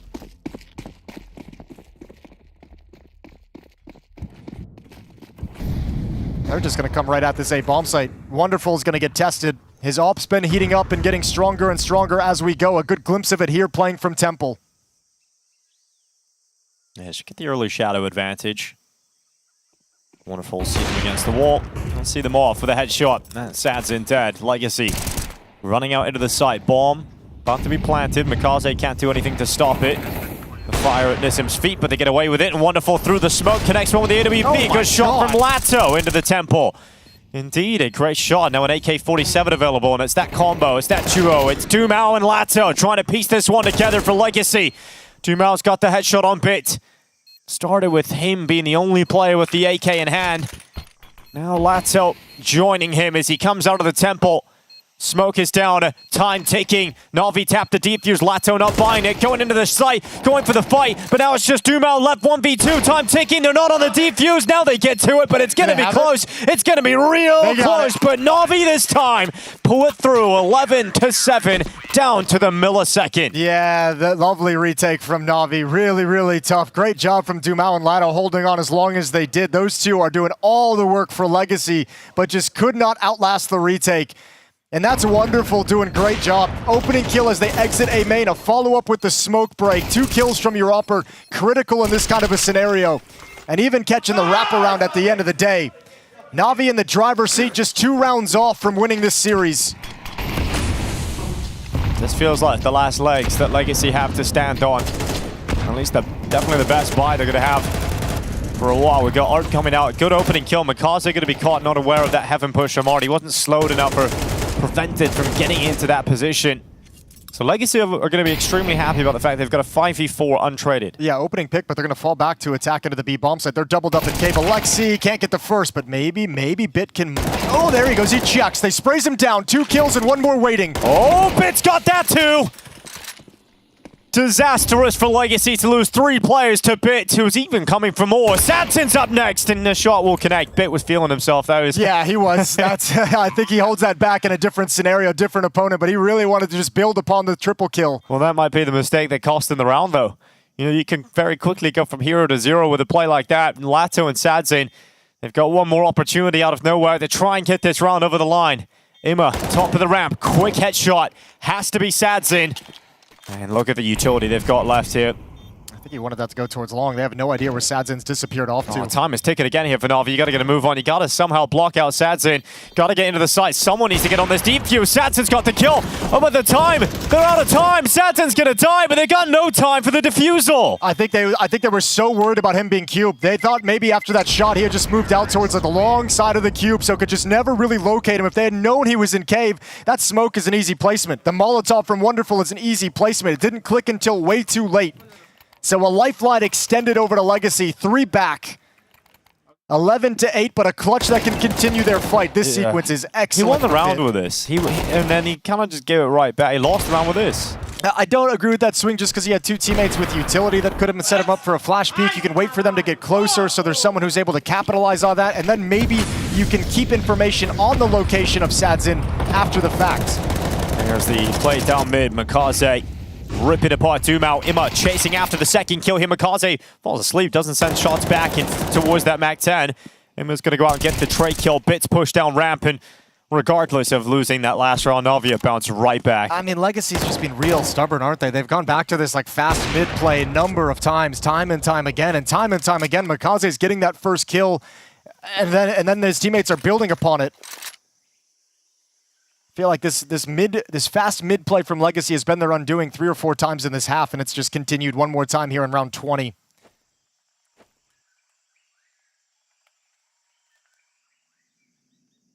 Well, Sadzin is going to step out to the Jaguar fight. He's picked it up, but he's also taken a lot of damage on board as well in that engagement. So 55 seconds left. Na'Vi have all the time in the world to position themselves to deal with this. Sadzin will slowly walk out of the cave or park himself in the corner just for a second, but as soon as he comes out of here, he might give it some time. He's got a smoke as well, but he doesn't want to use it. It sells his position as soon as he chucks it out, so for him, he's just like, let me just get this plant. This is going to let him know where I am just as much as the other thing, so let me get the bomb plant for the team, and then maybe I get lucky. No shots coming through that smoke. He tries to challenge the long fight. He can't get it, and that's going to be Na'Vi. Just with a very strong start to the round, it was hard to see a world in which they conceded, so coming right back in, that'll be a 12th round victory here for Na'Vi. They're going to be on top of the board, and it looks like we're going to see them take this 2-0 win with no issues now down the stretch. Money's going to be a problem in this potentially last round for Legacy. I wouldn't be surprised if we get a timeout coming out of the Legacy side as well for one last conversation of how they want to work this together. Yet again, I mentioned Inferno, the offense had nothing to it for Legacy here on Ancient. 2 rounds on this T side thus far. Oof. Indeed. And this last one, they'll have the 2 rifles, two Mac 10s and a Tech 9 on Sadzin.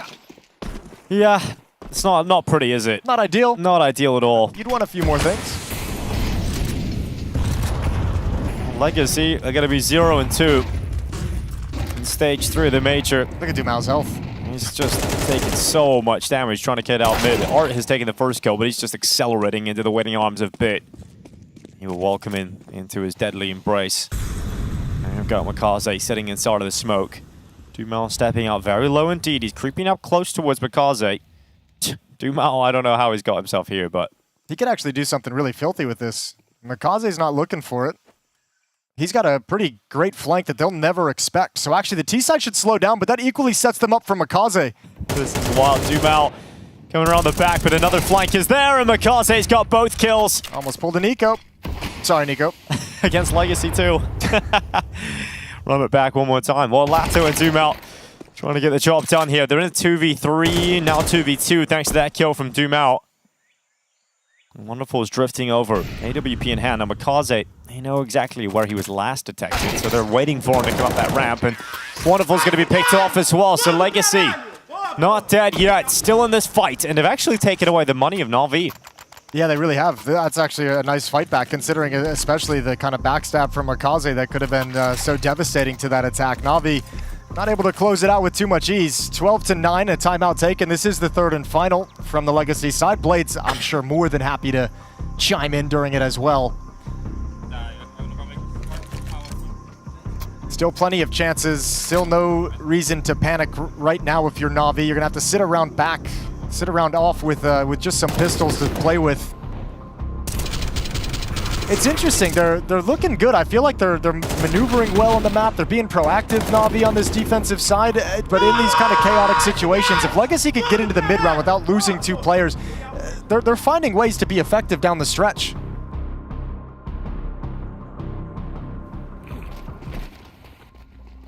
Just don't go back to the mid play.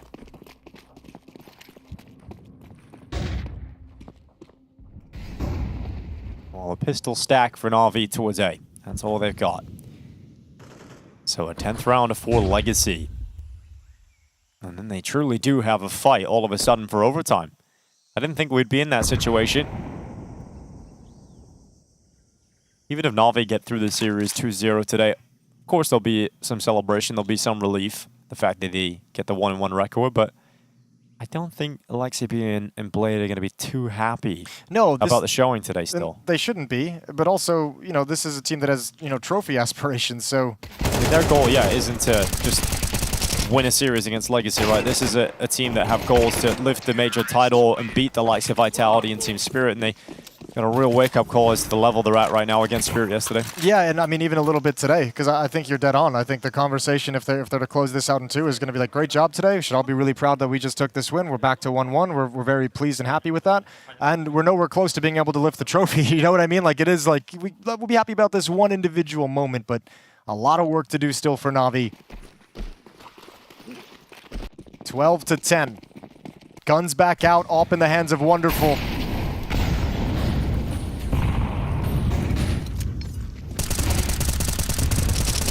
Legacy going for a straight up 8 play. Wonderful's going to be all the way back at CT spawn with the AWP you mentioned. I like it too because they've encountered so much. Oh, missed shot. That's actually huge for Legacy to slide in. CT is smoked off. Na'Vi, if you don't get some kind of a kill or something that makes you feel like you can retake this, you might want to save for the last round. Yeah, there's no kits, exactly. I don't even think you go for it. Oh, you might now. That helps. But is that going to be enough? Like, let's see, that 1 kill from Bit.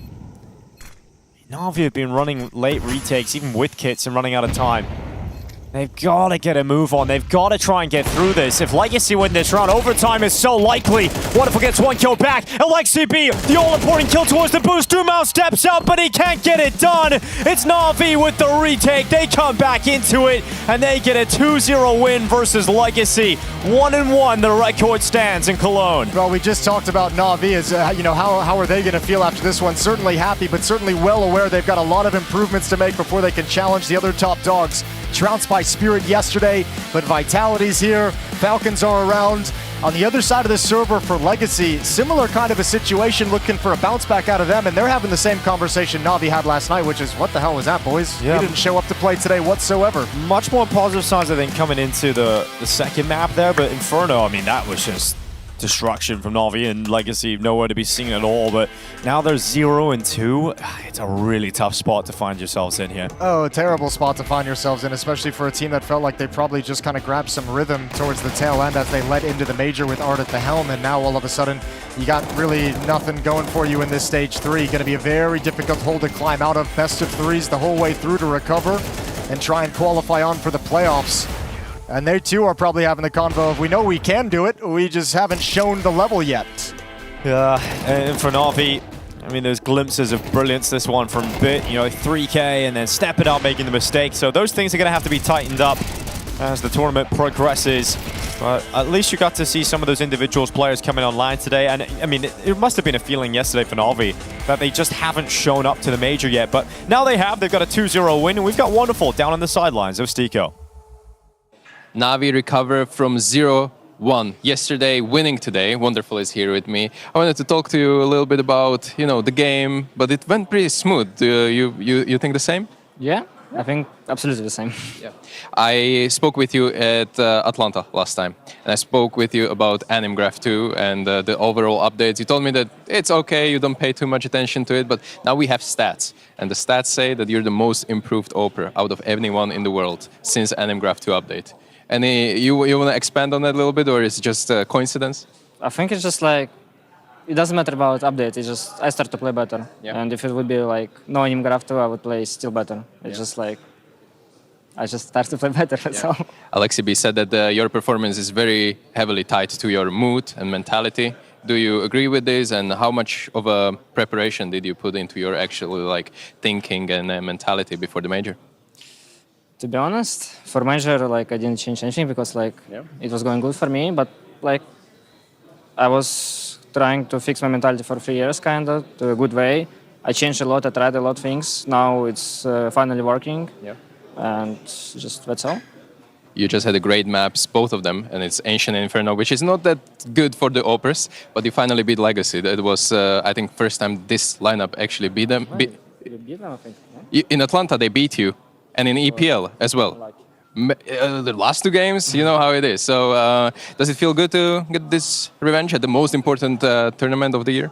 Yeah, but it's like not even like revenge, it's just like good to win, not to go 0-2 in the major. So it's good feeling. Yeah. Last 3 question. If you had to give MVP to any of your teammates today for the performance, who would it be? Be careful, Bit is right here. He listens. Yeah, I would like to beat probably. To Bit? Yeah, he played amazing? He played amazing Inferno. So yeah, I think. And he played good also on Ancient Good. He like was calling, trying to do something. So yeah. He deserves it. Thank you very much for this and see you tomorrow with another best of 3. This is Navi, 1-1 pool.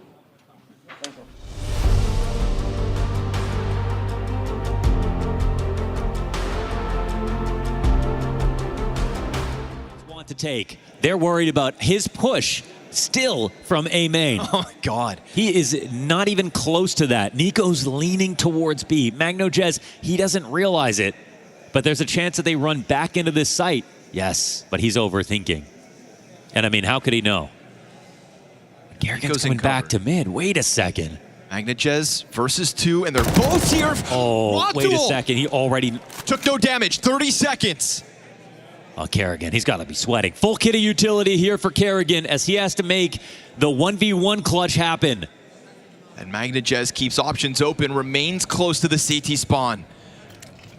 He can head either way off of the utility that surely Kerrigan's going to use just to make sure he doesn't get dove.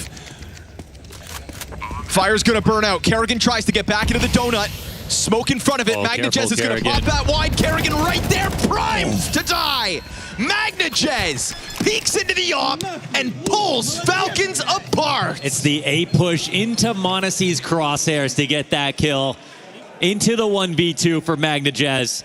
Barely a lick of damage, a defuse for him, denying Falcons their best attempt at a round so far. Crazy, the awareness he had that Monte was going to be on this line to hit the shot as a whole. Another can of worms. And he saved his own utility for this special moment as well.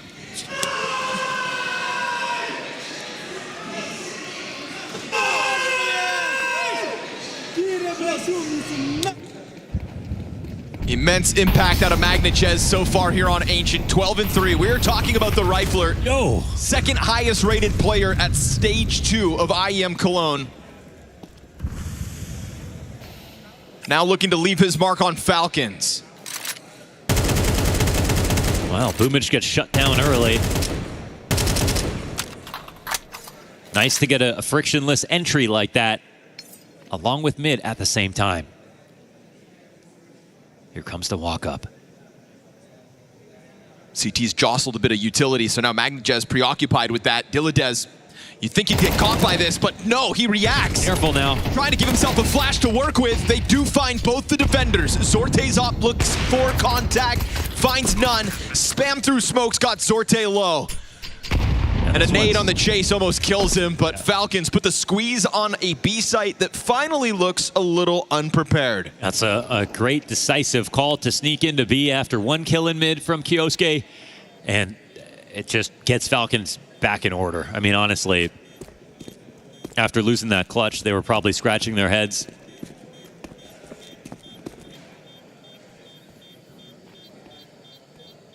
They do have to worry about their money here. Oh, okay. Monte wins his. 4 saved for Falcons. This round is importantly sprinkled in at a point where you could still walk away with that 5-round half. Yep. They have enough surviving in this round as well, where like this could be that turning point. But I can't say I've seen enough of a T-side to have me convinced that they'll be able to easily replicate what just happened. No, definitely not. Not yet, but CS does come at you fast. And I think Falcons are mentally comfortable with the idea that this is going to be kind of a grind. A lot of teams here are great. No, there's Kiosuke getting shut down once again in middle. Sorte looks to reopen that smoke. I don't want to call it haphazard, but they have sent him out so many times. And to be honest, most of the time, BetBoom's counter utility has been better.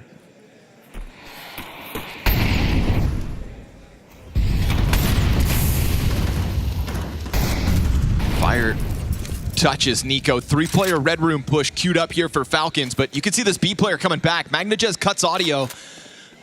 Oh, he's gonna hear them running timing around. It's gonna be Boomich on the CT spawn. Just mows down 1.5. Oh, push man. to perfection. What a move, dude. Another quadruple survivor round here for BetBoom. Rock solid CT sides are gonna be the name of the game if BetBoom keep this up. Now leading 8-2. MongolZ is ready to swing, has his nade before that, but when they start to make noise, decides there's no reason to do this.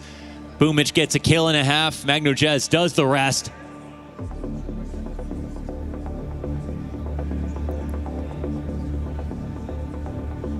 You actually just can't ask for more from BetBoom.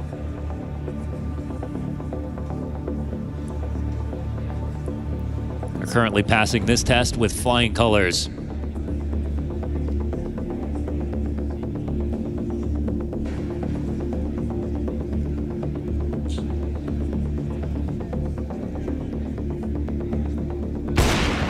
Could be a match of CT sides, but for now, it's a match of Falcons with back-to-back bad T sides. And it'll be BetBoom with an opportunity to try to close.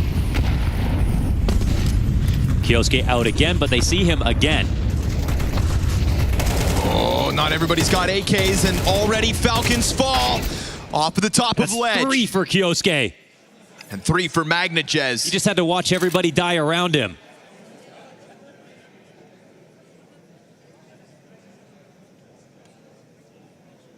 They put an end to MongolZ, but Kiosuke could still go further.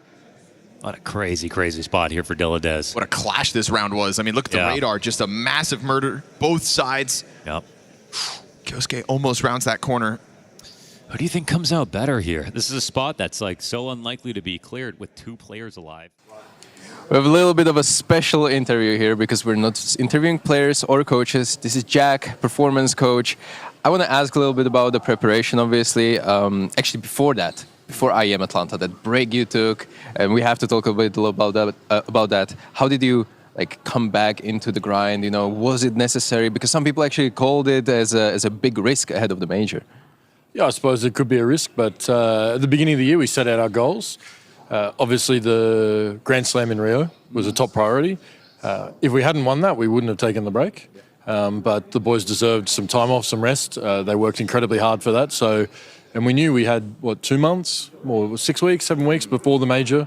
And if we pushed them too hard, especially after achieving what they had, there's a risk that they would end up fatigued at the end. So we wanted them fresh for this. Of course, it was disappointing not to win another trophy in Atlanta, but we knew that was a risk that was going to be a tougher event without as much prep, but one we're willing to take to hopefully it pays off here in Cologne. So definitely looking at the big picture and the long term, but how do you manage to come back into the swing of all the preparation for the major after, the disappointing event as you just stated and also the break itself? So is this something that you especially focused on the boot camp? Not especially, no. We've sort of found a rhythm with our major preparation over the last couple of events. So we've got a special routine, special practice block for at home. So we ramp up over maybe we had 8 days of practice at home, where we expect the players to work harder than they would on a usual practice time at home. And then we got our 4 days in boot camp where we come back together, reconnect in person. I think everyone knows the boot camp practice is way more enjoyable. We get more out of it because we're all in the same room together. So we've sort of found a rhythm that we think works for us. We'll see here if it pays off again. But we feel that it really helps the boys build nicely back into feeling their best form, understanding how we want to play, and the coaches lead that incredibly well over the course of those sort of 10 to 12 days leading into the major. I think we've seen just one small weakness from Vitality so far. That was the first map of the major. Can you share a little bit of an insight what happened yesterday after that match? Did you speak with them or how did you bring it back? Because I was like having really tough map as well. So after that, it was insane. Yeah, I mean, like for someone like Zawu, the first map is more of an anomaly, and the next two maps is back to his usual. And he's really good at just staying grounded, staying focused, and knowing that his game will come back to him sooner rather than later, as it always does. Dan was really good. Apex was really good in between the two maps because he sort of recognised it wasn't perfect, wasn't what we wanted it to be, but we have confidence going into our pick. We have confidence going into the third map, and that we just need to keep doing what we do, and it'll work out. And these boys, they have so much belief in themselves. The evidence is there. They all know what they can achieve and what they can play like. So it's disappointing. We don't even focus on it too much. We focus more on what do we want to be like on the next map rather than focusing too much on what's going wrong, because they already have all the solutions. They don't need to change anything. They just need to be themselves. I would like to talk to you for hours, but my neck is getting sore, so we have to cut it short here and see you in not the you specifically in the server, but behind the guys. And thank you. Good luck in the best of 3. Thanks. The Intel Extreme Masters Cologne Major 2026 is brought to you by ESL in partnership with Intel, Acer Predator, DHL,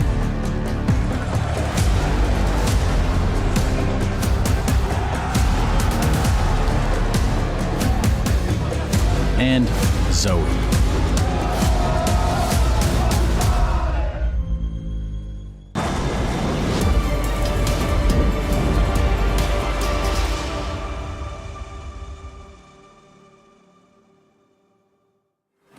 Well, it's time for the world #1 to play their second game here at the Major. 9Z going to be on the other side of Vitality.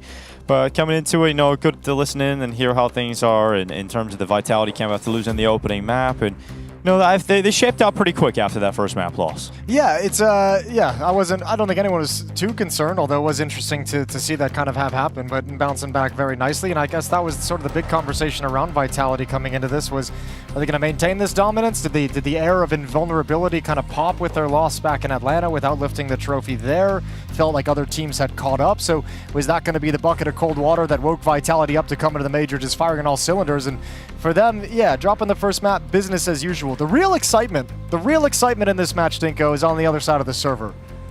It's on the 9Z side of server because Luchov is... he's the #1 rated player of the event. He's overtaken Donk. Yeah, he's at the top. Luchov's incredible. He's at the top. It's kind of insane. We haven't had a chance to cast him yet. No, we haven't. I'm really looking forward to seeing what he can do. Well, you may be the #1 player at the event. Let's see how you do against the #1 team in the world in Team Vitality. Now, they have played before this year, back at Blast Open Rotterdam. About 3 months ago, Vitality took them down on 2 maps, Nuke and Overpass, 13-5, 13-3. I only mention it because they are the exact same lineups. It just feels like from then to now, 9Z has obviously made some very significant strides. Yeah, absolutely. They've looked incredible. A 2.80 rating across 3 maps. Donk, the player closest to him there. And I think for 9Z, they're a team that you see every now and then. Every couple of years, they'll come out of the woodwork. There'll be some players who were on the team before, and they'll bring out a little different concoction from South America. Sure. They'll pop off for a couple of months, and then they'll go back into obscurity again. Little dash until of they this, come out for a few years little more. Sprinkle of that. Exactly. See what we're working with. But these are the players we've seen over the years. Huaso Peak, Max, we've seen DGT, but it's going to be Mayern and Luchov coming into this team. We've seen Mayern as well. Yes, we have. Yeah, we've definitely seen him before, but like in the 9Z. True, yeah, in the 9Z and also configuration. And maybe in a situation where he could have a little bit more success. He's a former player on MIBR with the legendary Brazilian lineup as well, but was one of the players kind of brought into that to try and fix it and kind of shuffled out soon afterwards.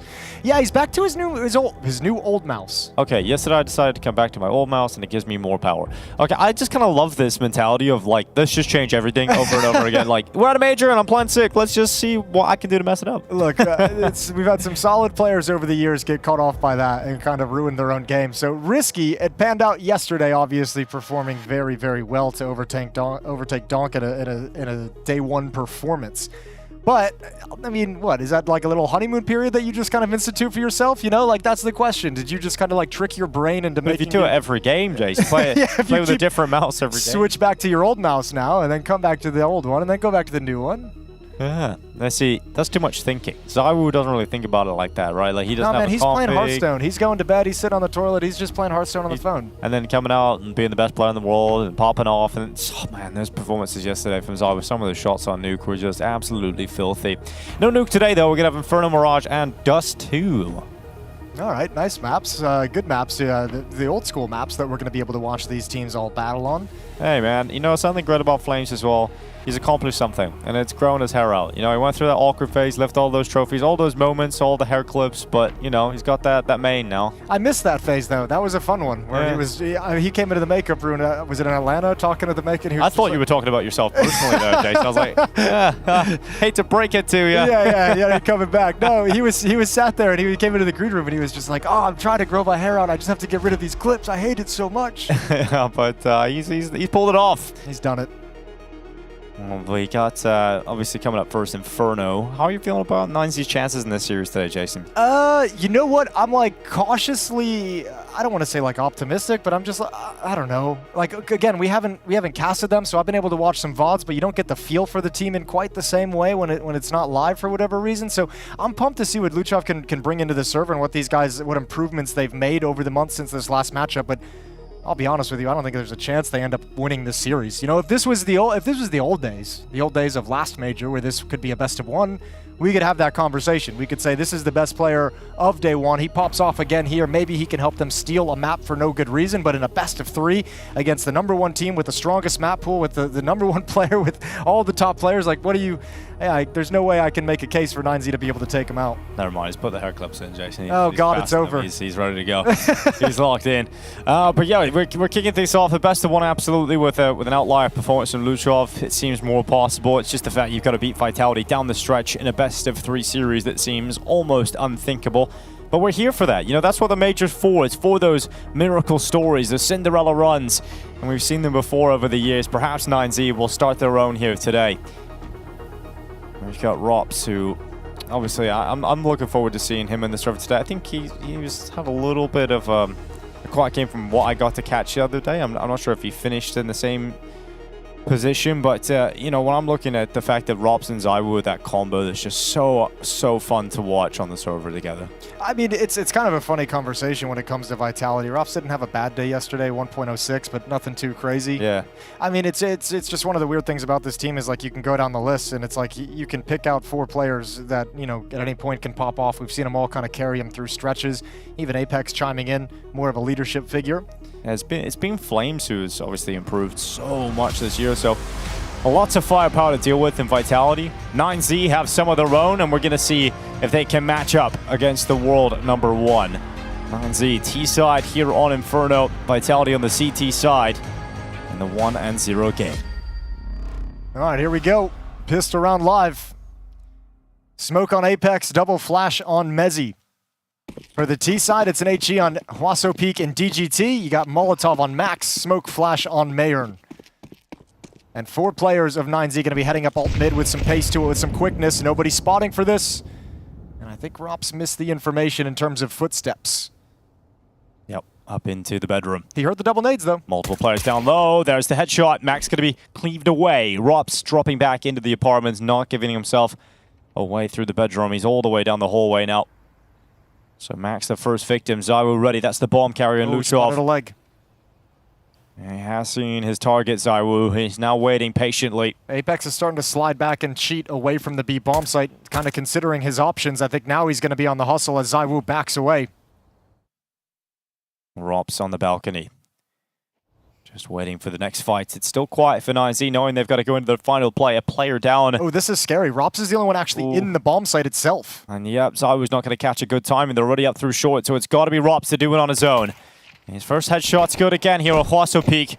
Diving down into the pit, calling his teammate over. Mezzi's landed that headshot at range, and they've got flashes, they've got utility, and Rops is finally taken down. But it's ZywOo who moves into the bomb site. Just a single kill from ZywOo in that spot. And now Mayron left alone, 1v3, 2 HP, trying to fight forward, not going to be allowed to get anywhere near the site. No bomb plant for 9Z. Yeah, Rops just kind of shaves a couple off on their pathing. Here's the double nade and says, okay, well, if you're double nading this, it means you really don't want me to peek this window, so I'm just going to come peek this window.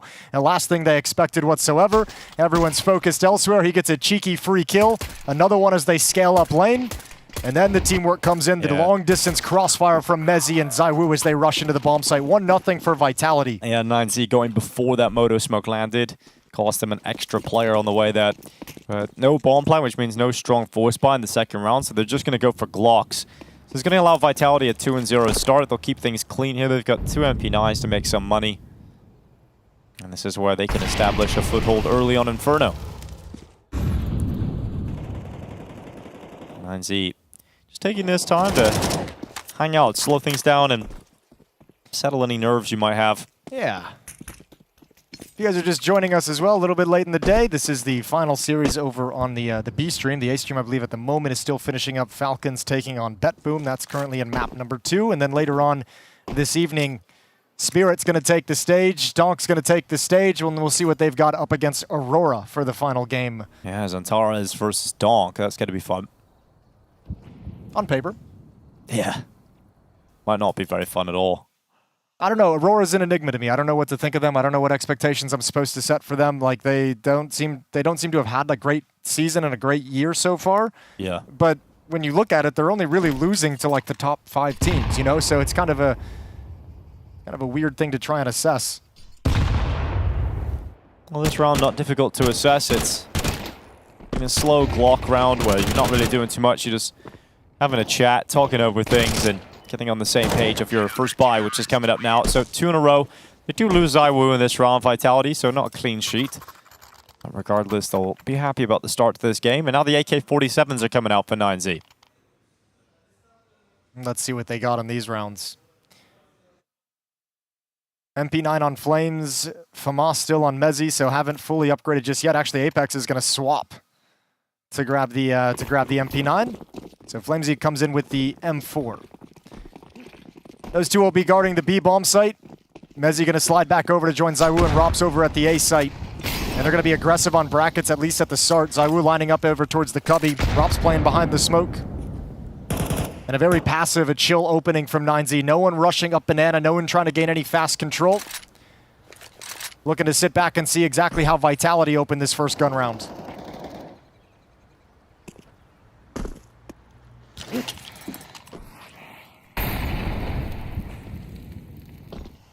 Got that bottom banana smoke.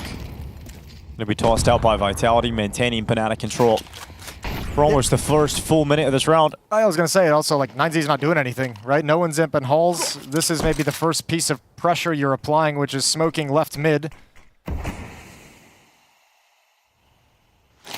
Nothing too crazy. ZywOo throws the counter Molotov, and after all the banana utility has been spent, they're gonna start scaling up. It's Flamesy on the sandbags. Yeah, it's a strong spot. Usually good for at least one. There's the one. And the second as well from... Okay, Apex has assisted him. Destruction in banana. Flames can't get away, but the hard work's already done, and now it's set up. We've got Rops running through the apartments, down into the underpass if he desires it. Oh, he's in fact, he's going for the wrong way. Oh, yeah, he's actually going to try and just hunt this save down. He knows, okay, that was such a convincing round in banana that you're probably just going to try and save these weapons. So Rops just springs forward. No mercy, nothing being allowed. We've got Mayron just sitting with his AK-47, and Rops isn't even going to go around that corner. He just drops back. Yeah, I mean, they want to establish economy too, so that's a cheeky way to grab a kill and inflict a little bit more pain onto the 9Z attack. Actually, everyone's following this up. Yeah, he wants to send the team forward. Okay. To confirm it, to get everything. Flash is going through. At least he's a long way off around the corner. Can Apex snatch it at the last second? Yes, he will! Oh, no. No mercy whatsoever. Vitality 3-0 start and a timeout needed for 9Z. Yeah, you could hear a cheer kind of echo through the studio as well with Apex grabbing that last second headshot. This is lovely from Flamesy. Double kill, the damage on the third. That HE coming in at the perfect time to just secure it. Brutal way for the round to start. 9Z had sat back on T-ramp, not done anything else throughout the round. They were waiting that whole time to scale up banana after the Molotovs, after the HEs, after the smokes. They found the timing they wanted, but not the results they wanted at all. early timeout as they get shaken and step back into round 4, upgrading some pistols, buying armor and utility. And they need to have impact pretty much immediately. Like, normally I feel like you could have a few more rounds of a cushion, but the fact that Vitality already has 3 AK-47s on the CT side is a really scary prospect. It looks like a recipe for disaster for 9Z, doesn't it? It's tough to see them struggling at the start here. And you want to kind of talk about that whole point of being like, what did Alexi say? Like the first couple days, you're going to see what the top teams are bringing to the table. The idea that Vitality is hunting this down in the first gun round all the way to T-spawn, taking everything away from 9Z. Showing their level, showing their class. Yeah, this team's here to win.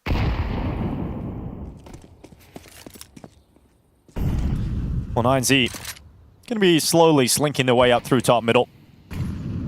ZywOo going to be blocked by smoke. Will drop on back. They'd love to get someone over in pit. Rops is going to try and make the cross right now and doesn't. Okay, nope. He's just going to peek up. Him and ZywOo are out in the open, though. This is really dangerous. They don't have timing on this. Oh, ZywOo's going to stand in the open. Rops has got 2 off default. ZywOo hasn't even needed to chime in just yet because Rops is killing everybody. Finally overwhelmed by the Tech-9, but the rest of the squad is there, and Mezzi comes in for the final kill of the round. A 4-0 start for Team Vitality.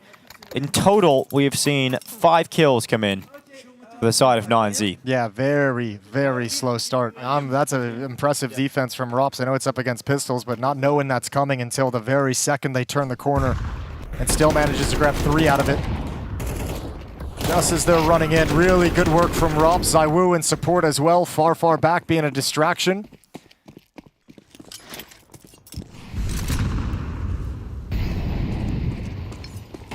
So Max goes up through Banana. I mean, the ideal for 9Z in the first gun round was be so passive in Banana, waste all the nades of Vitality, and then they still got wrecked by utility. So this time throwing a little bit more of their own and dodging the response from Vitality. Yeah, they're going to move this quick, and I think they might have a sense that, you know, Vitality opening up with only 2 A defenders. They're coming right at Rops yet again over towards pit. Again, a very fast timing for this. Yeah, waiting down in the pit, rifle at the ready, burning into the open. He goes again. Rops has got 2. ZywOo up next. And he can't get a kill, actually. Max does well. Sweeping away both A defenders. A chance here for 9Z to fight for their first round win. Okay, double smoke though, however. A little bit of miscommunication, so that utility will fade, and there's not another smoke to replenish it. So do Vitality want to wait for the smoke? They're going to start clearing brackets. Mezzi and Flamesy to do that. Apex waiting with utility to set them up for this retake. 1 flashbang to activate. Yeah, Fire arrived at their feet, just holding them back. It's short time ticking. They start to move forward. Go on for this now. Team Vitality in pursuit of 5. Flames protects his teammate. Apex has got the headshot. All of a sudden, it's DGT trying to make it happen, and he can't. It'll be another round for Team Vitality. Even that retake happening, and the defuse is so damn close, but they play it to perfection. Yeah, that's exactly what you expect out of Team Vitality. That is perfect, having the timing, the wraparound, knowing exactly when to speed up, and all 3 kills go their way. 3 on 3, and they blank him into post plant. Rops burning inside the Molotov. 9Z's really trying to mess with the timings, really trying to mess with the denial of information, and being a little bit quiet on the map, and just none of it matters at the end of the day. A beautiful retake from Vitality, and they're up 5-0.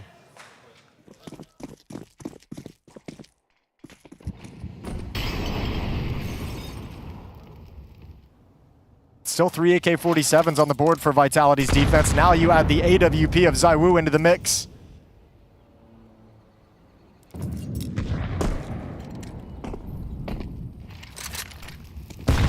Oh, grenade right to the head of Flames. Over half his health is gone. Found ZywOo over on A with the rifle the whole time. Now he's over at B with the AWP. Well, I think they're saying we shut you down at the A bomb site, and then we retook the A bomb site. Surely you test the B bomb site a little bit more comprehensively. Not at the moment. 1 minute left on the clock. A little boost up in middle to try and grab the angle towards left mid, but they mess it up. Can't see anything. Hwaso Peak is just going to step forward regardless. Him and DGT being left as a lurk. They might try and split this through CT spawn. Yeah, ZywOo picking off Luchov. Mezzi completely blinded, didn't even take a shot. Luckily, Flames was there to respond. 4v3, still the advantage sides of Team Vitality. Bomb moving its way up through Banana. There's only 30 seconds, though, and DGT is not making a move to be involved in the hit towards the B bomb site with this much time left on the clock. He's got to start sprinting now because they're edging towards the smoke to break on through. And ZywOo's ready. ZywOo is ready with a scope. Mayun dead, so is Max. And they stand no chance whatsoever. 6 rounds in a row for Team Vitality. Yeah, just outclassing 9Z completely. Triple kill for ZywOo on the AWP. Well, it was a South American team that caused Vitality some trouble in Austin, right? We had Legacy break their win streak. Not looking like that's going to be the case here in Cologne this year. No, not at all. Not even a little bit, and I think, ooh, he spotted the head. Okay, there we go. Nice catch, observing team. Thank you very much. What a pixel to grab for ZywOo and be prepared for the fight, and then coming through that smoke. You have to know you're coming through to your death when you see the AWP is perched at the B-bomb site. It's going to get harder now that ZywOo's AWP is in the field. You kind of alluded to it at the B-bomb site. He's been over towards A for most of the half with his rifle, but now that the AWP is out, as it starts heating up, he's going to be everywhere.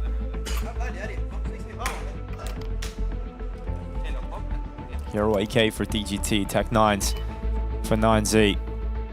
Well, it was 5 kills on the board for 9Z 2 rounds ago. It's now up to 8. Fragging production still isn't there. DGT with 0 kills. Luchov, the #1 rated player of the event coming into today after day 1 of stage 3. He's 1-6, so is Hwaso Peak. Hwaso Peak. Hwaso Peak. Let's see what they could do with just Tech 9s and an AK. Running dry right now on 9Z. Planes just jump spotting over the half wall, not seeing anybody in Banana. So the A player's on high alert. Rops will hear the utility ring out, that Molotov landing and shattering before his feet. He nearly gets 2. Instead of ZywOo stepping out, but he's missed a shot. In fact, he has lost his life. Okay, again, this timings that they're messing with. This time it finally works and they finally break through. Oh, it's a dangerous game for the aforementioned Hwaso Peak. I don't know how he's not dead. Messi was sending so many bullets towards his position, but Hwaso Peak hiding away. I don't know if you can retake this one. You might be able to set up for some exits, but 3 on 4. You do have 3 kits. You've got utility, so let's see what happens when the smoke fades. And the last retake was heartbreaking for 9Z. I know, double smoke again late into the round. It's fine. This time it doesn't really matter. The clock's going to be too far gone. So all there is right now for Vitality is setting up for exits.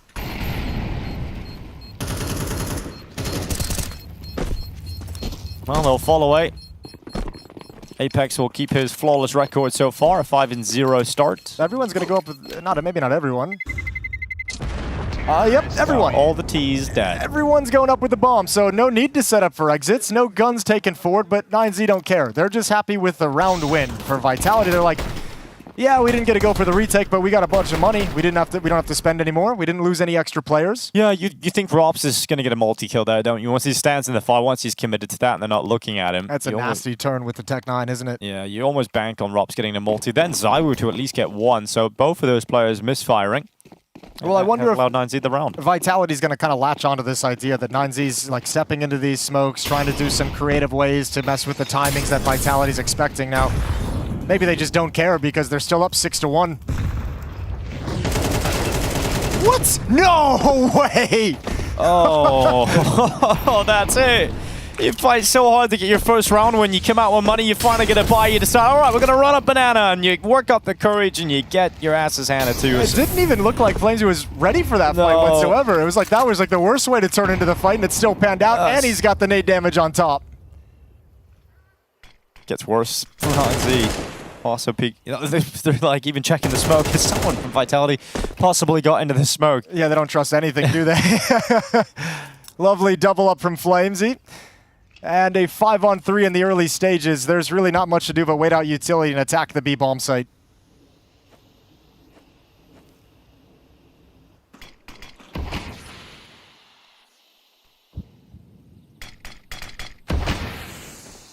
Well, they're going to give it a go. They come in Apex. I can't even believe it, dude. Right through the smoke, onto the head of Hwaso Peak. Pixel perfect. Report. And another smoke, just to make it feel extra bad. And off you go. Back down Banana, back to spawn. just out of a round win as well. So you're hoping you can not only build momentum, but start chipping away at the money that you know Vitality's built up, and that's just not the case. Have to back off. DGT can't even afford any utility in the next round. Mayern can get a smoke, a flash, a smoke, an HE grenade.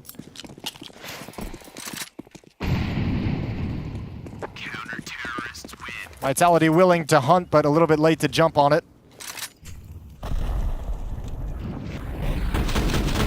It feels like when he turns his back. It's like you understand he's turning from the flashbang, but it just felt like that first player had such a jump on his position. The fact that he's able to spin and get that kill and it lines up is just crazy.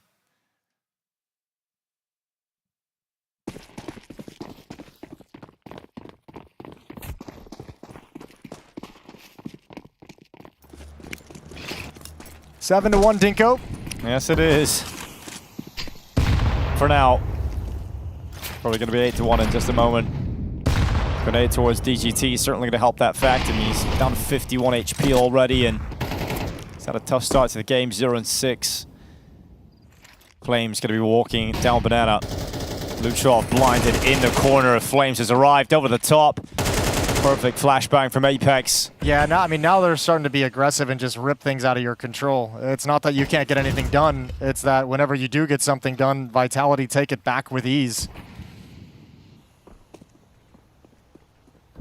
Opportunity on the wrap. That smoke is fading.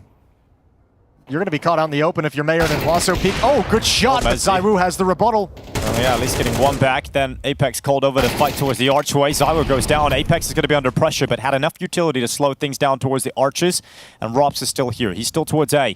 Apex yet to die. Could this be his first death? And it will be the second kill for DGT. All of a sudden a 2v2, but you know Rops is still around, so you know he's the A player. Yeah, when you hit tab and you see his name still lit up, your head's on a swivel. You're checking everywhere for this position. The problem is with Rops, he can be anywhere. He can be everywhere at once as well. DGT putting that bomb down in the site. Flame's going to be rotating over. He's arriving through the archway now, and Rops is just waiting. Waiting to work in tandem with his teammate to recover this site. Rops is spotted. DGT from 0 to a 3K so far, and Flames is going to give it a good go on his own. Looking to step into the open, and Max has got the headshot this time. So finally, DGT arriving to the game, and Max able to close it. That's some wild shooting out of the 9Z side, though. All those kills instantaneous. ZywOo not able to re-peek and slide into an angle. Right there, DGT. Some lovely shots. Cleaning up Apex. He was red on health. Got dinked by Wasso Peak's Tech 9 earlier. This one onto Rops. Beautiful shooting. And 9Z have a second. And there is time for them to scrape and claw themselves back into this map to close the gap on the scoreboard before we switch sides.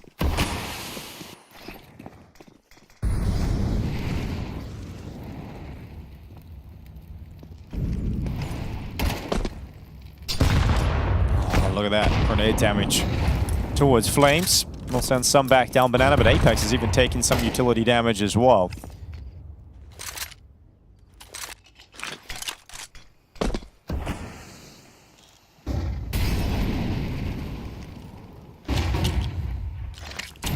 Bomb is all the way back on the stairs still, but they're going to be challenging towards top banana and now top middle as well. ZywOo spots the peak, doesn't land the shot, and he'll drop back into the site. Manzi's done some good things on wrap side, as we saw in the previous rounds.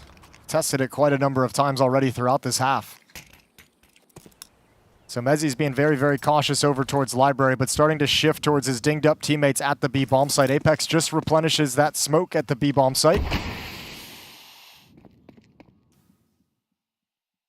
9Z will be held back for the moment, but they're going to continue moving forward, and nades are out for the Vitality side. There goes Flames on the low HP. There goes Apex on the low HP. Yeah, 9Z finding some footing here. Getting into the B bomb site. Wasso Peak on the lurk, even catching Rops, and Mezzi dead in front of that CT smoke, so off ZywOo goes to try and save this AWP. And this is a much better round, the best we've seen so far from 9Z. Yeah, way, very, very good. I mean, Flamesy not able to get anything done, and the defense sliding over as they're kind of setting up for the attack is when the execute slides in for 9Z. Might be time for a timeout if you're Vitality. Haven't had to even really consider it or think about it whatsoever. But now 3 rounds for 9Z, closing the gap, and it feels like they're starting to unravel a little bit. Maybe the overconfidence setting in after the hot start. Yeah, I've got a lot of money still on Apex and Flames. ZywOo saves this op, they're going to be absolutely fine, but if is the operative word right now because he's getting pushed in. No scope. And he's going for another one, of course. Little stall point attempt from ZywOo, but he'll hang on to the AWP, and the first timeout forced out of Vitality. Pretty critical to hold on to that op as well. He only had 50 bucks in the bank. That would have been very costly if one of his teammates had to pass it over to him. So Vitality spend a lot of money rebuying these weapons on the verge of being broken. 9Z almost about to get the reward for all this hard work. Now stringing 2 rounds together, 3 of the last 4 in their favor to bring the economy to a weak point of Vitality. And a conversation for them to clamp back down on this Inferno map this opening half and make sure that 9Z has no hope as they switch sides.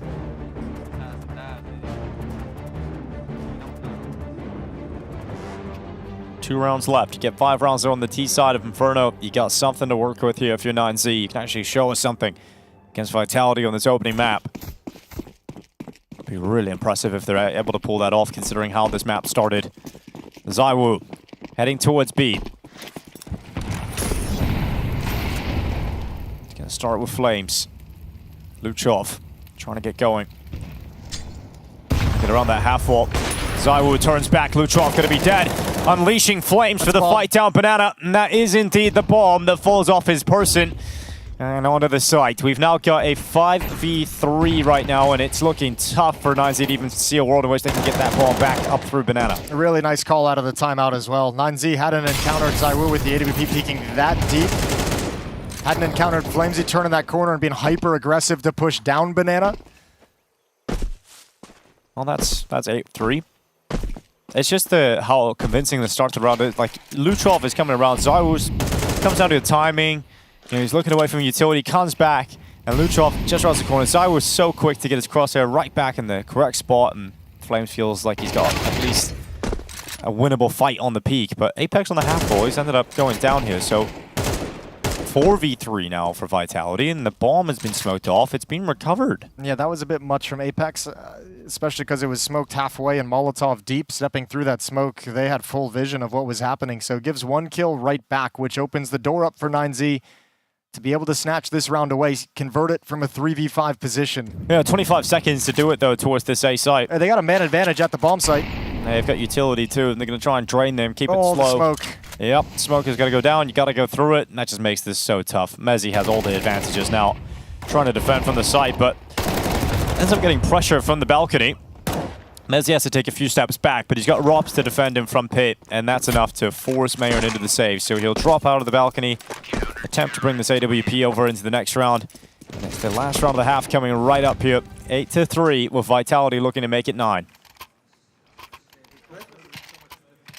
Should have a great standing for it. 4 AK-47s for the CT side up on ZywOo. Plenty of cash. Everyone's got nades. Everyone's got kits. And they just got so many plans and so many ideas. Okay, there was a flashbang paired with that push. It just came in a little bit late.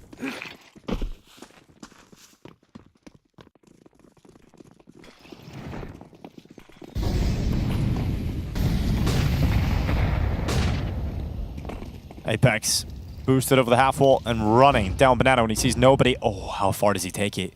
Apex, this is madness. Madness, and it's going to end up in a kill for Luchov. Robs his turn on the apartments hallway. He's got a long and labored fight against DG2, who thinks he can swing and challenge a rifle, and then ZywOo's AWP's waiting for him. It's actually kind of bad that they just got those kills in a way, because it's forced 9Z to speed up where Flamesy was just rotating away. They kind of assumed that B bomb site wasn't going to get attacked in this round with the Apex deep push. Oh, look at the flash through! Oh, it's so perfect! Triple kill from Flamesy, and cheers from Apex. They're up 9-3 on the first map.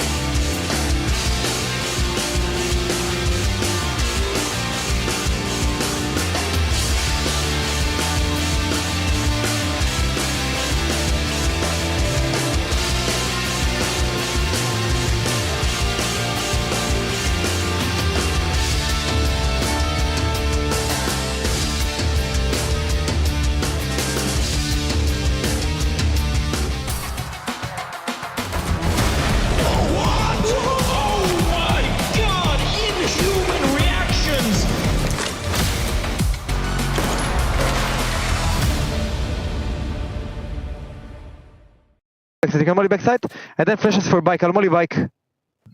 Will quick shot, Will. Careful shot again. Molly shot again. I'm holding boiler. Careful shot, picking. Will maybe close shot. I'll swing him. Yeah. Ready? Could be graveyard. 2, 1. I'm only pit. I'm on your side. Dead. Can you flash? Right side dead. No, just wait. I defuse. Nice, sick. Calm and composed from the world number 1 as they step into the server will hand up business in the first half. 9-3 lead for Vitality. 6 rounds they've got up over on 9Z. As they switch sides, it's Vitality's offense that is going to bring this one over the finish line. Well, maybe not quite yet. Good shot from Mayern, but now you're trapped. Can you get out? Yeah, he does slip away. He does take a lot of damage, but fully getting away might be the problem because Flames just walks to the top mid smoke. He's got the trade right back. Apex has spotted a couple at top banana as well, so I think the pacing is going to pick up. Yeah, they're gonna speed up right here. Jumping out of halls, DGT in the open, eats the flashbang. Flames grabs it with the last bullet. He just clears out the site, has a little look around him, and no one actually defending within the site. 9Z having to go for a retake, lose this pistol, and a comeback just seems impossible. Hwaso Peak, a kill on ZywOo. Flame sweats down in the site. He's taken up by Max. All of a sudden, 9Z back with a shot at this. But Mezzi, looking the wrong direction, was worried about the short play, but it's Hwaso Peak who is patient, and it will pay off as Apex walks back into him, and a little bit of frustration there for Apex as they let that pistol round go. I think for him, he's probably saying he looked over with his hands up, and he just had to be like, how has this all happened? You know, I think 9Z's actually done a decent job of having some sneaky moves throughout this game. T-side, like with the timings they were trying to hit, attacking without utility, stepping in through smokes. Now on this kind of a retake, you have that player in mid get spotted by Apex, but he slides through the smoke and challenges the bomb site, and they never realize how close he was to turning the corner, so it forces some awkward plays. And I think that's why Apex is holding his hand up, like, what's up? Like, where's the comms? Why does everyone seem lost? Why is everyone getting picked off without realizing what's happening? And that's the biggest point that he always harps on with this team.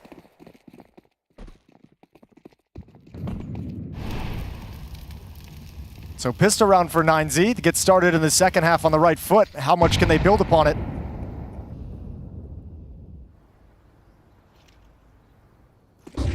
Got to push up here. Flames trying to get through top middle again. This time, Hwaso Peak will stop him, and Mezzi has to trade it out. They go forward. ZywOo's AK sees 2 players. He can't get any of the kills, though. That's going to slow things down significantly towards A, but speeding things up towards B is Apex. He's already through, and he's calling his teammates back. That bomb is running over here. Luchov arriving now with the MP9. Yeah, but it's going to get smoked off, and then Luchov is going to try and make a move, and then Apex is probably just going to delete him. Sees... Oh, yeah. Yep, there we go. Oh, look at that huge hole in the defense, and Apex just runs right through it. You got Rops now finding a good time to lurk out. He just couldn't get the kill there. It was a bit of an awkward situation for Rops. Yeah, I think they still should be okay. Look at the HP on Mayern and DGT, and there's actually only 1 kit available. So this deep smoke, man, if it holds him back, so much of this round falls on Max. He's the one with the kit and with the HP. And again, do they have the read that the flank is exposed and open? Flash over towards Apex. And he just steps in front of it. He's ready to challenge. Come through that smoke. He wants you to. Mezzi's got the headshot out towards CT spawn time. Running so thin. Mezzi just staying alive, being a real problem, a real nuisance. Gets the dink, but there's no time for that diffuser.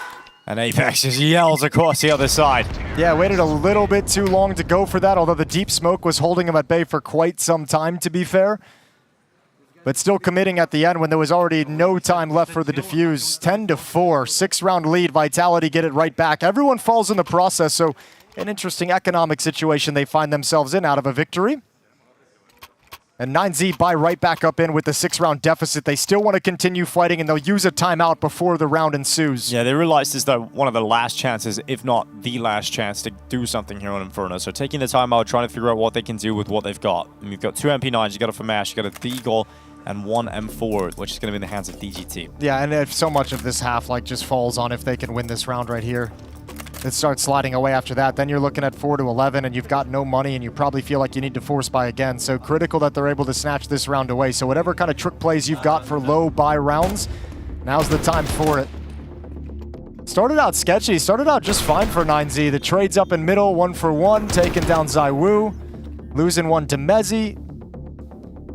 That initial play from Vitality doesn't get them nearly as much success as they probably would have liked, but content with the trades and a nice move from Apex to clear out that B bomb site.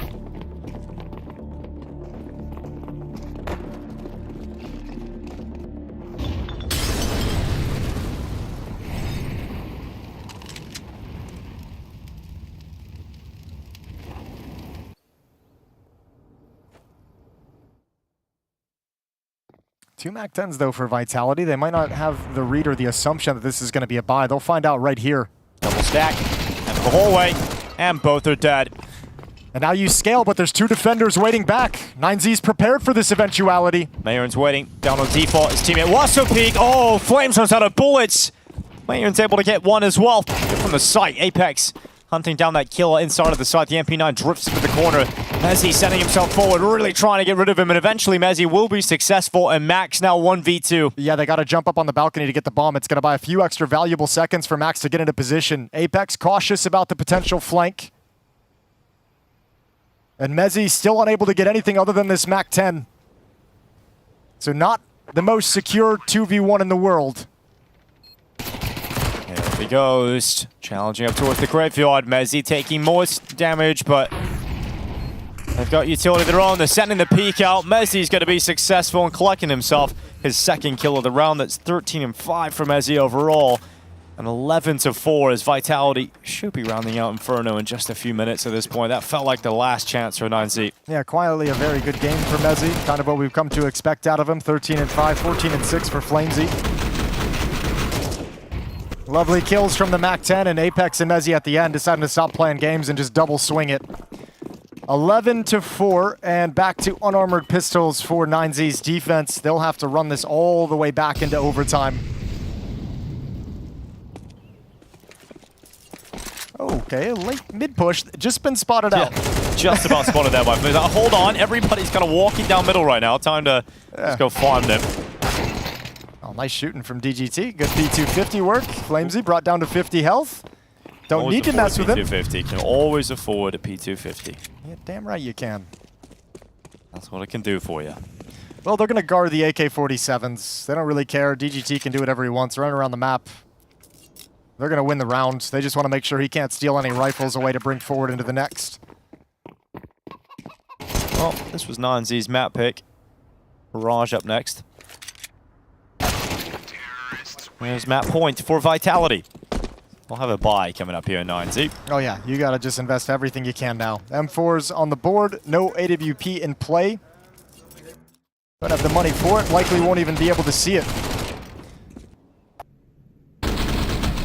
There's been a couple moments where it felt like 9Z could have done something. Again, I don't think enough to like make this ultra competitive down the stretch, but they've had a few opportunities they've let slip away. I think the big thing for them is Luchov yesterday, the best player of the day to start stage 3, and today has not been able to get anything going. 4 kills for him in this opening map thus far.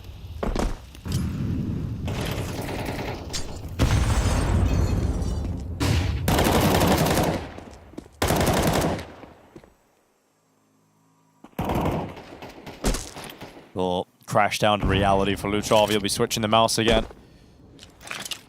Bring out the new one. Flame's going to be blocked at top mid, and I guess that is the problem with that logic, isn't it?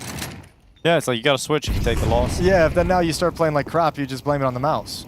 Yeah, true. Gotta be cautious on that one. Which in a way is okay. You know, 'cause you don't never blame it on yourself. Yeah, as long as you're not blaming yourself, you'll never improve. But you'll never be the problem. True. Well, Vitality's always going to finish at this B bomb site. 50 seconds left. Max going to drop a counter smoke as he sees this rain in, but I think they're just going to beat it. Oh, yeah. They're way in front of it. Off they go. Flames running into the B-bomb site. Unleashing a lot of bullets and not doing a whole lot of killing. It's going to be Luchov who steps out with 2 kills. Max and Luchov both dead, though. No way. Thanks to Mezzi, who gets a third through smoke. Mezzi marches into the B-bomb site with the rest of Vitality, and they are going to be taking away Inferno. 9Z's map pick has gone against them in very convincing fashion. Well, it's a 2v2 at this bomb site. Rops is still just jumping out of holes right now. He's a long way off, isn't he? Yeah, he's got to hustle. He's coming back now. He'll be halfway up Banana by the time the first real fight starts. Oh, good molly. And again, molly to buy some time. So, not going to be letting this one go. Rops is all the way towards top Banana now. Mezzi stepping out, looking for further kills. He's already got 3 in the round. Why not go and try and close it with an ace? Mezzi, 1 more away from that, and it's Rops to steal it. So a 13-4 win. It's Vitality taking their opponent's map pick, and 9Z getting a taste of what the #1 team feels like.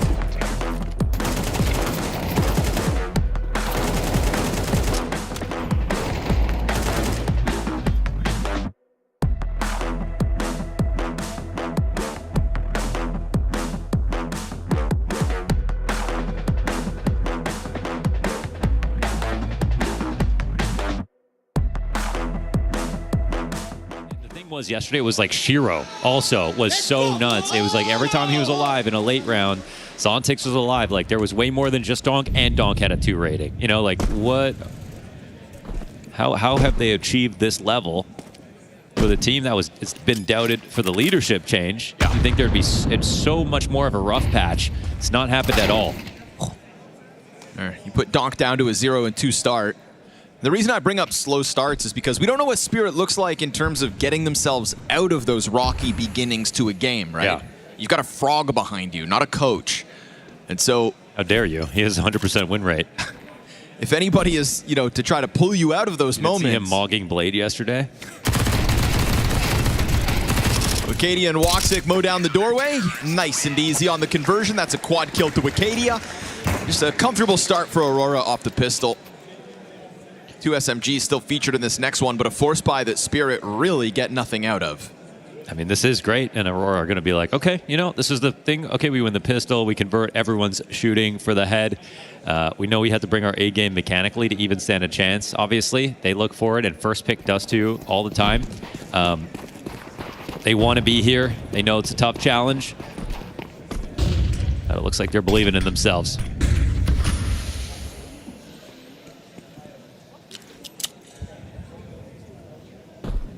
You get Donk out long. Molly lands on him, and he buys an extra second waiting for the flash.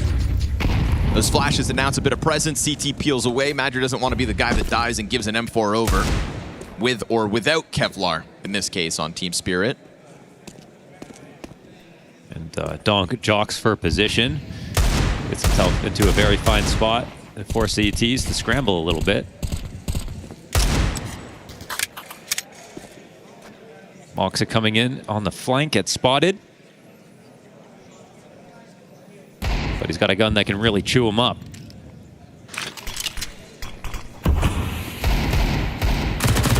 Just one more time to reiterate how lopsided this exact head-to-head is. This core has never defeated Team Spirit in a best-of-3. They have a map win in a best-of-5 grand finals in overtime, and an overtime victory as well in a best-of-1 back in 2023. That is the only thing Aurora can say they do versus Team Spirit. Today would be a hell of a time to change that. It's kind of a same damning stat versus Na'Vi yesterday, and we saw how that one boiled down. As they put the squeeze on this long setup at a Spirit, we're in the final 20 seconds of the round. M4 is just looking to get it over with, and sure enough, back behind that smoke grenade, Shiro's Glock will catch a kill. I do appreciate how they have to get just a little bit if they can, and they are. So 2 kills in the end as Aurora fight hard to clean that one up. They make it happen, and a 3-0 start. I think that's the best start for anyone so far versus Spirit. I think so. I don't think there's anyone who's won the first pistol even. Donk still without a kill in these first 3 rounds. Same can be said for Zontix. Same can be said for Tanir. It's getting older every day. AK's in an op up in Shiro's hands. Doesn't pull the trigger on the cross.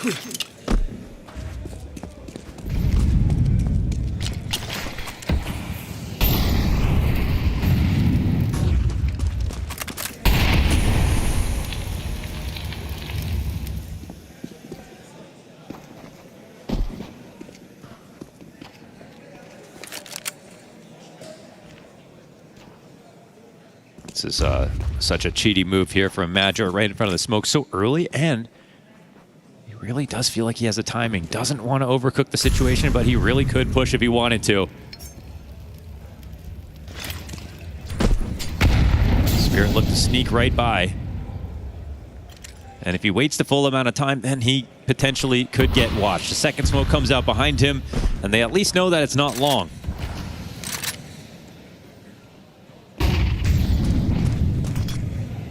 Flash through doors, Donk activates, meets no resistance as he's operating entirely on his own. And we get this activation out of Madger now. He'll find Magic's back turn, pulls the trigger. The tunnel player's also trying to puncture through, but they'll have to do it with no mid-control as both those kills come out for Aurora. This first gun round is getting stuffed. Tanir finally collecting one. Flashes continue, bullets through doors. Shiro waiting for a chance to strike one off. Oh, he turns on the flank! And then Xanterra's in the doorway, collects the kill right back. It's going to fall to Tanir, now needing 4 kills in this round. He's got 15 seconds, needs to scoop up bomb and somehow deal with both of these CTs. Can't do No it. chance. 4 rounds straight out of Aurora as we sit here on our hands, waiting for Spirit to answer. It's an inspirited start. I mean, this is so awesome from Aurora. This rifle round is the best one so far, and the move from Major, it's done early. It looks like, okay, he doesn't want to go the extra extent of pushing out long early and losing the round, but it also still becomes a valid push. He comes in just late enough to still flank them as they're coming up for the mid B. They never push him back at any point in the round. Info is on their side the whole time, and the shots look great.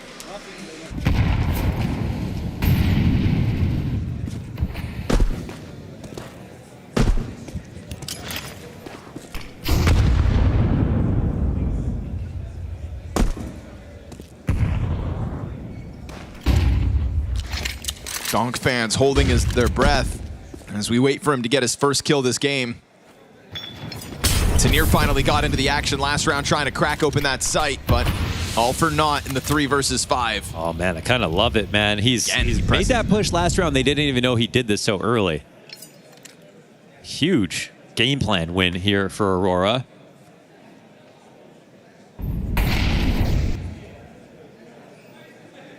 And Shiro's looking to pop the door, but there's no one here. So it's a total fake in terms of them coming out for long control. They're trying to pull someone off, and that's Woxic. He won't have to turn around, though. Major is going to be able to calm this.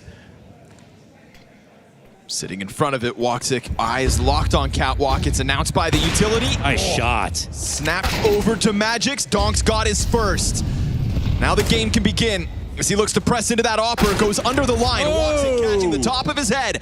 Looking for thirds. It's going to be Tanir to get his. 25. A missed Molotov. It comes up a little bit short. Doesn't deny Zontix this bomb plant. Major misses Shiro. And we've got this 3v3 retake inbound for Aurora. It's going to be the flank for Major. Sure, around middle. Does Shiro, what's he want? Tries to get a better gun. Still just the Tech 9. Flashbang. And Major's going to be set up. Players not blind, still able to catch the kill. Wicadia next. Cleanups clean. And with it, Aurora 5-0. I mean, going 1 for 1 of those positions, pretty fine for Aurora. They kept numbers the whole time. And again, it's Major's info to know that they can stay in their active spots towards Cat and fight with 2 guys. A great shot in for Woxic, and in fact 2 when he tries to hold. He's 9-1 on this 5-0 start.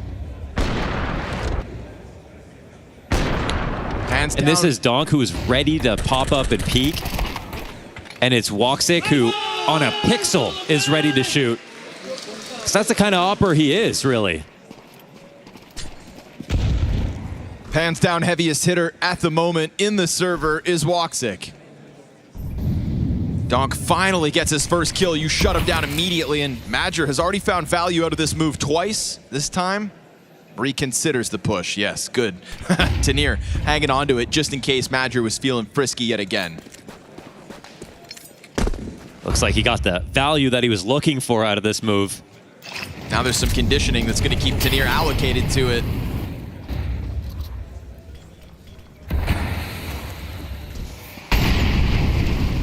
I wonder if they'll be suspicious because Shiro had thrown that long flash last time that no one really responded to. They didn't get Woxic to pull back to hold the long doors. Yep. You get him on the move. Major loses a quarter of the health. Here's Woxic pulling away to help out. Smoke grenade lands on the long corner, thrown out from middle. That's meant to be the assist to Tanir, but instead he gets bested by Major. Major shooting hard. That's a key piece of this defense. Xanterra's at bat. Great trade out of Donk, but he doesn't want to follow through. Major running top middle. Oh, but a missed shot from Shiro. Major gives away the audio, and now just this back and forth between the CTs pulling Spirit apart. This is impressive, man. Every single move is being countered. Can you believe that Major even tries that push after Tanir mollies him back? Takes that fight, and Major's sitting out there fighting 1 as they're going for the split.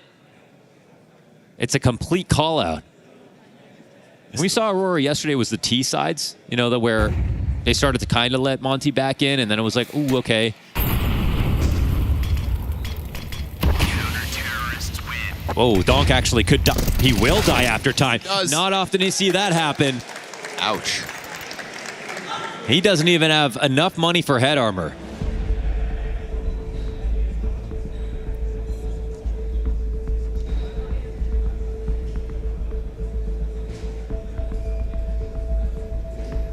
Wow, this is a picturesque moment for Aurora.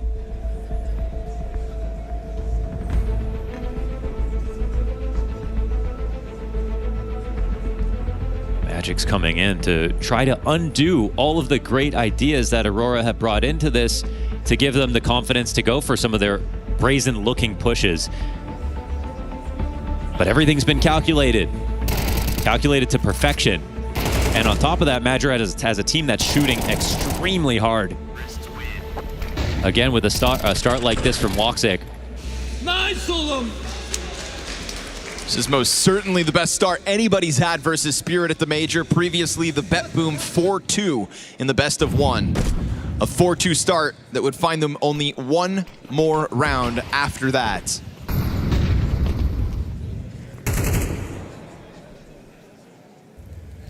Whoa, off the tack pause. Looks like Jabbage had a great idea. Somehow they've actually called out an empty long after all of the rounds that Madra has pushed. And even though they don't have a lot to work with, Madra's going to go high over this. Throw a flash, and will he see too much? No, a little bit of damage on Magix, but that's it. Ooh, takes a tag though. Now it's Madra operating on a third of his health, and there's no dive through here from Spirit, but we've also got this move out of Xantares to take over the tunnels. Really affords Aurora this heavier A stack, and as Magix is looking to go back at it, Bomb still just through the long doors. Cadia, he's not waiting for your terms. Puts the M4 through the smoke. Collects Spirits in game.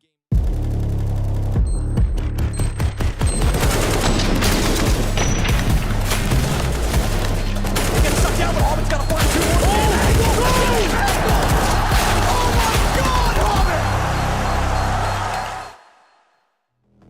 Welcome back to the Intel Extreme Masters Cologne Major. We've got 9Z outside having a chat because they have to somehow come back into this series. There was absolutely no mercy shown by Vitality.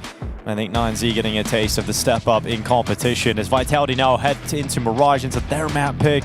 It feels like this has 2-0 written all over it. It really does. Yeah, I think you nailed it appropriately. Like the Vitality just looked like they were just so many steps ahead, and that's kind of the assumption that we would come into this one with. But you thought maybe with the way Luchov was performing, with the way 9Z has impressed through stage 2, maybe there was something that you could kind of lean on and look at in that first map and say, okay, well, at least this is headed in their direction. But it wasn't the case whatsoever. Vitality just put them back in their place.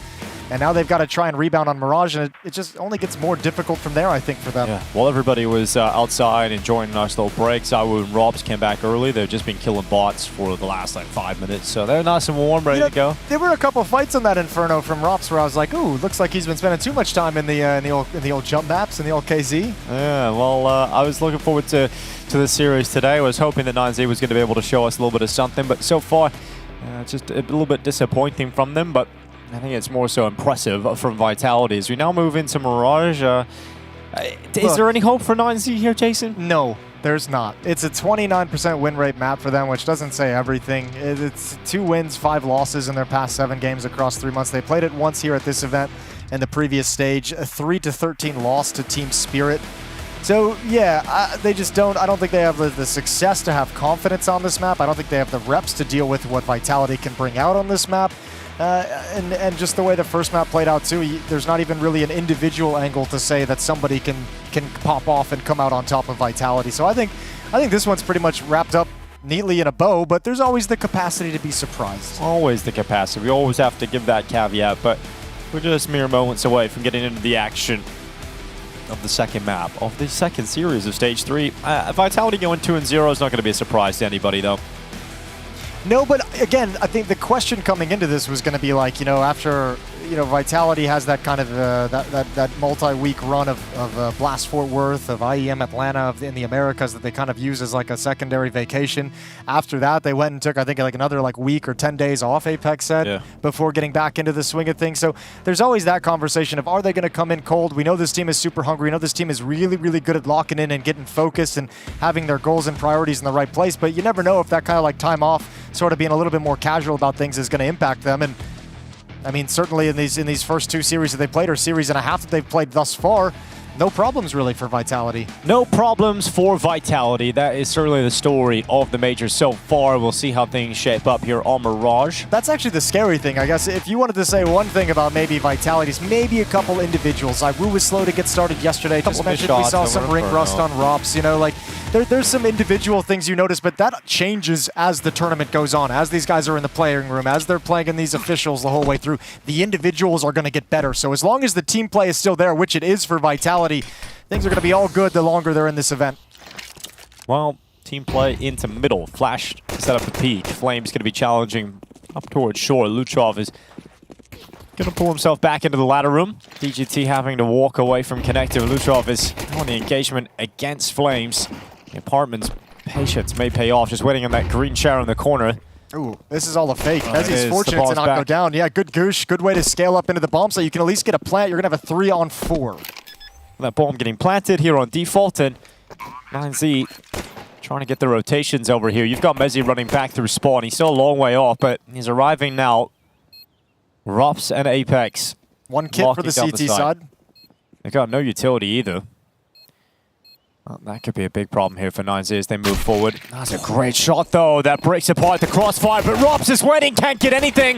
Mezzi's out, defuse not planted for him, and that is going to end up being a round for 9Z. The pistol collected. Yeah, man, they all had like kind of decent positions, but none of them got a good fight that they were looking for. Nice slide into the bomb site to take out the first player on the boxes. Apex changes his position after the fact. Rops can't do anything. Inside the bomb site, gets distracted by a fight, and Flames never saw a clean look on his scale. So it started out well for Rops, just couldn't find anything. So it was Apex that was taken down, and from here, this is the one. Mayern just realizes, oh, okay, someone's here. I'll take that fight. Good pistol for 9Z. Well, the bomb play came in as well for Team Vitality, so you know they're going to go for a decent force buy. And they did win the second round after losing the pistol back on Inferno, so... Could be the same scenario here. Max solo on the B bomb side. That's worrying. Very worrying. Although he's got good utility. You know, a nade landing towards Zaiwu, a smoke going down will discourage Zaiwu from wanting to stay committed to the angle. Apex going to be fighting towards connector. DGT will pick up the opening. Yeah, but Rops isn't on his hip, so he can't trade that kill in any sense. You just get a little bit of advanced information of where they were playing. With no success over towards the B-bomb site as well, all 4 members of Vitality have joined up in mid. Rops and Flames going to stick around. Zaiwu and Mezzi going to start relocating into the B halls. They want to go back to that B bomb site. Max is waiting at an off angle. Rops is going to join up with them. So will Flames. So they evacuate the middle of the map, and it's all going to fall onto this one final hit. Yeah, well, Max, he's been waiting all round long for contact. It's coming his way now. He still doesn't have any reinforcements. He hasn't been taking deep peeks. This is really nice from 9Z, being proactive to clear out the middle of the map, and now DGT can get a jump on the rotation. He'll be here in time. Oh, at least Max has some help now. DGT waiting for that window cross as Vitality ready themselves. Flash ready to go from Rops. When's the call to let it fly? Now, it goes out the window. Mac goes out, takes it in. Good trade from Mezzi. Pushes up, 30 seconds left of the clock. DGT still down inside of the B bomb side, but he needs to kill. He needs to delay as Vitality try to wrap him. Mezzi taking a dink on board, down to 15 HP. 20 seconds now on the clock, and still Vitality no closer with that apartment's flank. That's the round. There's no way Mezzi can work his way out of this one. So it's Luchov through the window. 9Z can celebrate. They do not concede even a bomb plant in this second round. Yeah, lovely work. DGT slipping out and just kind of hiding and waiting. And with the losses that Vitality has taken, Mezzi doesn't have the motivation to kind of scale and try and wrap around the bomb site. He was the only one that dropped out initially, letting the other 2 players play support with the high ground. But he can't get anything done from the spot. Good kill onto Rops, and at the end of the day, the Luchov flank cleans things up. 2-0 for 9Z and no bomb plant this time, so only Deagles for Vitality. Well, Apex going to be flashed and held back for the time being. You got DGT getting a little bit aggressive towards top mid. He's got his MP9 ready to go. On the other side, 3 players detected. Vitality just peel away. They'll let Flames take next contact, but his leg spotted before he can even see his opponent. That'll be a 5v4 immediately for 9Z. Yeah, Deagle's not landing. Deagle's not getting clean looks either. Rob's getting chunked down and held at bay. DGT going to re-aggress, so he should find Apex in just a second. 3-0 start for 9Z, not bad at all. That's the most you can hope for, isn't it, out of them at this point? So, you know, maybe they can upgrade this MP9 if they choose to. Probably going to choose to preserve the economy. But the gun rounds are going to come out and then the game is going to change.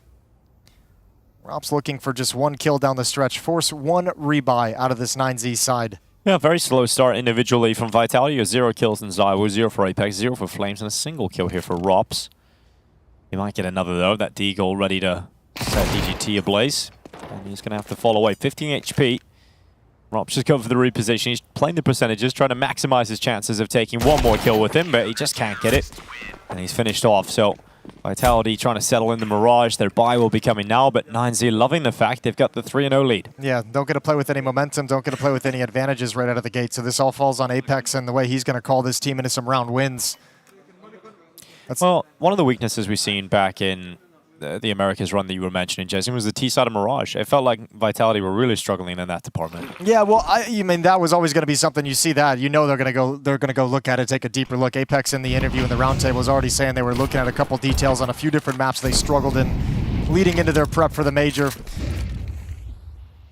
So giving it a go, taking it for a spin here against 9Z. And Mayern does upgrade from the MP9 to the AWP. Drops that into spawn. He wants the op out immediately against this Vitality squad. So the most basic mid-presence from Vitality, and they slide immediately into a set piece towards the A bomb site. Rops and Apex coming out of Palace. And they're going to be blocked by a smoke at Palace just on this timing.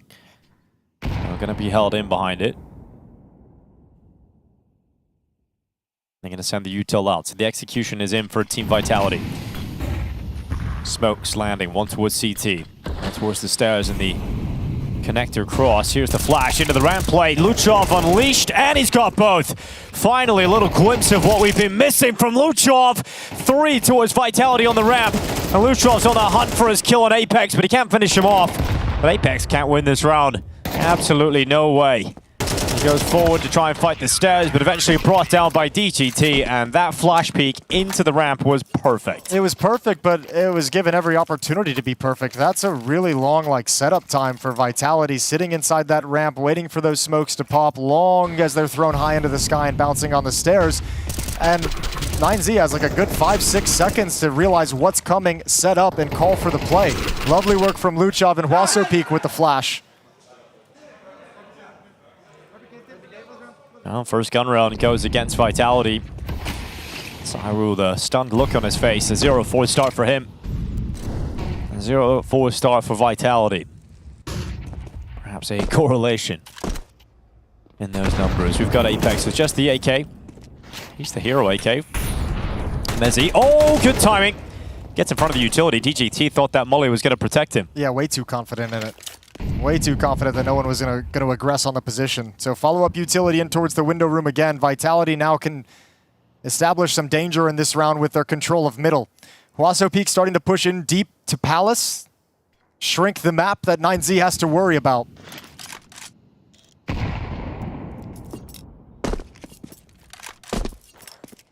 And ZywOo with the bomb on his back over towards the entrance to B halls. Oh, he's in trouble. Oh, he gets his Deagle out. Respects the idea. He's looking for it through the fence. Oh my goodness, indeed. ZywOo winning the fight against Wasserpeak. That's the bomb spotted shifting back to the A bomb site though, so this round might change for Vitality. You can see all the blue dots of the CT side shifting over. Oh, Vitality now committed here. Yeah, at least Mayern getting one shot of the AWP here, but he's got his teammate just in behind him, the rifle. Going forward, ZywOo's Deagle again! AK for Messi, and there's the round Vitality have been looking for. ZywOo finally gets a couple of kills, and no surprise, it's Vitality's round win. Some nasty deke shots from ZywOo. That first one, a thing of beauty. Not expecting that play, not expecting that shift out, but a lovely shot through the fencing. Second one, he's just holding. He knows there's going to be a repeat from CT. He knows when that AWP rings out, he's going to be ready and waiting for the follow-up. This is gross. It's so ridiculous, isn't it? And this one as well. Just holding the line. Gotta love that. Vitality first round on the board for this T side. Yeah, Zywo's got the AWP out as well. I heard Mezzi just saying that towards the end of the round. Now Mezzi is looking for that fight down towards Underpass. Quickly, they're going to chase after it. Apex keeping the pressure up. Flames trying to challenge the top middle. Headshot's good. Luchov dead. Flames just hides. Luchov was just trying to help his teammate Max get out of danger. He was just trying to be a little bit of a presence to take the attention away from that retreat. Pays for it with his life. Way too costly. Yeah, 5v4 now for Vitality to settle into, and they've got a minute and 20 seconds still to play with. Yeah, and they usually make you pay in these 5v4s. That's a tough loss to take early on in the round. Leaves Mayer all on his own, and yeah, he's got the AWP again. He's got a deep angle in towards the B halls. Mayer spots the cross. Apex goes into the scope. And he'll go forward and land just in behind Mezzi, and Mayer climbing up. And his shoulder is somewhat spotted, but Mezzi knows if an AWP is going to peek him, he's likely to lose that engagement, so Mezzi retreats. Vitality trying to scale up through connector with Flames. Couldn't get a good fight, couldn't get a good angle, but he's going again! And this time caught by his own flashbang, turns away into the wall. Horso Peak going to get the trade. Robs and Zywo taking damage. In fact, a 4v5 being converted here by 9Z if they can close on these 2 kills. Mezzi, 74 health, 18 for Zywo. Yeah, really well done. I think the trading isn't quite there for Vitality so far in this map. Mezzi going to jump up, taken down with ease, and Zywo's got to save the AWP. Yep, that's the bomb is nowhere near his possession. A tough spot up there, and then Zywo having to just retreat with 18 HP in the time. All right, 9Z looking strong here on Mirage, this CT side. Maybe there are still some issues. You mentioned, you talked about it, some of the struggles that Vitality had T-side Mirage leading into the major. And you know they would have put some work into the map and into the philosophy and into the ideas of how they want to change things, what they want to do, what they can build upon that's going well. We're not seeing much of it here yet in this second map of the series. Vitality is up 1 map to the good.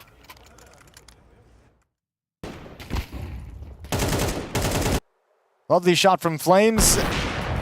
A better equalizer from Mayer. And really just well done from 9Z having 2 people at the point of that attack over towards Khan. They were ready for that fight.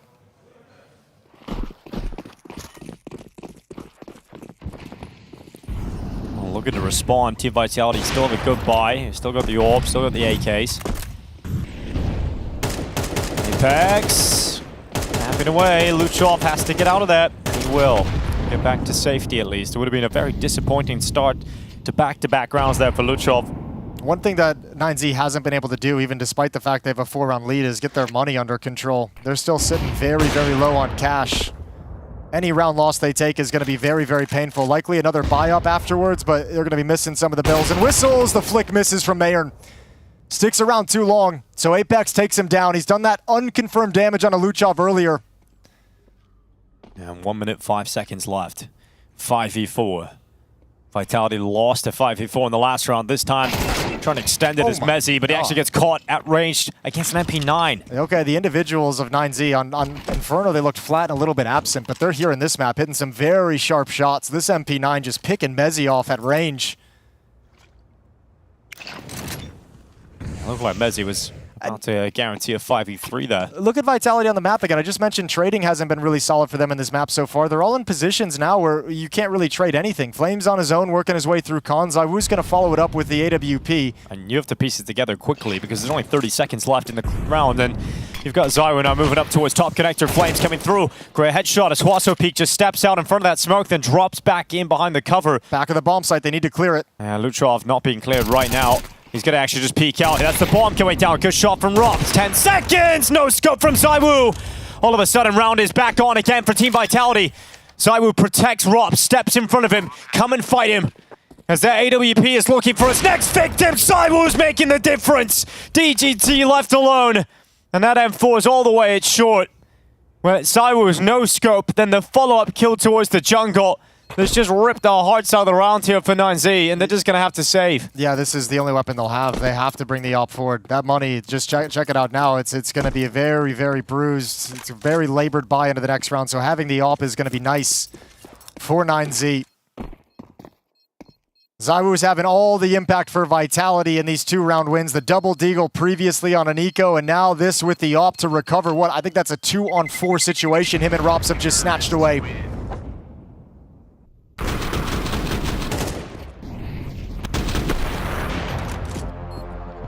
Lovely shooting and good protection as the bomb plants and the smoke fades. ZywOo still prepared for the fight towards jungle. Lead is cut to 3, and 9Z have a really tough decision to make. They're going to love the fact that Vitality are the ones calling the timeout out of the victory. I think X-Taz and Apex want to settle this team down, and hopefully that's the inflection point for them. For 9Z, they get a chance to have a conversation about the money. Because you almost feel like you want to get lured into a force buy here around this AWP, but if you just save, next round is going to be such a strong investment from the 9Z side. So I think they're going to sit this one out. 5-7 on DGT, AWP on Mayern.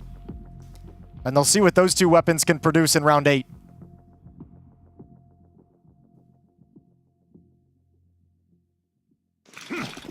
A lot of no-scopes this tournament, ZywOo, hasn't he? All the clips that we've seen so far.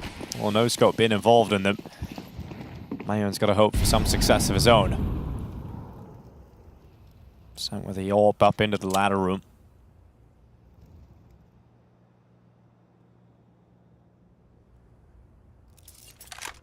Gonna flash out flames to that peak. Mayern's coming over to have a look. And he's spotted his target. He'll take it as well. Flame's gone. Now what do Vitality do? Well, Apex is bringing the bomb over to the A-bomb site. ZywOo's joining up as well. Feels like that's the signal that they want to challenge and finish the A-bomb site, try and walk their way in. Mayern with the AWP on the other side of the map at the B-bomb site, so you've got 4 pistols to go up against. They're starting to get aggressive over in Palace, so Apex is going to have a challenge on his hands. Apex. Seeing the timing, and it's an awkward one. I mean, just a perfect timing around those pillars, but this is a nightmare for Vitality. Z trying to wake them up, but can't. Uh-oh, indeed. DGT diving out of the window, the Deagle to the kill against Messi, and all of a sudden, 30 seconds left, and yep, you've got nowhere to go here. They are parking the bus right now, just hanging onto the AK and AWP. This is crazy. Yeah, what a weird round. Vitality just spread out, get just picked off one by one by one. The push in towards Palace for Apex, the shot from Mayern, and with a single AWP and a 5-7 brought into this round, 9Z is going to leave with 3 AK-47s, an AWP, and a 5-7. That's a crazy turnaround. That bolsters their economy so well for the next stages of this half. They're doing an incredible job. For a map that they came in with a terrible win rate on it, and no great scalps to speak of that they've taken. Some of these kills are just so ridiculous. You're going to have to win rounds like that. You're going to have to frustrate Vitality. You're going to have to get under their skin. Well, yeah, and it may look to the untrained eye like you've done that with the way Apex is speaking quickly and gesturing, but he's talked so frequently, he had it in the round table as well, just saying, I have to do this all the time, otherwise we are going to lose focus, otherwise we are going to start missing a step. It's not that I'm getting frustrated and pissed off, it's that we need to fire, some of these guys need to get fired up, and at the moment he's looking for that. 2 really good impactful rounds from ZywOo, not enough to get the engine of Vitality running here on Mirage quite yet. We're entering round 9, they have a 4-round deficit. 9Z came in as a completely different team from Inferno, and they're surprising him at the moment. And the struggles for Vitality's T-side Mirage still persist.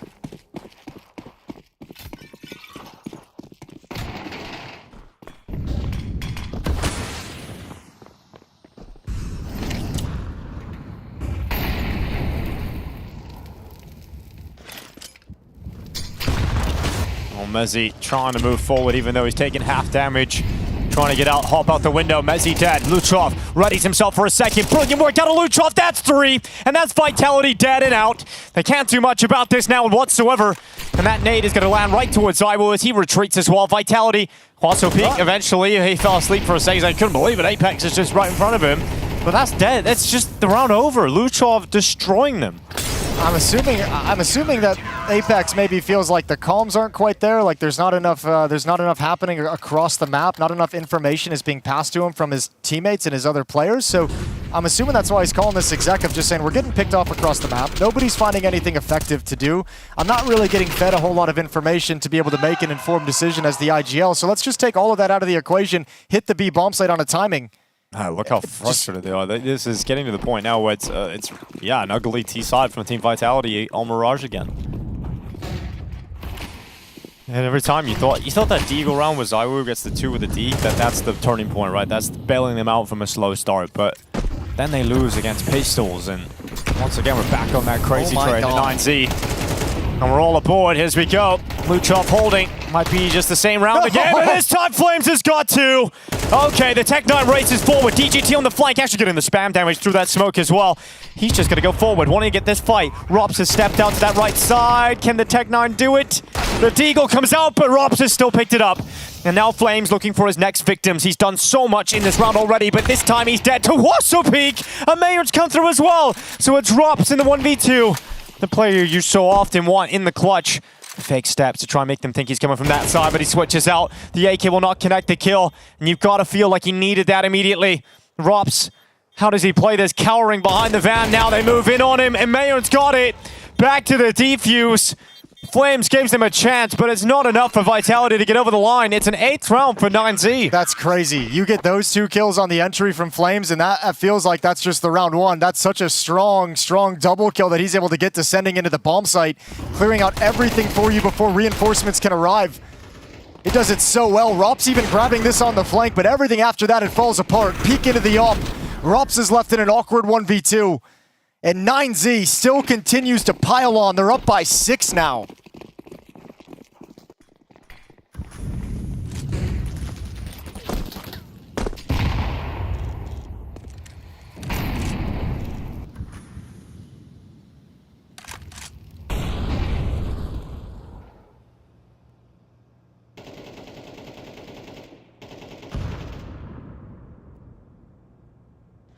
To have this happen after the way the first map played out is just crazy. Never even expected it. And it's not by anything miraculous. 9Z playing really good Counter-Strike and punishing every mistake Vitality has made. It's not some cheesy clutch. It's not some miraculous 1v3. This is just solid play from the side of 9Z. Mezzy. Maybe waiting as Max actually pushes up through the B apartments around the backside and didn't actually go forward. As he sees him, communicates it to his teammates, but he's not given the chance for the kill. I feel like Mezzy was looking at his radar when he popped in. There was no reaction on the first spot. There wasn't the jump back. So aggressive towards top of A ramp while it's smoked. That'll fade shortly.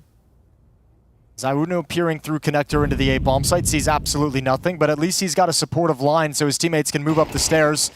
But Wassopeak's still gonna find one. Shot in the back by Rops coming out of Palace, now with 3-on-3. 25 seconds. Bomb in position to connector. ZywOo out through a window. Will fade away. Well, the advantage for Vitality. 15 seconds left. You got Max now stepping down below. He actually hit the shot, but it's a light shot from ZywOo, which is not enough to drop Max. And yep, that's Rops now alone. No time to get to it. 5 seconds. He can't even get there and get it back in time. So last second steal away coming in from Max and Mayern. And that's another round for 9Z. What's happening? Why didn't he just go plant default? I mean, I guess maybe you don't know that CT is clear, but Vitality's falling apart. Vitality completely crumbling here on the T-side Mirage. I want to see that again just to make sure my eyes aren't deceiving me. Like, I feel like I'm going a little bit crazy. Lovely job from Max, but yeah, you have the bomb on your back. There's 9 seconds. They make the call to double swing. They think, I guess, maybe it's only the one, but a huge mistake. No bomb plant whatsoever. So many strange rounds, unorthodox rounds from Team Vitality, who are ready to go in for an A execution, looking to try and keep things simple. All on the same page, try and break through this A site. It tells you everything that Vitality down the stretch of this half have basically just ascended it and executes on the bomb site. And they've missed smokes too. They can't even A execute, they just miss a smoke. There's no faith that they can get anything done when they spread into their defaults. Now blinded, and now it's all 9Z. Dude, they missed the stairs smoke. It is all 9Z. Miss smoke, mistakes all along the way. And what the hell has just happened? 10-2, 9Z obliterate Vitality in the first half.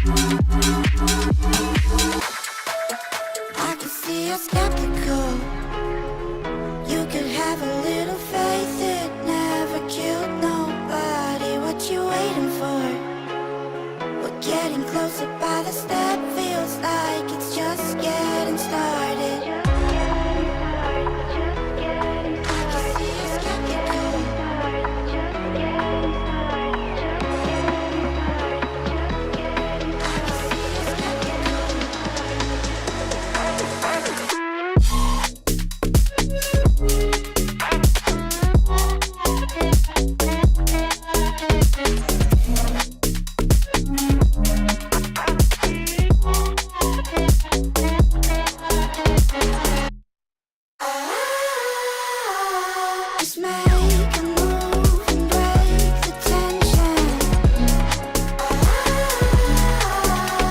Never let me go. I can see you're skeptical. You could have a little faith, it never killed nobody. What you waiting for? We're getting closer by the step, feels like it's just getting started.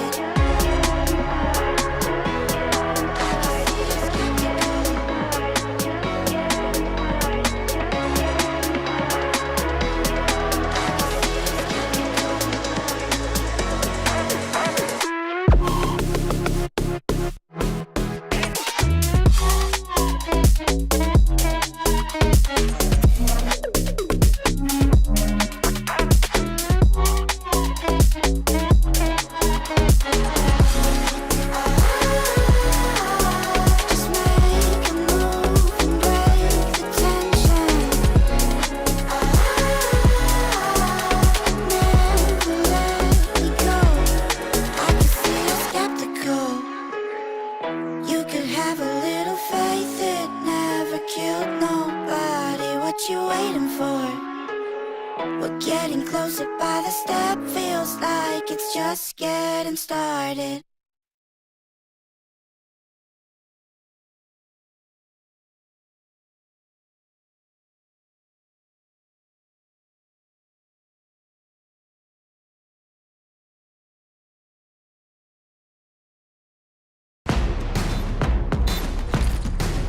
There's the flash, that's going to catch Crims out, they're going to push on through, MBK gets one, but Crims with a spray down, he gets himself the triple, and Fnatic are not done yet.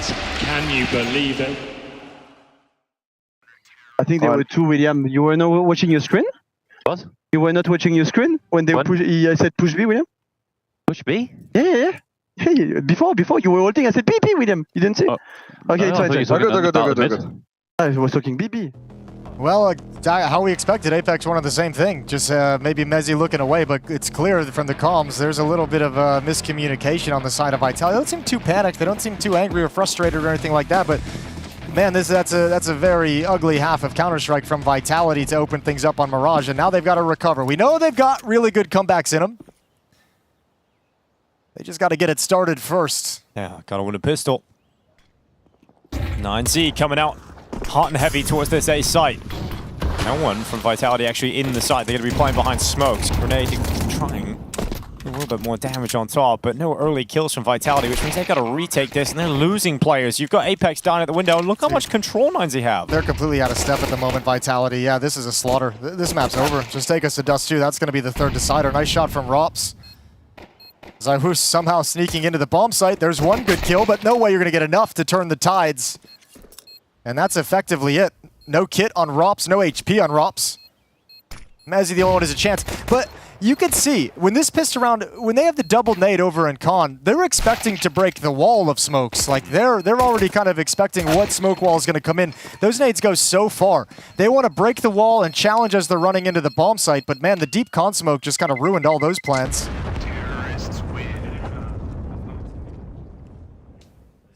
9Z's 5 steps ahead. Still having a chat with Mezzi down the line there, Apex. Yeah. Kind of the two more like vocal guys in terms of strategy, in terms of how this team is going to be playing. And obviously those two being on different pages doesn't bode well. So, second round investment in this second half from Vitality to buy up everything.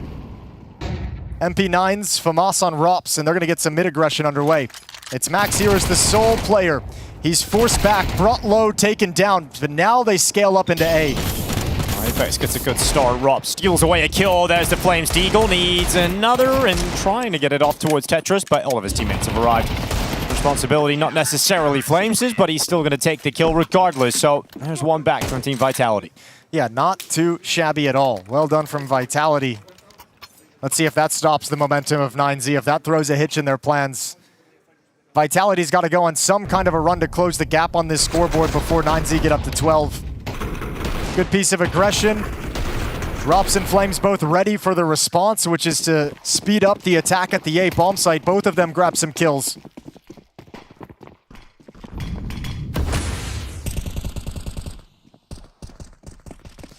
Vitality hasn't won 2 rounds in a row yet on this map. That's crazy. 2 very isolated rounds in the first half. There's the push down into the underpass from Apex. He's going to take 2 kills. DGT and Max both dead within seconds, so Vitality into a 5v3. Pistols on the other side. Huaso Peak trying to come out of Palace. But he's not been able to make the most of his chance. No, Apex fortunate to be alive in that situation. Now going to be smoked off, so Huaso Peak really has nothing to do in this position. Luchov under the window, Mayern coming towards top mid just now. A little over a minute left in the round to play. Only a single rifle for the T side in this 3v5. It's Luchov's Galil.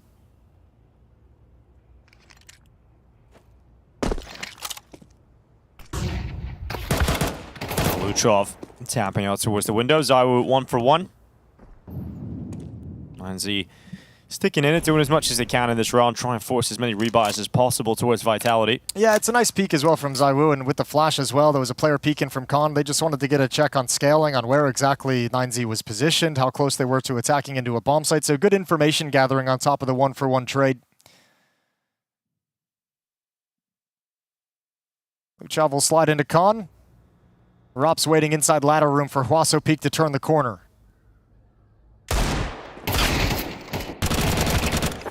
And Flames and Rops come on through. So Luchov and Huaso Peak both gone. Another round for Team Vitality. It's a long way off of being a realistic comeback, but they're taking the first couple of steps at least. Would you say that? A realistic comeback?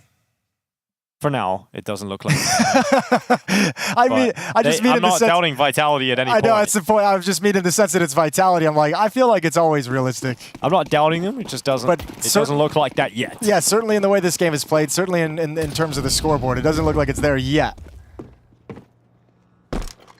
There's a lot of reasons to have confidence in Vitality to bring this one back. Very passive round, though, from 9Z, just on pistols. So we're going to sit back and have a little chit-chat. Yeah, 9Z doing the same. We can take a little moment, as I'm sure many of the viewers have the other stream open, the Aurora Spirit game. We were kind of talking earlier, like I didn't really know how to place Aurora. They've got a good lead over Spirit right now in that first map, looking to close things out. Yeah, Spirit having to pull a comeback of their own. That's Dust 2. I mean, with the way Spirit's playing, Aurora coming into Spirit's house on Dust 2 and potentially taking a win. Yeah, it's Woxic over there who was doing so much of the heavy lifting early on. It looks like Madger's actually pulled away.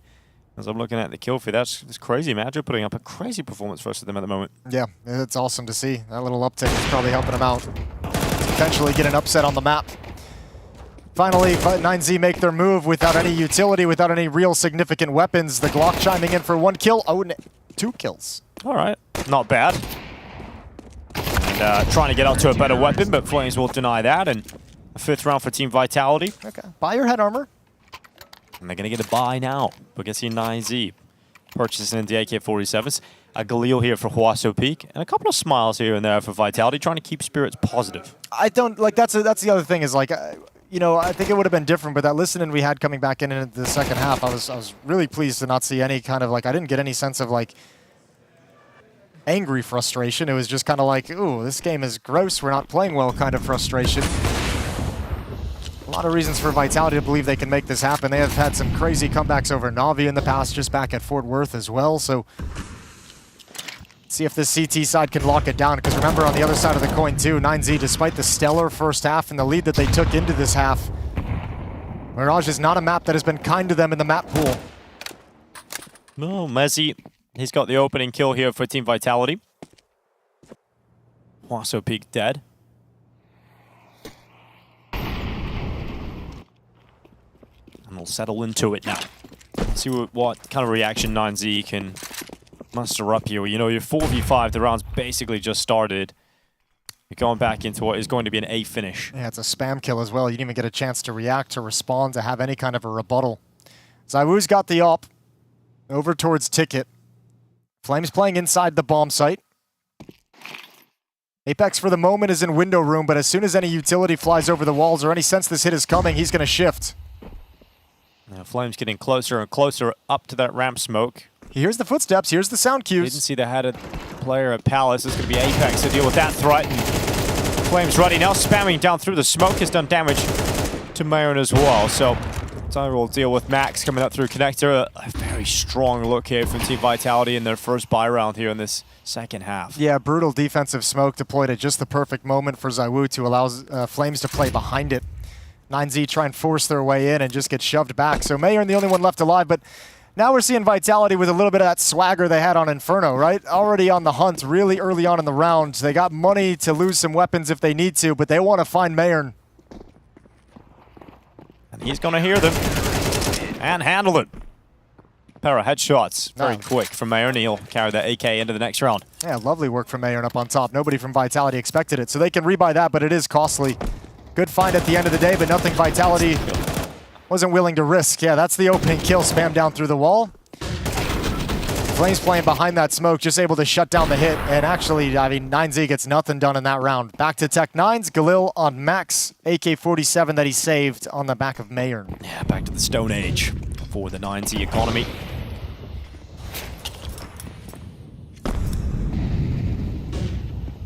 CT smoke going to be dropped down in towards the underpass. Apex, in the time being, will go out into middle, take the opening kill on Mayron, and then dish out a lot of damage behind that smoke as well. Unconfirmed, but you're going to have 9Z back away with wounded players. Yeah, you can see they didn't want to mess with any more spam that might be coming through, so going to wait for the smoke to fade, but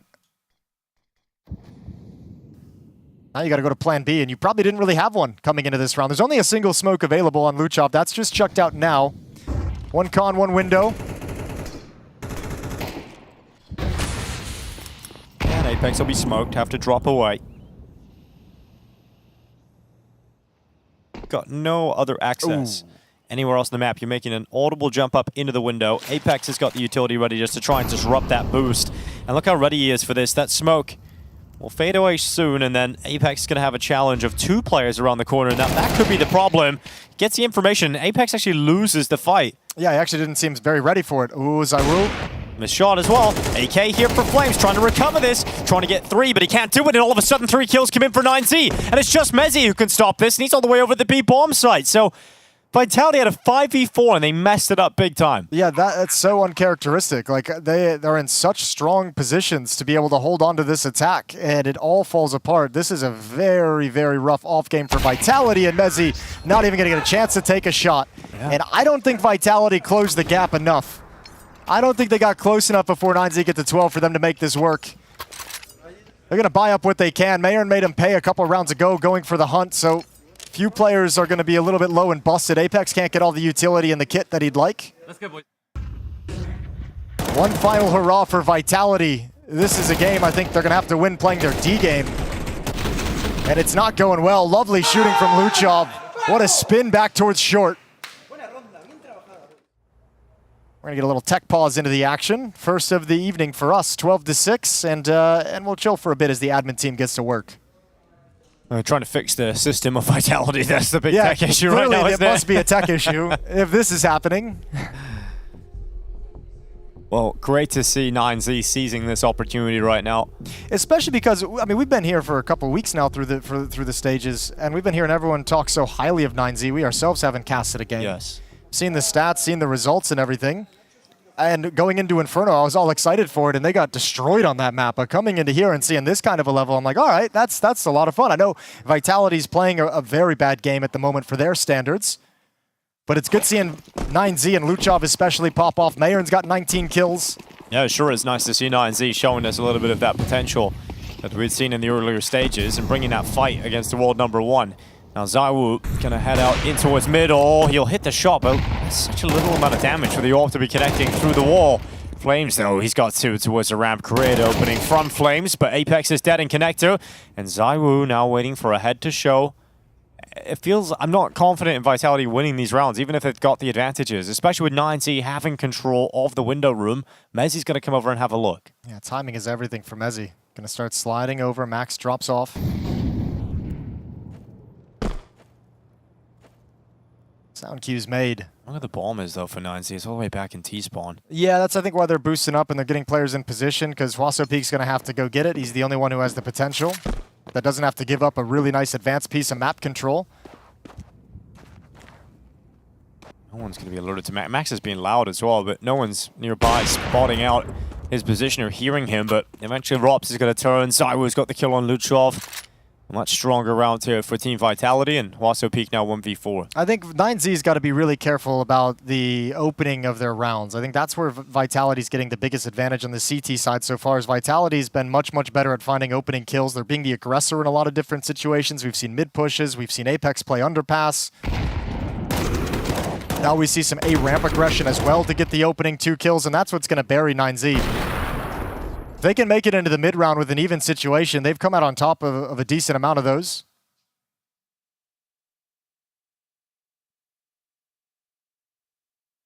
So a save for Hwaso Peak in round 19. They'll try again moving forward. 12-7, the lead is cut to 5.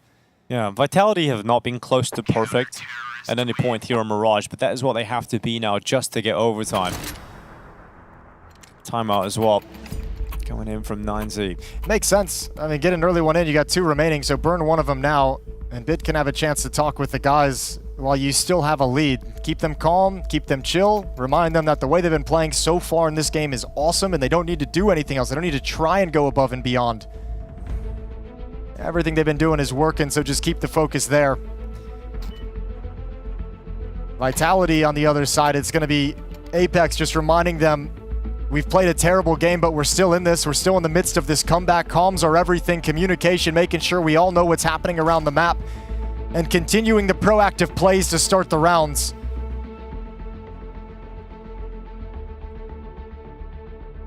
Round 20, ZywOo has his AWP. For the 9Z attack, it's a single Galil amongst AK-47s and plenty of utility. 4 members of 9Z going to open up towards the A bomb site. Looks like they're calling the number of Flames and ZywOo.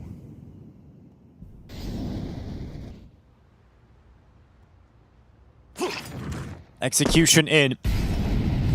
Flames go into the sky. ZywOo sends a shot out. Mayron going to be the first victim. The Palace push coming in as well, but ZywOo eats the lead of Hwaso Peak. Now Flames hiding away. Good kill on DGT, unleashes for a second, and Apex is through the smoke. Oh, when ZywOo goes down there, you start to worry for Vitality's defenses, but then Flames steps up, and he's got some help coming through the smoke. Yeah, so precise, and Apex knows if Flames gets a kill, he's swinging through the smoke as well, because the next follow-up player isn't checking him, isn't holding him behind that smoke. Good opening kill from ZywOo. Good shot in return for Hwaso Peak, but this is lovely. Flamesy sits him on his ass, and Apex cleans up the last kill. 4 rounds away and back to pistols. 1 AK here for 9Z. Let's see if DGT can do anything with it. Top mid smokes deployed. 2 players going out that way.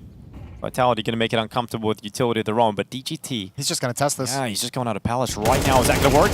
Flames just gets his crosshair back in time. So with DGT dying at Palace, that's the rifle gone and not being recovered. And the advantage is extended upon by Rops in mid. I love that play from DGT. The rest of your players are on a low buy, so it's kind of one of those rounds you get a gimme to kind of be aggressive and do whatever you want to do. And he actually found the exact fight in the exact scenario he was looking for. Even got the benefit of the nade trajectory, selling Flames' position.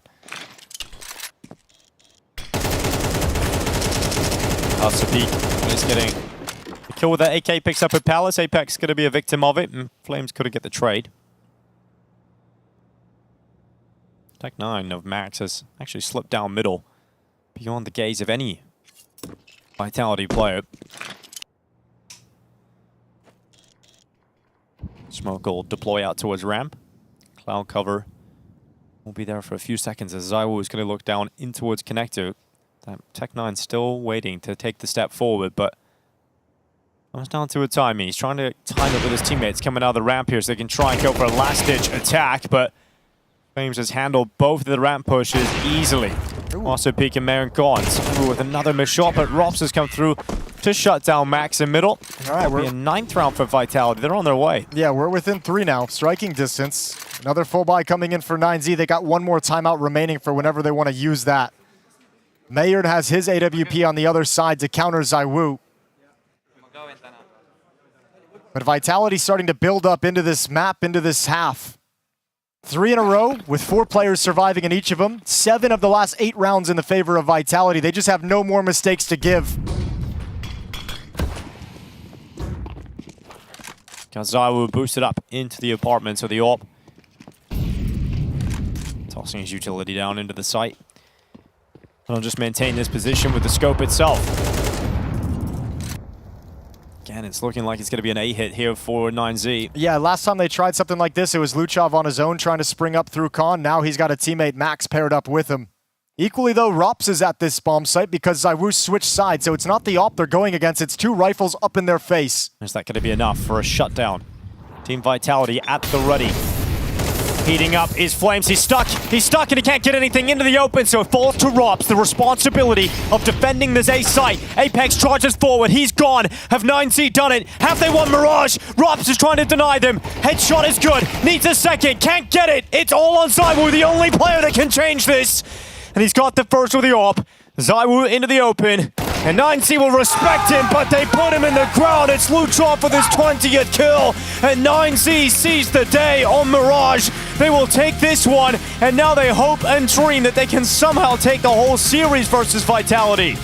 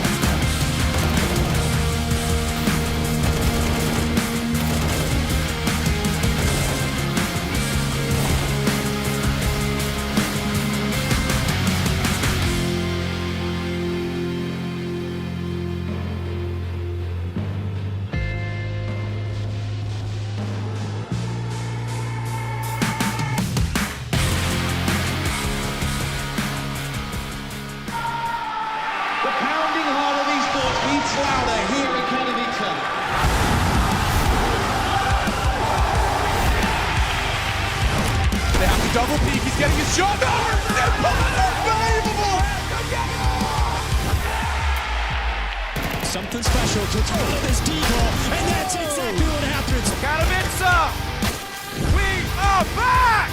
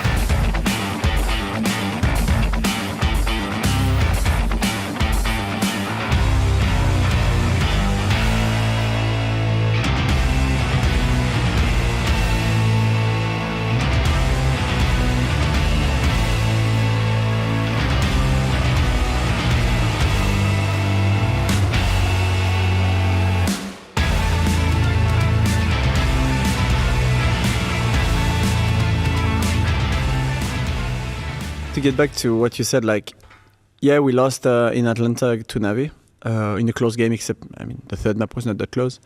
But if we didn't lose that one, that would be, like, no way they will beat us ever. Like, I haven't practiced for a month. Yeah. I haven't done much for a month, and we were off as a team, off individually. Like, nothing went well on our side, but we knew it, and that was part of the process to get ready to here. And, but yeah, I think that when you look now at the teams, I think that we, for sure, like Spirit and Navi had the two biggest threats, and we watched a bit of Spirits during stage 2, but we knew that they will smash here, whoever they will face, because it's not like they're playing against teams that are not at their level, both at the team and individually, so we kind of knew that what will happen in a way. But yeah, we are, it did. Overall, it doesn't affect us, like the fact that we lost Navi in Atlanta. I don't think we ever re-talked about it after it, because we don't really care. What we know is that we won 5 events in a row, in this year. We lost to Navi in quarters, and now we just want to get ready as favorites coming up to the major, and that's all matters for us. For you as a leader and also main motivator of the team, on some level, do you like it that you lost? Because if you hadn't, I mean, it would be hard for the players to not feel like nothing can go wrong, right? Like we're gonna just be beating people no matter what. This is at least like, okay, if we can't practice for a month and everything, like, okay, at that point, at the very least, people will beat us, and it just makes everyone still on their toes. That okay, you need still to take everything seriously to remain on top. It's not just gonna happen on its own. Even though this happened or it didn't happen, I'm always on the backs saying that we're lucky and we need to work even harder and harder to be sure that we stay at the top, at the really top, because what we live is a life team. And I don't think whoever is in this team, even Shahar, that is 22, 23 soon, will maybe experience a team like that. So we need to get everything from that. When you look at now that Flamesy and Mezi have more trophies than Fallon, Nico, Simple, that's actually crazy, So we need to use everything. Why it's crazy? The names? That's crazy. It's crazy. We need to use that because they're older than you as well. Like it's not like you're 22. You're 22 years old and you won like 19 trophies. Yeah. So that's crazy. And I think that we need 20. I think we need the Grand Slam. Say we need to be sure. We need to be sure that it happens as much as possible and we don't waste any time. So even this didn't happen, I will be on everyone's back to be sure that we give our best all the time. Spirit don't fully depart. Pause and play maybe here into A. So they take their time. Whoa, Zontix gets found out. Magix is starting to work on the flank towards B. And in a 5v3, Xanteras is freed up enough to just confirm where they're at. He finds a back turn, sees two players, Donk included, who just killed Woxic over Xantera's shoulder. Then he gets the second. There's a third piece here in Soulfly. He's been found out. Donk and Shiro try to swing into it. Donk's now got 3 kills. He's done everything they needed to get the man advantage to take over the site. He's got the quad on for the ace. Has to be the one-on-one victory. Oh, no, sorry. He's got Magix in support. Will come in, and it'll be Magic to finish it off. Of course. Just turns and takes the final piece of credit, but damn, Donk. There we go. That's more like it. As a one-man train. Aurora finding those kills with some very beautiful one-taps to start it all off. Then it gets a little squirrely towards this B site. Donk gets his hands on the round. And the quad kill fuels Team Spirit's T-side win. See Donk running on a warm-up. I don't think anyone was trying harder than him. Definitely pissed off about what just transpired. Yeah, because it's not even just like a map loss that should piss him off. It's an individual play that's going to piss him off. Yeah, it was that spray when he was... Yep. Had their backs tucked outside of tunnels. Yeah, he was set up so well. I mean, honestly, everything else, it was kind of like we weren't really looking at Spirit's stat lines because we were looking at Major getting ready to flank long every round, or like the amount of weight. It looked like they won before any kills had taken place. That's how good of a map it started was for Aurora. Only towards the end of the game did we start shining a light on like the individual, discrepancies or issues with Spirit.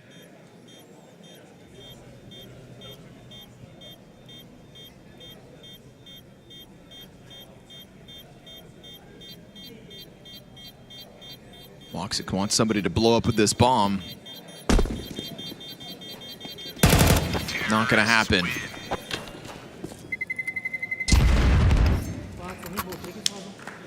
Five alive comfortably for Team Spirit. T-side pistol nets them an easy conversion. We get an immediate op buy here for Woxic in the first gun round for Aurora.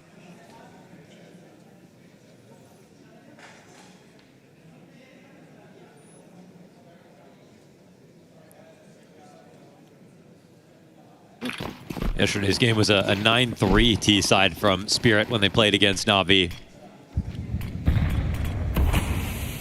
Another opponent who they beat a lot.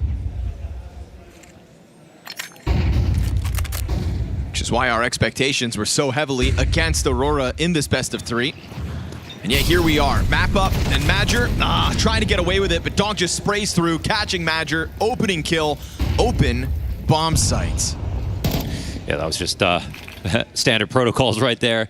Running in, no other pressure in the site, and now no CTs around. Oh, and a fight back. This is dangerous. Soulfly goes down with a good gun that he could have saved. That's an upgrade for Zontix, if he wants it.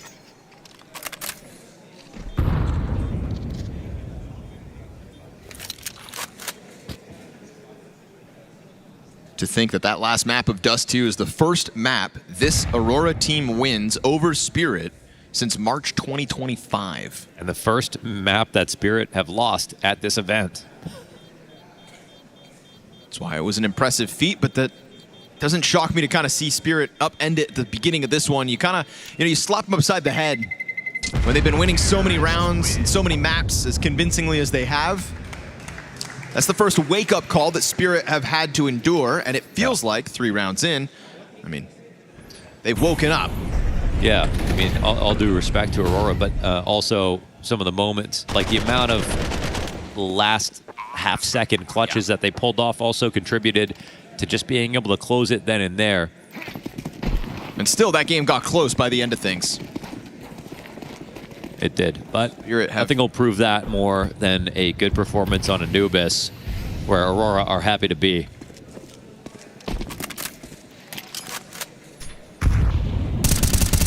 Nicely done, Madger. He was a victim of a smoke spam last round, gives it back this time. Donk underhanded nade doesn't really give him the line of sight he would have hoped for, and we get a scramble out of Aurora to try to come and stack the site. More and more utility being burned by both teams. It's Soulfly dropped to 73 health, but a minute 15 and we get this bridge cross from Zontix, the only member of Spirit not towards B. Such a nice find early from Madger. Oh. I think he must have got seen, right? I think Xanteris, if he gets around this corner and there's nobody holding from far back, he can actually just come and clear this. Yeah, hard clear. Zontix. Yeah. Gets found out, does decent damage, but Xanteras winning the duel, ready for the position, extends into the 5v3. And then it's going to be a 3-player defense over towards A site. If you peek, though, into E-Box, you could open the road for Spirit to take this half of the map. Donk's coming in closer. They don't have a flash behind him. Oh, he loud steps. Doesn't matter. Fine. Soulfly gets blasted. Now that A push starts to happen towards Long. Donk's going to get shot in the back. The bomb is still just standing at the top of stairs at 25 seconds. Tanir is really selling that this is going to be the B play, but now the bomb can actually get into A for missed free. the op shot. Uh-oh. Oh, this is bad. Oh, this is real bad. Shiro activates, catches the flank, and now Wicadia knows what's gone on, and that is somebody has slipped the net. They win straight up with kills. Oh, because I think that whiff from Woxic, right? Surely that was an easy shot. I don't know if he was looking in the wrong direction, turned, saw him, and then freaked out, but Tanir wasn't looking at him in that moment. Uh-oh. Whoa. That becomes 4-0. They started that out right. They were dealing with things perfectly.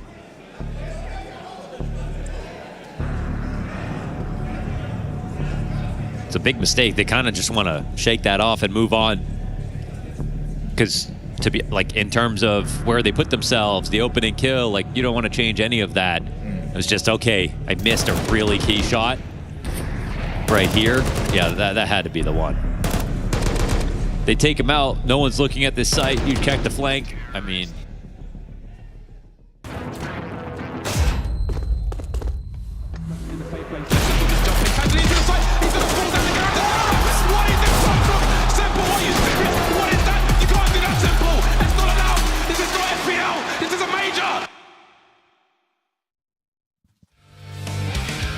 Welcome back to the Intel Extreme Masters Cologne Major 2026. We've got Vitality and we've got 9Z, and right now it's a little bit of a weird game. I mean, Vitality come out on map 1 and they absolutely destroy 9Z, and then we see Vitality making a lot of unusual mistakes we don't see from them, and 9Z's individuals showing up.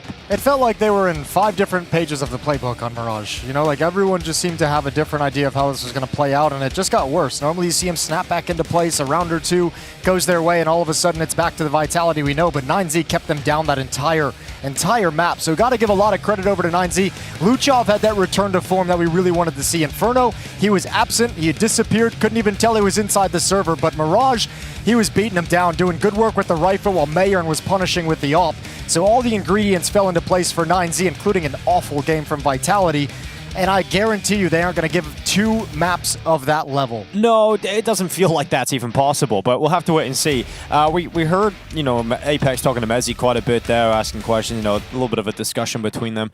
It felt like those are the 2 pillars of the strategic side of the game, as you highlighted, and obviously not happy with how things were going. A lot of weird situations. You mentioned earlier that Team Vitality usually so good when they get themselves into a 5v4. Lost a number of these situations they should be picking up. It was crazy. Lost to 5-on-4 to pistols in that map, which, look, it happens. Like, I don't want to be too critical on it. It's just not characteristic that all of these things occur in one map for Vitality. Played a very, very, very weak game. So they'll have to rebound, and I guarantee there was a huge conversation with Apex, huge conversation. We heard from their performance coach talking with Stiko before the series even went live, and he's basically saying, between maps, if we lose, we don't really discuss the previous map all that much. We talk about how we want the next map to look. We move on pretty much immediately, but I feel like the way that was played, there had to have been a couple moments that Apex had to revisit and just say, it can't be like that again. We're now at the major. This is no longer the America stretch of our season where we're kind of half on vacation. It's the major, and it's time to lock in and get through, because Apex is chasing history every time he steps onto the major stage. Yeah, well, 9Z hoping for some history of their own. Looking to try and take down Team Vitality today to go 2-0 in Stage 3. This is a team that's been so impressive. Suddenly jumped on the radar with their Astana performance and really got on a lot of people's radar, excited about the major to see what 9Z could do. They come in with some incredible form from the likes of Luchov, and 9Z have a chance, a tough chance, but a chance to take down Vitality in this series and do it for Latin America. We'll get into this one now, ladies and gentlemen. Dust2, thank you for being with us here on the Stage 3 of the Major. It's really heating up. I mean, all the teams kind of taking licks, Team Spirit dropping a map there as well. It's good to see that the competition is at an all-time high coming into Stage 3 of the competition. And now we get to see who's going to take this series, who's going to move on to the 2-0 group, a chance to make it into the playoffs as fast as possible. The least stress you can have while qualifying for the playoffs of a Major. The 3-0 run.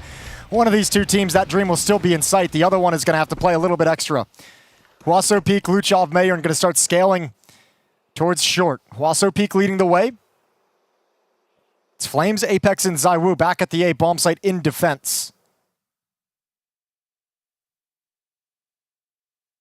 No information, a very passive pistol round from the CT side, and actually descending into the mid to B split now. So how does Rops choose to play this one? Yeah, Mezzi just going to wait at CT. That smoke is going to go forward. Zaiwu sending shots to the smoke regardless, and Mezzi's got 2. What the hell is happening? How has he got 2? And then Rops assisting. So great start from Mezzi, and then Max is now just left alone. This round is over. Mezzi has decided it's done. A really cool setup. You have Mezzi boosted right out of the gate, so if that mid to B split comes in, he's got a good look, and also they probably can't really tell that he's up on the boost box when you have 3 USP spamming through the smoke. The real genius of it all is Rops at that B bomb site dropping the smoke when he recognizes the mid to B split being pulled. Runs over to window knowing that smoke is going to keep at least 1 player behind it for the time being until that attack gets a little bit closer. He's combining on that fight in towards middle, and they shut it down. No issues whatsoever. Over the top, sees them, and takes 2 headshots. Nice work from Mezzi there, and goes out to grab a 3rd. No bomb plant, not even close to it there, 9Z, so going to be Glocks for them and a 2-0 start for Team Vitality. Just the single P250 on DGT. Our boy. He knows. He knows you can always afford the P250. It's always worth it. The Moses mantra. Well, let's see what he can do with it. Probably not much. Definitely not. But, it's nice to have it, isn't it? Yeah, it is. I mean, if you're ever in a situation, it's better than having the Glock. Well, the situation's this. Mezzi waits at window, peering down into mid. Plenty of players going to be coming at Mezzi. Here's a chance to warm up nicely. There's 3 from Mezzi. Apex getting involved as well. And that's 5 picked up immediately. Yeah, nice and quick on the Glock, so we get into the gun rounds fast. AK-47's being snagged by 9Z as we speak. For Vitality, just keeping the weapons in hand. No upgrade to the... For Vitality, just keeping the weapons in hand. No upgrade to the AWP. Flames is going to be still on the MP9. We'll see if 9Z can throw him for a little bit of a loop. I think if you're 9Z, you want to apply some of that pressure early and see if you can kind of force him into that same mood and same mindset you had him in all through Mirage. DGT coming out long. Gonna do as much as he can towards Apex, which is not a whole lot. He's 75 health off the back of that. Okay, well, here's the flash over mid. A little bit of a peek. Mezzi doesn't spot anyone. Luchov just slid out of sight, and they're scaling up short with no smoke at the double doors, so that might feel a little unusual for Vitality. Apex playing ramp. Zaiwu and Flames going to re-aggress out towards long to grab control, but they don't want to hold on to it. They want to be available for a fight at the bomb site. Yeah, I'll tell you something we haven't seen yet in this series, and that's Zaiwu taking over the server at any point. Haven't really seen him. Only saw it in the one map yesterday, right? The third deciding map of the series. Maybe here on Dust 2, if he can get that AWP out into his hands early on. Apex. Take it away. Zaiwu is going to be the supportive player to Flames to set him up with a utility. Flames will reveal himself on default. Zaiwu's going to go back to long to deal with the threat of Huaso peak. Catches a good timing to do so, and now realizes he can commit himself to the fights. Up towards short. It's down into a 1v1 all of a sudden. Mayon is low. Mezzi looking for this. Ooh. And the smoke has covered him off. Mezzi can't find him, but Mayon's just sat down. He stayed in the same position. I mean, he's got 11 HP, right? So he's just kind of hoping he gets real lucky with the timing of a peak. Mezzi's going to give up the plan. He's going to forfeit any kind of standing and say, all right, you knew I was real. You knew I was fighting out on ramp. You have to make the decision of how you want to play this situation. Yeah, and if you decide to go back over towards B, well, you got to get a move on now, and Mezzi's going to hear those steps. So he's played this very well. He's won it by positioning. Mezzi is off to a fantastic start individually. 9-0, plays that clutch so well. Yeah, he had that great pistol round. He had an eco spray down for 3 kills in middle, and now this one right here. Just an absolutely wonderful round to help save the day. A lot of pressure on that hit, despite the fact that Vitality seemed very comfortable with what was coming at him. They had everyone in place. Mezzi definitely looking at a screen now, Jason. Yeah, he is. He certainly is. You only have to have that conversation once, huh? If your IGL looks down the line and it's just like, are you watching? Are you playing the game? You looking at the monitor? Well, yeah. Passive aggressive. I do like that. Tech 9's P250 once again, and 9Z down to that situation, down to the pistols. But they've showed really fast long control. And now switching back towards middle. So you can see Vitality kind of backed off with all eyes towards long at the moment. Zaiwu's AWP is over at car. They're going to aggress towards short so that Flames can have this information. Yeah, goes for that little peek and has a little look around. Not too much going on. But Vitality's probably going to feel motivated to hold on to Cat. That or they want to retake long at some point. It's a little bit weird. They're kind of stuck between two mines, which is usually a disaster at the A bomb site.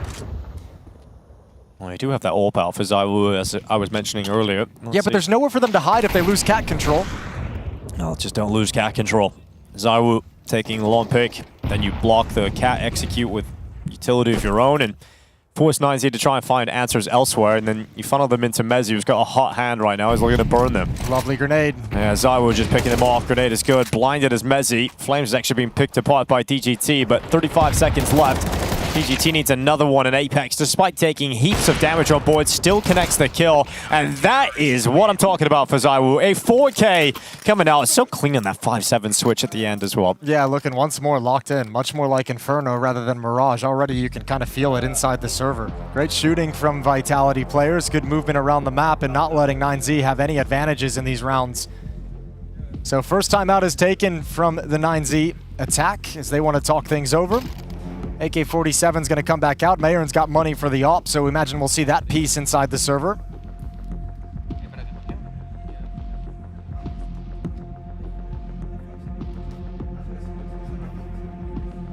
Be deciding exactly what they want to do and how they want to play this.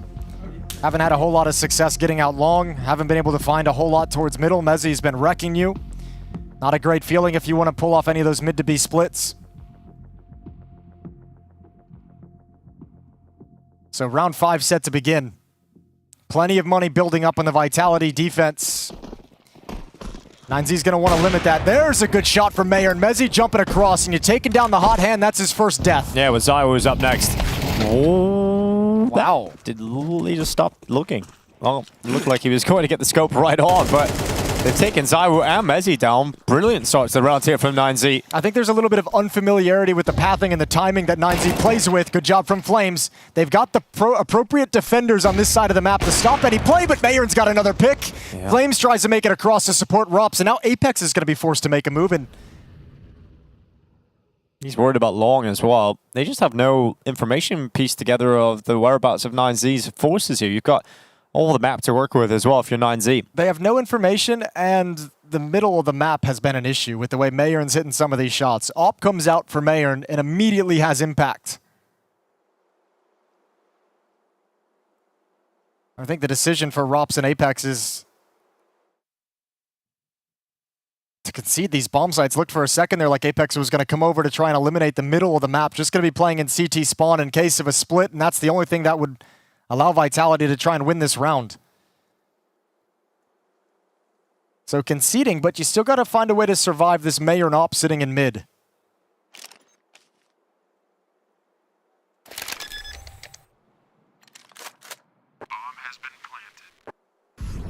So great start to the round by taking down Mezzi. And ZywOo, it looked like he was in a situation there. He could maybe get away with a double kill, maybe even a collateral, just the way they were lined up. But I think in his head, the idea is if the Opera gets that pick and probably pushes, you know, straight through dark to kind of move towards the mid ramp, and that's the sort of the fight he's looking for, or an Op swinging to grab the angle towards short for his exact peak. Looking for that fight and not clearing as wide along the wall as he needed to. I always see teams take it that fast, usually some utility, some nades, a little bit nervous, holding back a couple extra seconds to watch for a mid push, but not this round from 9Z, so they catch a timing that ZywOo didn't expect. Makes him an easy kill.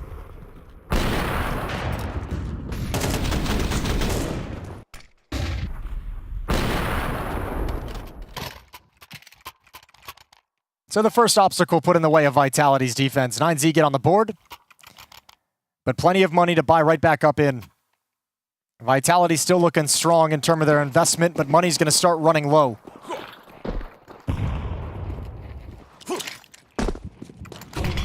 flashing out Huaso Peak. Getting him beyond those long doors. You've got Mayo now searching for that opening kill again. A very Spirit-esque opening. Rops and Mezzi, though, looking to lock down this B side. This is a scary duo to have to go up against. Huaso Peak is peeled away from that long control that he got, and he's dropping back. Marin being so patient, but now starting to move forward, wanting this kill, wanting to force the issue, trying to get forward. He had the chance, but a tough shot to connect there, so he walks away. That'll force the smoke out of the defenders, at least one of them. Rob still has smoke molly up on top of the box. With that presence shown in B, though, 9Z start heading elsewhere towards Xbox to grab mid control, clear out double doors, force back any defenders up on Cat. Gonna start getting pretty late into the round, though, so 9Z don't have a whole lot of time to wiggle between decisions.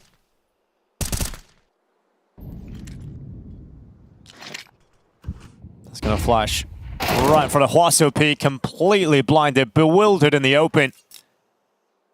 Might as well claim an easy one. 30 seconds left. This is what I mean. You've burned, I mean, since I said that line, you're about like now 25 seconds since where nothing's been accomplished. They've sat so long at Xbox without doing a whole lot, waiting out this smoke. Their teammate gets dropped at long, and now the hit is exponentially more difficult.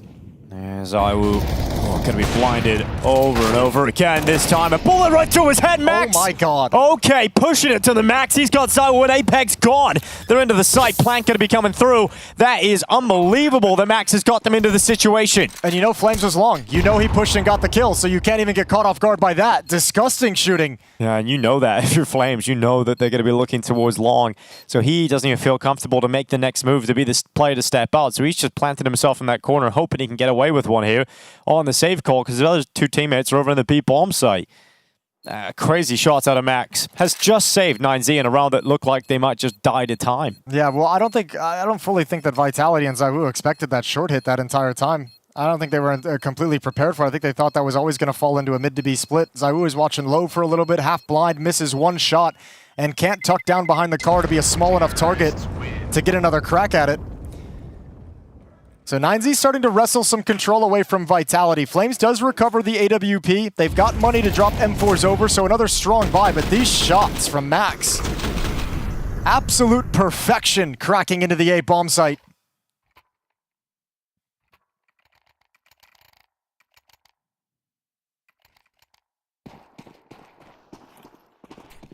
Mayor Looking for that lower tunnels push. Not going for the challenge straight down mid against Zaiwu, which is fair enough. Zaiwu was waiting to hear the shot to swing out to take one of his own. No fights being presented until now. Just a pixel, that's all Zaiwu needs. Sends the shot out, but Luchov survives. 17 health, Mezzi grabbing Max off the top of the box. Opening kill here for Team Vitality. DGT trying to pull it back, Rops is waiting. They're going forward. And then the drop back, not wanting to commit. No, but the presence has kept Zaiwu in middle. Has allowed Mezzi to slide over into the B bomb site. Zaiwu, as this smoke fades, duel of the offers, he's going to walk right into it. All right, Maya coming out on top. I mean, I think that's a little too much from Zaiwu. It's very nonchalantly crossing doors. Stepping into the open, making yourself extremely vulnerable and punished for it. 50 seconds. And now look at the A defense. You're split. You've got Apex with an MP9 at rail, and you got Flames on his own at long. And he's going to feel this responsibility to at least get 1 or seconds right there. He's got it. Flames could even get 3 at this point. Low HP on the long play. You're hoping that DGT can be the release valve here coming out. Going to be stuck and finished off here by Apex. Surely no. Even on the low HP, he still stands up. But he got a second headshot. How is this round back? Oh, no way! How are 9Z doing this? Rops will save the day. No stress. Oh, he's going to try. He's going to give it a good go. Bomb now making it to the site. You have to rely upon Rops. You usually can, but here he comes, running them down. AK up against 2, and Luchov just fights him! 9Z don't care that it's Vitality on the side. They don't care that it's Rops. They just run out and they challenge and they win. What is happening inside this server? Yeah, that's a oh, that's a timeout from 9Z. Gonna make him stew in it. That's a 2 versus 4. You had everything you wanted of your Vitality. Let me see how he gets this. Yeah, where does this come from? Okay, swinging wide. Mezzi playing the headshot angle. Luchov winning his as well. Low HP on both of them. And what a shot at the end of the day. Bringing some of that Mirage form into Dust 2, and Luchov has got 9Z within 1. And that is the kind of play that ignites you, that makes you believe that you can truly do this today, that you can take down the world #1 team at the World Championships of Counter-Strike. Look at the ghost of the smile on his face as he's calming for this next round as well. You're exactly right. Confidence growing for the 9Z side. Belief is growing for the 9Z side. And Vitality have got to feel stunned. We saw some of their faces after the round, and they still feel like they just don't know what's missing at this point. But something is clearly off.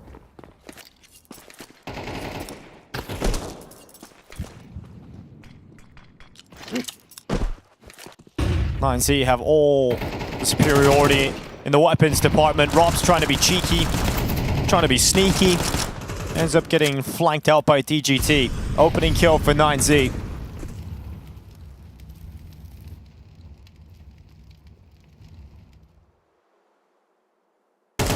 Oh my lordy. See, this is what I mean. I feel like the timings of 9Z, you're up against pistols, so the steps are a little bit different, but there's been so many contact plays, right? Yeah. Like coming off short, no flashes, no smoke signaling the hit is coming, no signals for the counter utility from Vitality either. I feel like it was messing with them a lot, or not, maybe not messing with them, but Inferno, it felt something very similar, although Vitality was still coming out on top, but now it feels like they're getting caught off guard more often. Got a buy back here for Team Vitality. Need to snap into shape. Currently bent out of shape by 9Z. This is a not a B rush surely, but they're gonna head to this B bomb site. They want the contact. Remember, they probed into this bomb site a couple of times, and they've never seen anyone playing aggressively. They're just going. They're running in. Here's Rops. Gets 1. Drops down. Some utility coming in from his teammates, but Rops is gone. It's got to be Mezzi. Rops only got the 1 kill. That's not enough, and Mezzi won't get anything. And if you're Vitality, surely you would consider the safe call immediately. Flames is all the way at top middle. Apex is going to start putting some utility in, but it's a 4v3, and 9Z going to move that bomb into the site. Nade comes in, doesn't land where he wanted to, would have been the wrong spot regardless, and I'm with you. Time to bail out, bug out, and go home. You need that up for the next round. Oh, they are playing with so much swagger right now. I love this from 9Z. The call to rush that B bomb site. Earlier timing, just wait out the initial utility and then burst through. They've been scouting it, right? And they've realized that no one's ever jumping up on towards the platform. They've had Mayern with the op kind of zoned in to see how that works. They've had, I think, DGT a couple of rounds or like later moves in and actually goes pretty deep to look for an isolated 1v1, sees they're not really playing on the platform as well. So in their minds, they're kind of like, well, let's go to the B bomb site because their opening setups are more towards mid, more mid-centric. We can come in and it's a one-front fight, and they completely catch Rops and Mezzi off guard. Well, this season, in 2026, and last year to be fair, there wasn't a Tier 1 trophy that didn't already have Vitality's name on it. But for 9Z, they've been failing to qualify for events that Vitality are winning. And now here at the biggest event of the year, it is 9Z leading the way versus Vitality. Yeah, Vitality's coming into this with a 6-map Dust 2 win streak. And 9Z currently on the verge of taking that right out of their hands. 92% win rate map for Vitality, but at the moment they're getting schooled. High fives all around. They need to rebound 5 rounds in a row for 9Z. Once they grabbed control, they have not let go. And it felt this way on Mirage as well. And Vitality's got to fight back that feeling. 3 rounds remaining in this first half for them to scrape together whatever they can.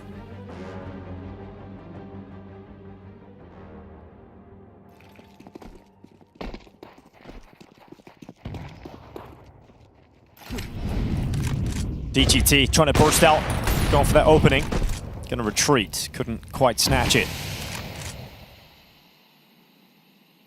Waiting for a sneaky play from a Vitality player trying to walk through that smoke, but that isn't happening. Yeah, DGT's gonna keep this off for some time as well. Mayern's on the other side of the map looking for the upper B push. They wanted the upper with the long spawn to head over. Bomb has just been picked up. Luchov and Max to push Apex back on short. Actually, Apex, excuse me, down in CT spawn.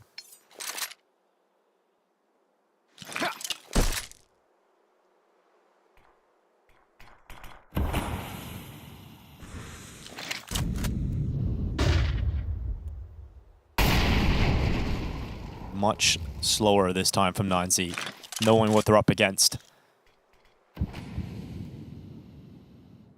Exchanging utility. And congregating at short. You'll have DGT just planted, waiting for a long push, waiting for any aggression. And Apex has the smoke to block short. He's just playing on ramp at the moment. He's holding it, but again, the contact plays. There's going to be no chance to put this smoke into place, but thankfully ZywOo's op is here. Yeah, Flash is going forward. ZywOo's missed a lot of shots today. That's another one. Oh, he just can't connect anything. ZywOo's op, not lethal today. Finally, connecting to the chest for the 3rd time of asking. Lutrov's moved in, though, with that space on the missed shots, but he's got to get something. His teammates are all falling like flies. 19 seconds on the clock.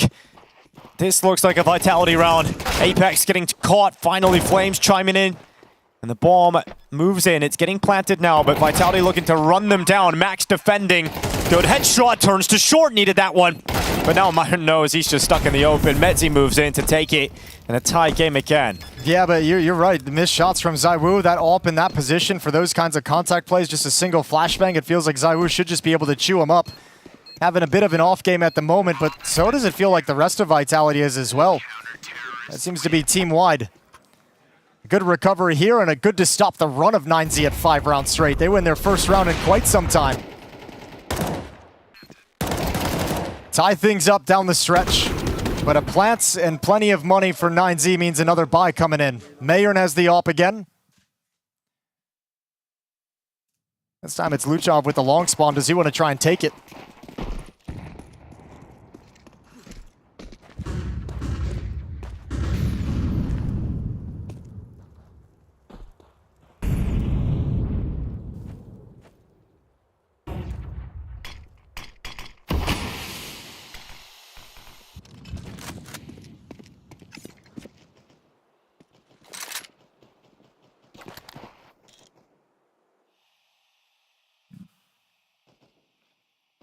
Nice and slow for 9Z again. Trying to get up through short. Flash is going forward into the mid doors. Unleashing DGT. He'll have a look beyond them. Oh, so peak.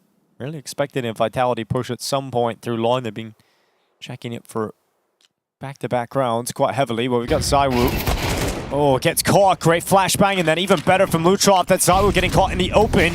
Hands covering his eyes. Lutrov spams down. It's Apex gone now. 9Z looking to reclaim the lead of the game, and they're charging in towards the A site. I think they're just going to do it as well. I don't even know if you can go for this one. If you want to try and attempt a retake on this, Rops and Mezzi have to move in towards middle and start pushing towards short, but there's no motivation for it. Money's not there if they lose everything. They're going to want to rebuy an AWP for ZywOo. Rops has the money for that. 9Z has some lovely calling, and that round felt like a hard counter. A single flashbang to blind ZywOo's position, the pre-fire into the spot. It's absolutely perfect. They're coming for Flames right now. They're trying to take another weapon away, and they'll do it. Max is looking insane with his motorcycle posture right now. It's crazy. Motorcycle posture. Yeah, it looks like he's on a motorbike. He's running over the top of them. 6-5. Absolutely spectacular. Just such a good piece. Set up so well. And ZywOo dropped again, and now the transfer down to Apex. Look at that. Vroom, vroom. Headshot on Flames. He's leaning over the monitor. Apex can't quite believe it. Final round of the first half. 9Z have a lead.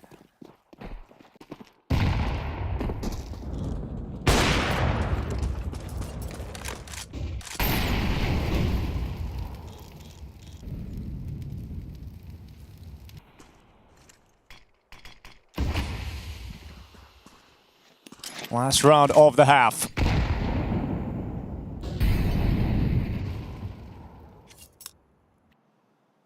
Can it be a lead for 9Z over Vitality?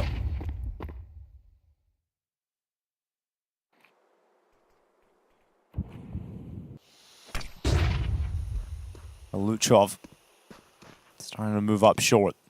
Again, Vitality definitely not looking to get involved in any early fights or challenges down short. No, but I at least like seeing ZywOo take this kind of deeper, more aggressive angle, right? Like he just wants his one kill and then drop off. And they've been punishing you here, so it's about time you start kind of denying some of this.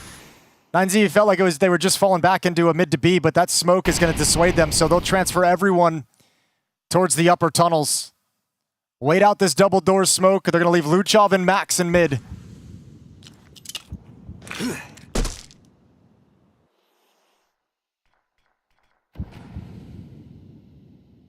Here they go. 9Z ready to head into the B site. It's going to be Mezzi first.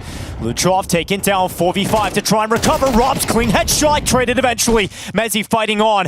Mayun and DGT do move into the site. Utility at the ready. Vitality have a two-man advantage, and they are going for this with those advantages, dreaming of getting this retake, but Mayun's holding on. Fighting on. ZywOo coming through the tunnels right now. Yep, that's the flank that might cost them here. 9Z. Can they read it? Shot connects, but not for lethality. ZywOo now creeping around the back. There's the kill on DGT. Lines it up. Mayun alone. And he goes down. He can do absolutely nothing. We're going to be tied up at 6. Impressive performance for 9Z. Vitality barely hanging on. And as we head into the halftime break, we got one of them old-fashioned major skits coming right at you.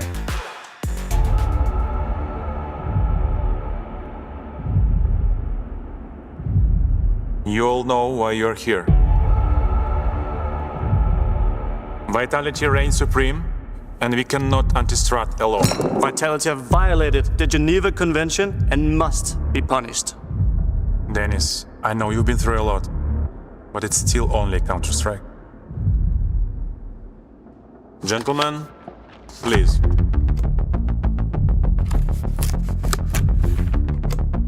Our combined resources. Where language is a barrier, strategy is not. Well, apparently language is a barrier. Sorry, no English. You were supposed to translate. Марах таныг орчуулгаар ирсэн мэт гинэ. Question. Here is most playoffs anti-strat. Nobody asked for that. Speak for yourself. Hey Dennis, do you have any group stage prep? I might be needing that. Wasn't it Mouse who beat Vitality last Cologne? Hope lies on their shoulders. And now, I effectively have two stand-ins. But that's his weakness. 900 IQ. All we need now is the fans to rally behind us. We are in the mud. Guys, why we don't smash them? I was Kasesha. James Shaman, we do it many times. At this point, I'm in. What we need is a system. Oh yeah, we fucking go. You wanna know about a system? I'll tell you about a system. And that system is right here. Look, we play to each of our strengths. First up, Mouse preps group stage. Okay. They've graduated. Aurora and the Mongols will prep quarterfinals. Yes. Fury and PARIVISION, semis. Jam prep. Insane. Falcons, it's down to you to prepare the third place decider. Bro, there is no third place decider on the major. No, you bring that 5-time major winner experience and we get this shit done. Let's go, boys! Vamos, caralho. Vambora. Let's go, boys.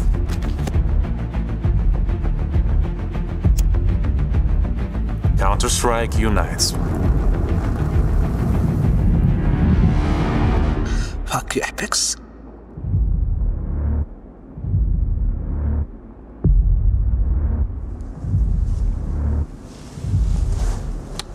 Fucking idiots. Well, they should have brought Bit. They should have brought Bit, the coach of 9Z. Yeah. They should have brought him in because he's figuring it out right now. He's giving them a really tough time as we come into Dust 2. Yeah, this guy knows everything. He's got it all prepared. All right, Apex, I think he spotted those two kind of coming through double doors in towards lower tunnels, calling it out to the team. Flames looks ready for any kind of a fight. Smoke on the box. Oh, it's an upper crush.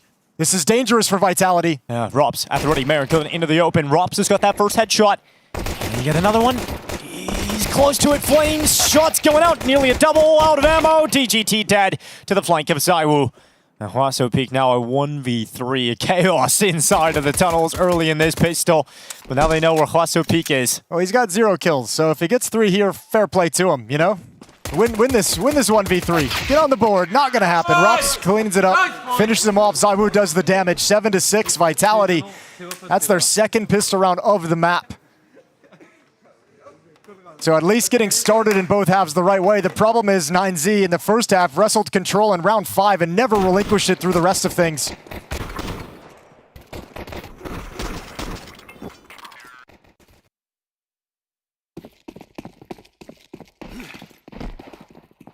Well, 9Z have 4 spot. They'll have a couple of SMGs, the rest on pistols. And a little bit of utility, which we'll see tossed out towards Flames, but he's just going to disrespect it and go. All the way out to that long corner smoke until he'll stop. You got Rops just looking for the flank, just chilling up at the old green box position. Got a little sense of that mid-clear. Peaks a little bit late, but you're going to deny Luchov access from transitioning over towards short as well. Vitality just happy to maintain long control during these delay smokes coming out from 9Z.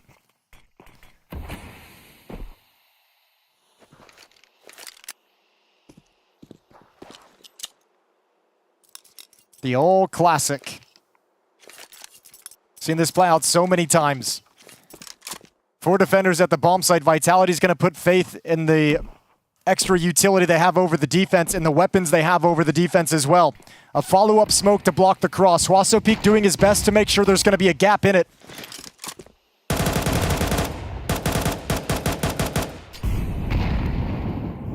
Vitality still slowly moving their way towards this A site finish, but less and less time available, which increases the chances here of 9Z of creating chaos. Oh, look at these defensive smokes. This is going to be hard. Cloud cover everywhere. Flames trying to get through them, cutting through them with the MAC-10, but he's dead after 1.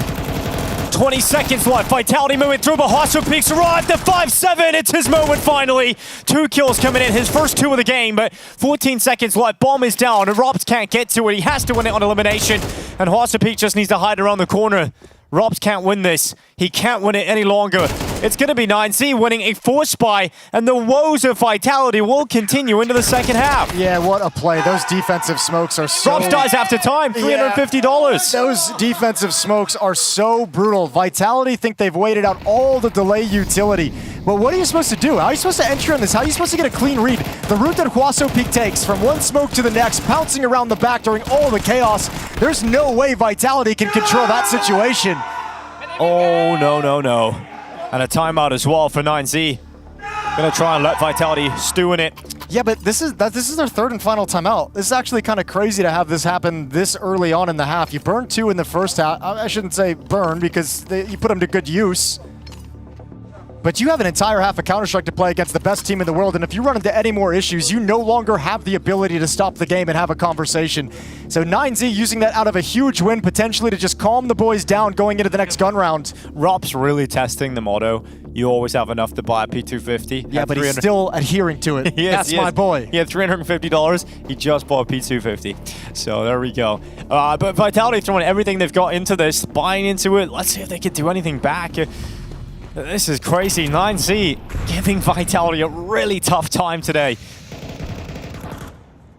You've got Mayon and DGT up on short. They really sandbagged us with the first map, too. I was all pumped coming into today, looking for like a series where 9Z was going to be able to fight. Watched Inferno, and I was like, okay, well, this is going to be fast, and now here we are. A completely different situation than I expected. You're not going to get too many opportunities to be able to take down Vitality, so 9Z looking to make the most of this moment. Advantage siding with him. They've taken Zaiwu down, who's now sitting at 8 and 10. Really struggling today. Yeah, he's been very, very quiet across all 3 maps of play for Vitality. Some isolated moments, but not putting together complete maps. Well, let's see. Lutrov working up the courage to start moving in towards the tunnels. Yeah, which is great because they're throwing a mid to B smoke, but once you've cleared out upper B tunnels, you're kind of like, nobody needs to move. Like, nobody's in B tunnels. Maybe they're coming out mid, but that's going to be cleared by Huaso Peak right now. He says nobody's out. Oh, Flames Mezzi taking the most of that damage, though.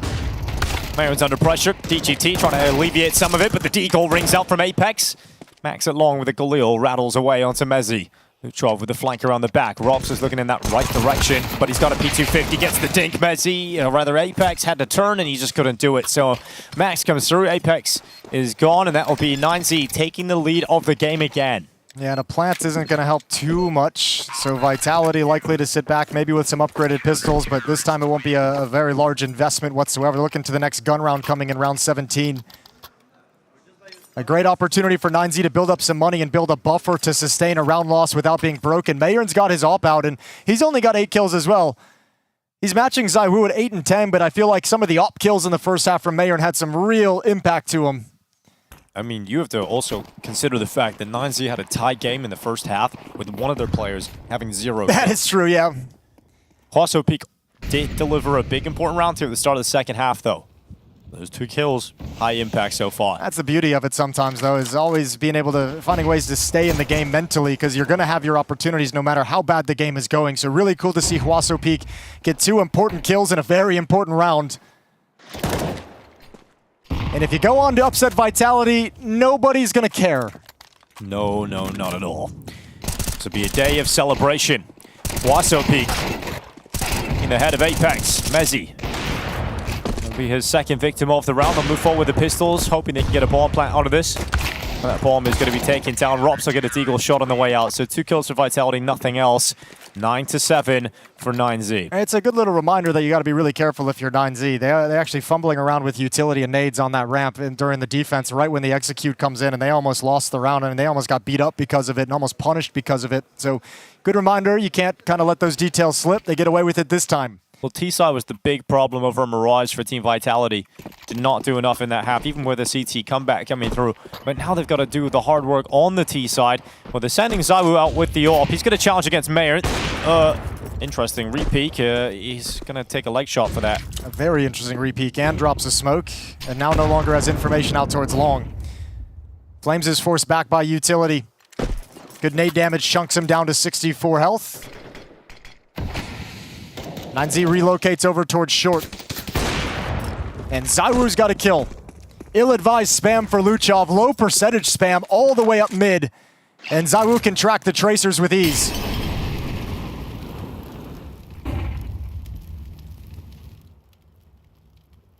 About to set up a flash play into short. 9Z are going to meet them head on in battle. Timing is hard to grab though. Hard to be perfect with this. And when do you go? That's the question. Off the shot, I think. Contact, yeah. Here he goes. AWP into the kill. Apex is gone. DGT gets caught. Good response from Sidewoo. Mayer gets another. Mezzi had to trade. Hwaso Peak up next. And That's what I mean. Rops is actually going to push through the doors. Yeah, that's what I mean by that being a hard thing to time. Takes a few seconds for that flashbang after you throw it to pop, and by then they're already turning the corner before you're ready. Mid to B smoke. Hwaso Peak is here in CT spawn. Yeah, Max, the solo B player, but you can avoid him. You can draw that A player towards CT spawn, knowing that you free up the A site. 25 seconds left. Hwaso Peak trying to rotate back while Rops moves forward to cut off the rotation. Max, will he be ready for this? Rops gets the AK down, and Max out of there. Hwaso Peak, the last remaining member, and they're just going to go, but that's the bomb. He's close to it, trying to block Zywu. 10 seconds on the clock. Zywu gets through the window, and they take a lot of damage. Hwaso Peak with a valiant last-ditch effort.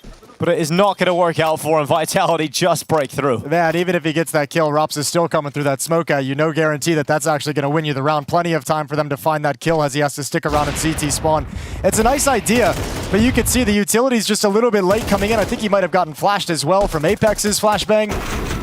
So the short defense doesn't work out as strong as 9Z would have liked, but they come right back into round 18. Up in the hands of Mayer and still 2 5.7s, 2 M4s. I know it was a great point raised by you, Jason, the fact that 9Z have burned their final timeout, right? So if this starts to get out of hand, if Vitality start to build momentum, there's nothing to slow it down. And I wonder, it would be a cool question to ask the coaches if those timeouts, some of them were burned after round wins. I think 2 of them were burned after like big upset wins in rounds. And I'm wondering if they were called to settle the team down so they could focus on the next one. It could be some inexperience coming back to bite them in the ass. Let's see if it costs them. I mean, this round doesn't look too pretty for 9Z. You got 2 5.7s. Zywu trying to assert some control of mid. Mistake in the last round, give him the opening. Also able to do the like shot out long with an ill-advised re-peek. Start giving him some chances. Zywu will start warming up into the game. Very late on though. Molotov goes out to clear the blue bin and the aggressive position. They're going to pull Mayon over. Scope is at the ready. He will chime in. Mezzi, the first victim, Flames trying to hunt it down, but Hwaso Peak, great reactions, strong hold, and now Vitality need to dig deep and recover a 3v5. Yeah, but the timing on the defensive smoke from Luchov is just so god tier. Oh, but he's going to back up into the shot from Zywu, and now they can go through it if they want. Zywu will step through the smoke. Well, DGT's over towards CT spawn. He's trying to get out, trying to catch Zywu. Zywu tries to get away, and he won't. DGT hunts him down. Max has only got a 5.7, trying to defend this B bomb site. Waiting at the car, his teammates rotating over. Apex has got 1, trying to drop down, can't get the second. And that's 9Z with 2 5.7s. Managing to pull it off. Man, Vitality just looks so out of step at the moment. Normally when we watch them, I feel like their rotations, their shifts, their kind of audibles that they move into, that they change things up, they're usually a step ahead of the defense. Right now, they're just getting schooled. 9Z is keeping track of all the information. They're being aggressive, they're being assertive. They've got that confidence in them, so they're never losing track of Vitality moving around the map. And you force Vitality back to pistols. 1 op in the hands of Zywu. And normally that would feel very dangerous, but he's been quiet this evening. Very quiet. Mayron's really started to get some impact as these rounds have gone on in the second half too. Yeah, it was 8 and 10 to start this half, now 6 and 12, doing a very, very good job. His op ringing out across the map, round to round.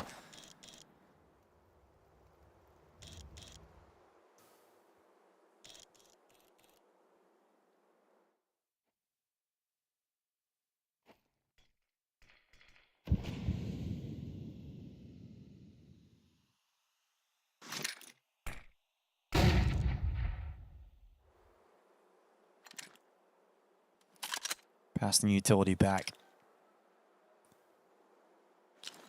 Getting ready to go. Eyes to the sky, flashes at the palm tree. Hwaso Peak looking to slap this Vitality team as they come towards him. He's got the first. Mayron's got a headshot here on Apex through the wall. ZywOo sending one shot back, but they don't get that bomb forward. ZywOo's dead. Rops alone, 35 seconds. The Deagles caught it short, 11-8. 9Z are really, truly doing this. They are in complete control, and a timeout finally for Vitality. Their second is used, down by 3 rounds, and I don't know how many times I can say it's got to be an intense conversation, but this is the last chance to wake up if you're Vitality. They haven't been saving them. Still faith. This is where you lean on all those tournaments you've won over the past year and a half, on all that experience you've got together, all the comebacks you've executed during that stretch. It was exactly 1 year ago today, 12th of June, 2025. Legacy against Vitality, a South American team, took down Vitality at the Major. They destroyed their win streak there, a 13-3 win in a best of 1. Everybody said it's because it's a best of 1, it doesn't really count. Well, now in stage 3, it's best of 3s. No one is going to be able to take this away from 9Z. And the 12th of June, every year might just be the day that South America take down Vitality. Yeah, well, they might just put in their contracts they don't play on this day anymore. ZywOo misses the look, misses a shot. He's got a scout in hand due to the investment of the AWP in the previous round. AK is in a Galil, surrounding it. What a shot from ZywOo. There he is. That's a great one. Mayron gone, so you got to dig into a 4v5 now if you're 9Z. It's not possible. That's what you needed. That is exactly what you needed. So good at those shots to the double doors in middle. ZywOo. It's going for more as well. Anticipating someone's going to try and pick up that AWP, and he's not wrong. Lutrov has stepped out to pick up the AWP.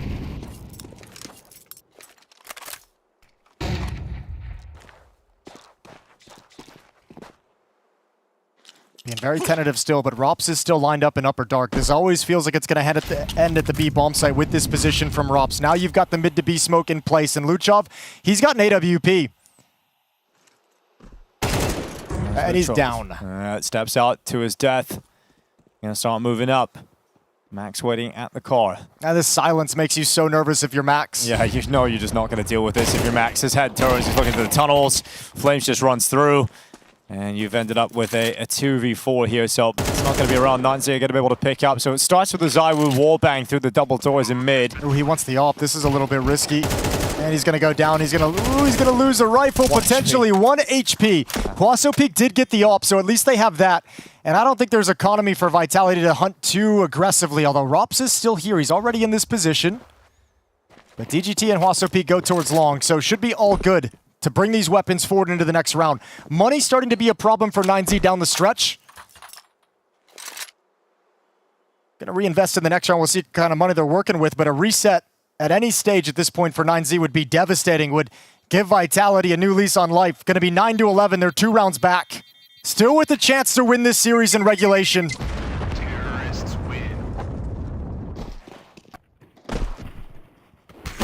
That's the scout shot he hits right through the edge of the door. So filthy. Good follow-up as well. Vitality playing quietly throughout that entire round, so 9Z couldn't get a read of the situation. And ZywOo picks up a scout again.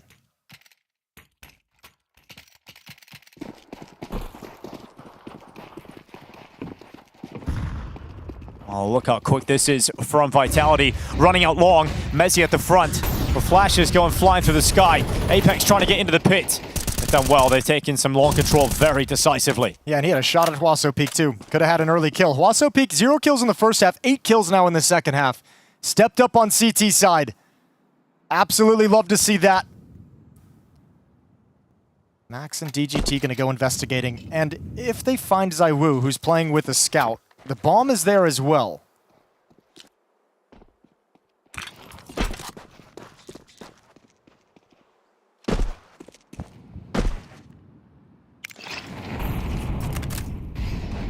Good timing for Max to escape. Drops a Molotov of his own to prevent Flames from swinging top mid as he can retreat back to short. DGT wants to fight and he wins it out. Extended spray against Apex in a 5-on-4. Yeah, dropping back as well. No chance for Vitality to trade that. Be careful if you're Max, because Flames is coming now on top of that Xbox. Gonna drop the smoke. 35 seconds. They've got to start getting forward here. Vitality, they've got to start moving. But the utility's still there for 9Z. They have to just use smokes to try and get through it. It's desperate from Vitality. It is dire for Vitality. And ZywOo's left alone with no hope in a 1v5. 20 seconds on the clock. Series point on the board. 9Z about to upset Team Vitality. Oh, this hit looks so disorganized. Such a bad look for Vitality down the stretch.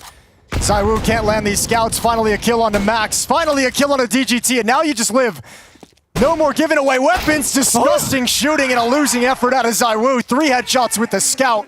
But it's a 12th round for 9Z. And they've got 3 chances to kick Vitality out of the server.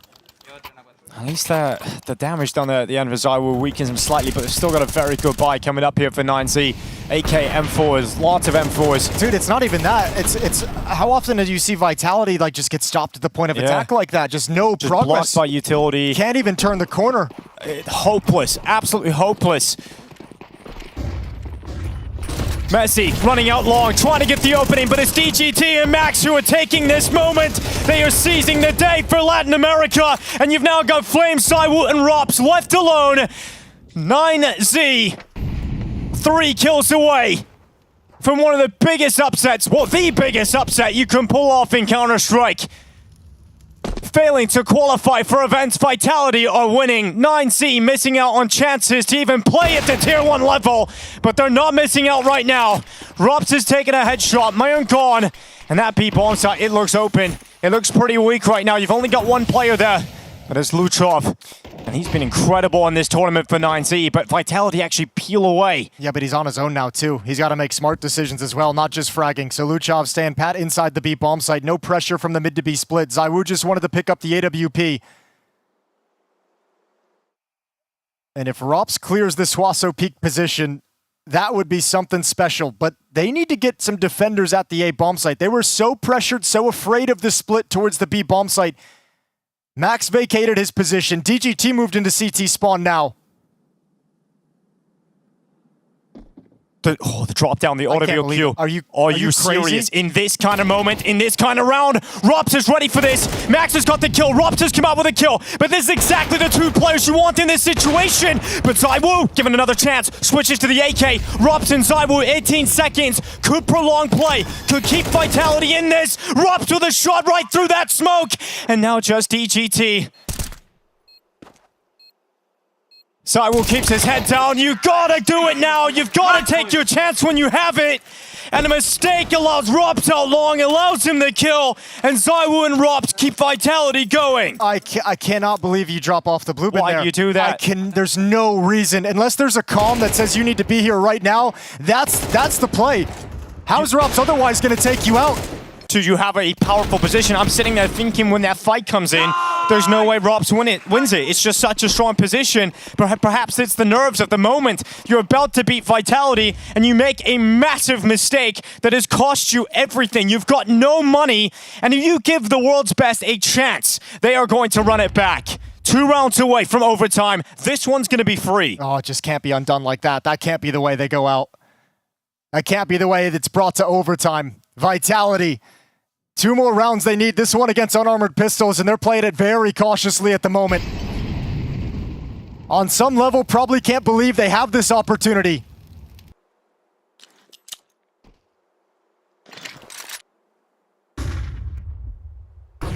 Flash goes in, Flames carves up the first. USP is trying to converge on them. You've got enough rifles here to not really turn into a threat. DGT picks up an AK, is going to slip away. Yeah, all good.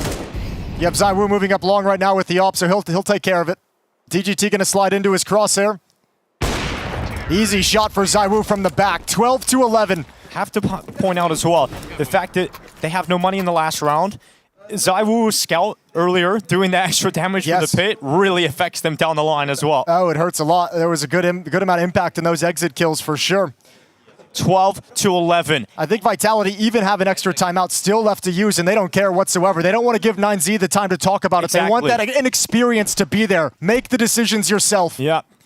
That sinking feeling in your stomach that you had it right there, but you've let it go. You've let them back in.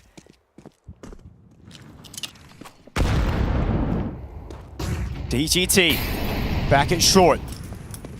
Gonna retreat further into the site. Opening fight there for Robs. He's lost his engagement. He's lost the opening kill. Once again, 9Z with the advantage and series points. And I have no confidence at the moment in Vitality's hit-up catwalk based off what we've seen in this half. It's been scattered and disorganized. Now you've got DGT pushing up close to double doors. Flash goes in, DGT blind. They're gonna try and clear him, but even blind, he still gets a kill. A miracle. And now Max waits, MP9 at the ready, second kill, Messi gone! And they will not let it slip! The only player that can stop them is Zaiwu, and he's not even gonna do it! 9C, what an upset! What an achievement! They have taken down Team Vitality at stage 3 of the Major! Doubted every single step of the way, but they go up against the King, and they do not miss! And couldn't you imagine it off the first map in this series? What a recovery too! What a way to bounce back when you just look like you never entered the server on Inferno, but Mirage was dominant, and Dust 2, once they grabbed control, how often do you see it wrestled away from Vitality? And what a wake-up call this has to be for the best team at the event. The team hunting down history, hunting down legacy at this Major. That's got to be the loss that makes you wake up and realize it's game time. Well, 12th of June easily becoming the annual occasion in which Vitality get upset by a South American team at the Major. Last year in Austin, it was Legacy. Now it is 9Z. And for Vitality, we know what happened in Austin after that loss, right? They still pulled themselves together, but there's no excuses now. This was a best of 3. No one can take this one away from 9Z. A full best of 3 down the stretch. You got blown out of the water on the opening map as well. And I'll tell you what, real deal performance out of Luchov, especially in the second and third maps. Absolutely disgusting the way he performed. Mayern was a beast with the AWP, out-impacted Zaiwu across the map. It's such an impressive victory on so many fronts for 9Z, and it immediately propels them into danger territory as they move on to 2-0. Vitality drops down into the 1-1 group. And there's some tough teams there, and you can tell the captain not happy, frustrated with how that turned. Frustrated that he was unable to get his team locked in to switch that mindset so that Vitality could fight back, and that is a bad day in the office. Well, 9Z, 2-0 now, you've taken down Vitality? Is it playoffs on the line now for 9Z? Are they really going to do this? The cathedral doors could open for the South Americans. Yeah, they've got a real opportunity that they might not even have considered that they would have had this chance to make it into that. But either way, we get to hear from the man himself. Luchov is down, ready to have a chat. Lucho is here with me, one of the biggest upsets of the Major, probably one of the biggest games you've just played. Talk me through the emotions, if you're capable of talking, because yeah, it's a lot, right? Yes, it's a lot. I don't have a lot to say. We start very bad, the same as the game with the Spirit, but we talk a lot to reset the mental for the second map, and I think we could do that very good, and I think that's... it was very, very nice to play. You don't ever change that mouse. Yesterday you told me it brings you confidence and brings you skill. Now you beat Vitality with it again, and another great game from you. So don't ever change. No, I will never change it. I think it's the, I don't know, the... magic. Yes, the magic. I don't know, the talisman, dirían en Argentina. I want to talk to you about 2-0 pool. Obviously, now you have 3 chances to go through historic playoff run, probably.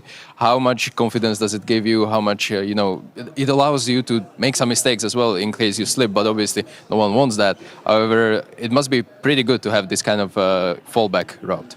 Yes, it's the most good start for us because we have 3 chances. But it doesn't mean anything. We can lose three games in a row, and those 2 matches doesn't matter. So I think the most important matches is the next one.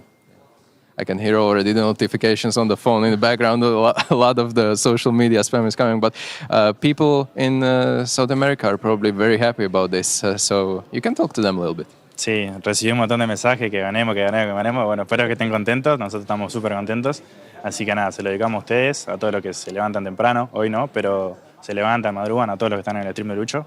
Los queremos un montón y, bueno, a nuestra familia, a mi novia, que nos sigan en Instagram, dice Guaso. Así que nada, un saludo para todos. Muchas gracias. Thank you very much for this, and see you tomorrow in a 2-0 matchup. But first, before we end this B stream, I have to talk to you a little bit, because A stream is still ongoing. Surprisingly, Aurora Spirit is in the 3rd map, so we don't know who the matchups are for tomorrow, but I invite you to find out, tune into the A stream, and I will see you tomorrow on the B1. So Take care. Good night.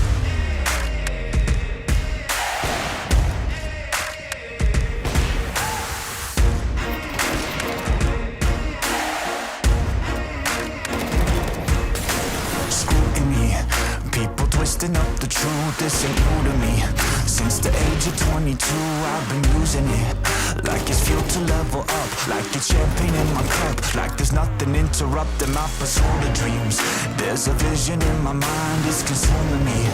Take my confidence combined with opportunity, mix it up with unity, soon to be the greatest of my generation. Operation Victory. Fight or fly, we will stay through the perils, we dare not to stray. Spark the match, light the flame. Out of luck, out of sight, dangerous, dynamite. Dynamite! Setting fire to the clouds at the speed of light. Going up, not coming down, screaming. Superman's kryptonite. Blowing up, dynamite. Dynamite! Setting fire to the clouds at the speed of light. Going up, not coming down, screaming. Superman's kryptonite. Blowing up, dynamite.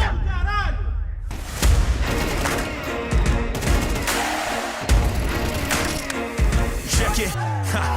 Troubled days, lonely nights, lot of tears, lot of fights. Big dreams met with bigger lies. It ain't what it seems from the outside. On my downfall they pray. Will I surrender or will I betray? Given the trauma that lives in my brain, or use it to fuel up the fire in my veins. I never complain, I boss up and do it. If there's a battle, I fight my way through it. If the wind blows, I thank God that he blew it. Cause what is a blessing depends how you view it. The fruits of my labor are in abundance. Indispensable, I'm not redundant. Incomprehensible the way I've done it. When the struggle pushes me out, I'll shove it. I'll rise above it. Fight or fly, we will stay. Through the perils, we dare not to stray.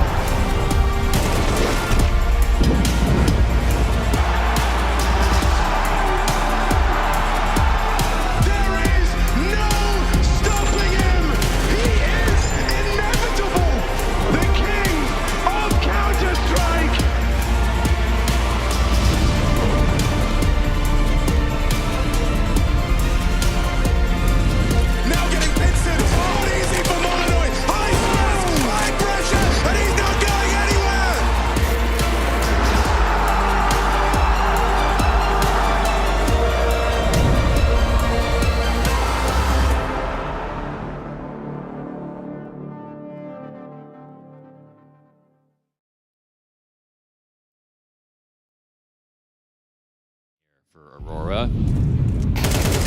Yeah, feeling hunted down surely, and nowhere to escape. Spirit gonna make sure they go for the jugular in this one. Even your unarmored pistols not allowed to live. They keep 5 players up. They're now leading 5-2 on the T side. If you're only joining us after the 9Z upset, well, this series began with a beautiful outing on Dust 2 for Aurora. A first half where they looked untouchable. One of the best Aurora halves ever. One of the best major performances ever. Yep, his 7th best map at any big event in his entire career today. And yet the rebound from Team Spirit on both Anubis and now the first 7 rounds of Nuke just looks of a different caliber than what they had to offer us on Dust 2. Yeah, Woxic starting out 0-7 already. Ouch. But he'll be on the op. I don't know if he had another attempt at it. I think he was rifling the last rifle attempt.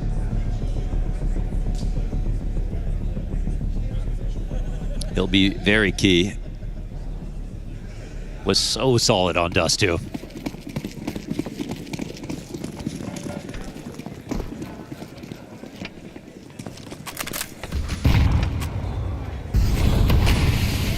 Soulfly's got a challenge coming. First one's clean. It's an immediate evacuation down ramp. And also one to drop off Ven, so its numbers slightly thinned on this A site. Woxic's op really only watching for the red cross. There's no donk lurk out here. That's, I think, what he's looking for. Sometimes he peeks that corner. Kadia trying to come clear. Shiro, survives that duel, but Donko kills Anderes. Oh, he gets the second. He gets everyone. Madger's brain splattered on the bridge. And now there's two guys who are stranded outside. Did they know about Woxic? Did he get a chance to shoot? Oh, the nade. Oh my goodness. Yeah, when Kadia tries to escape it. Woxic watches as his teammate gets blown to smithereens. Man advantage. This is all made possible by Donk. His triple kill on this A floor has opened the door for Zontix to plant comfortably. It's heaven control, it's lobby presence. Yeah. It's another moment where Team Spirit looked to get away with the win.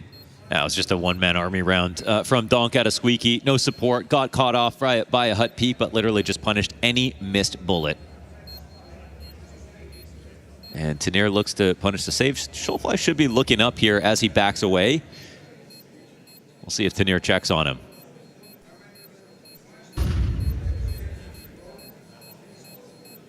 I think Soulfly's trying to assist his teammate to get out, and ends up costing him his life.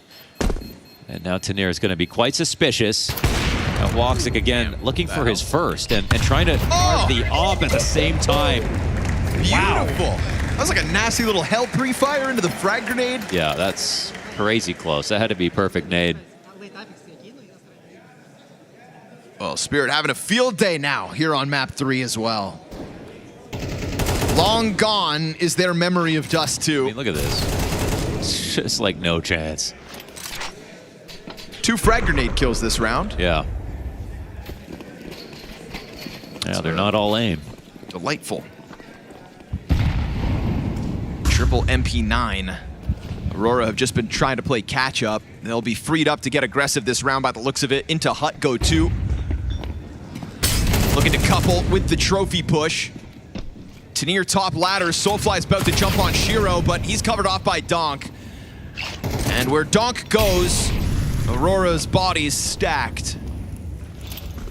Woxic still without a kill here on the decider.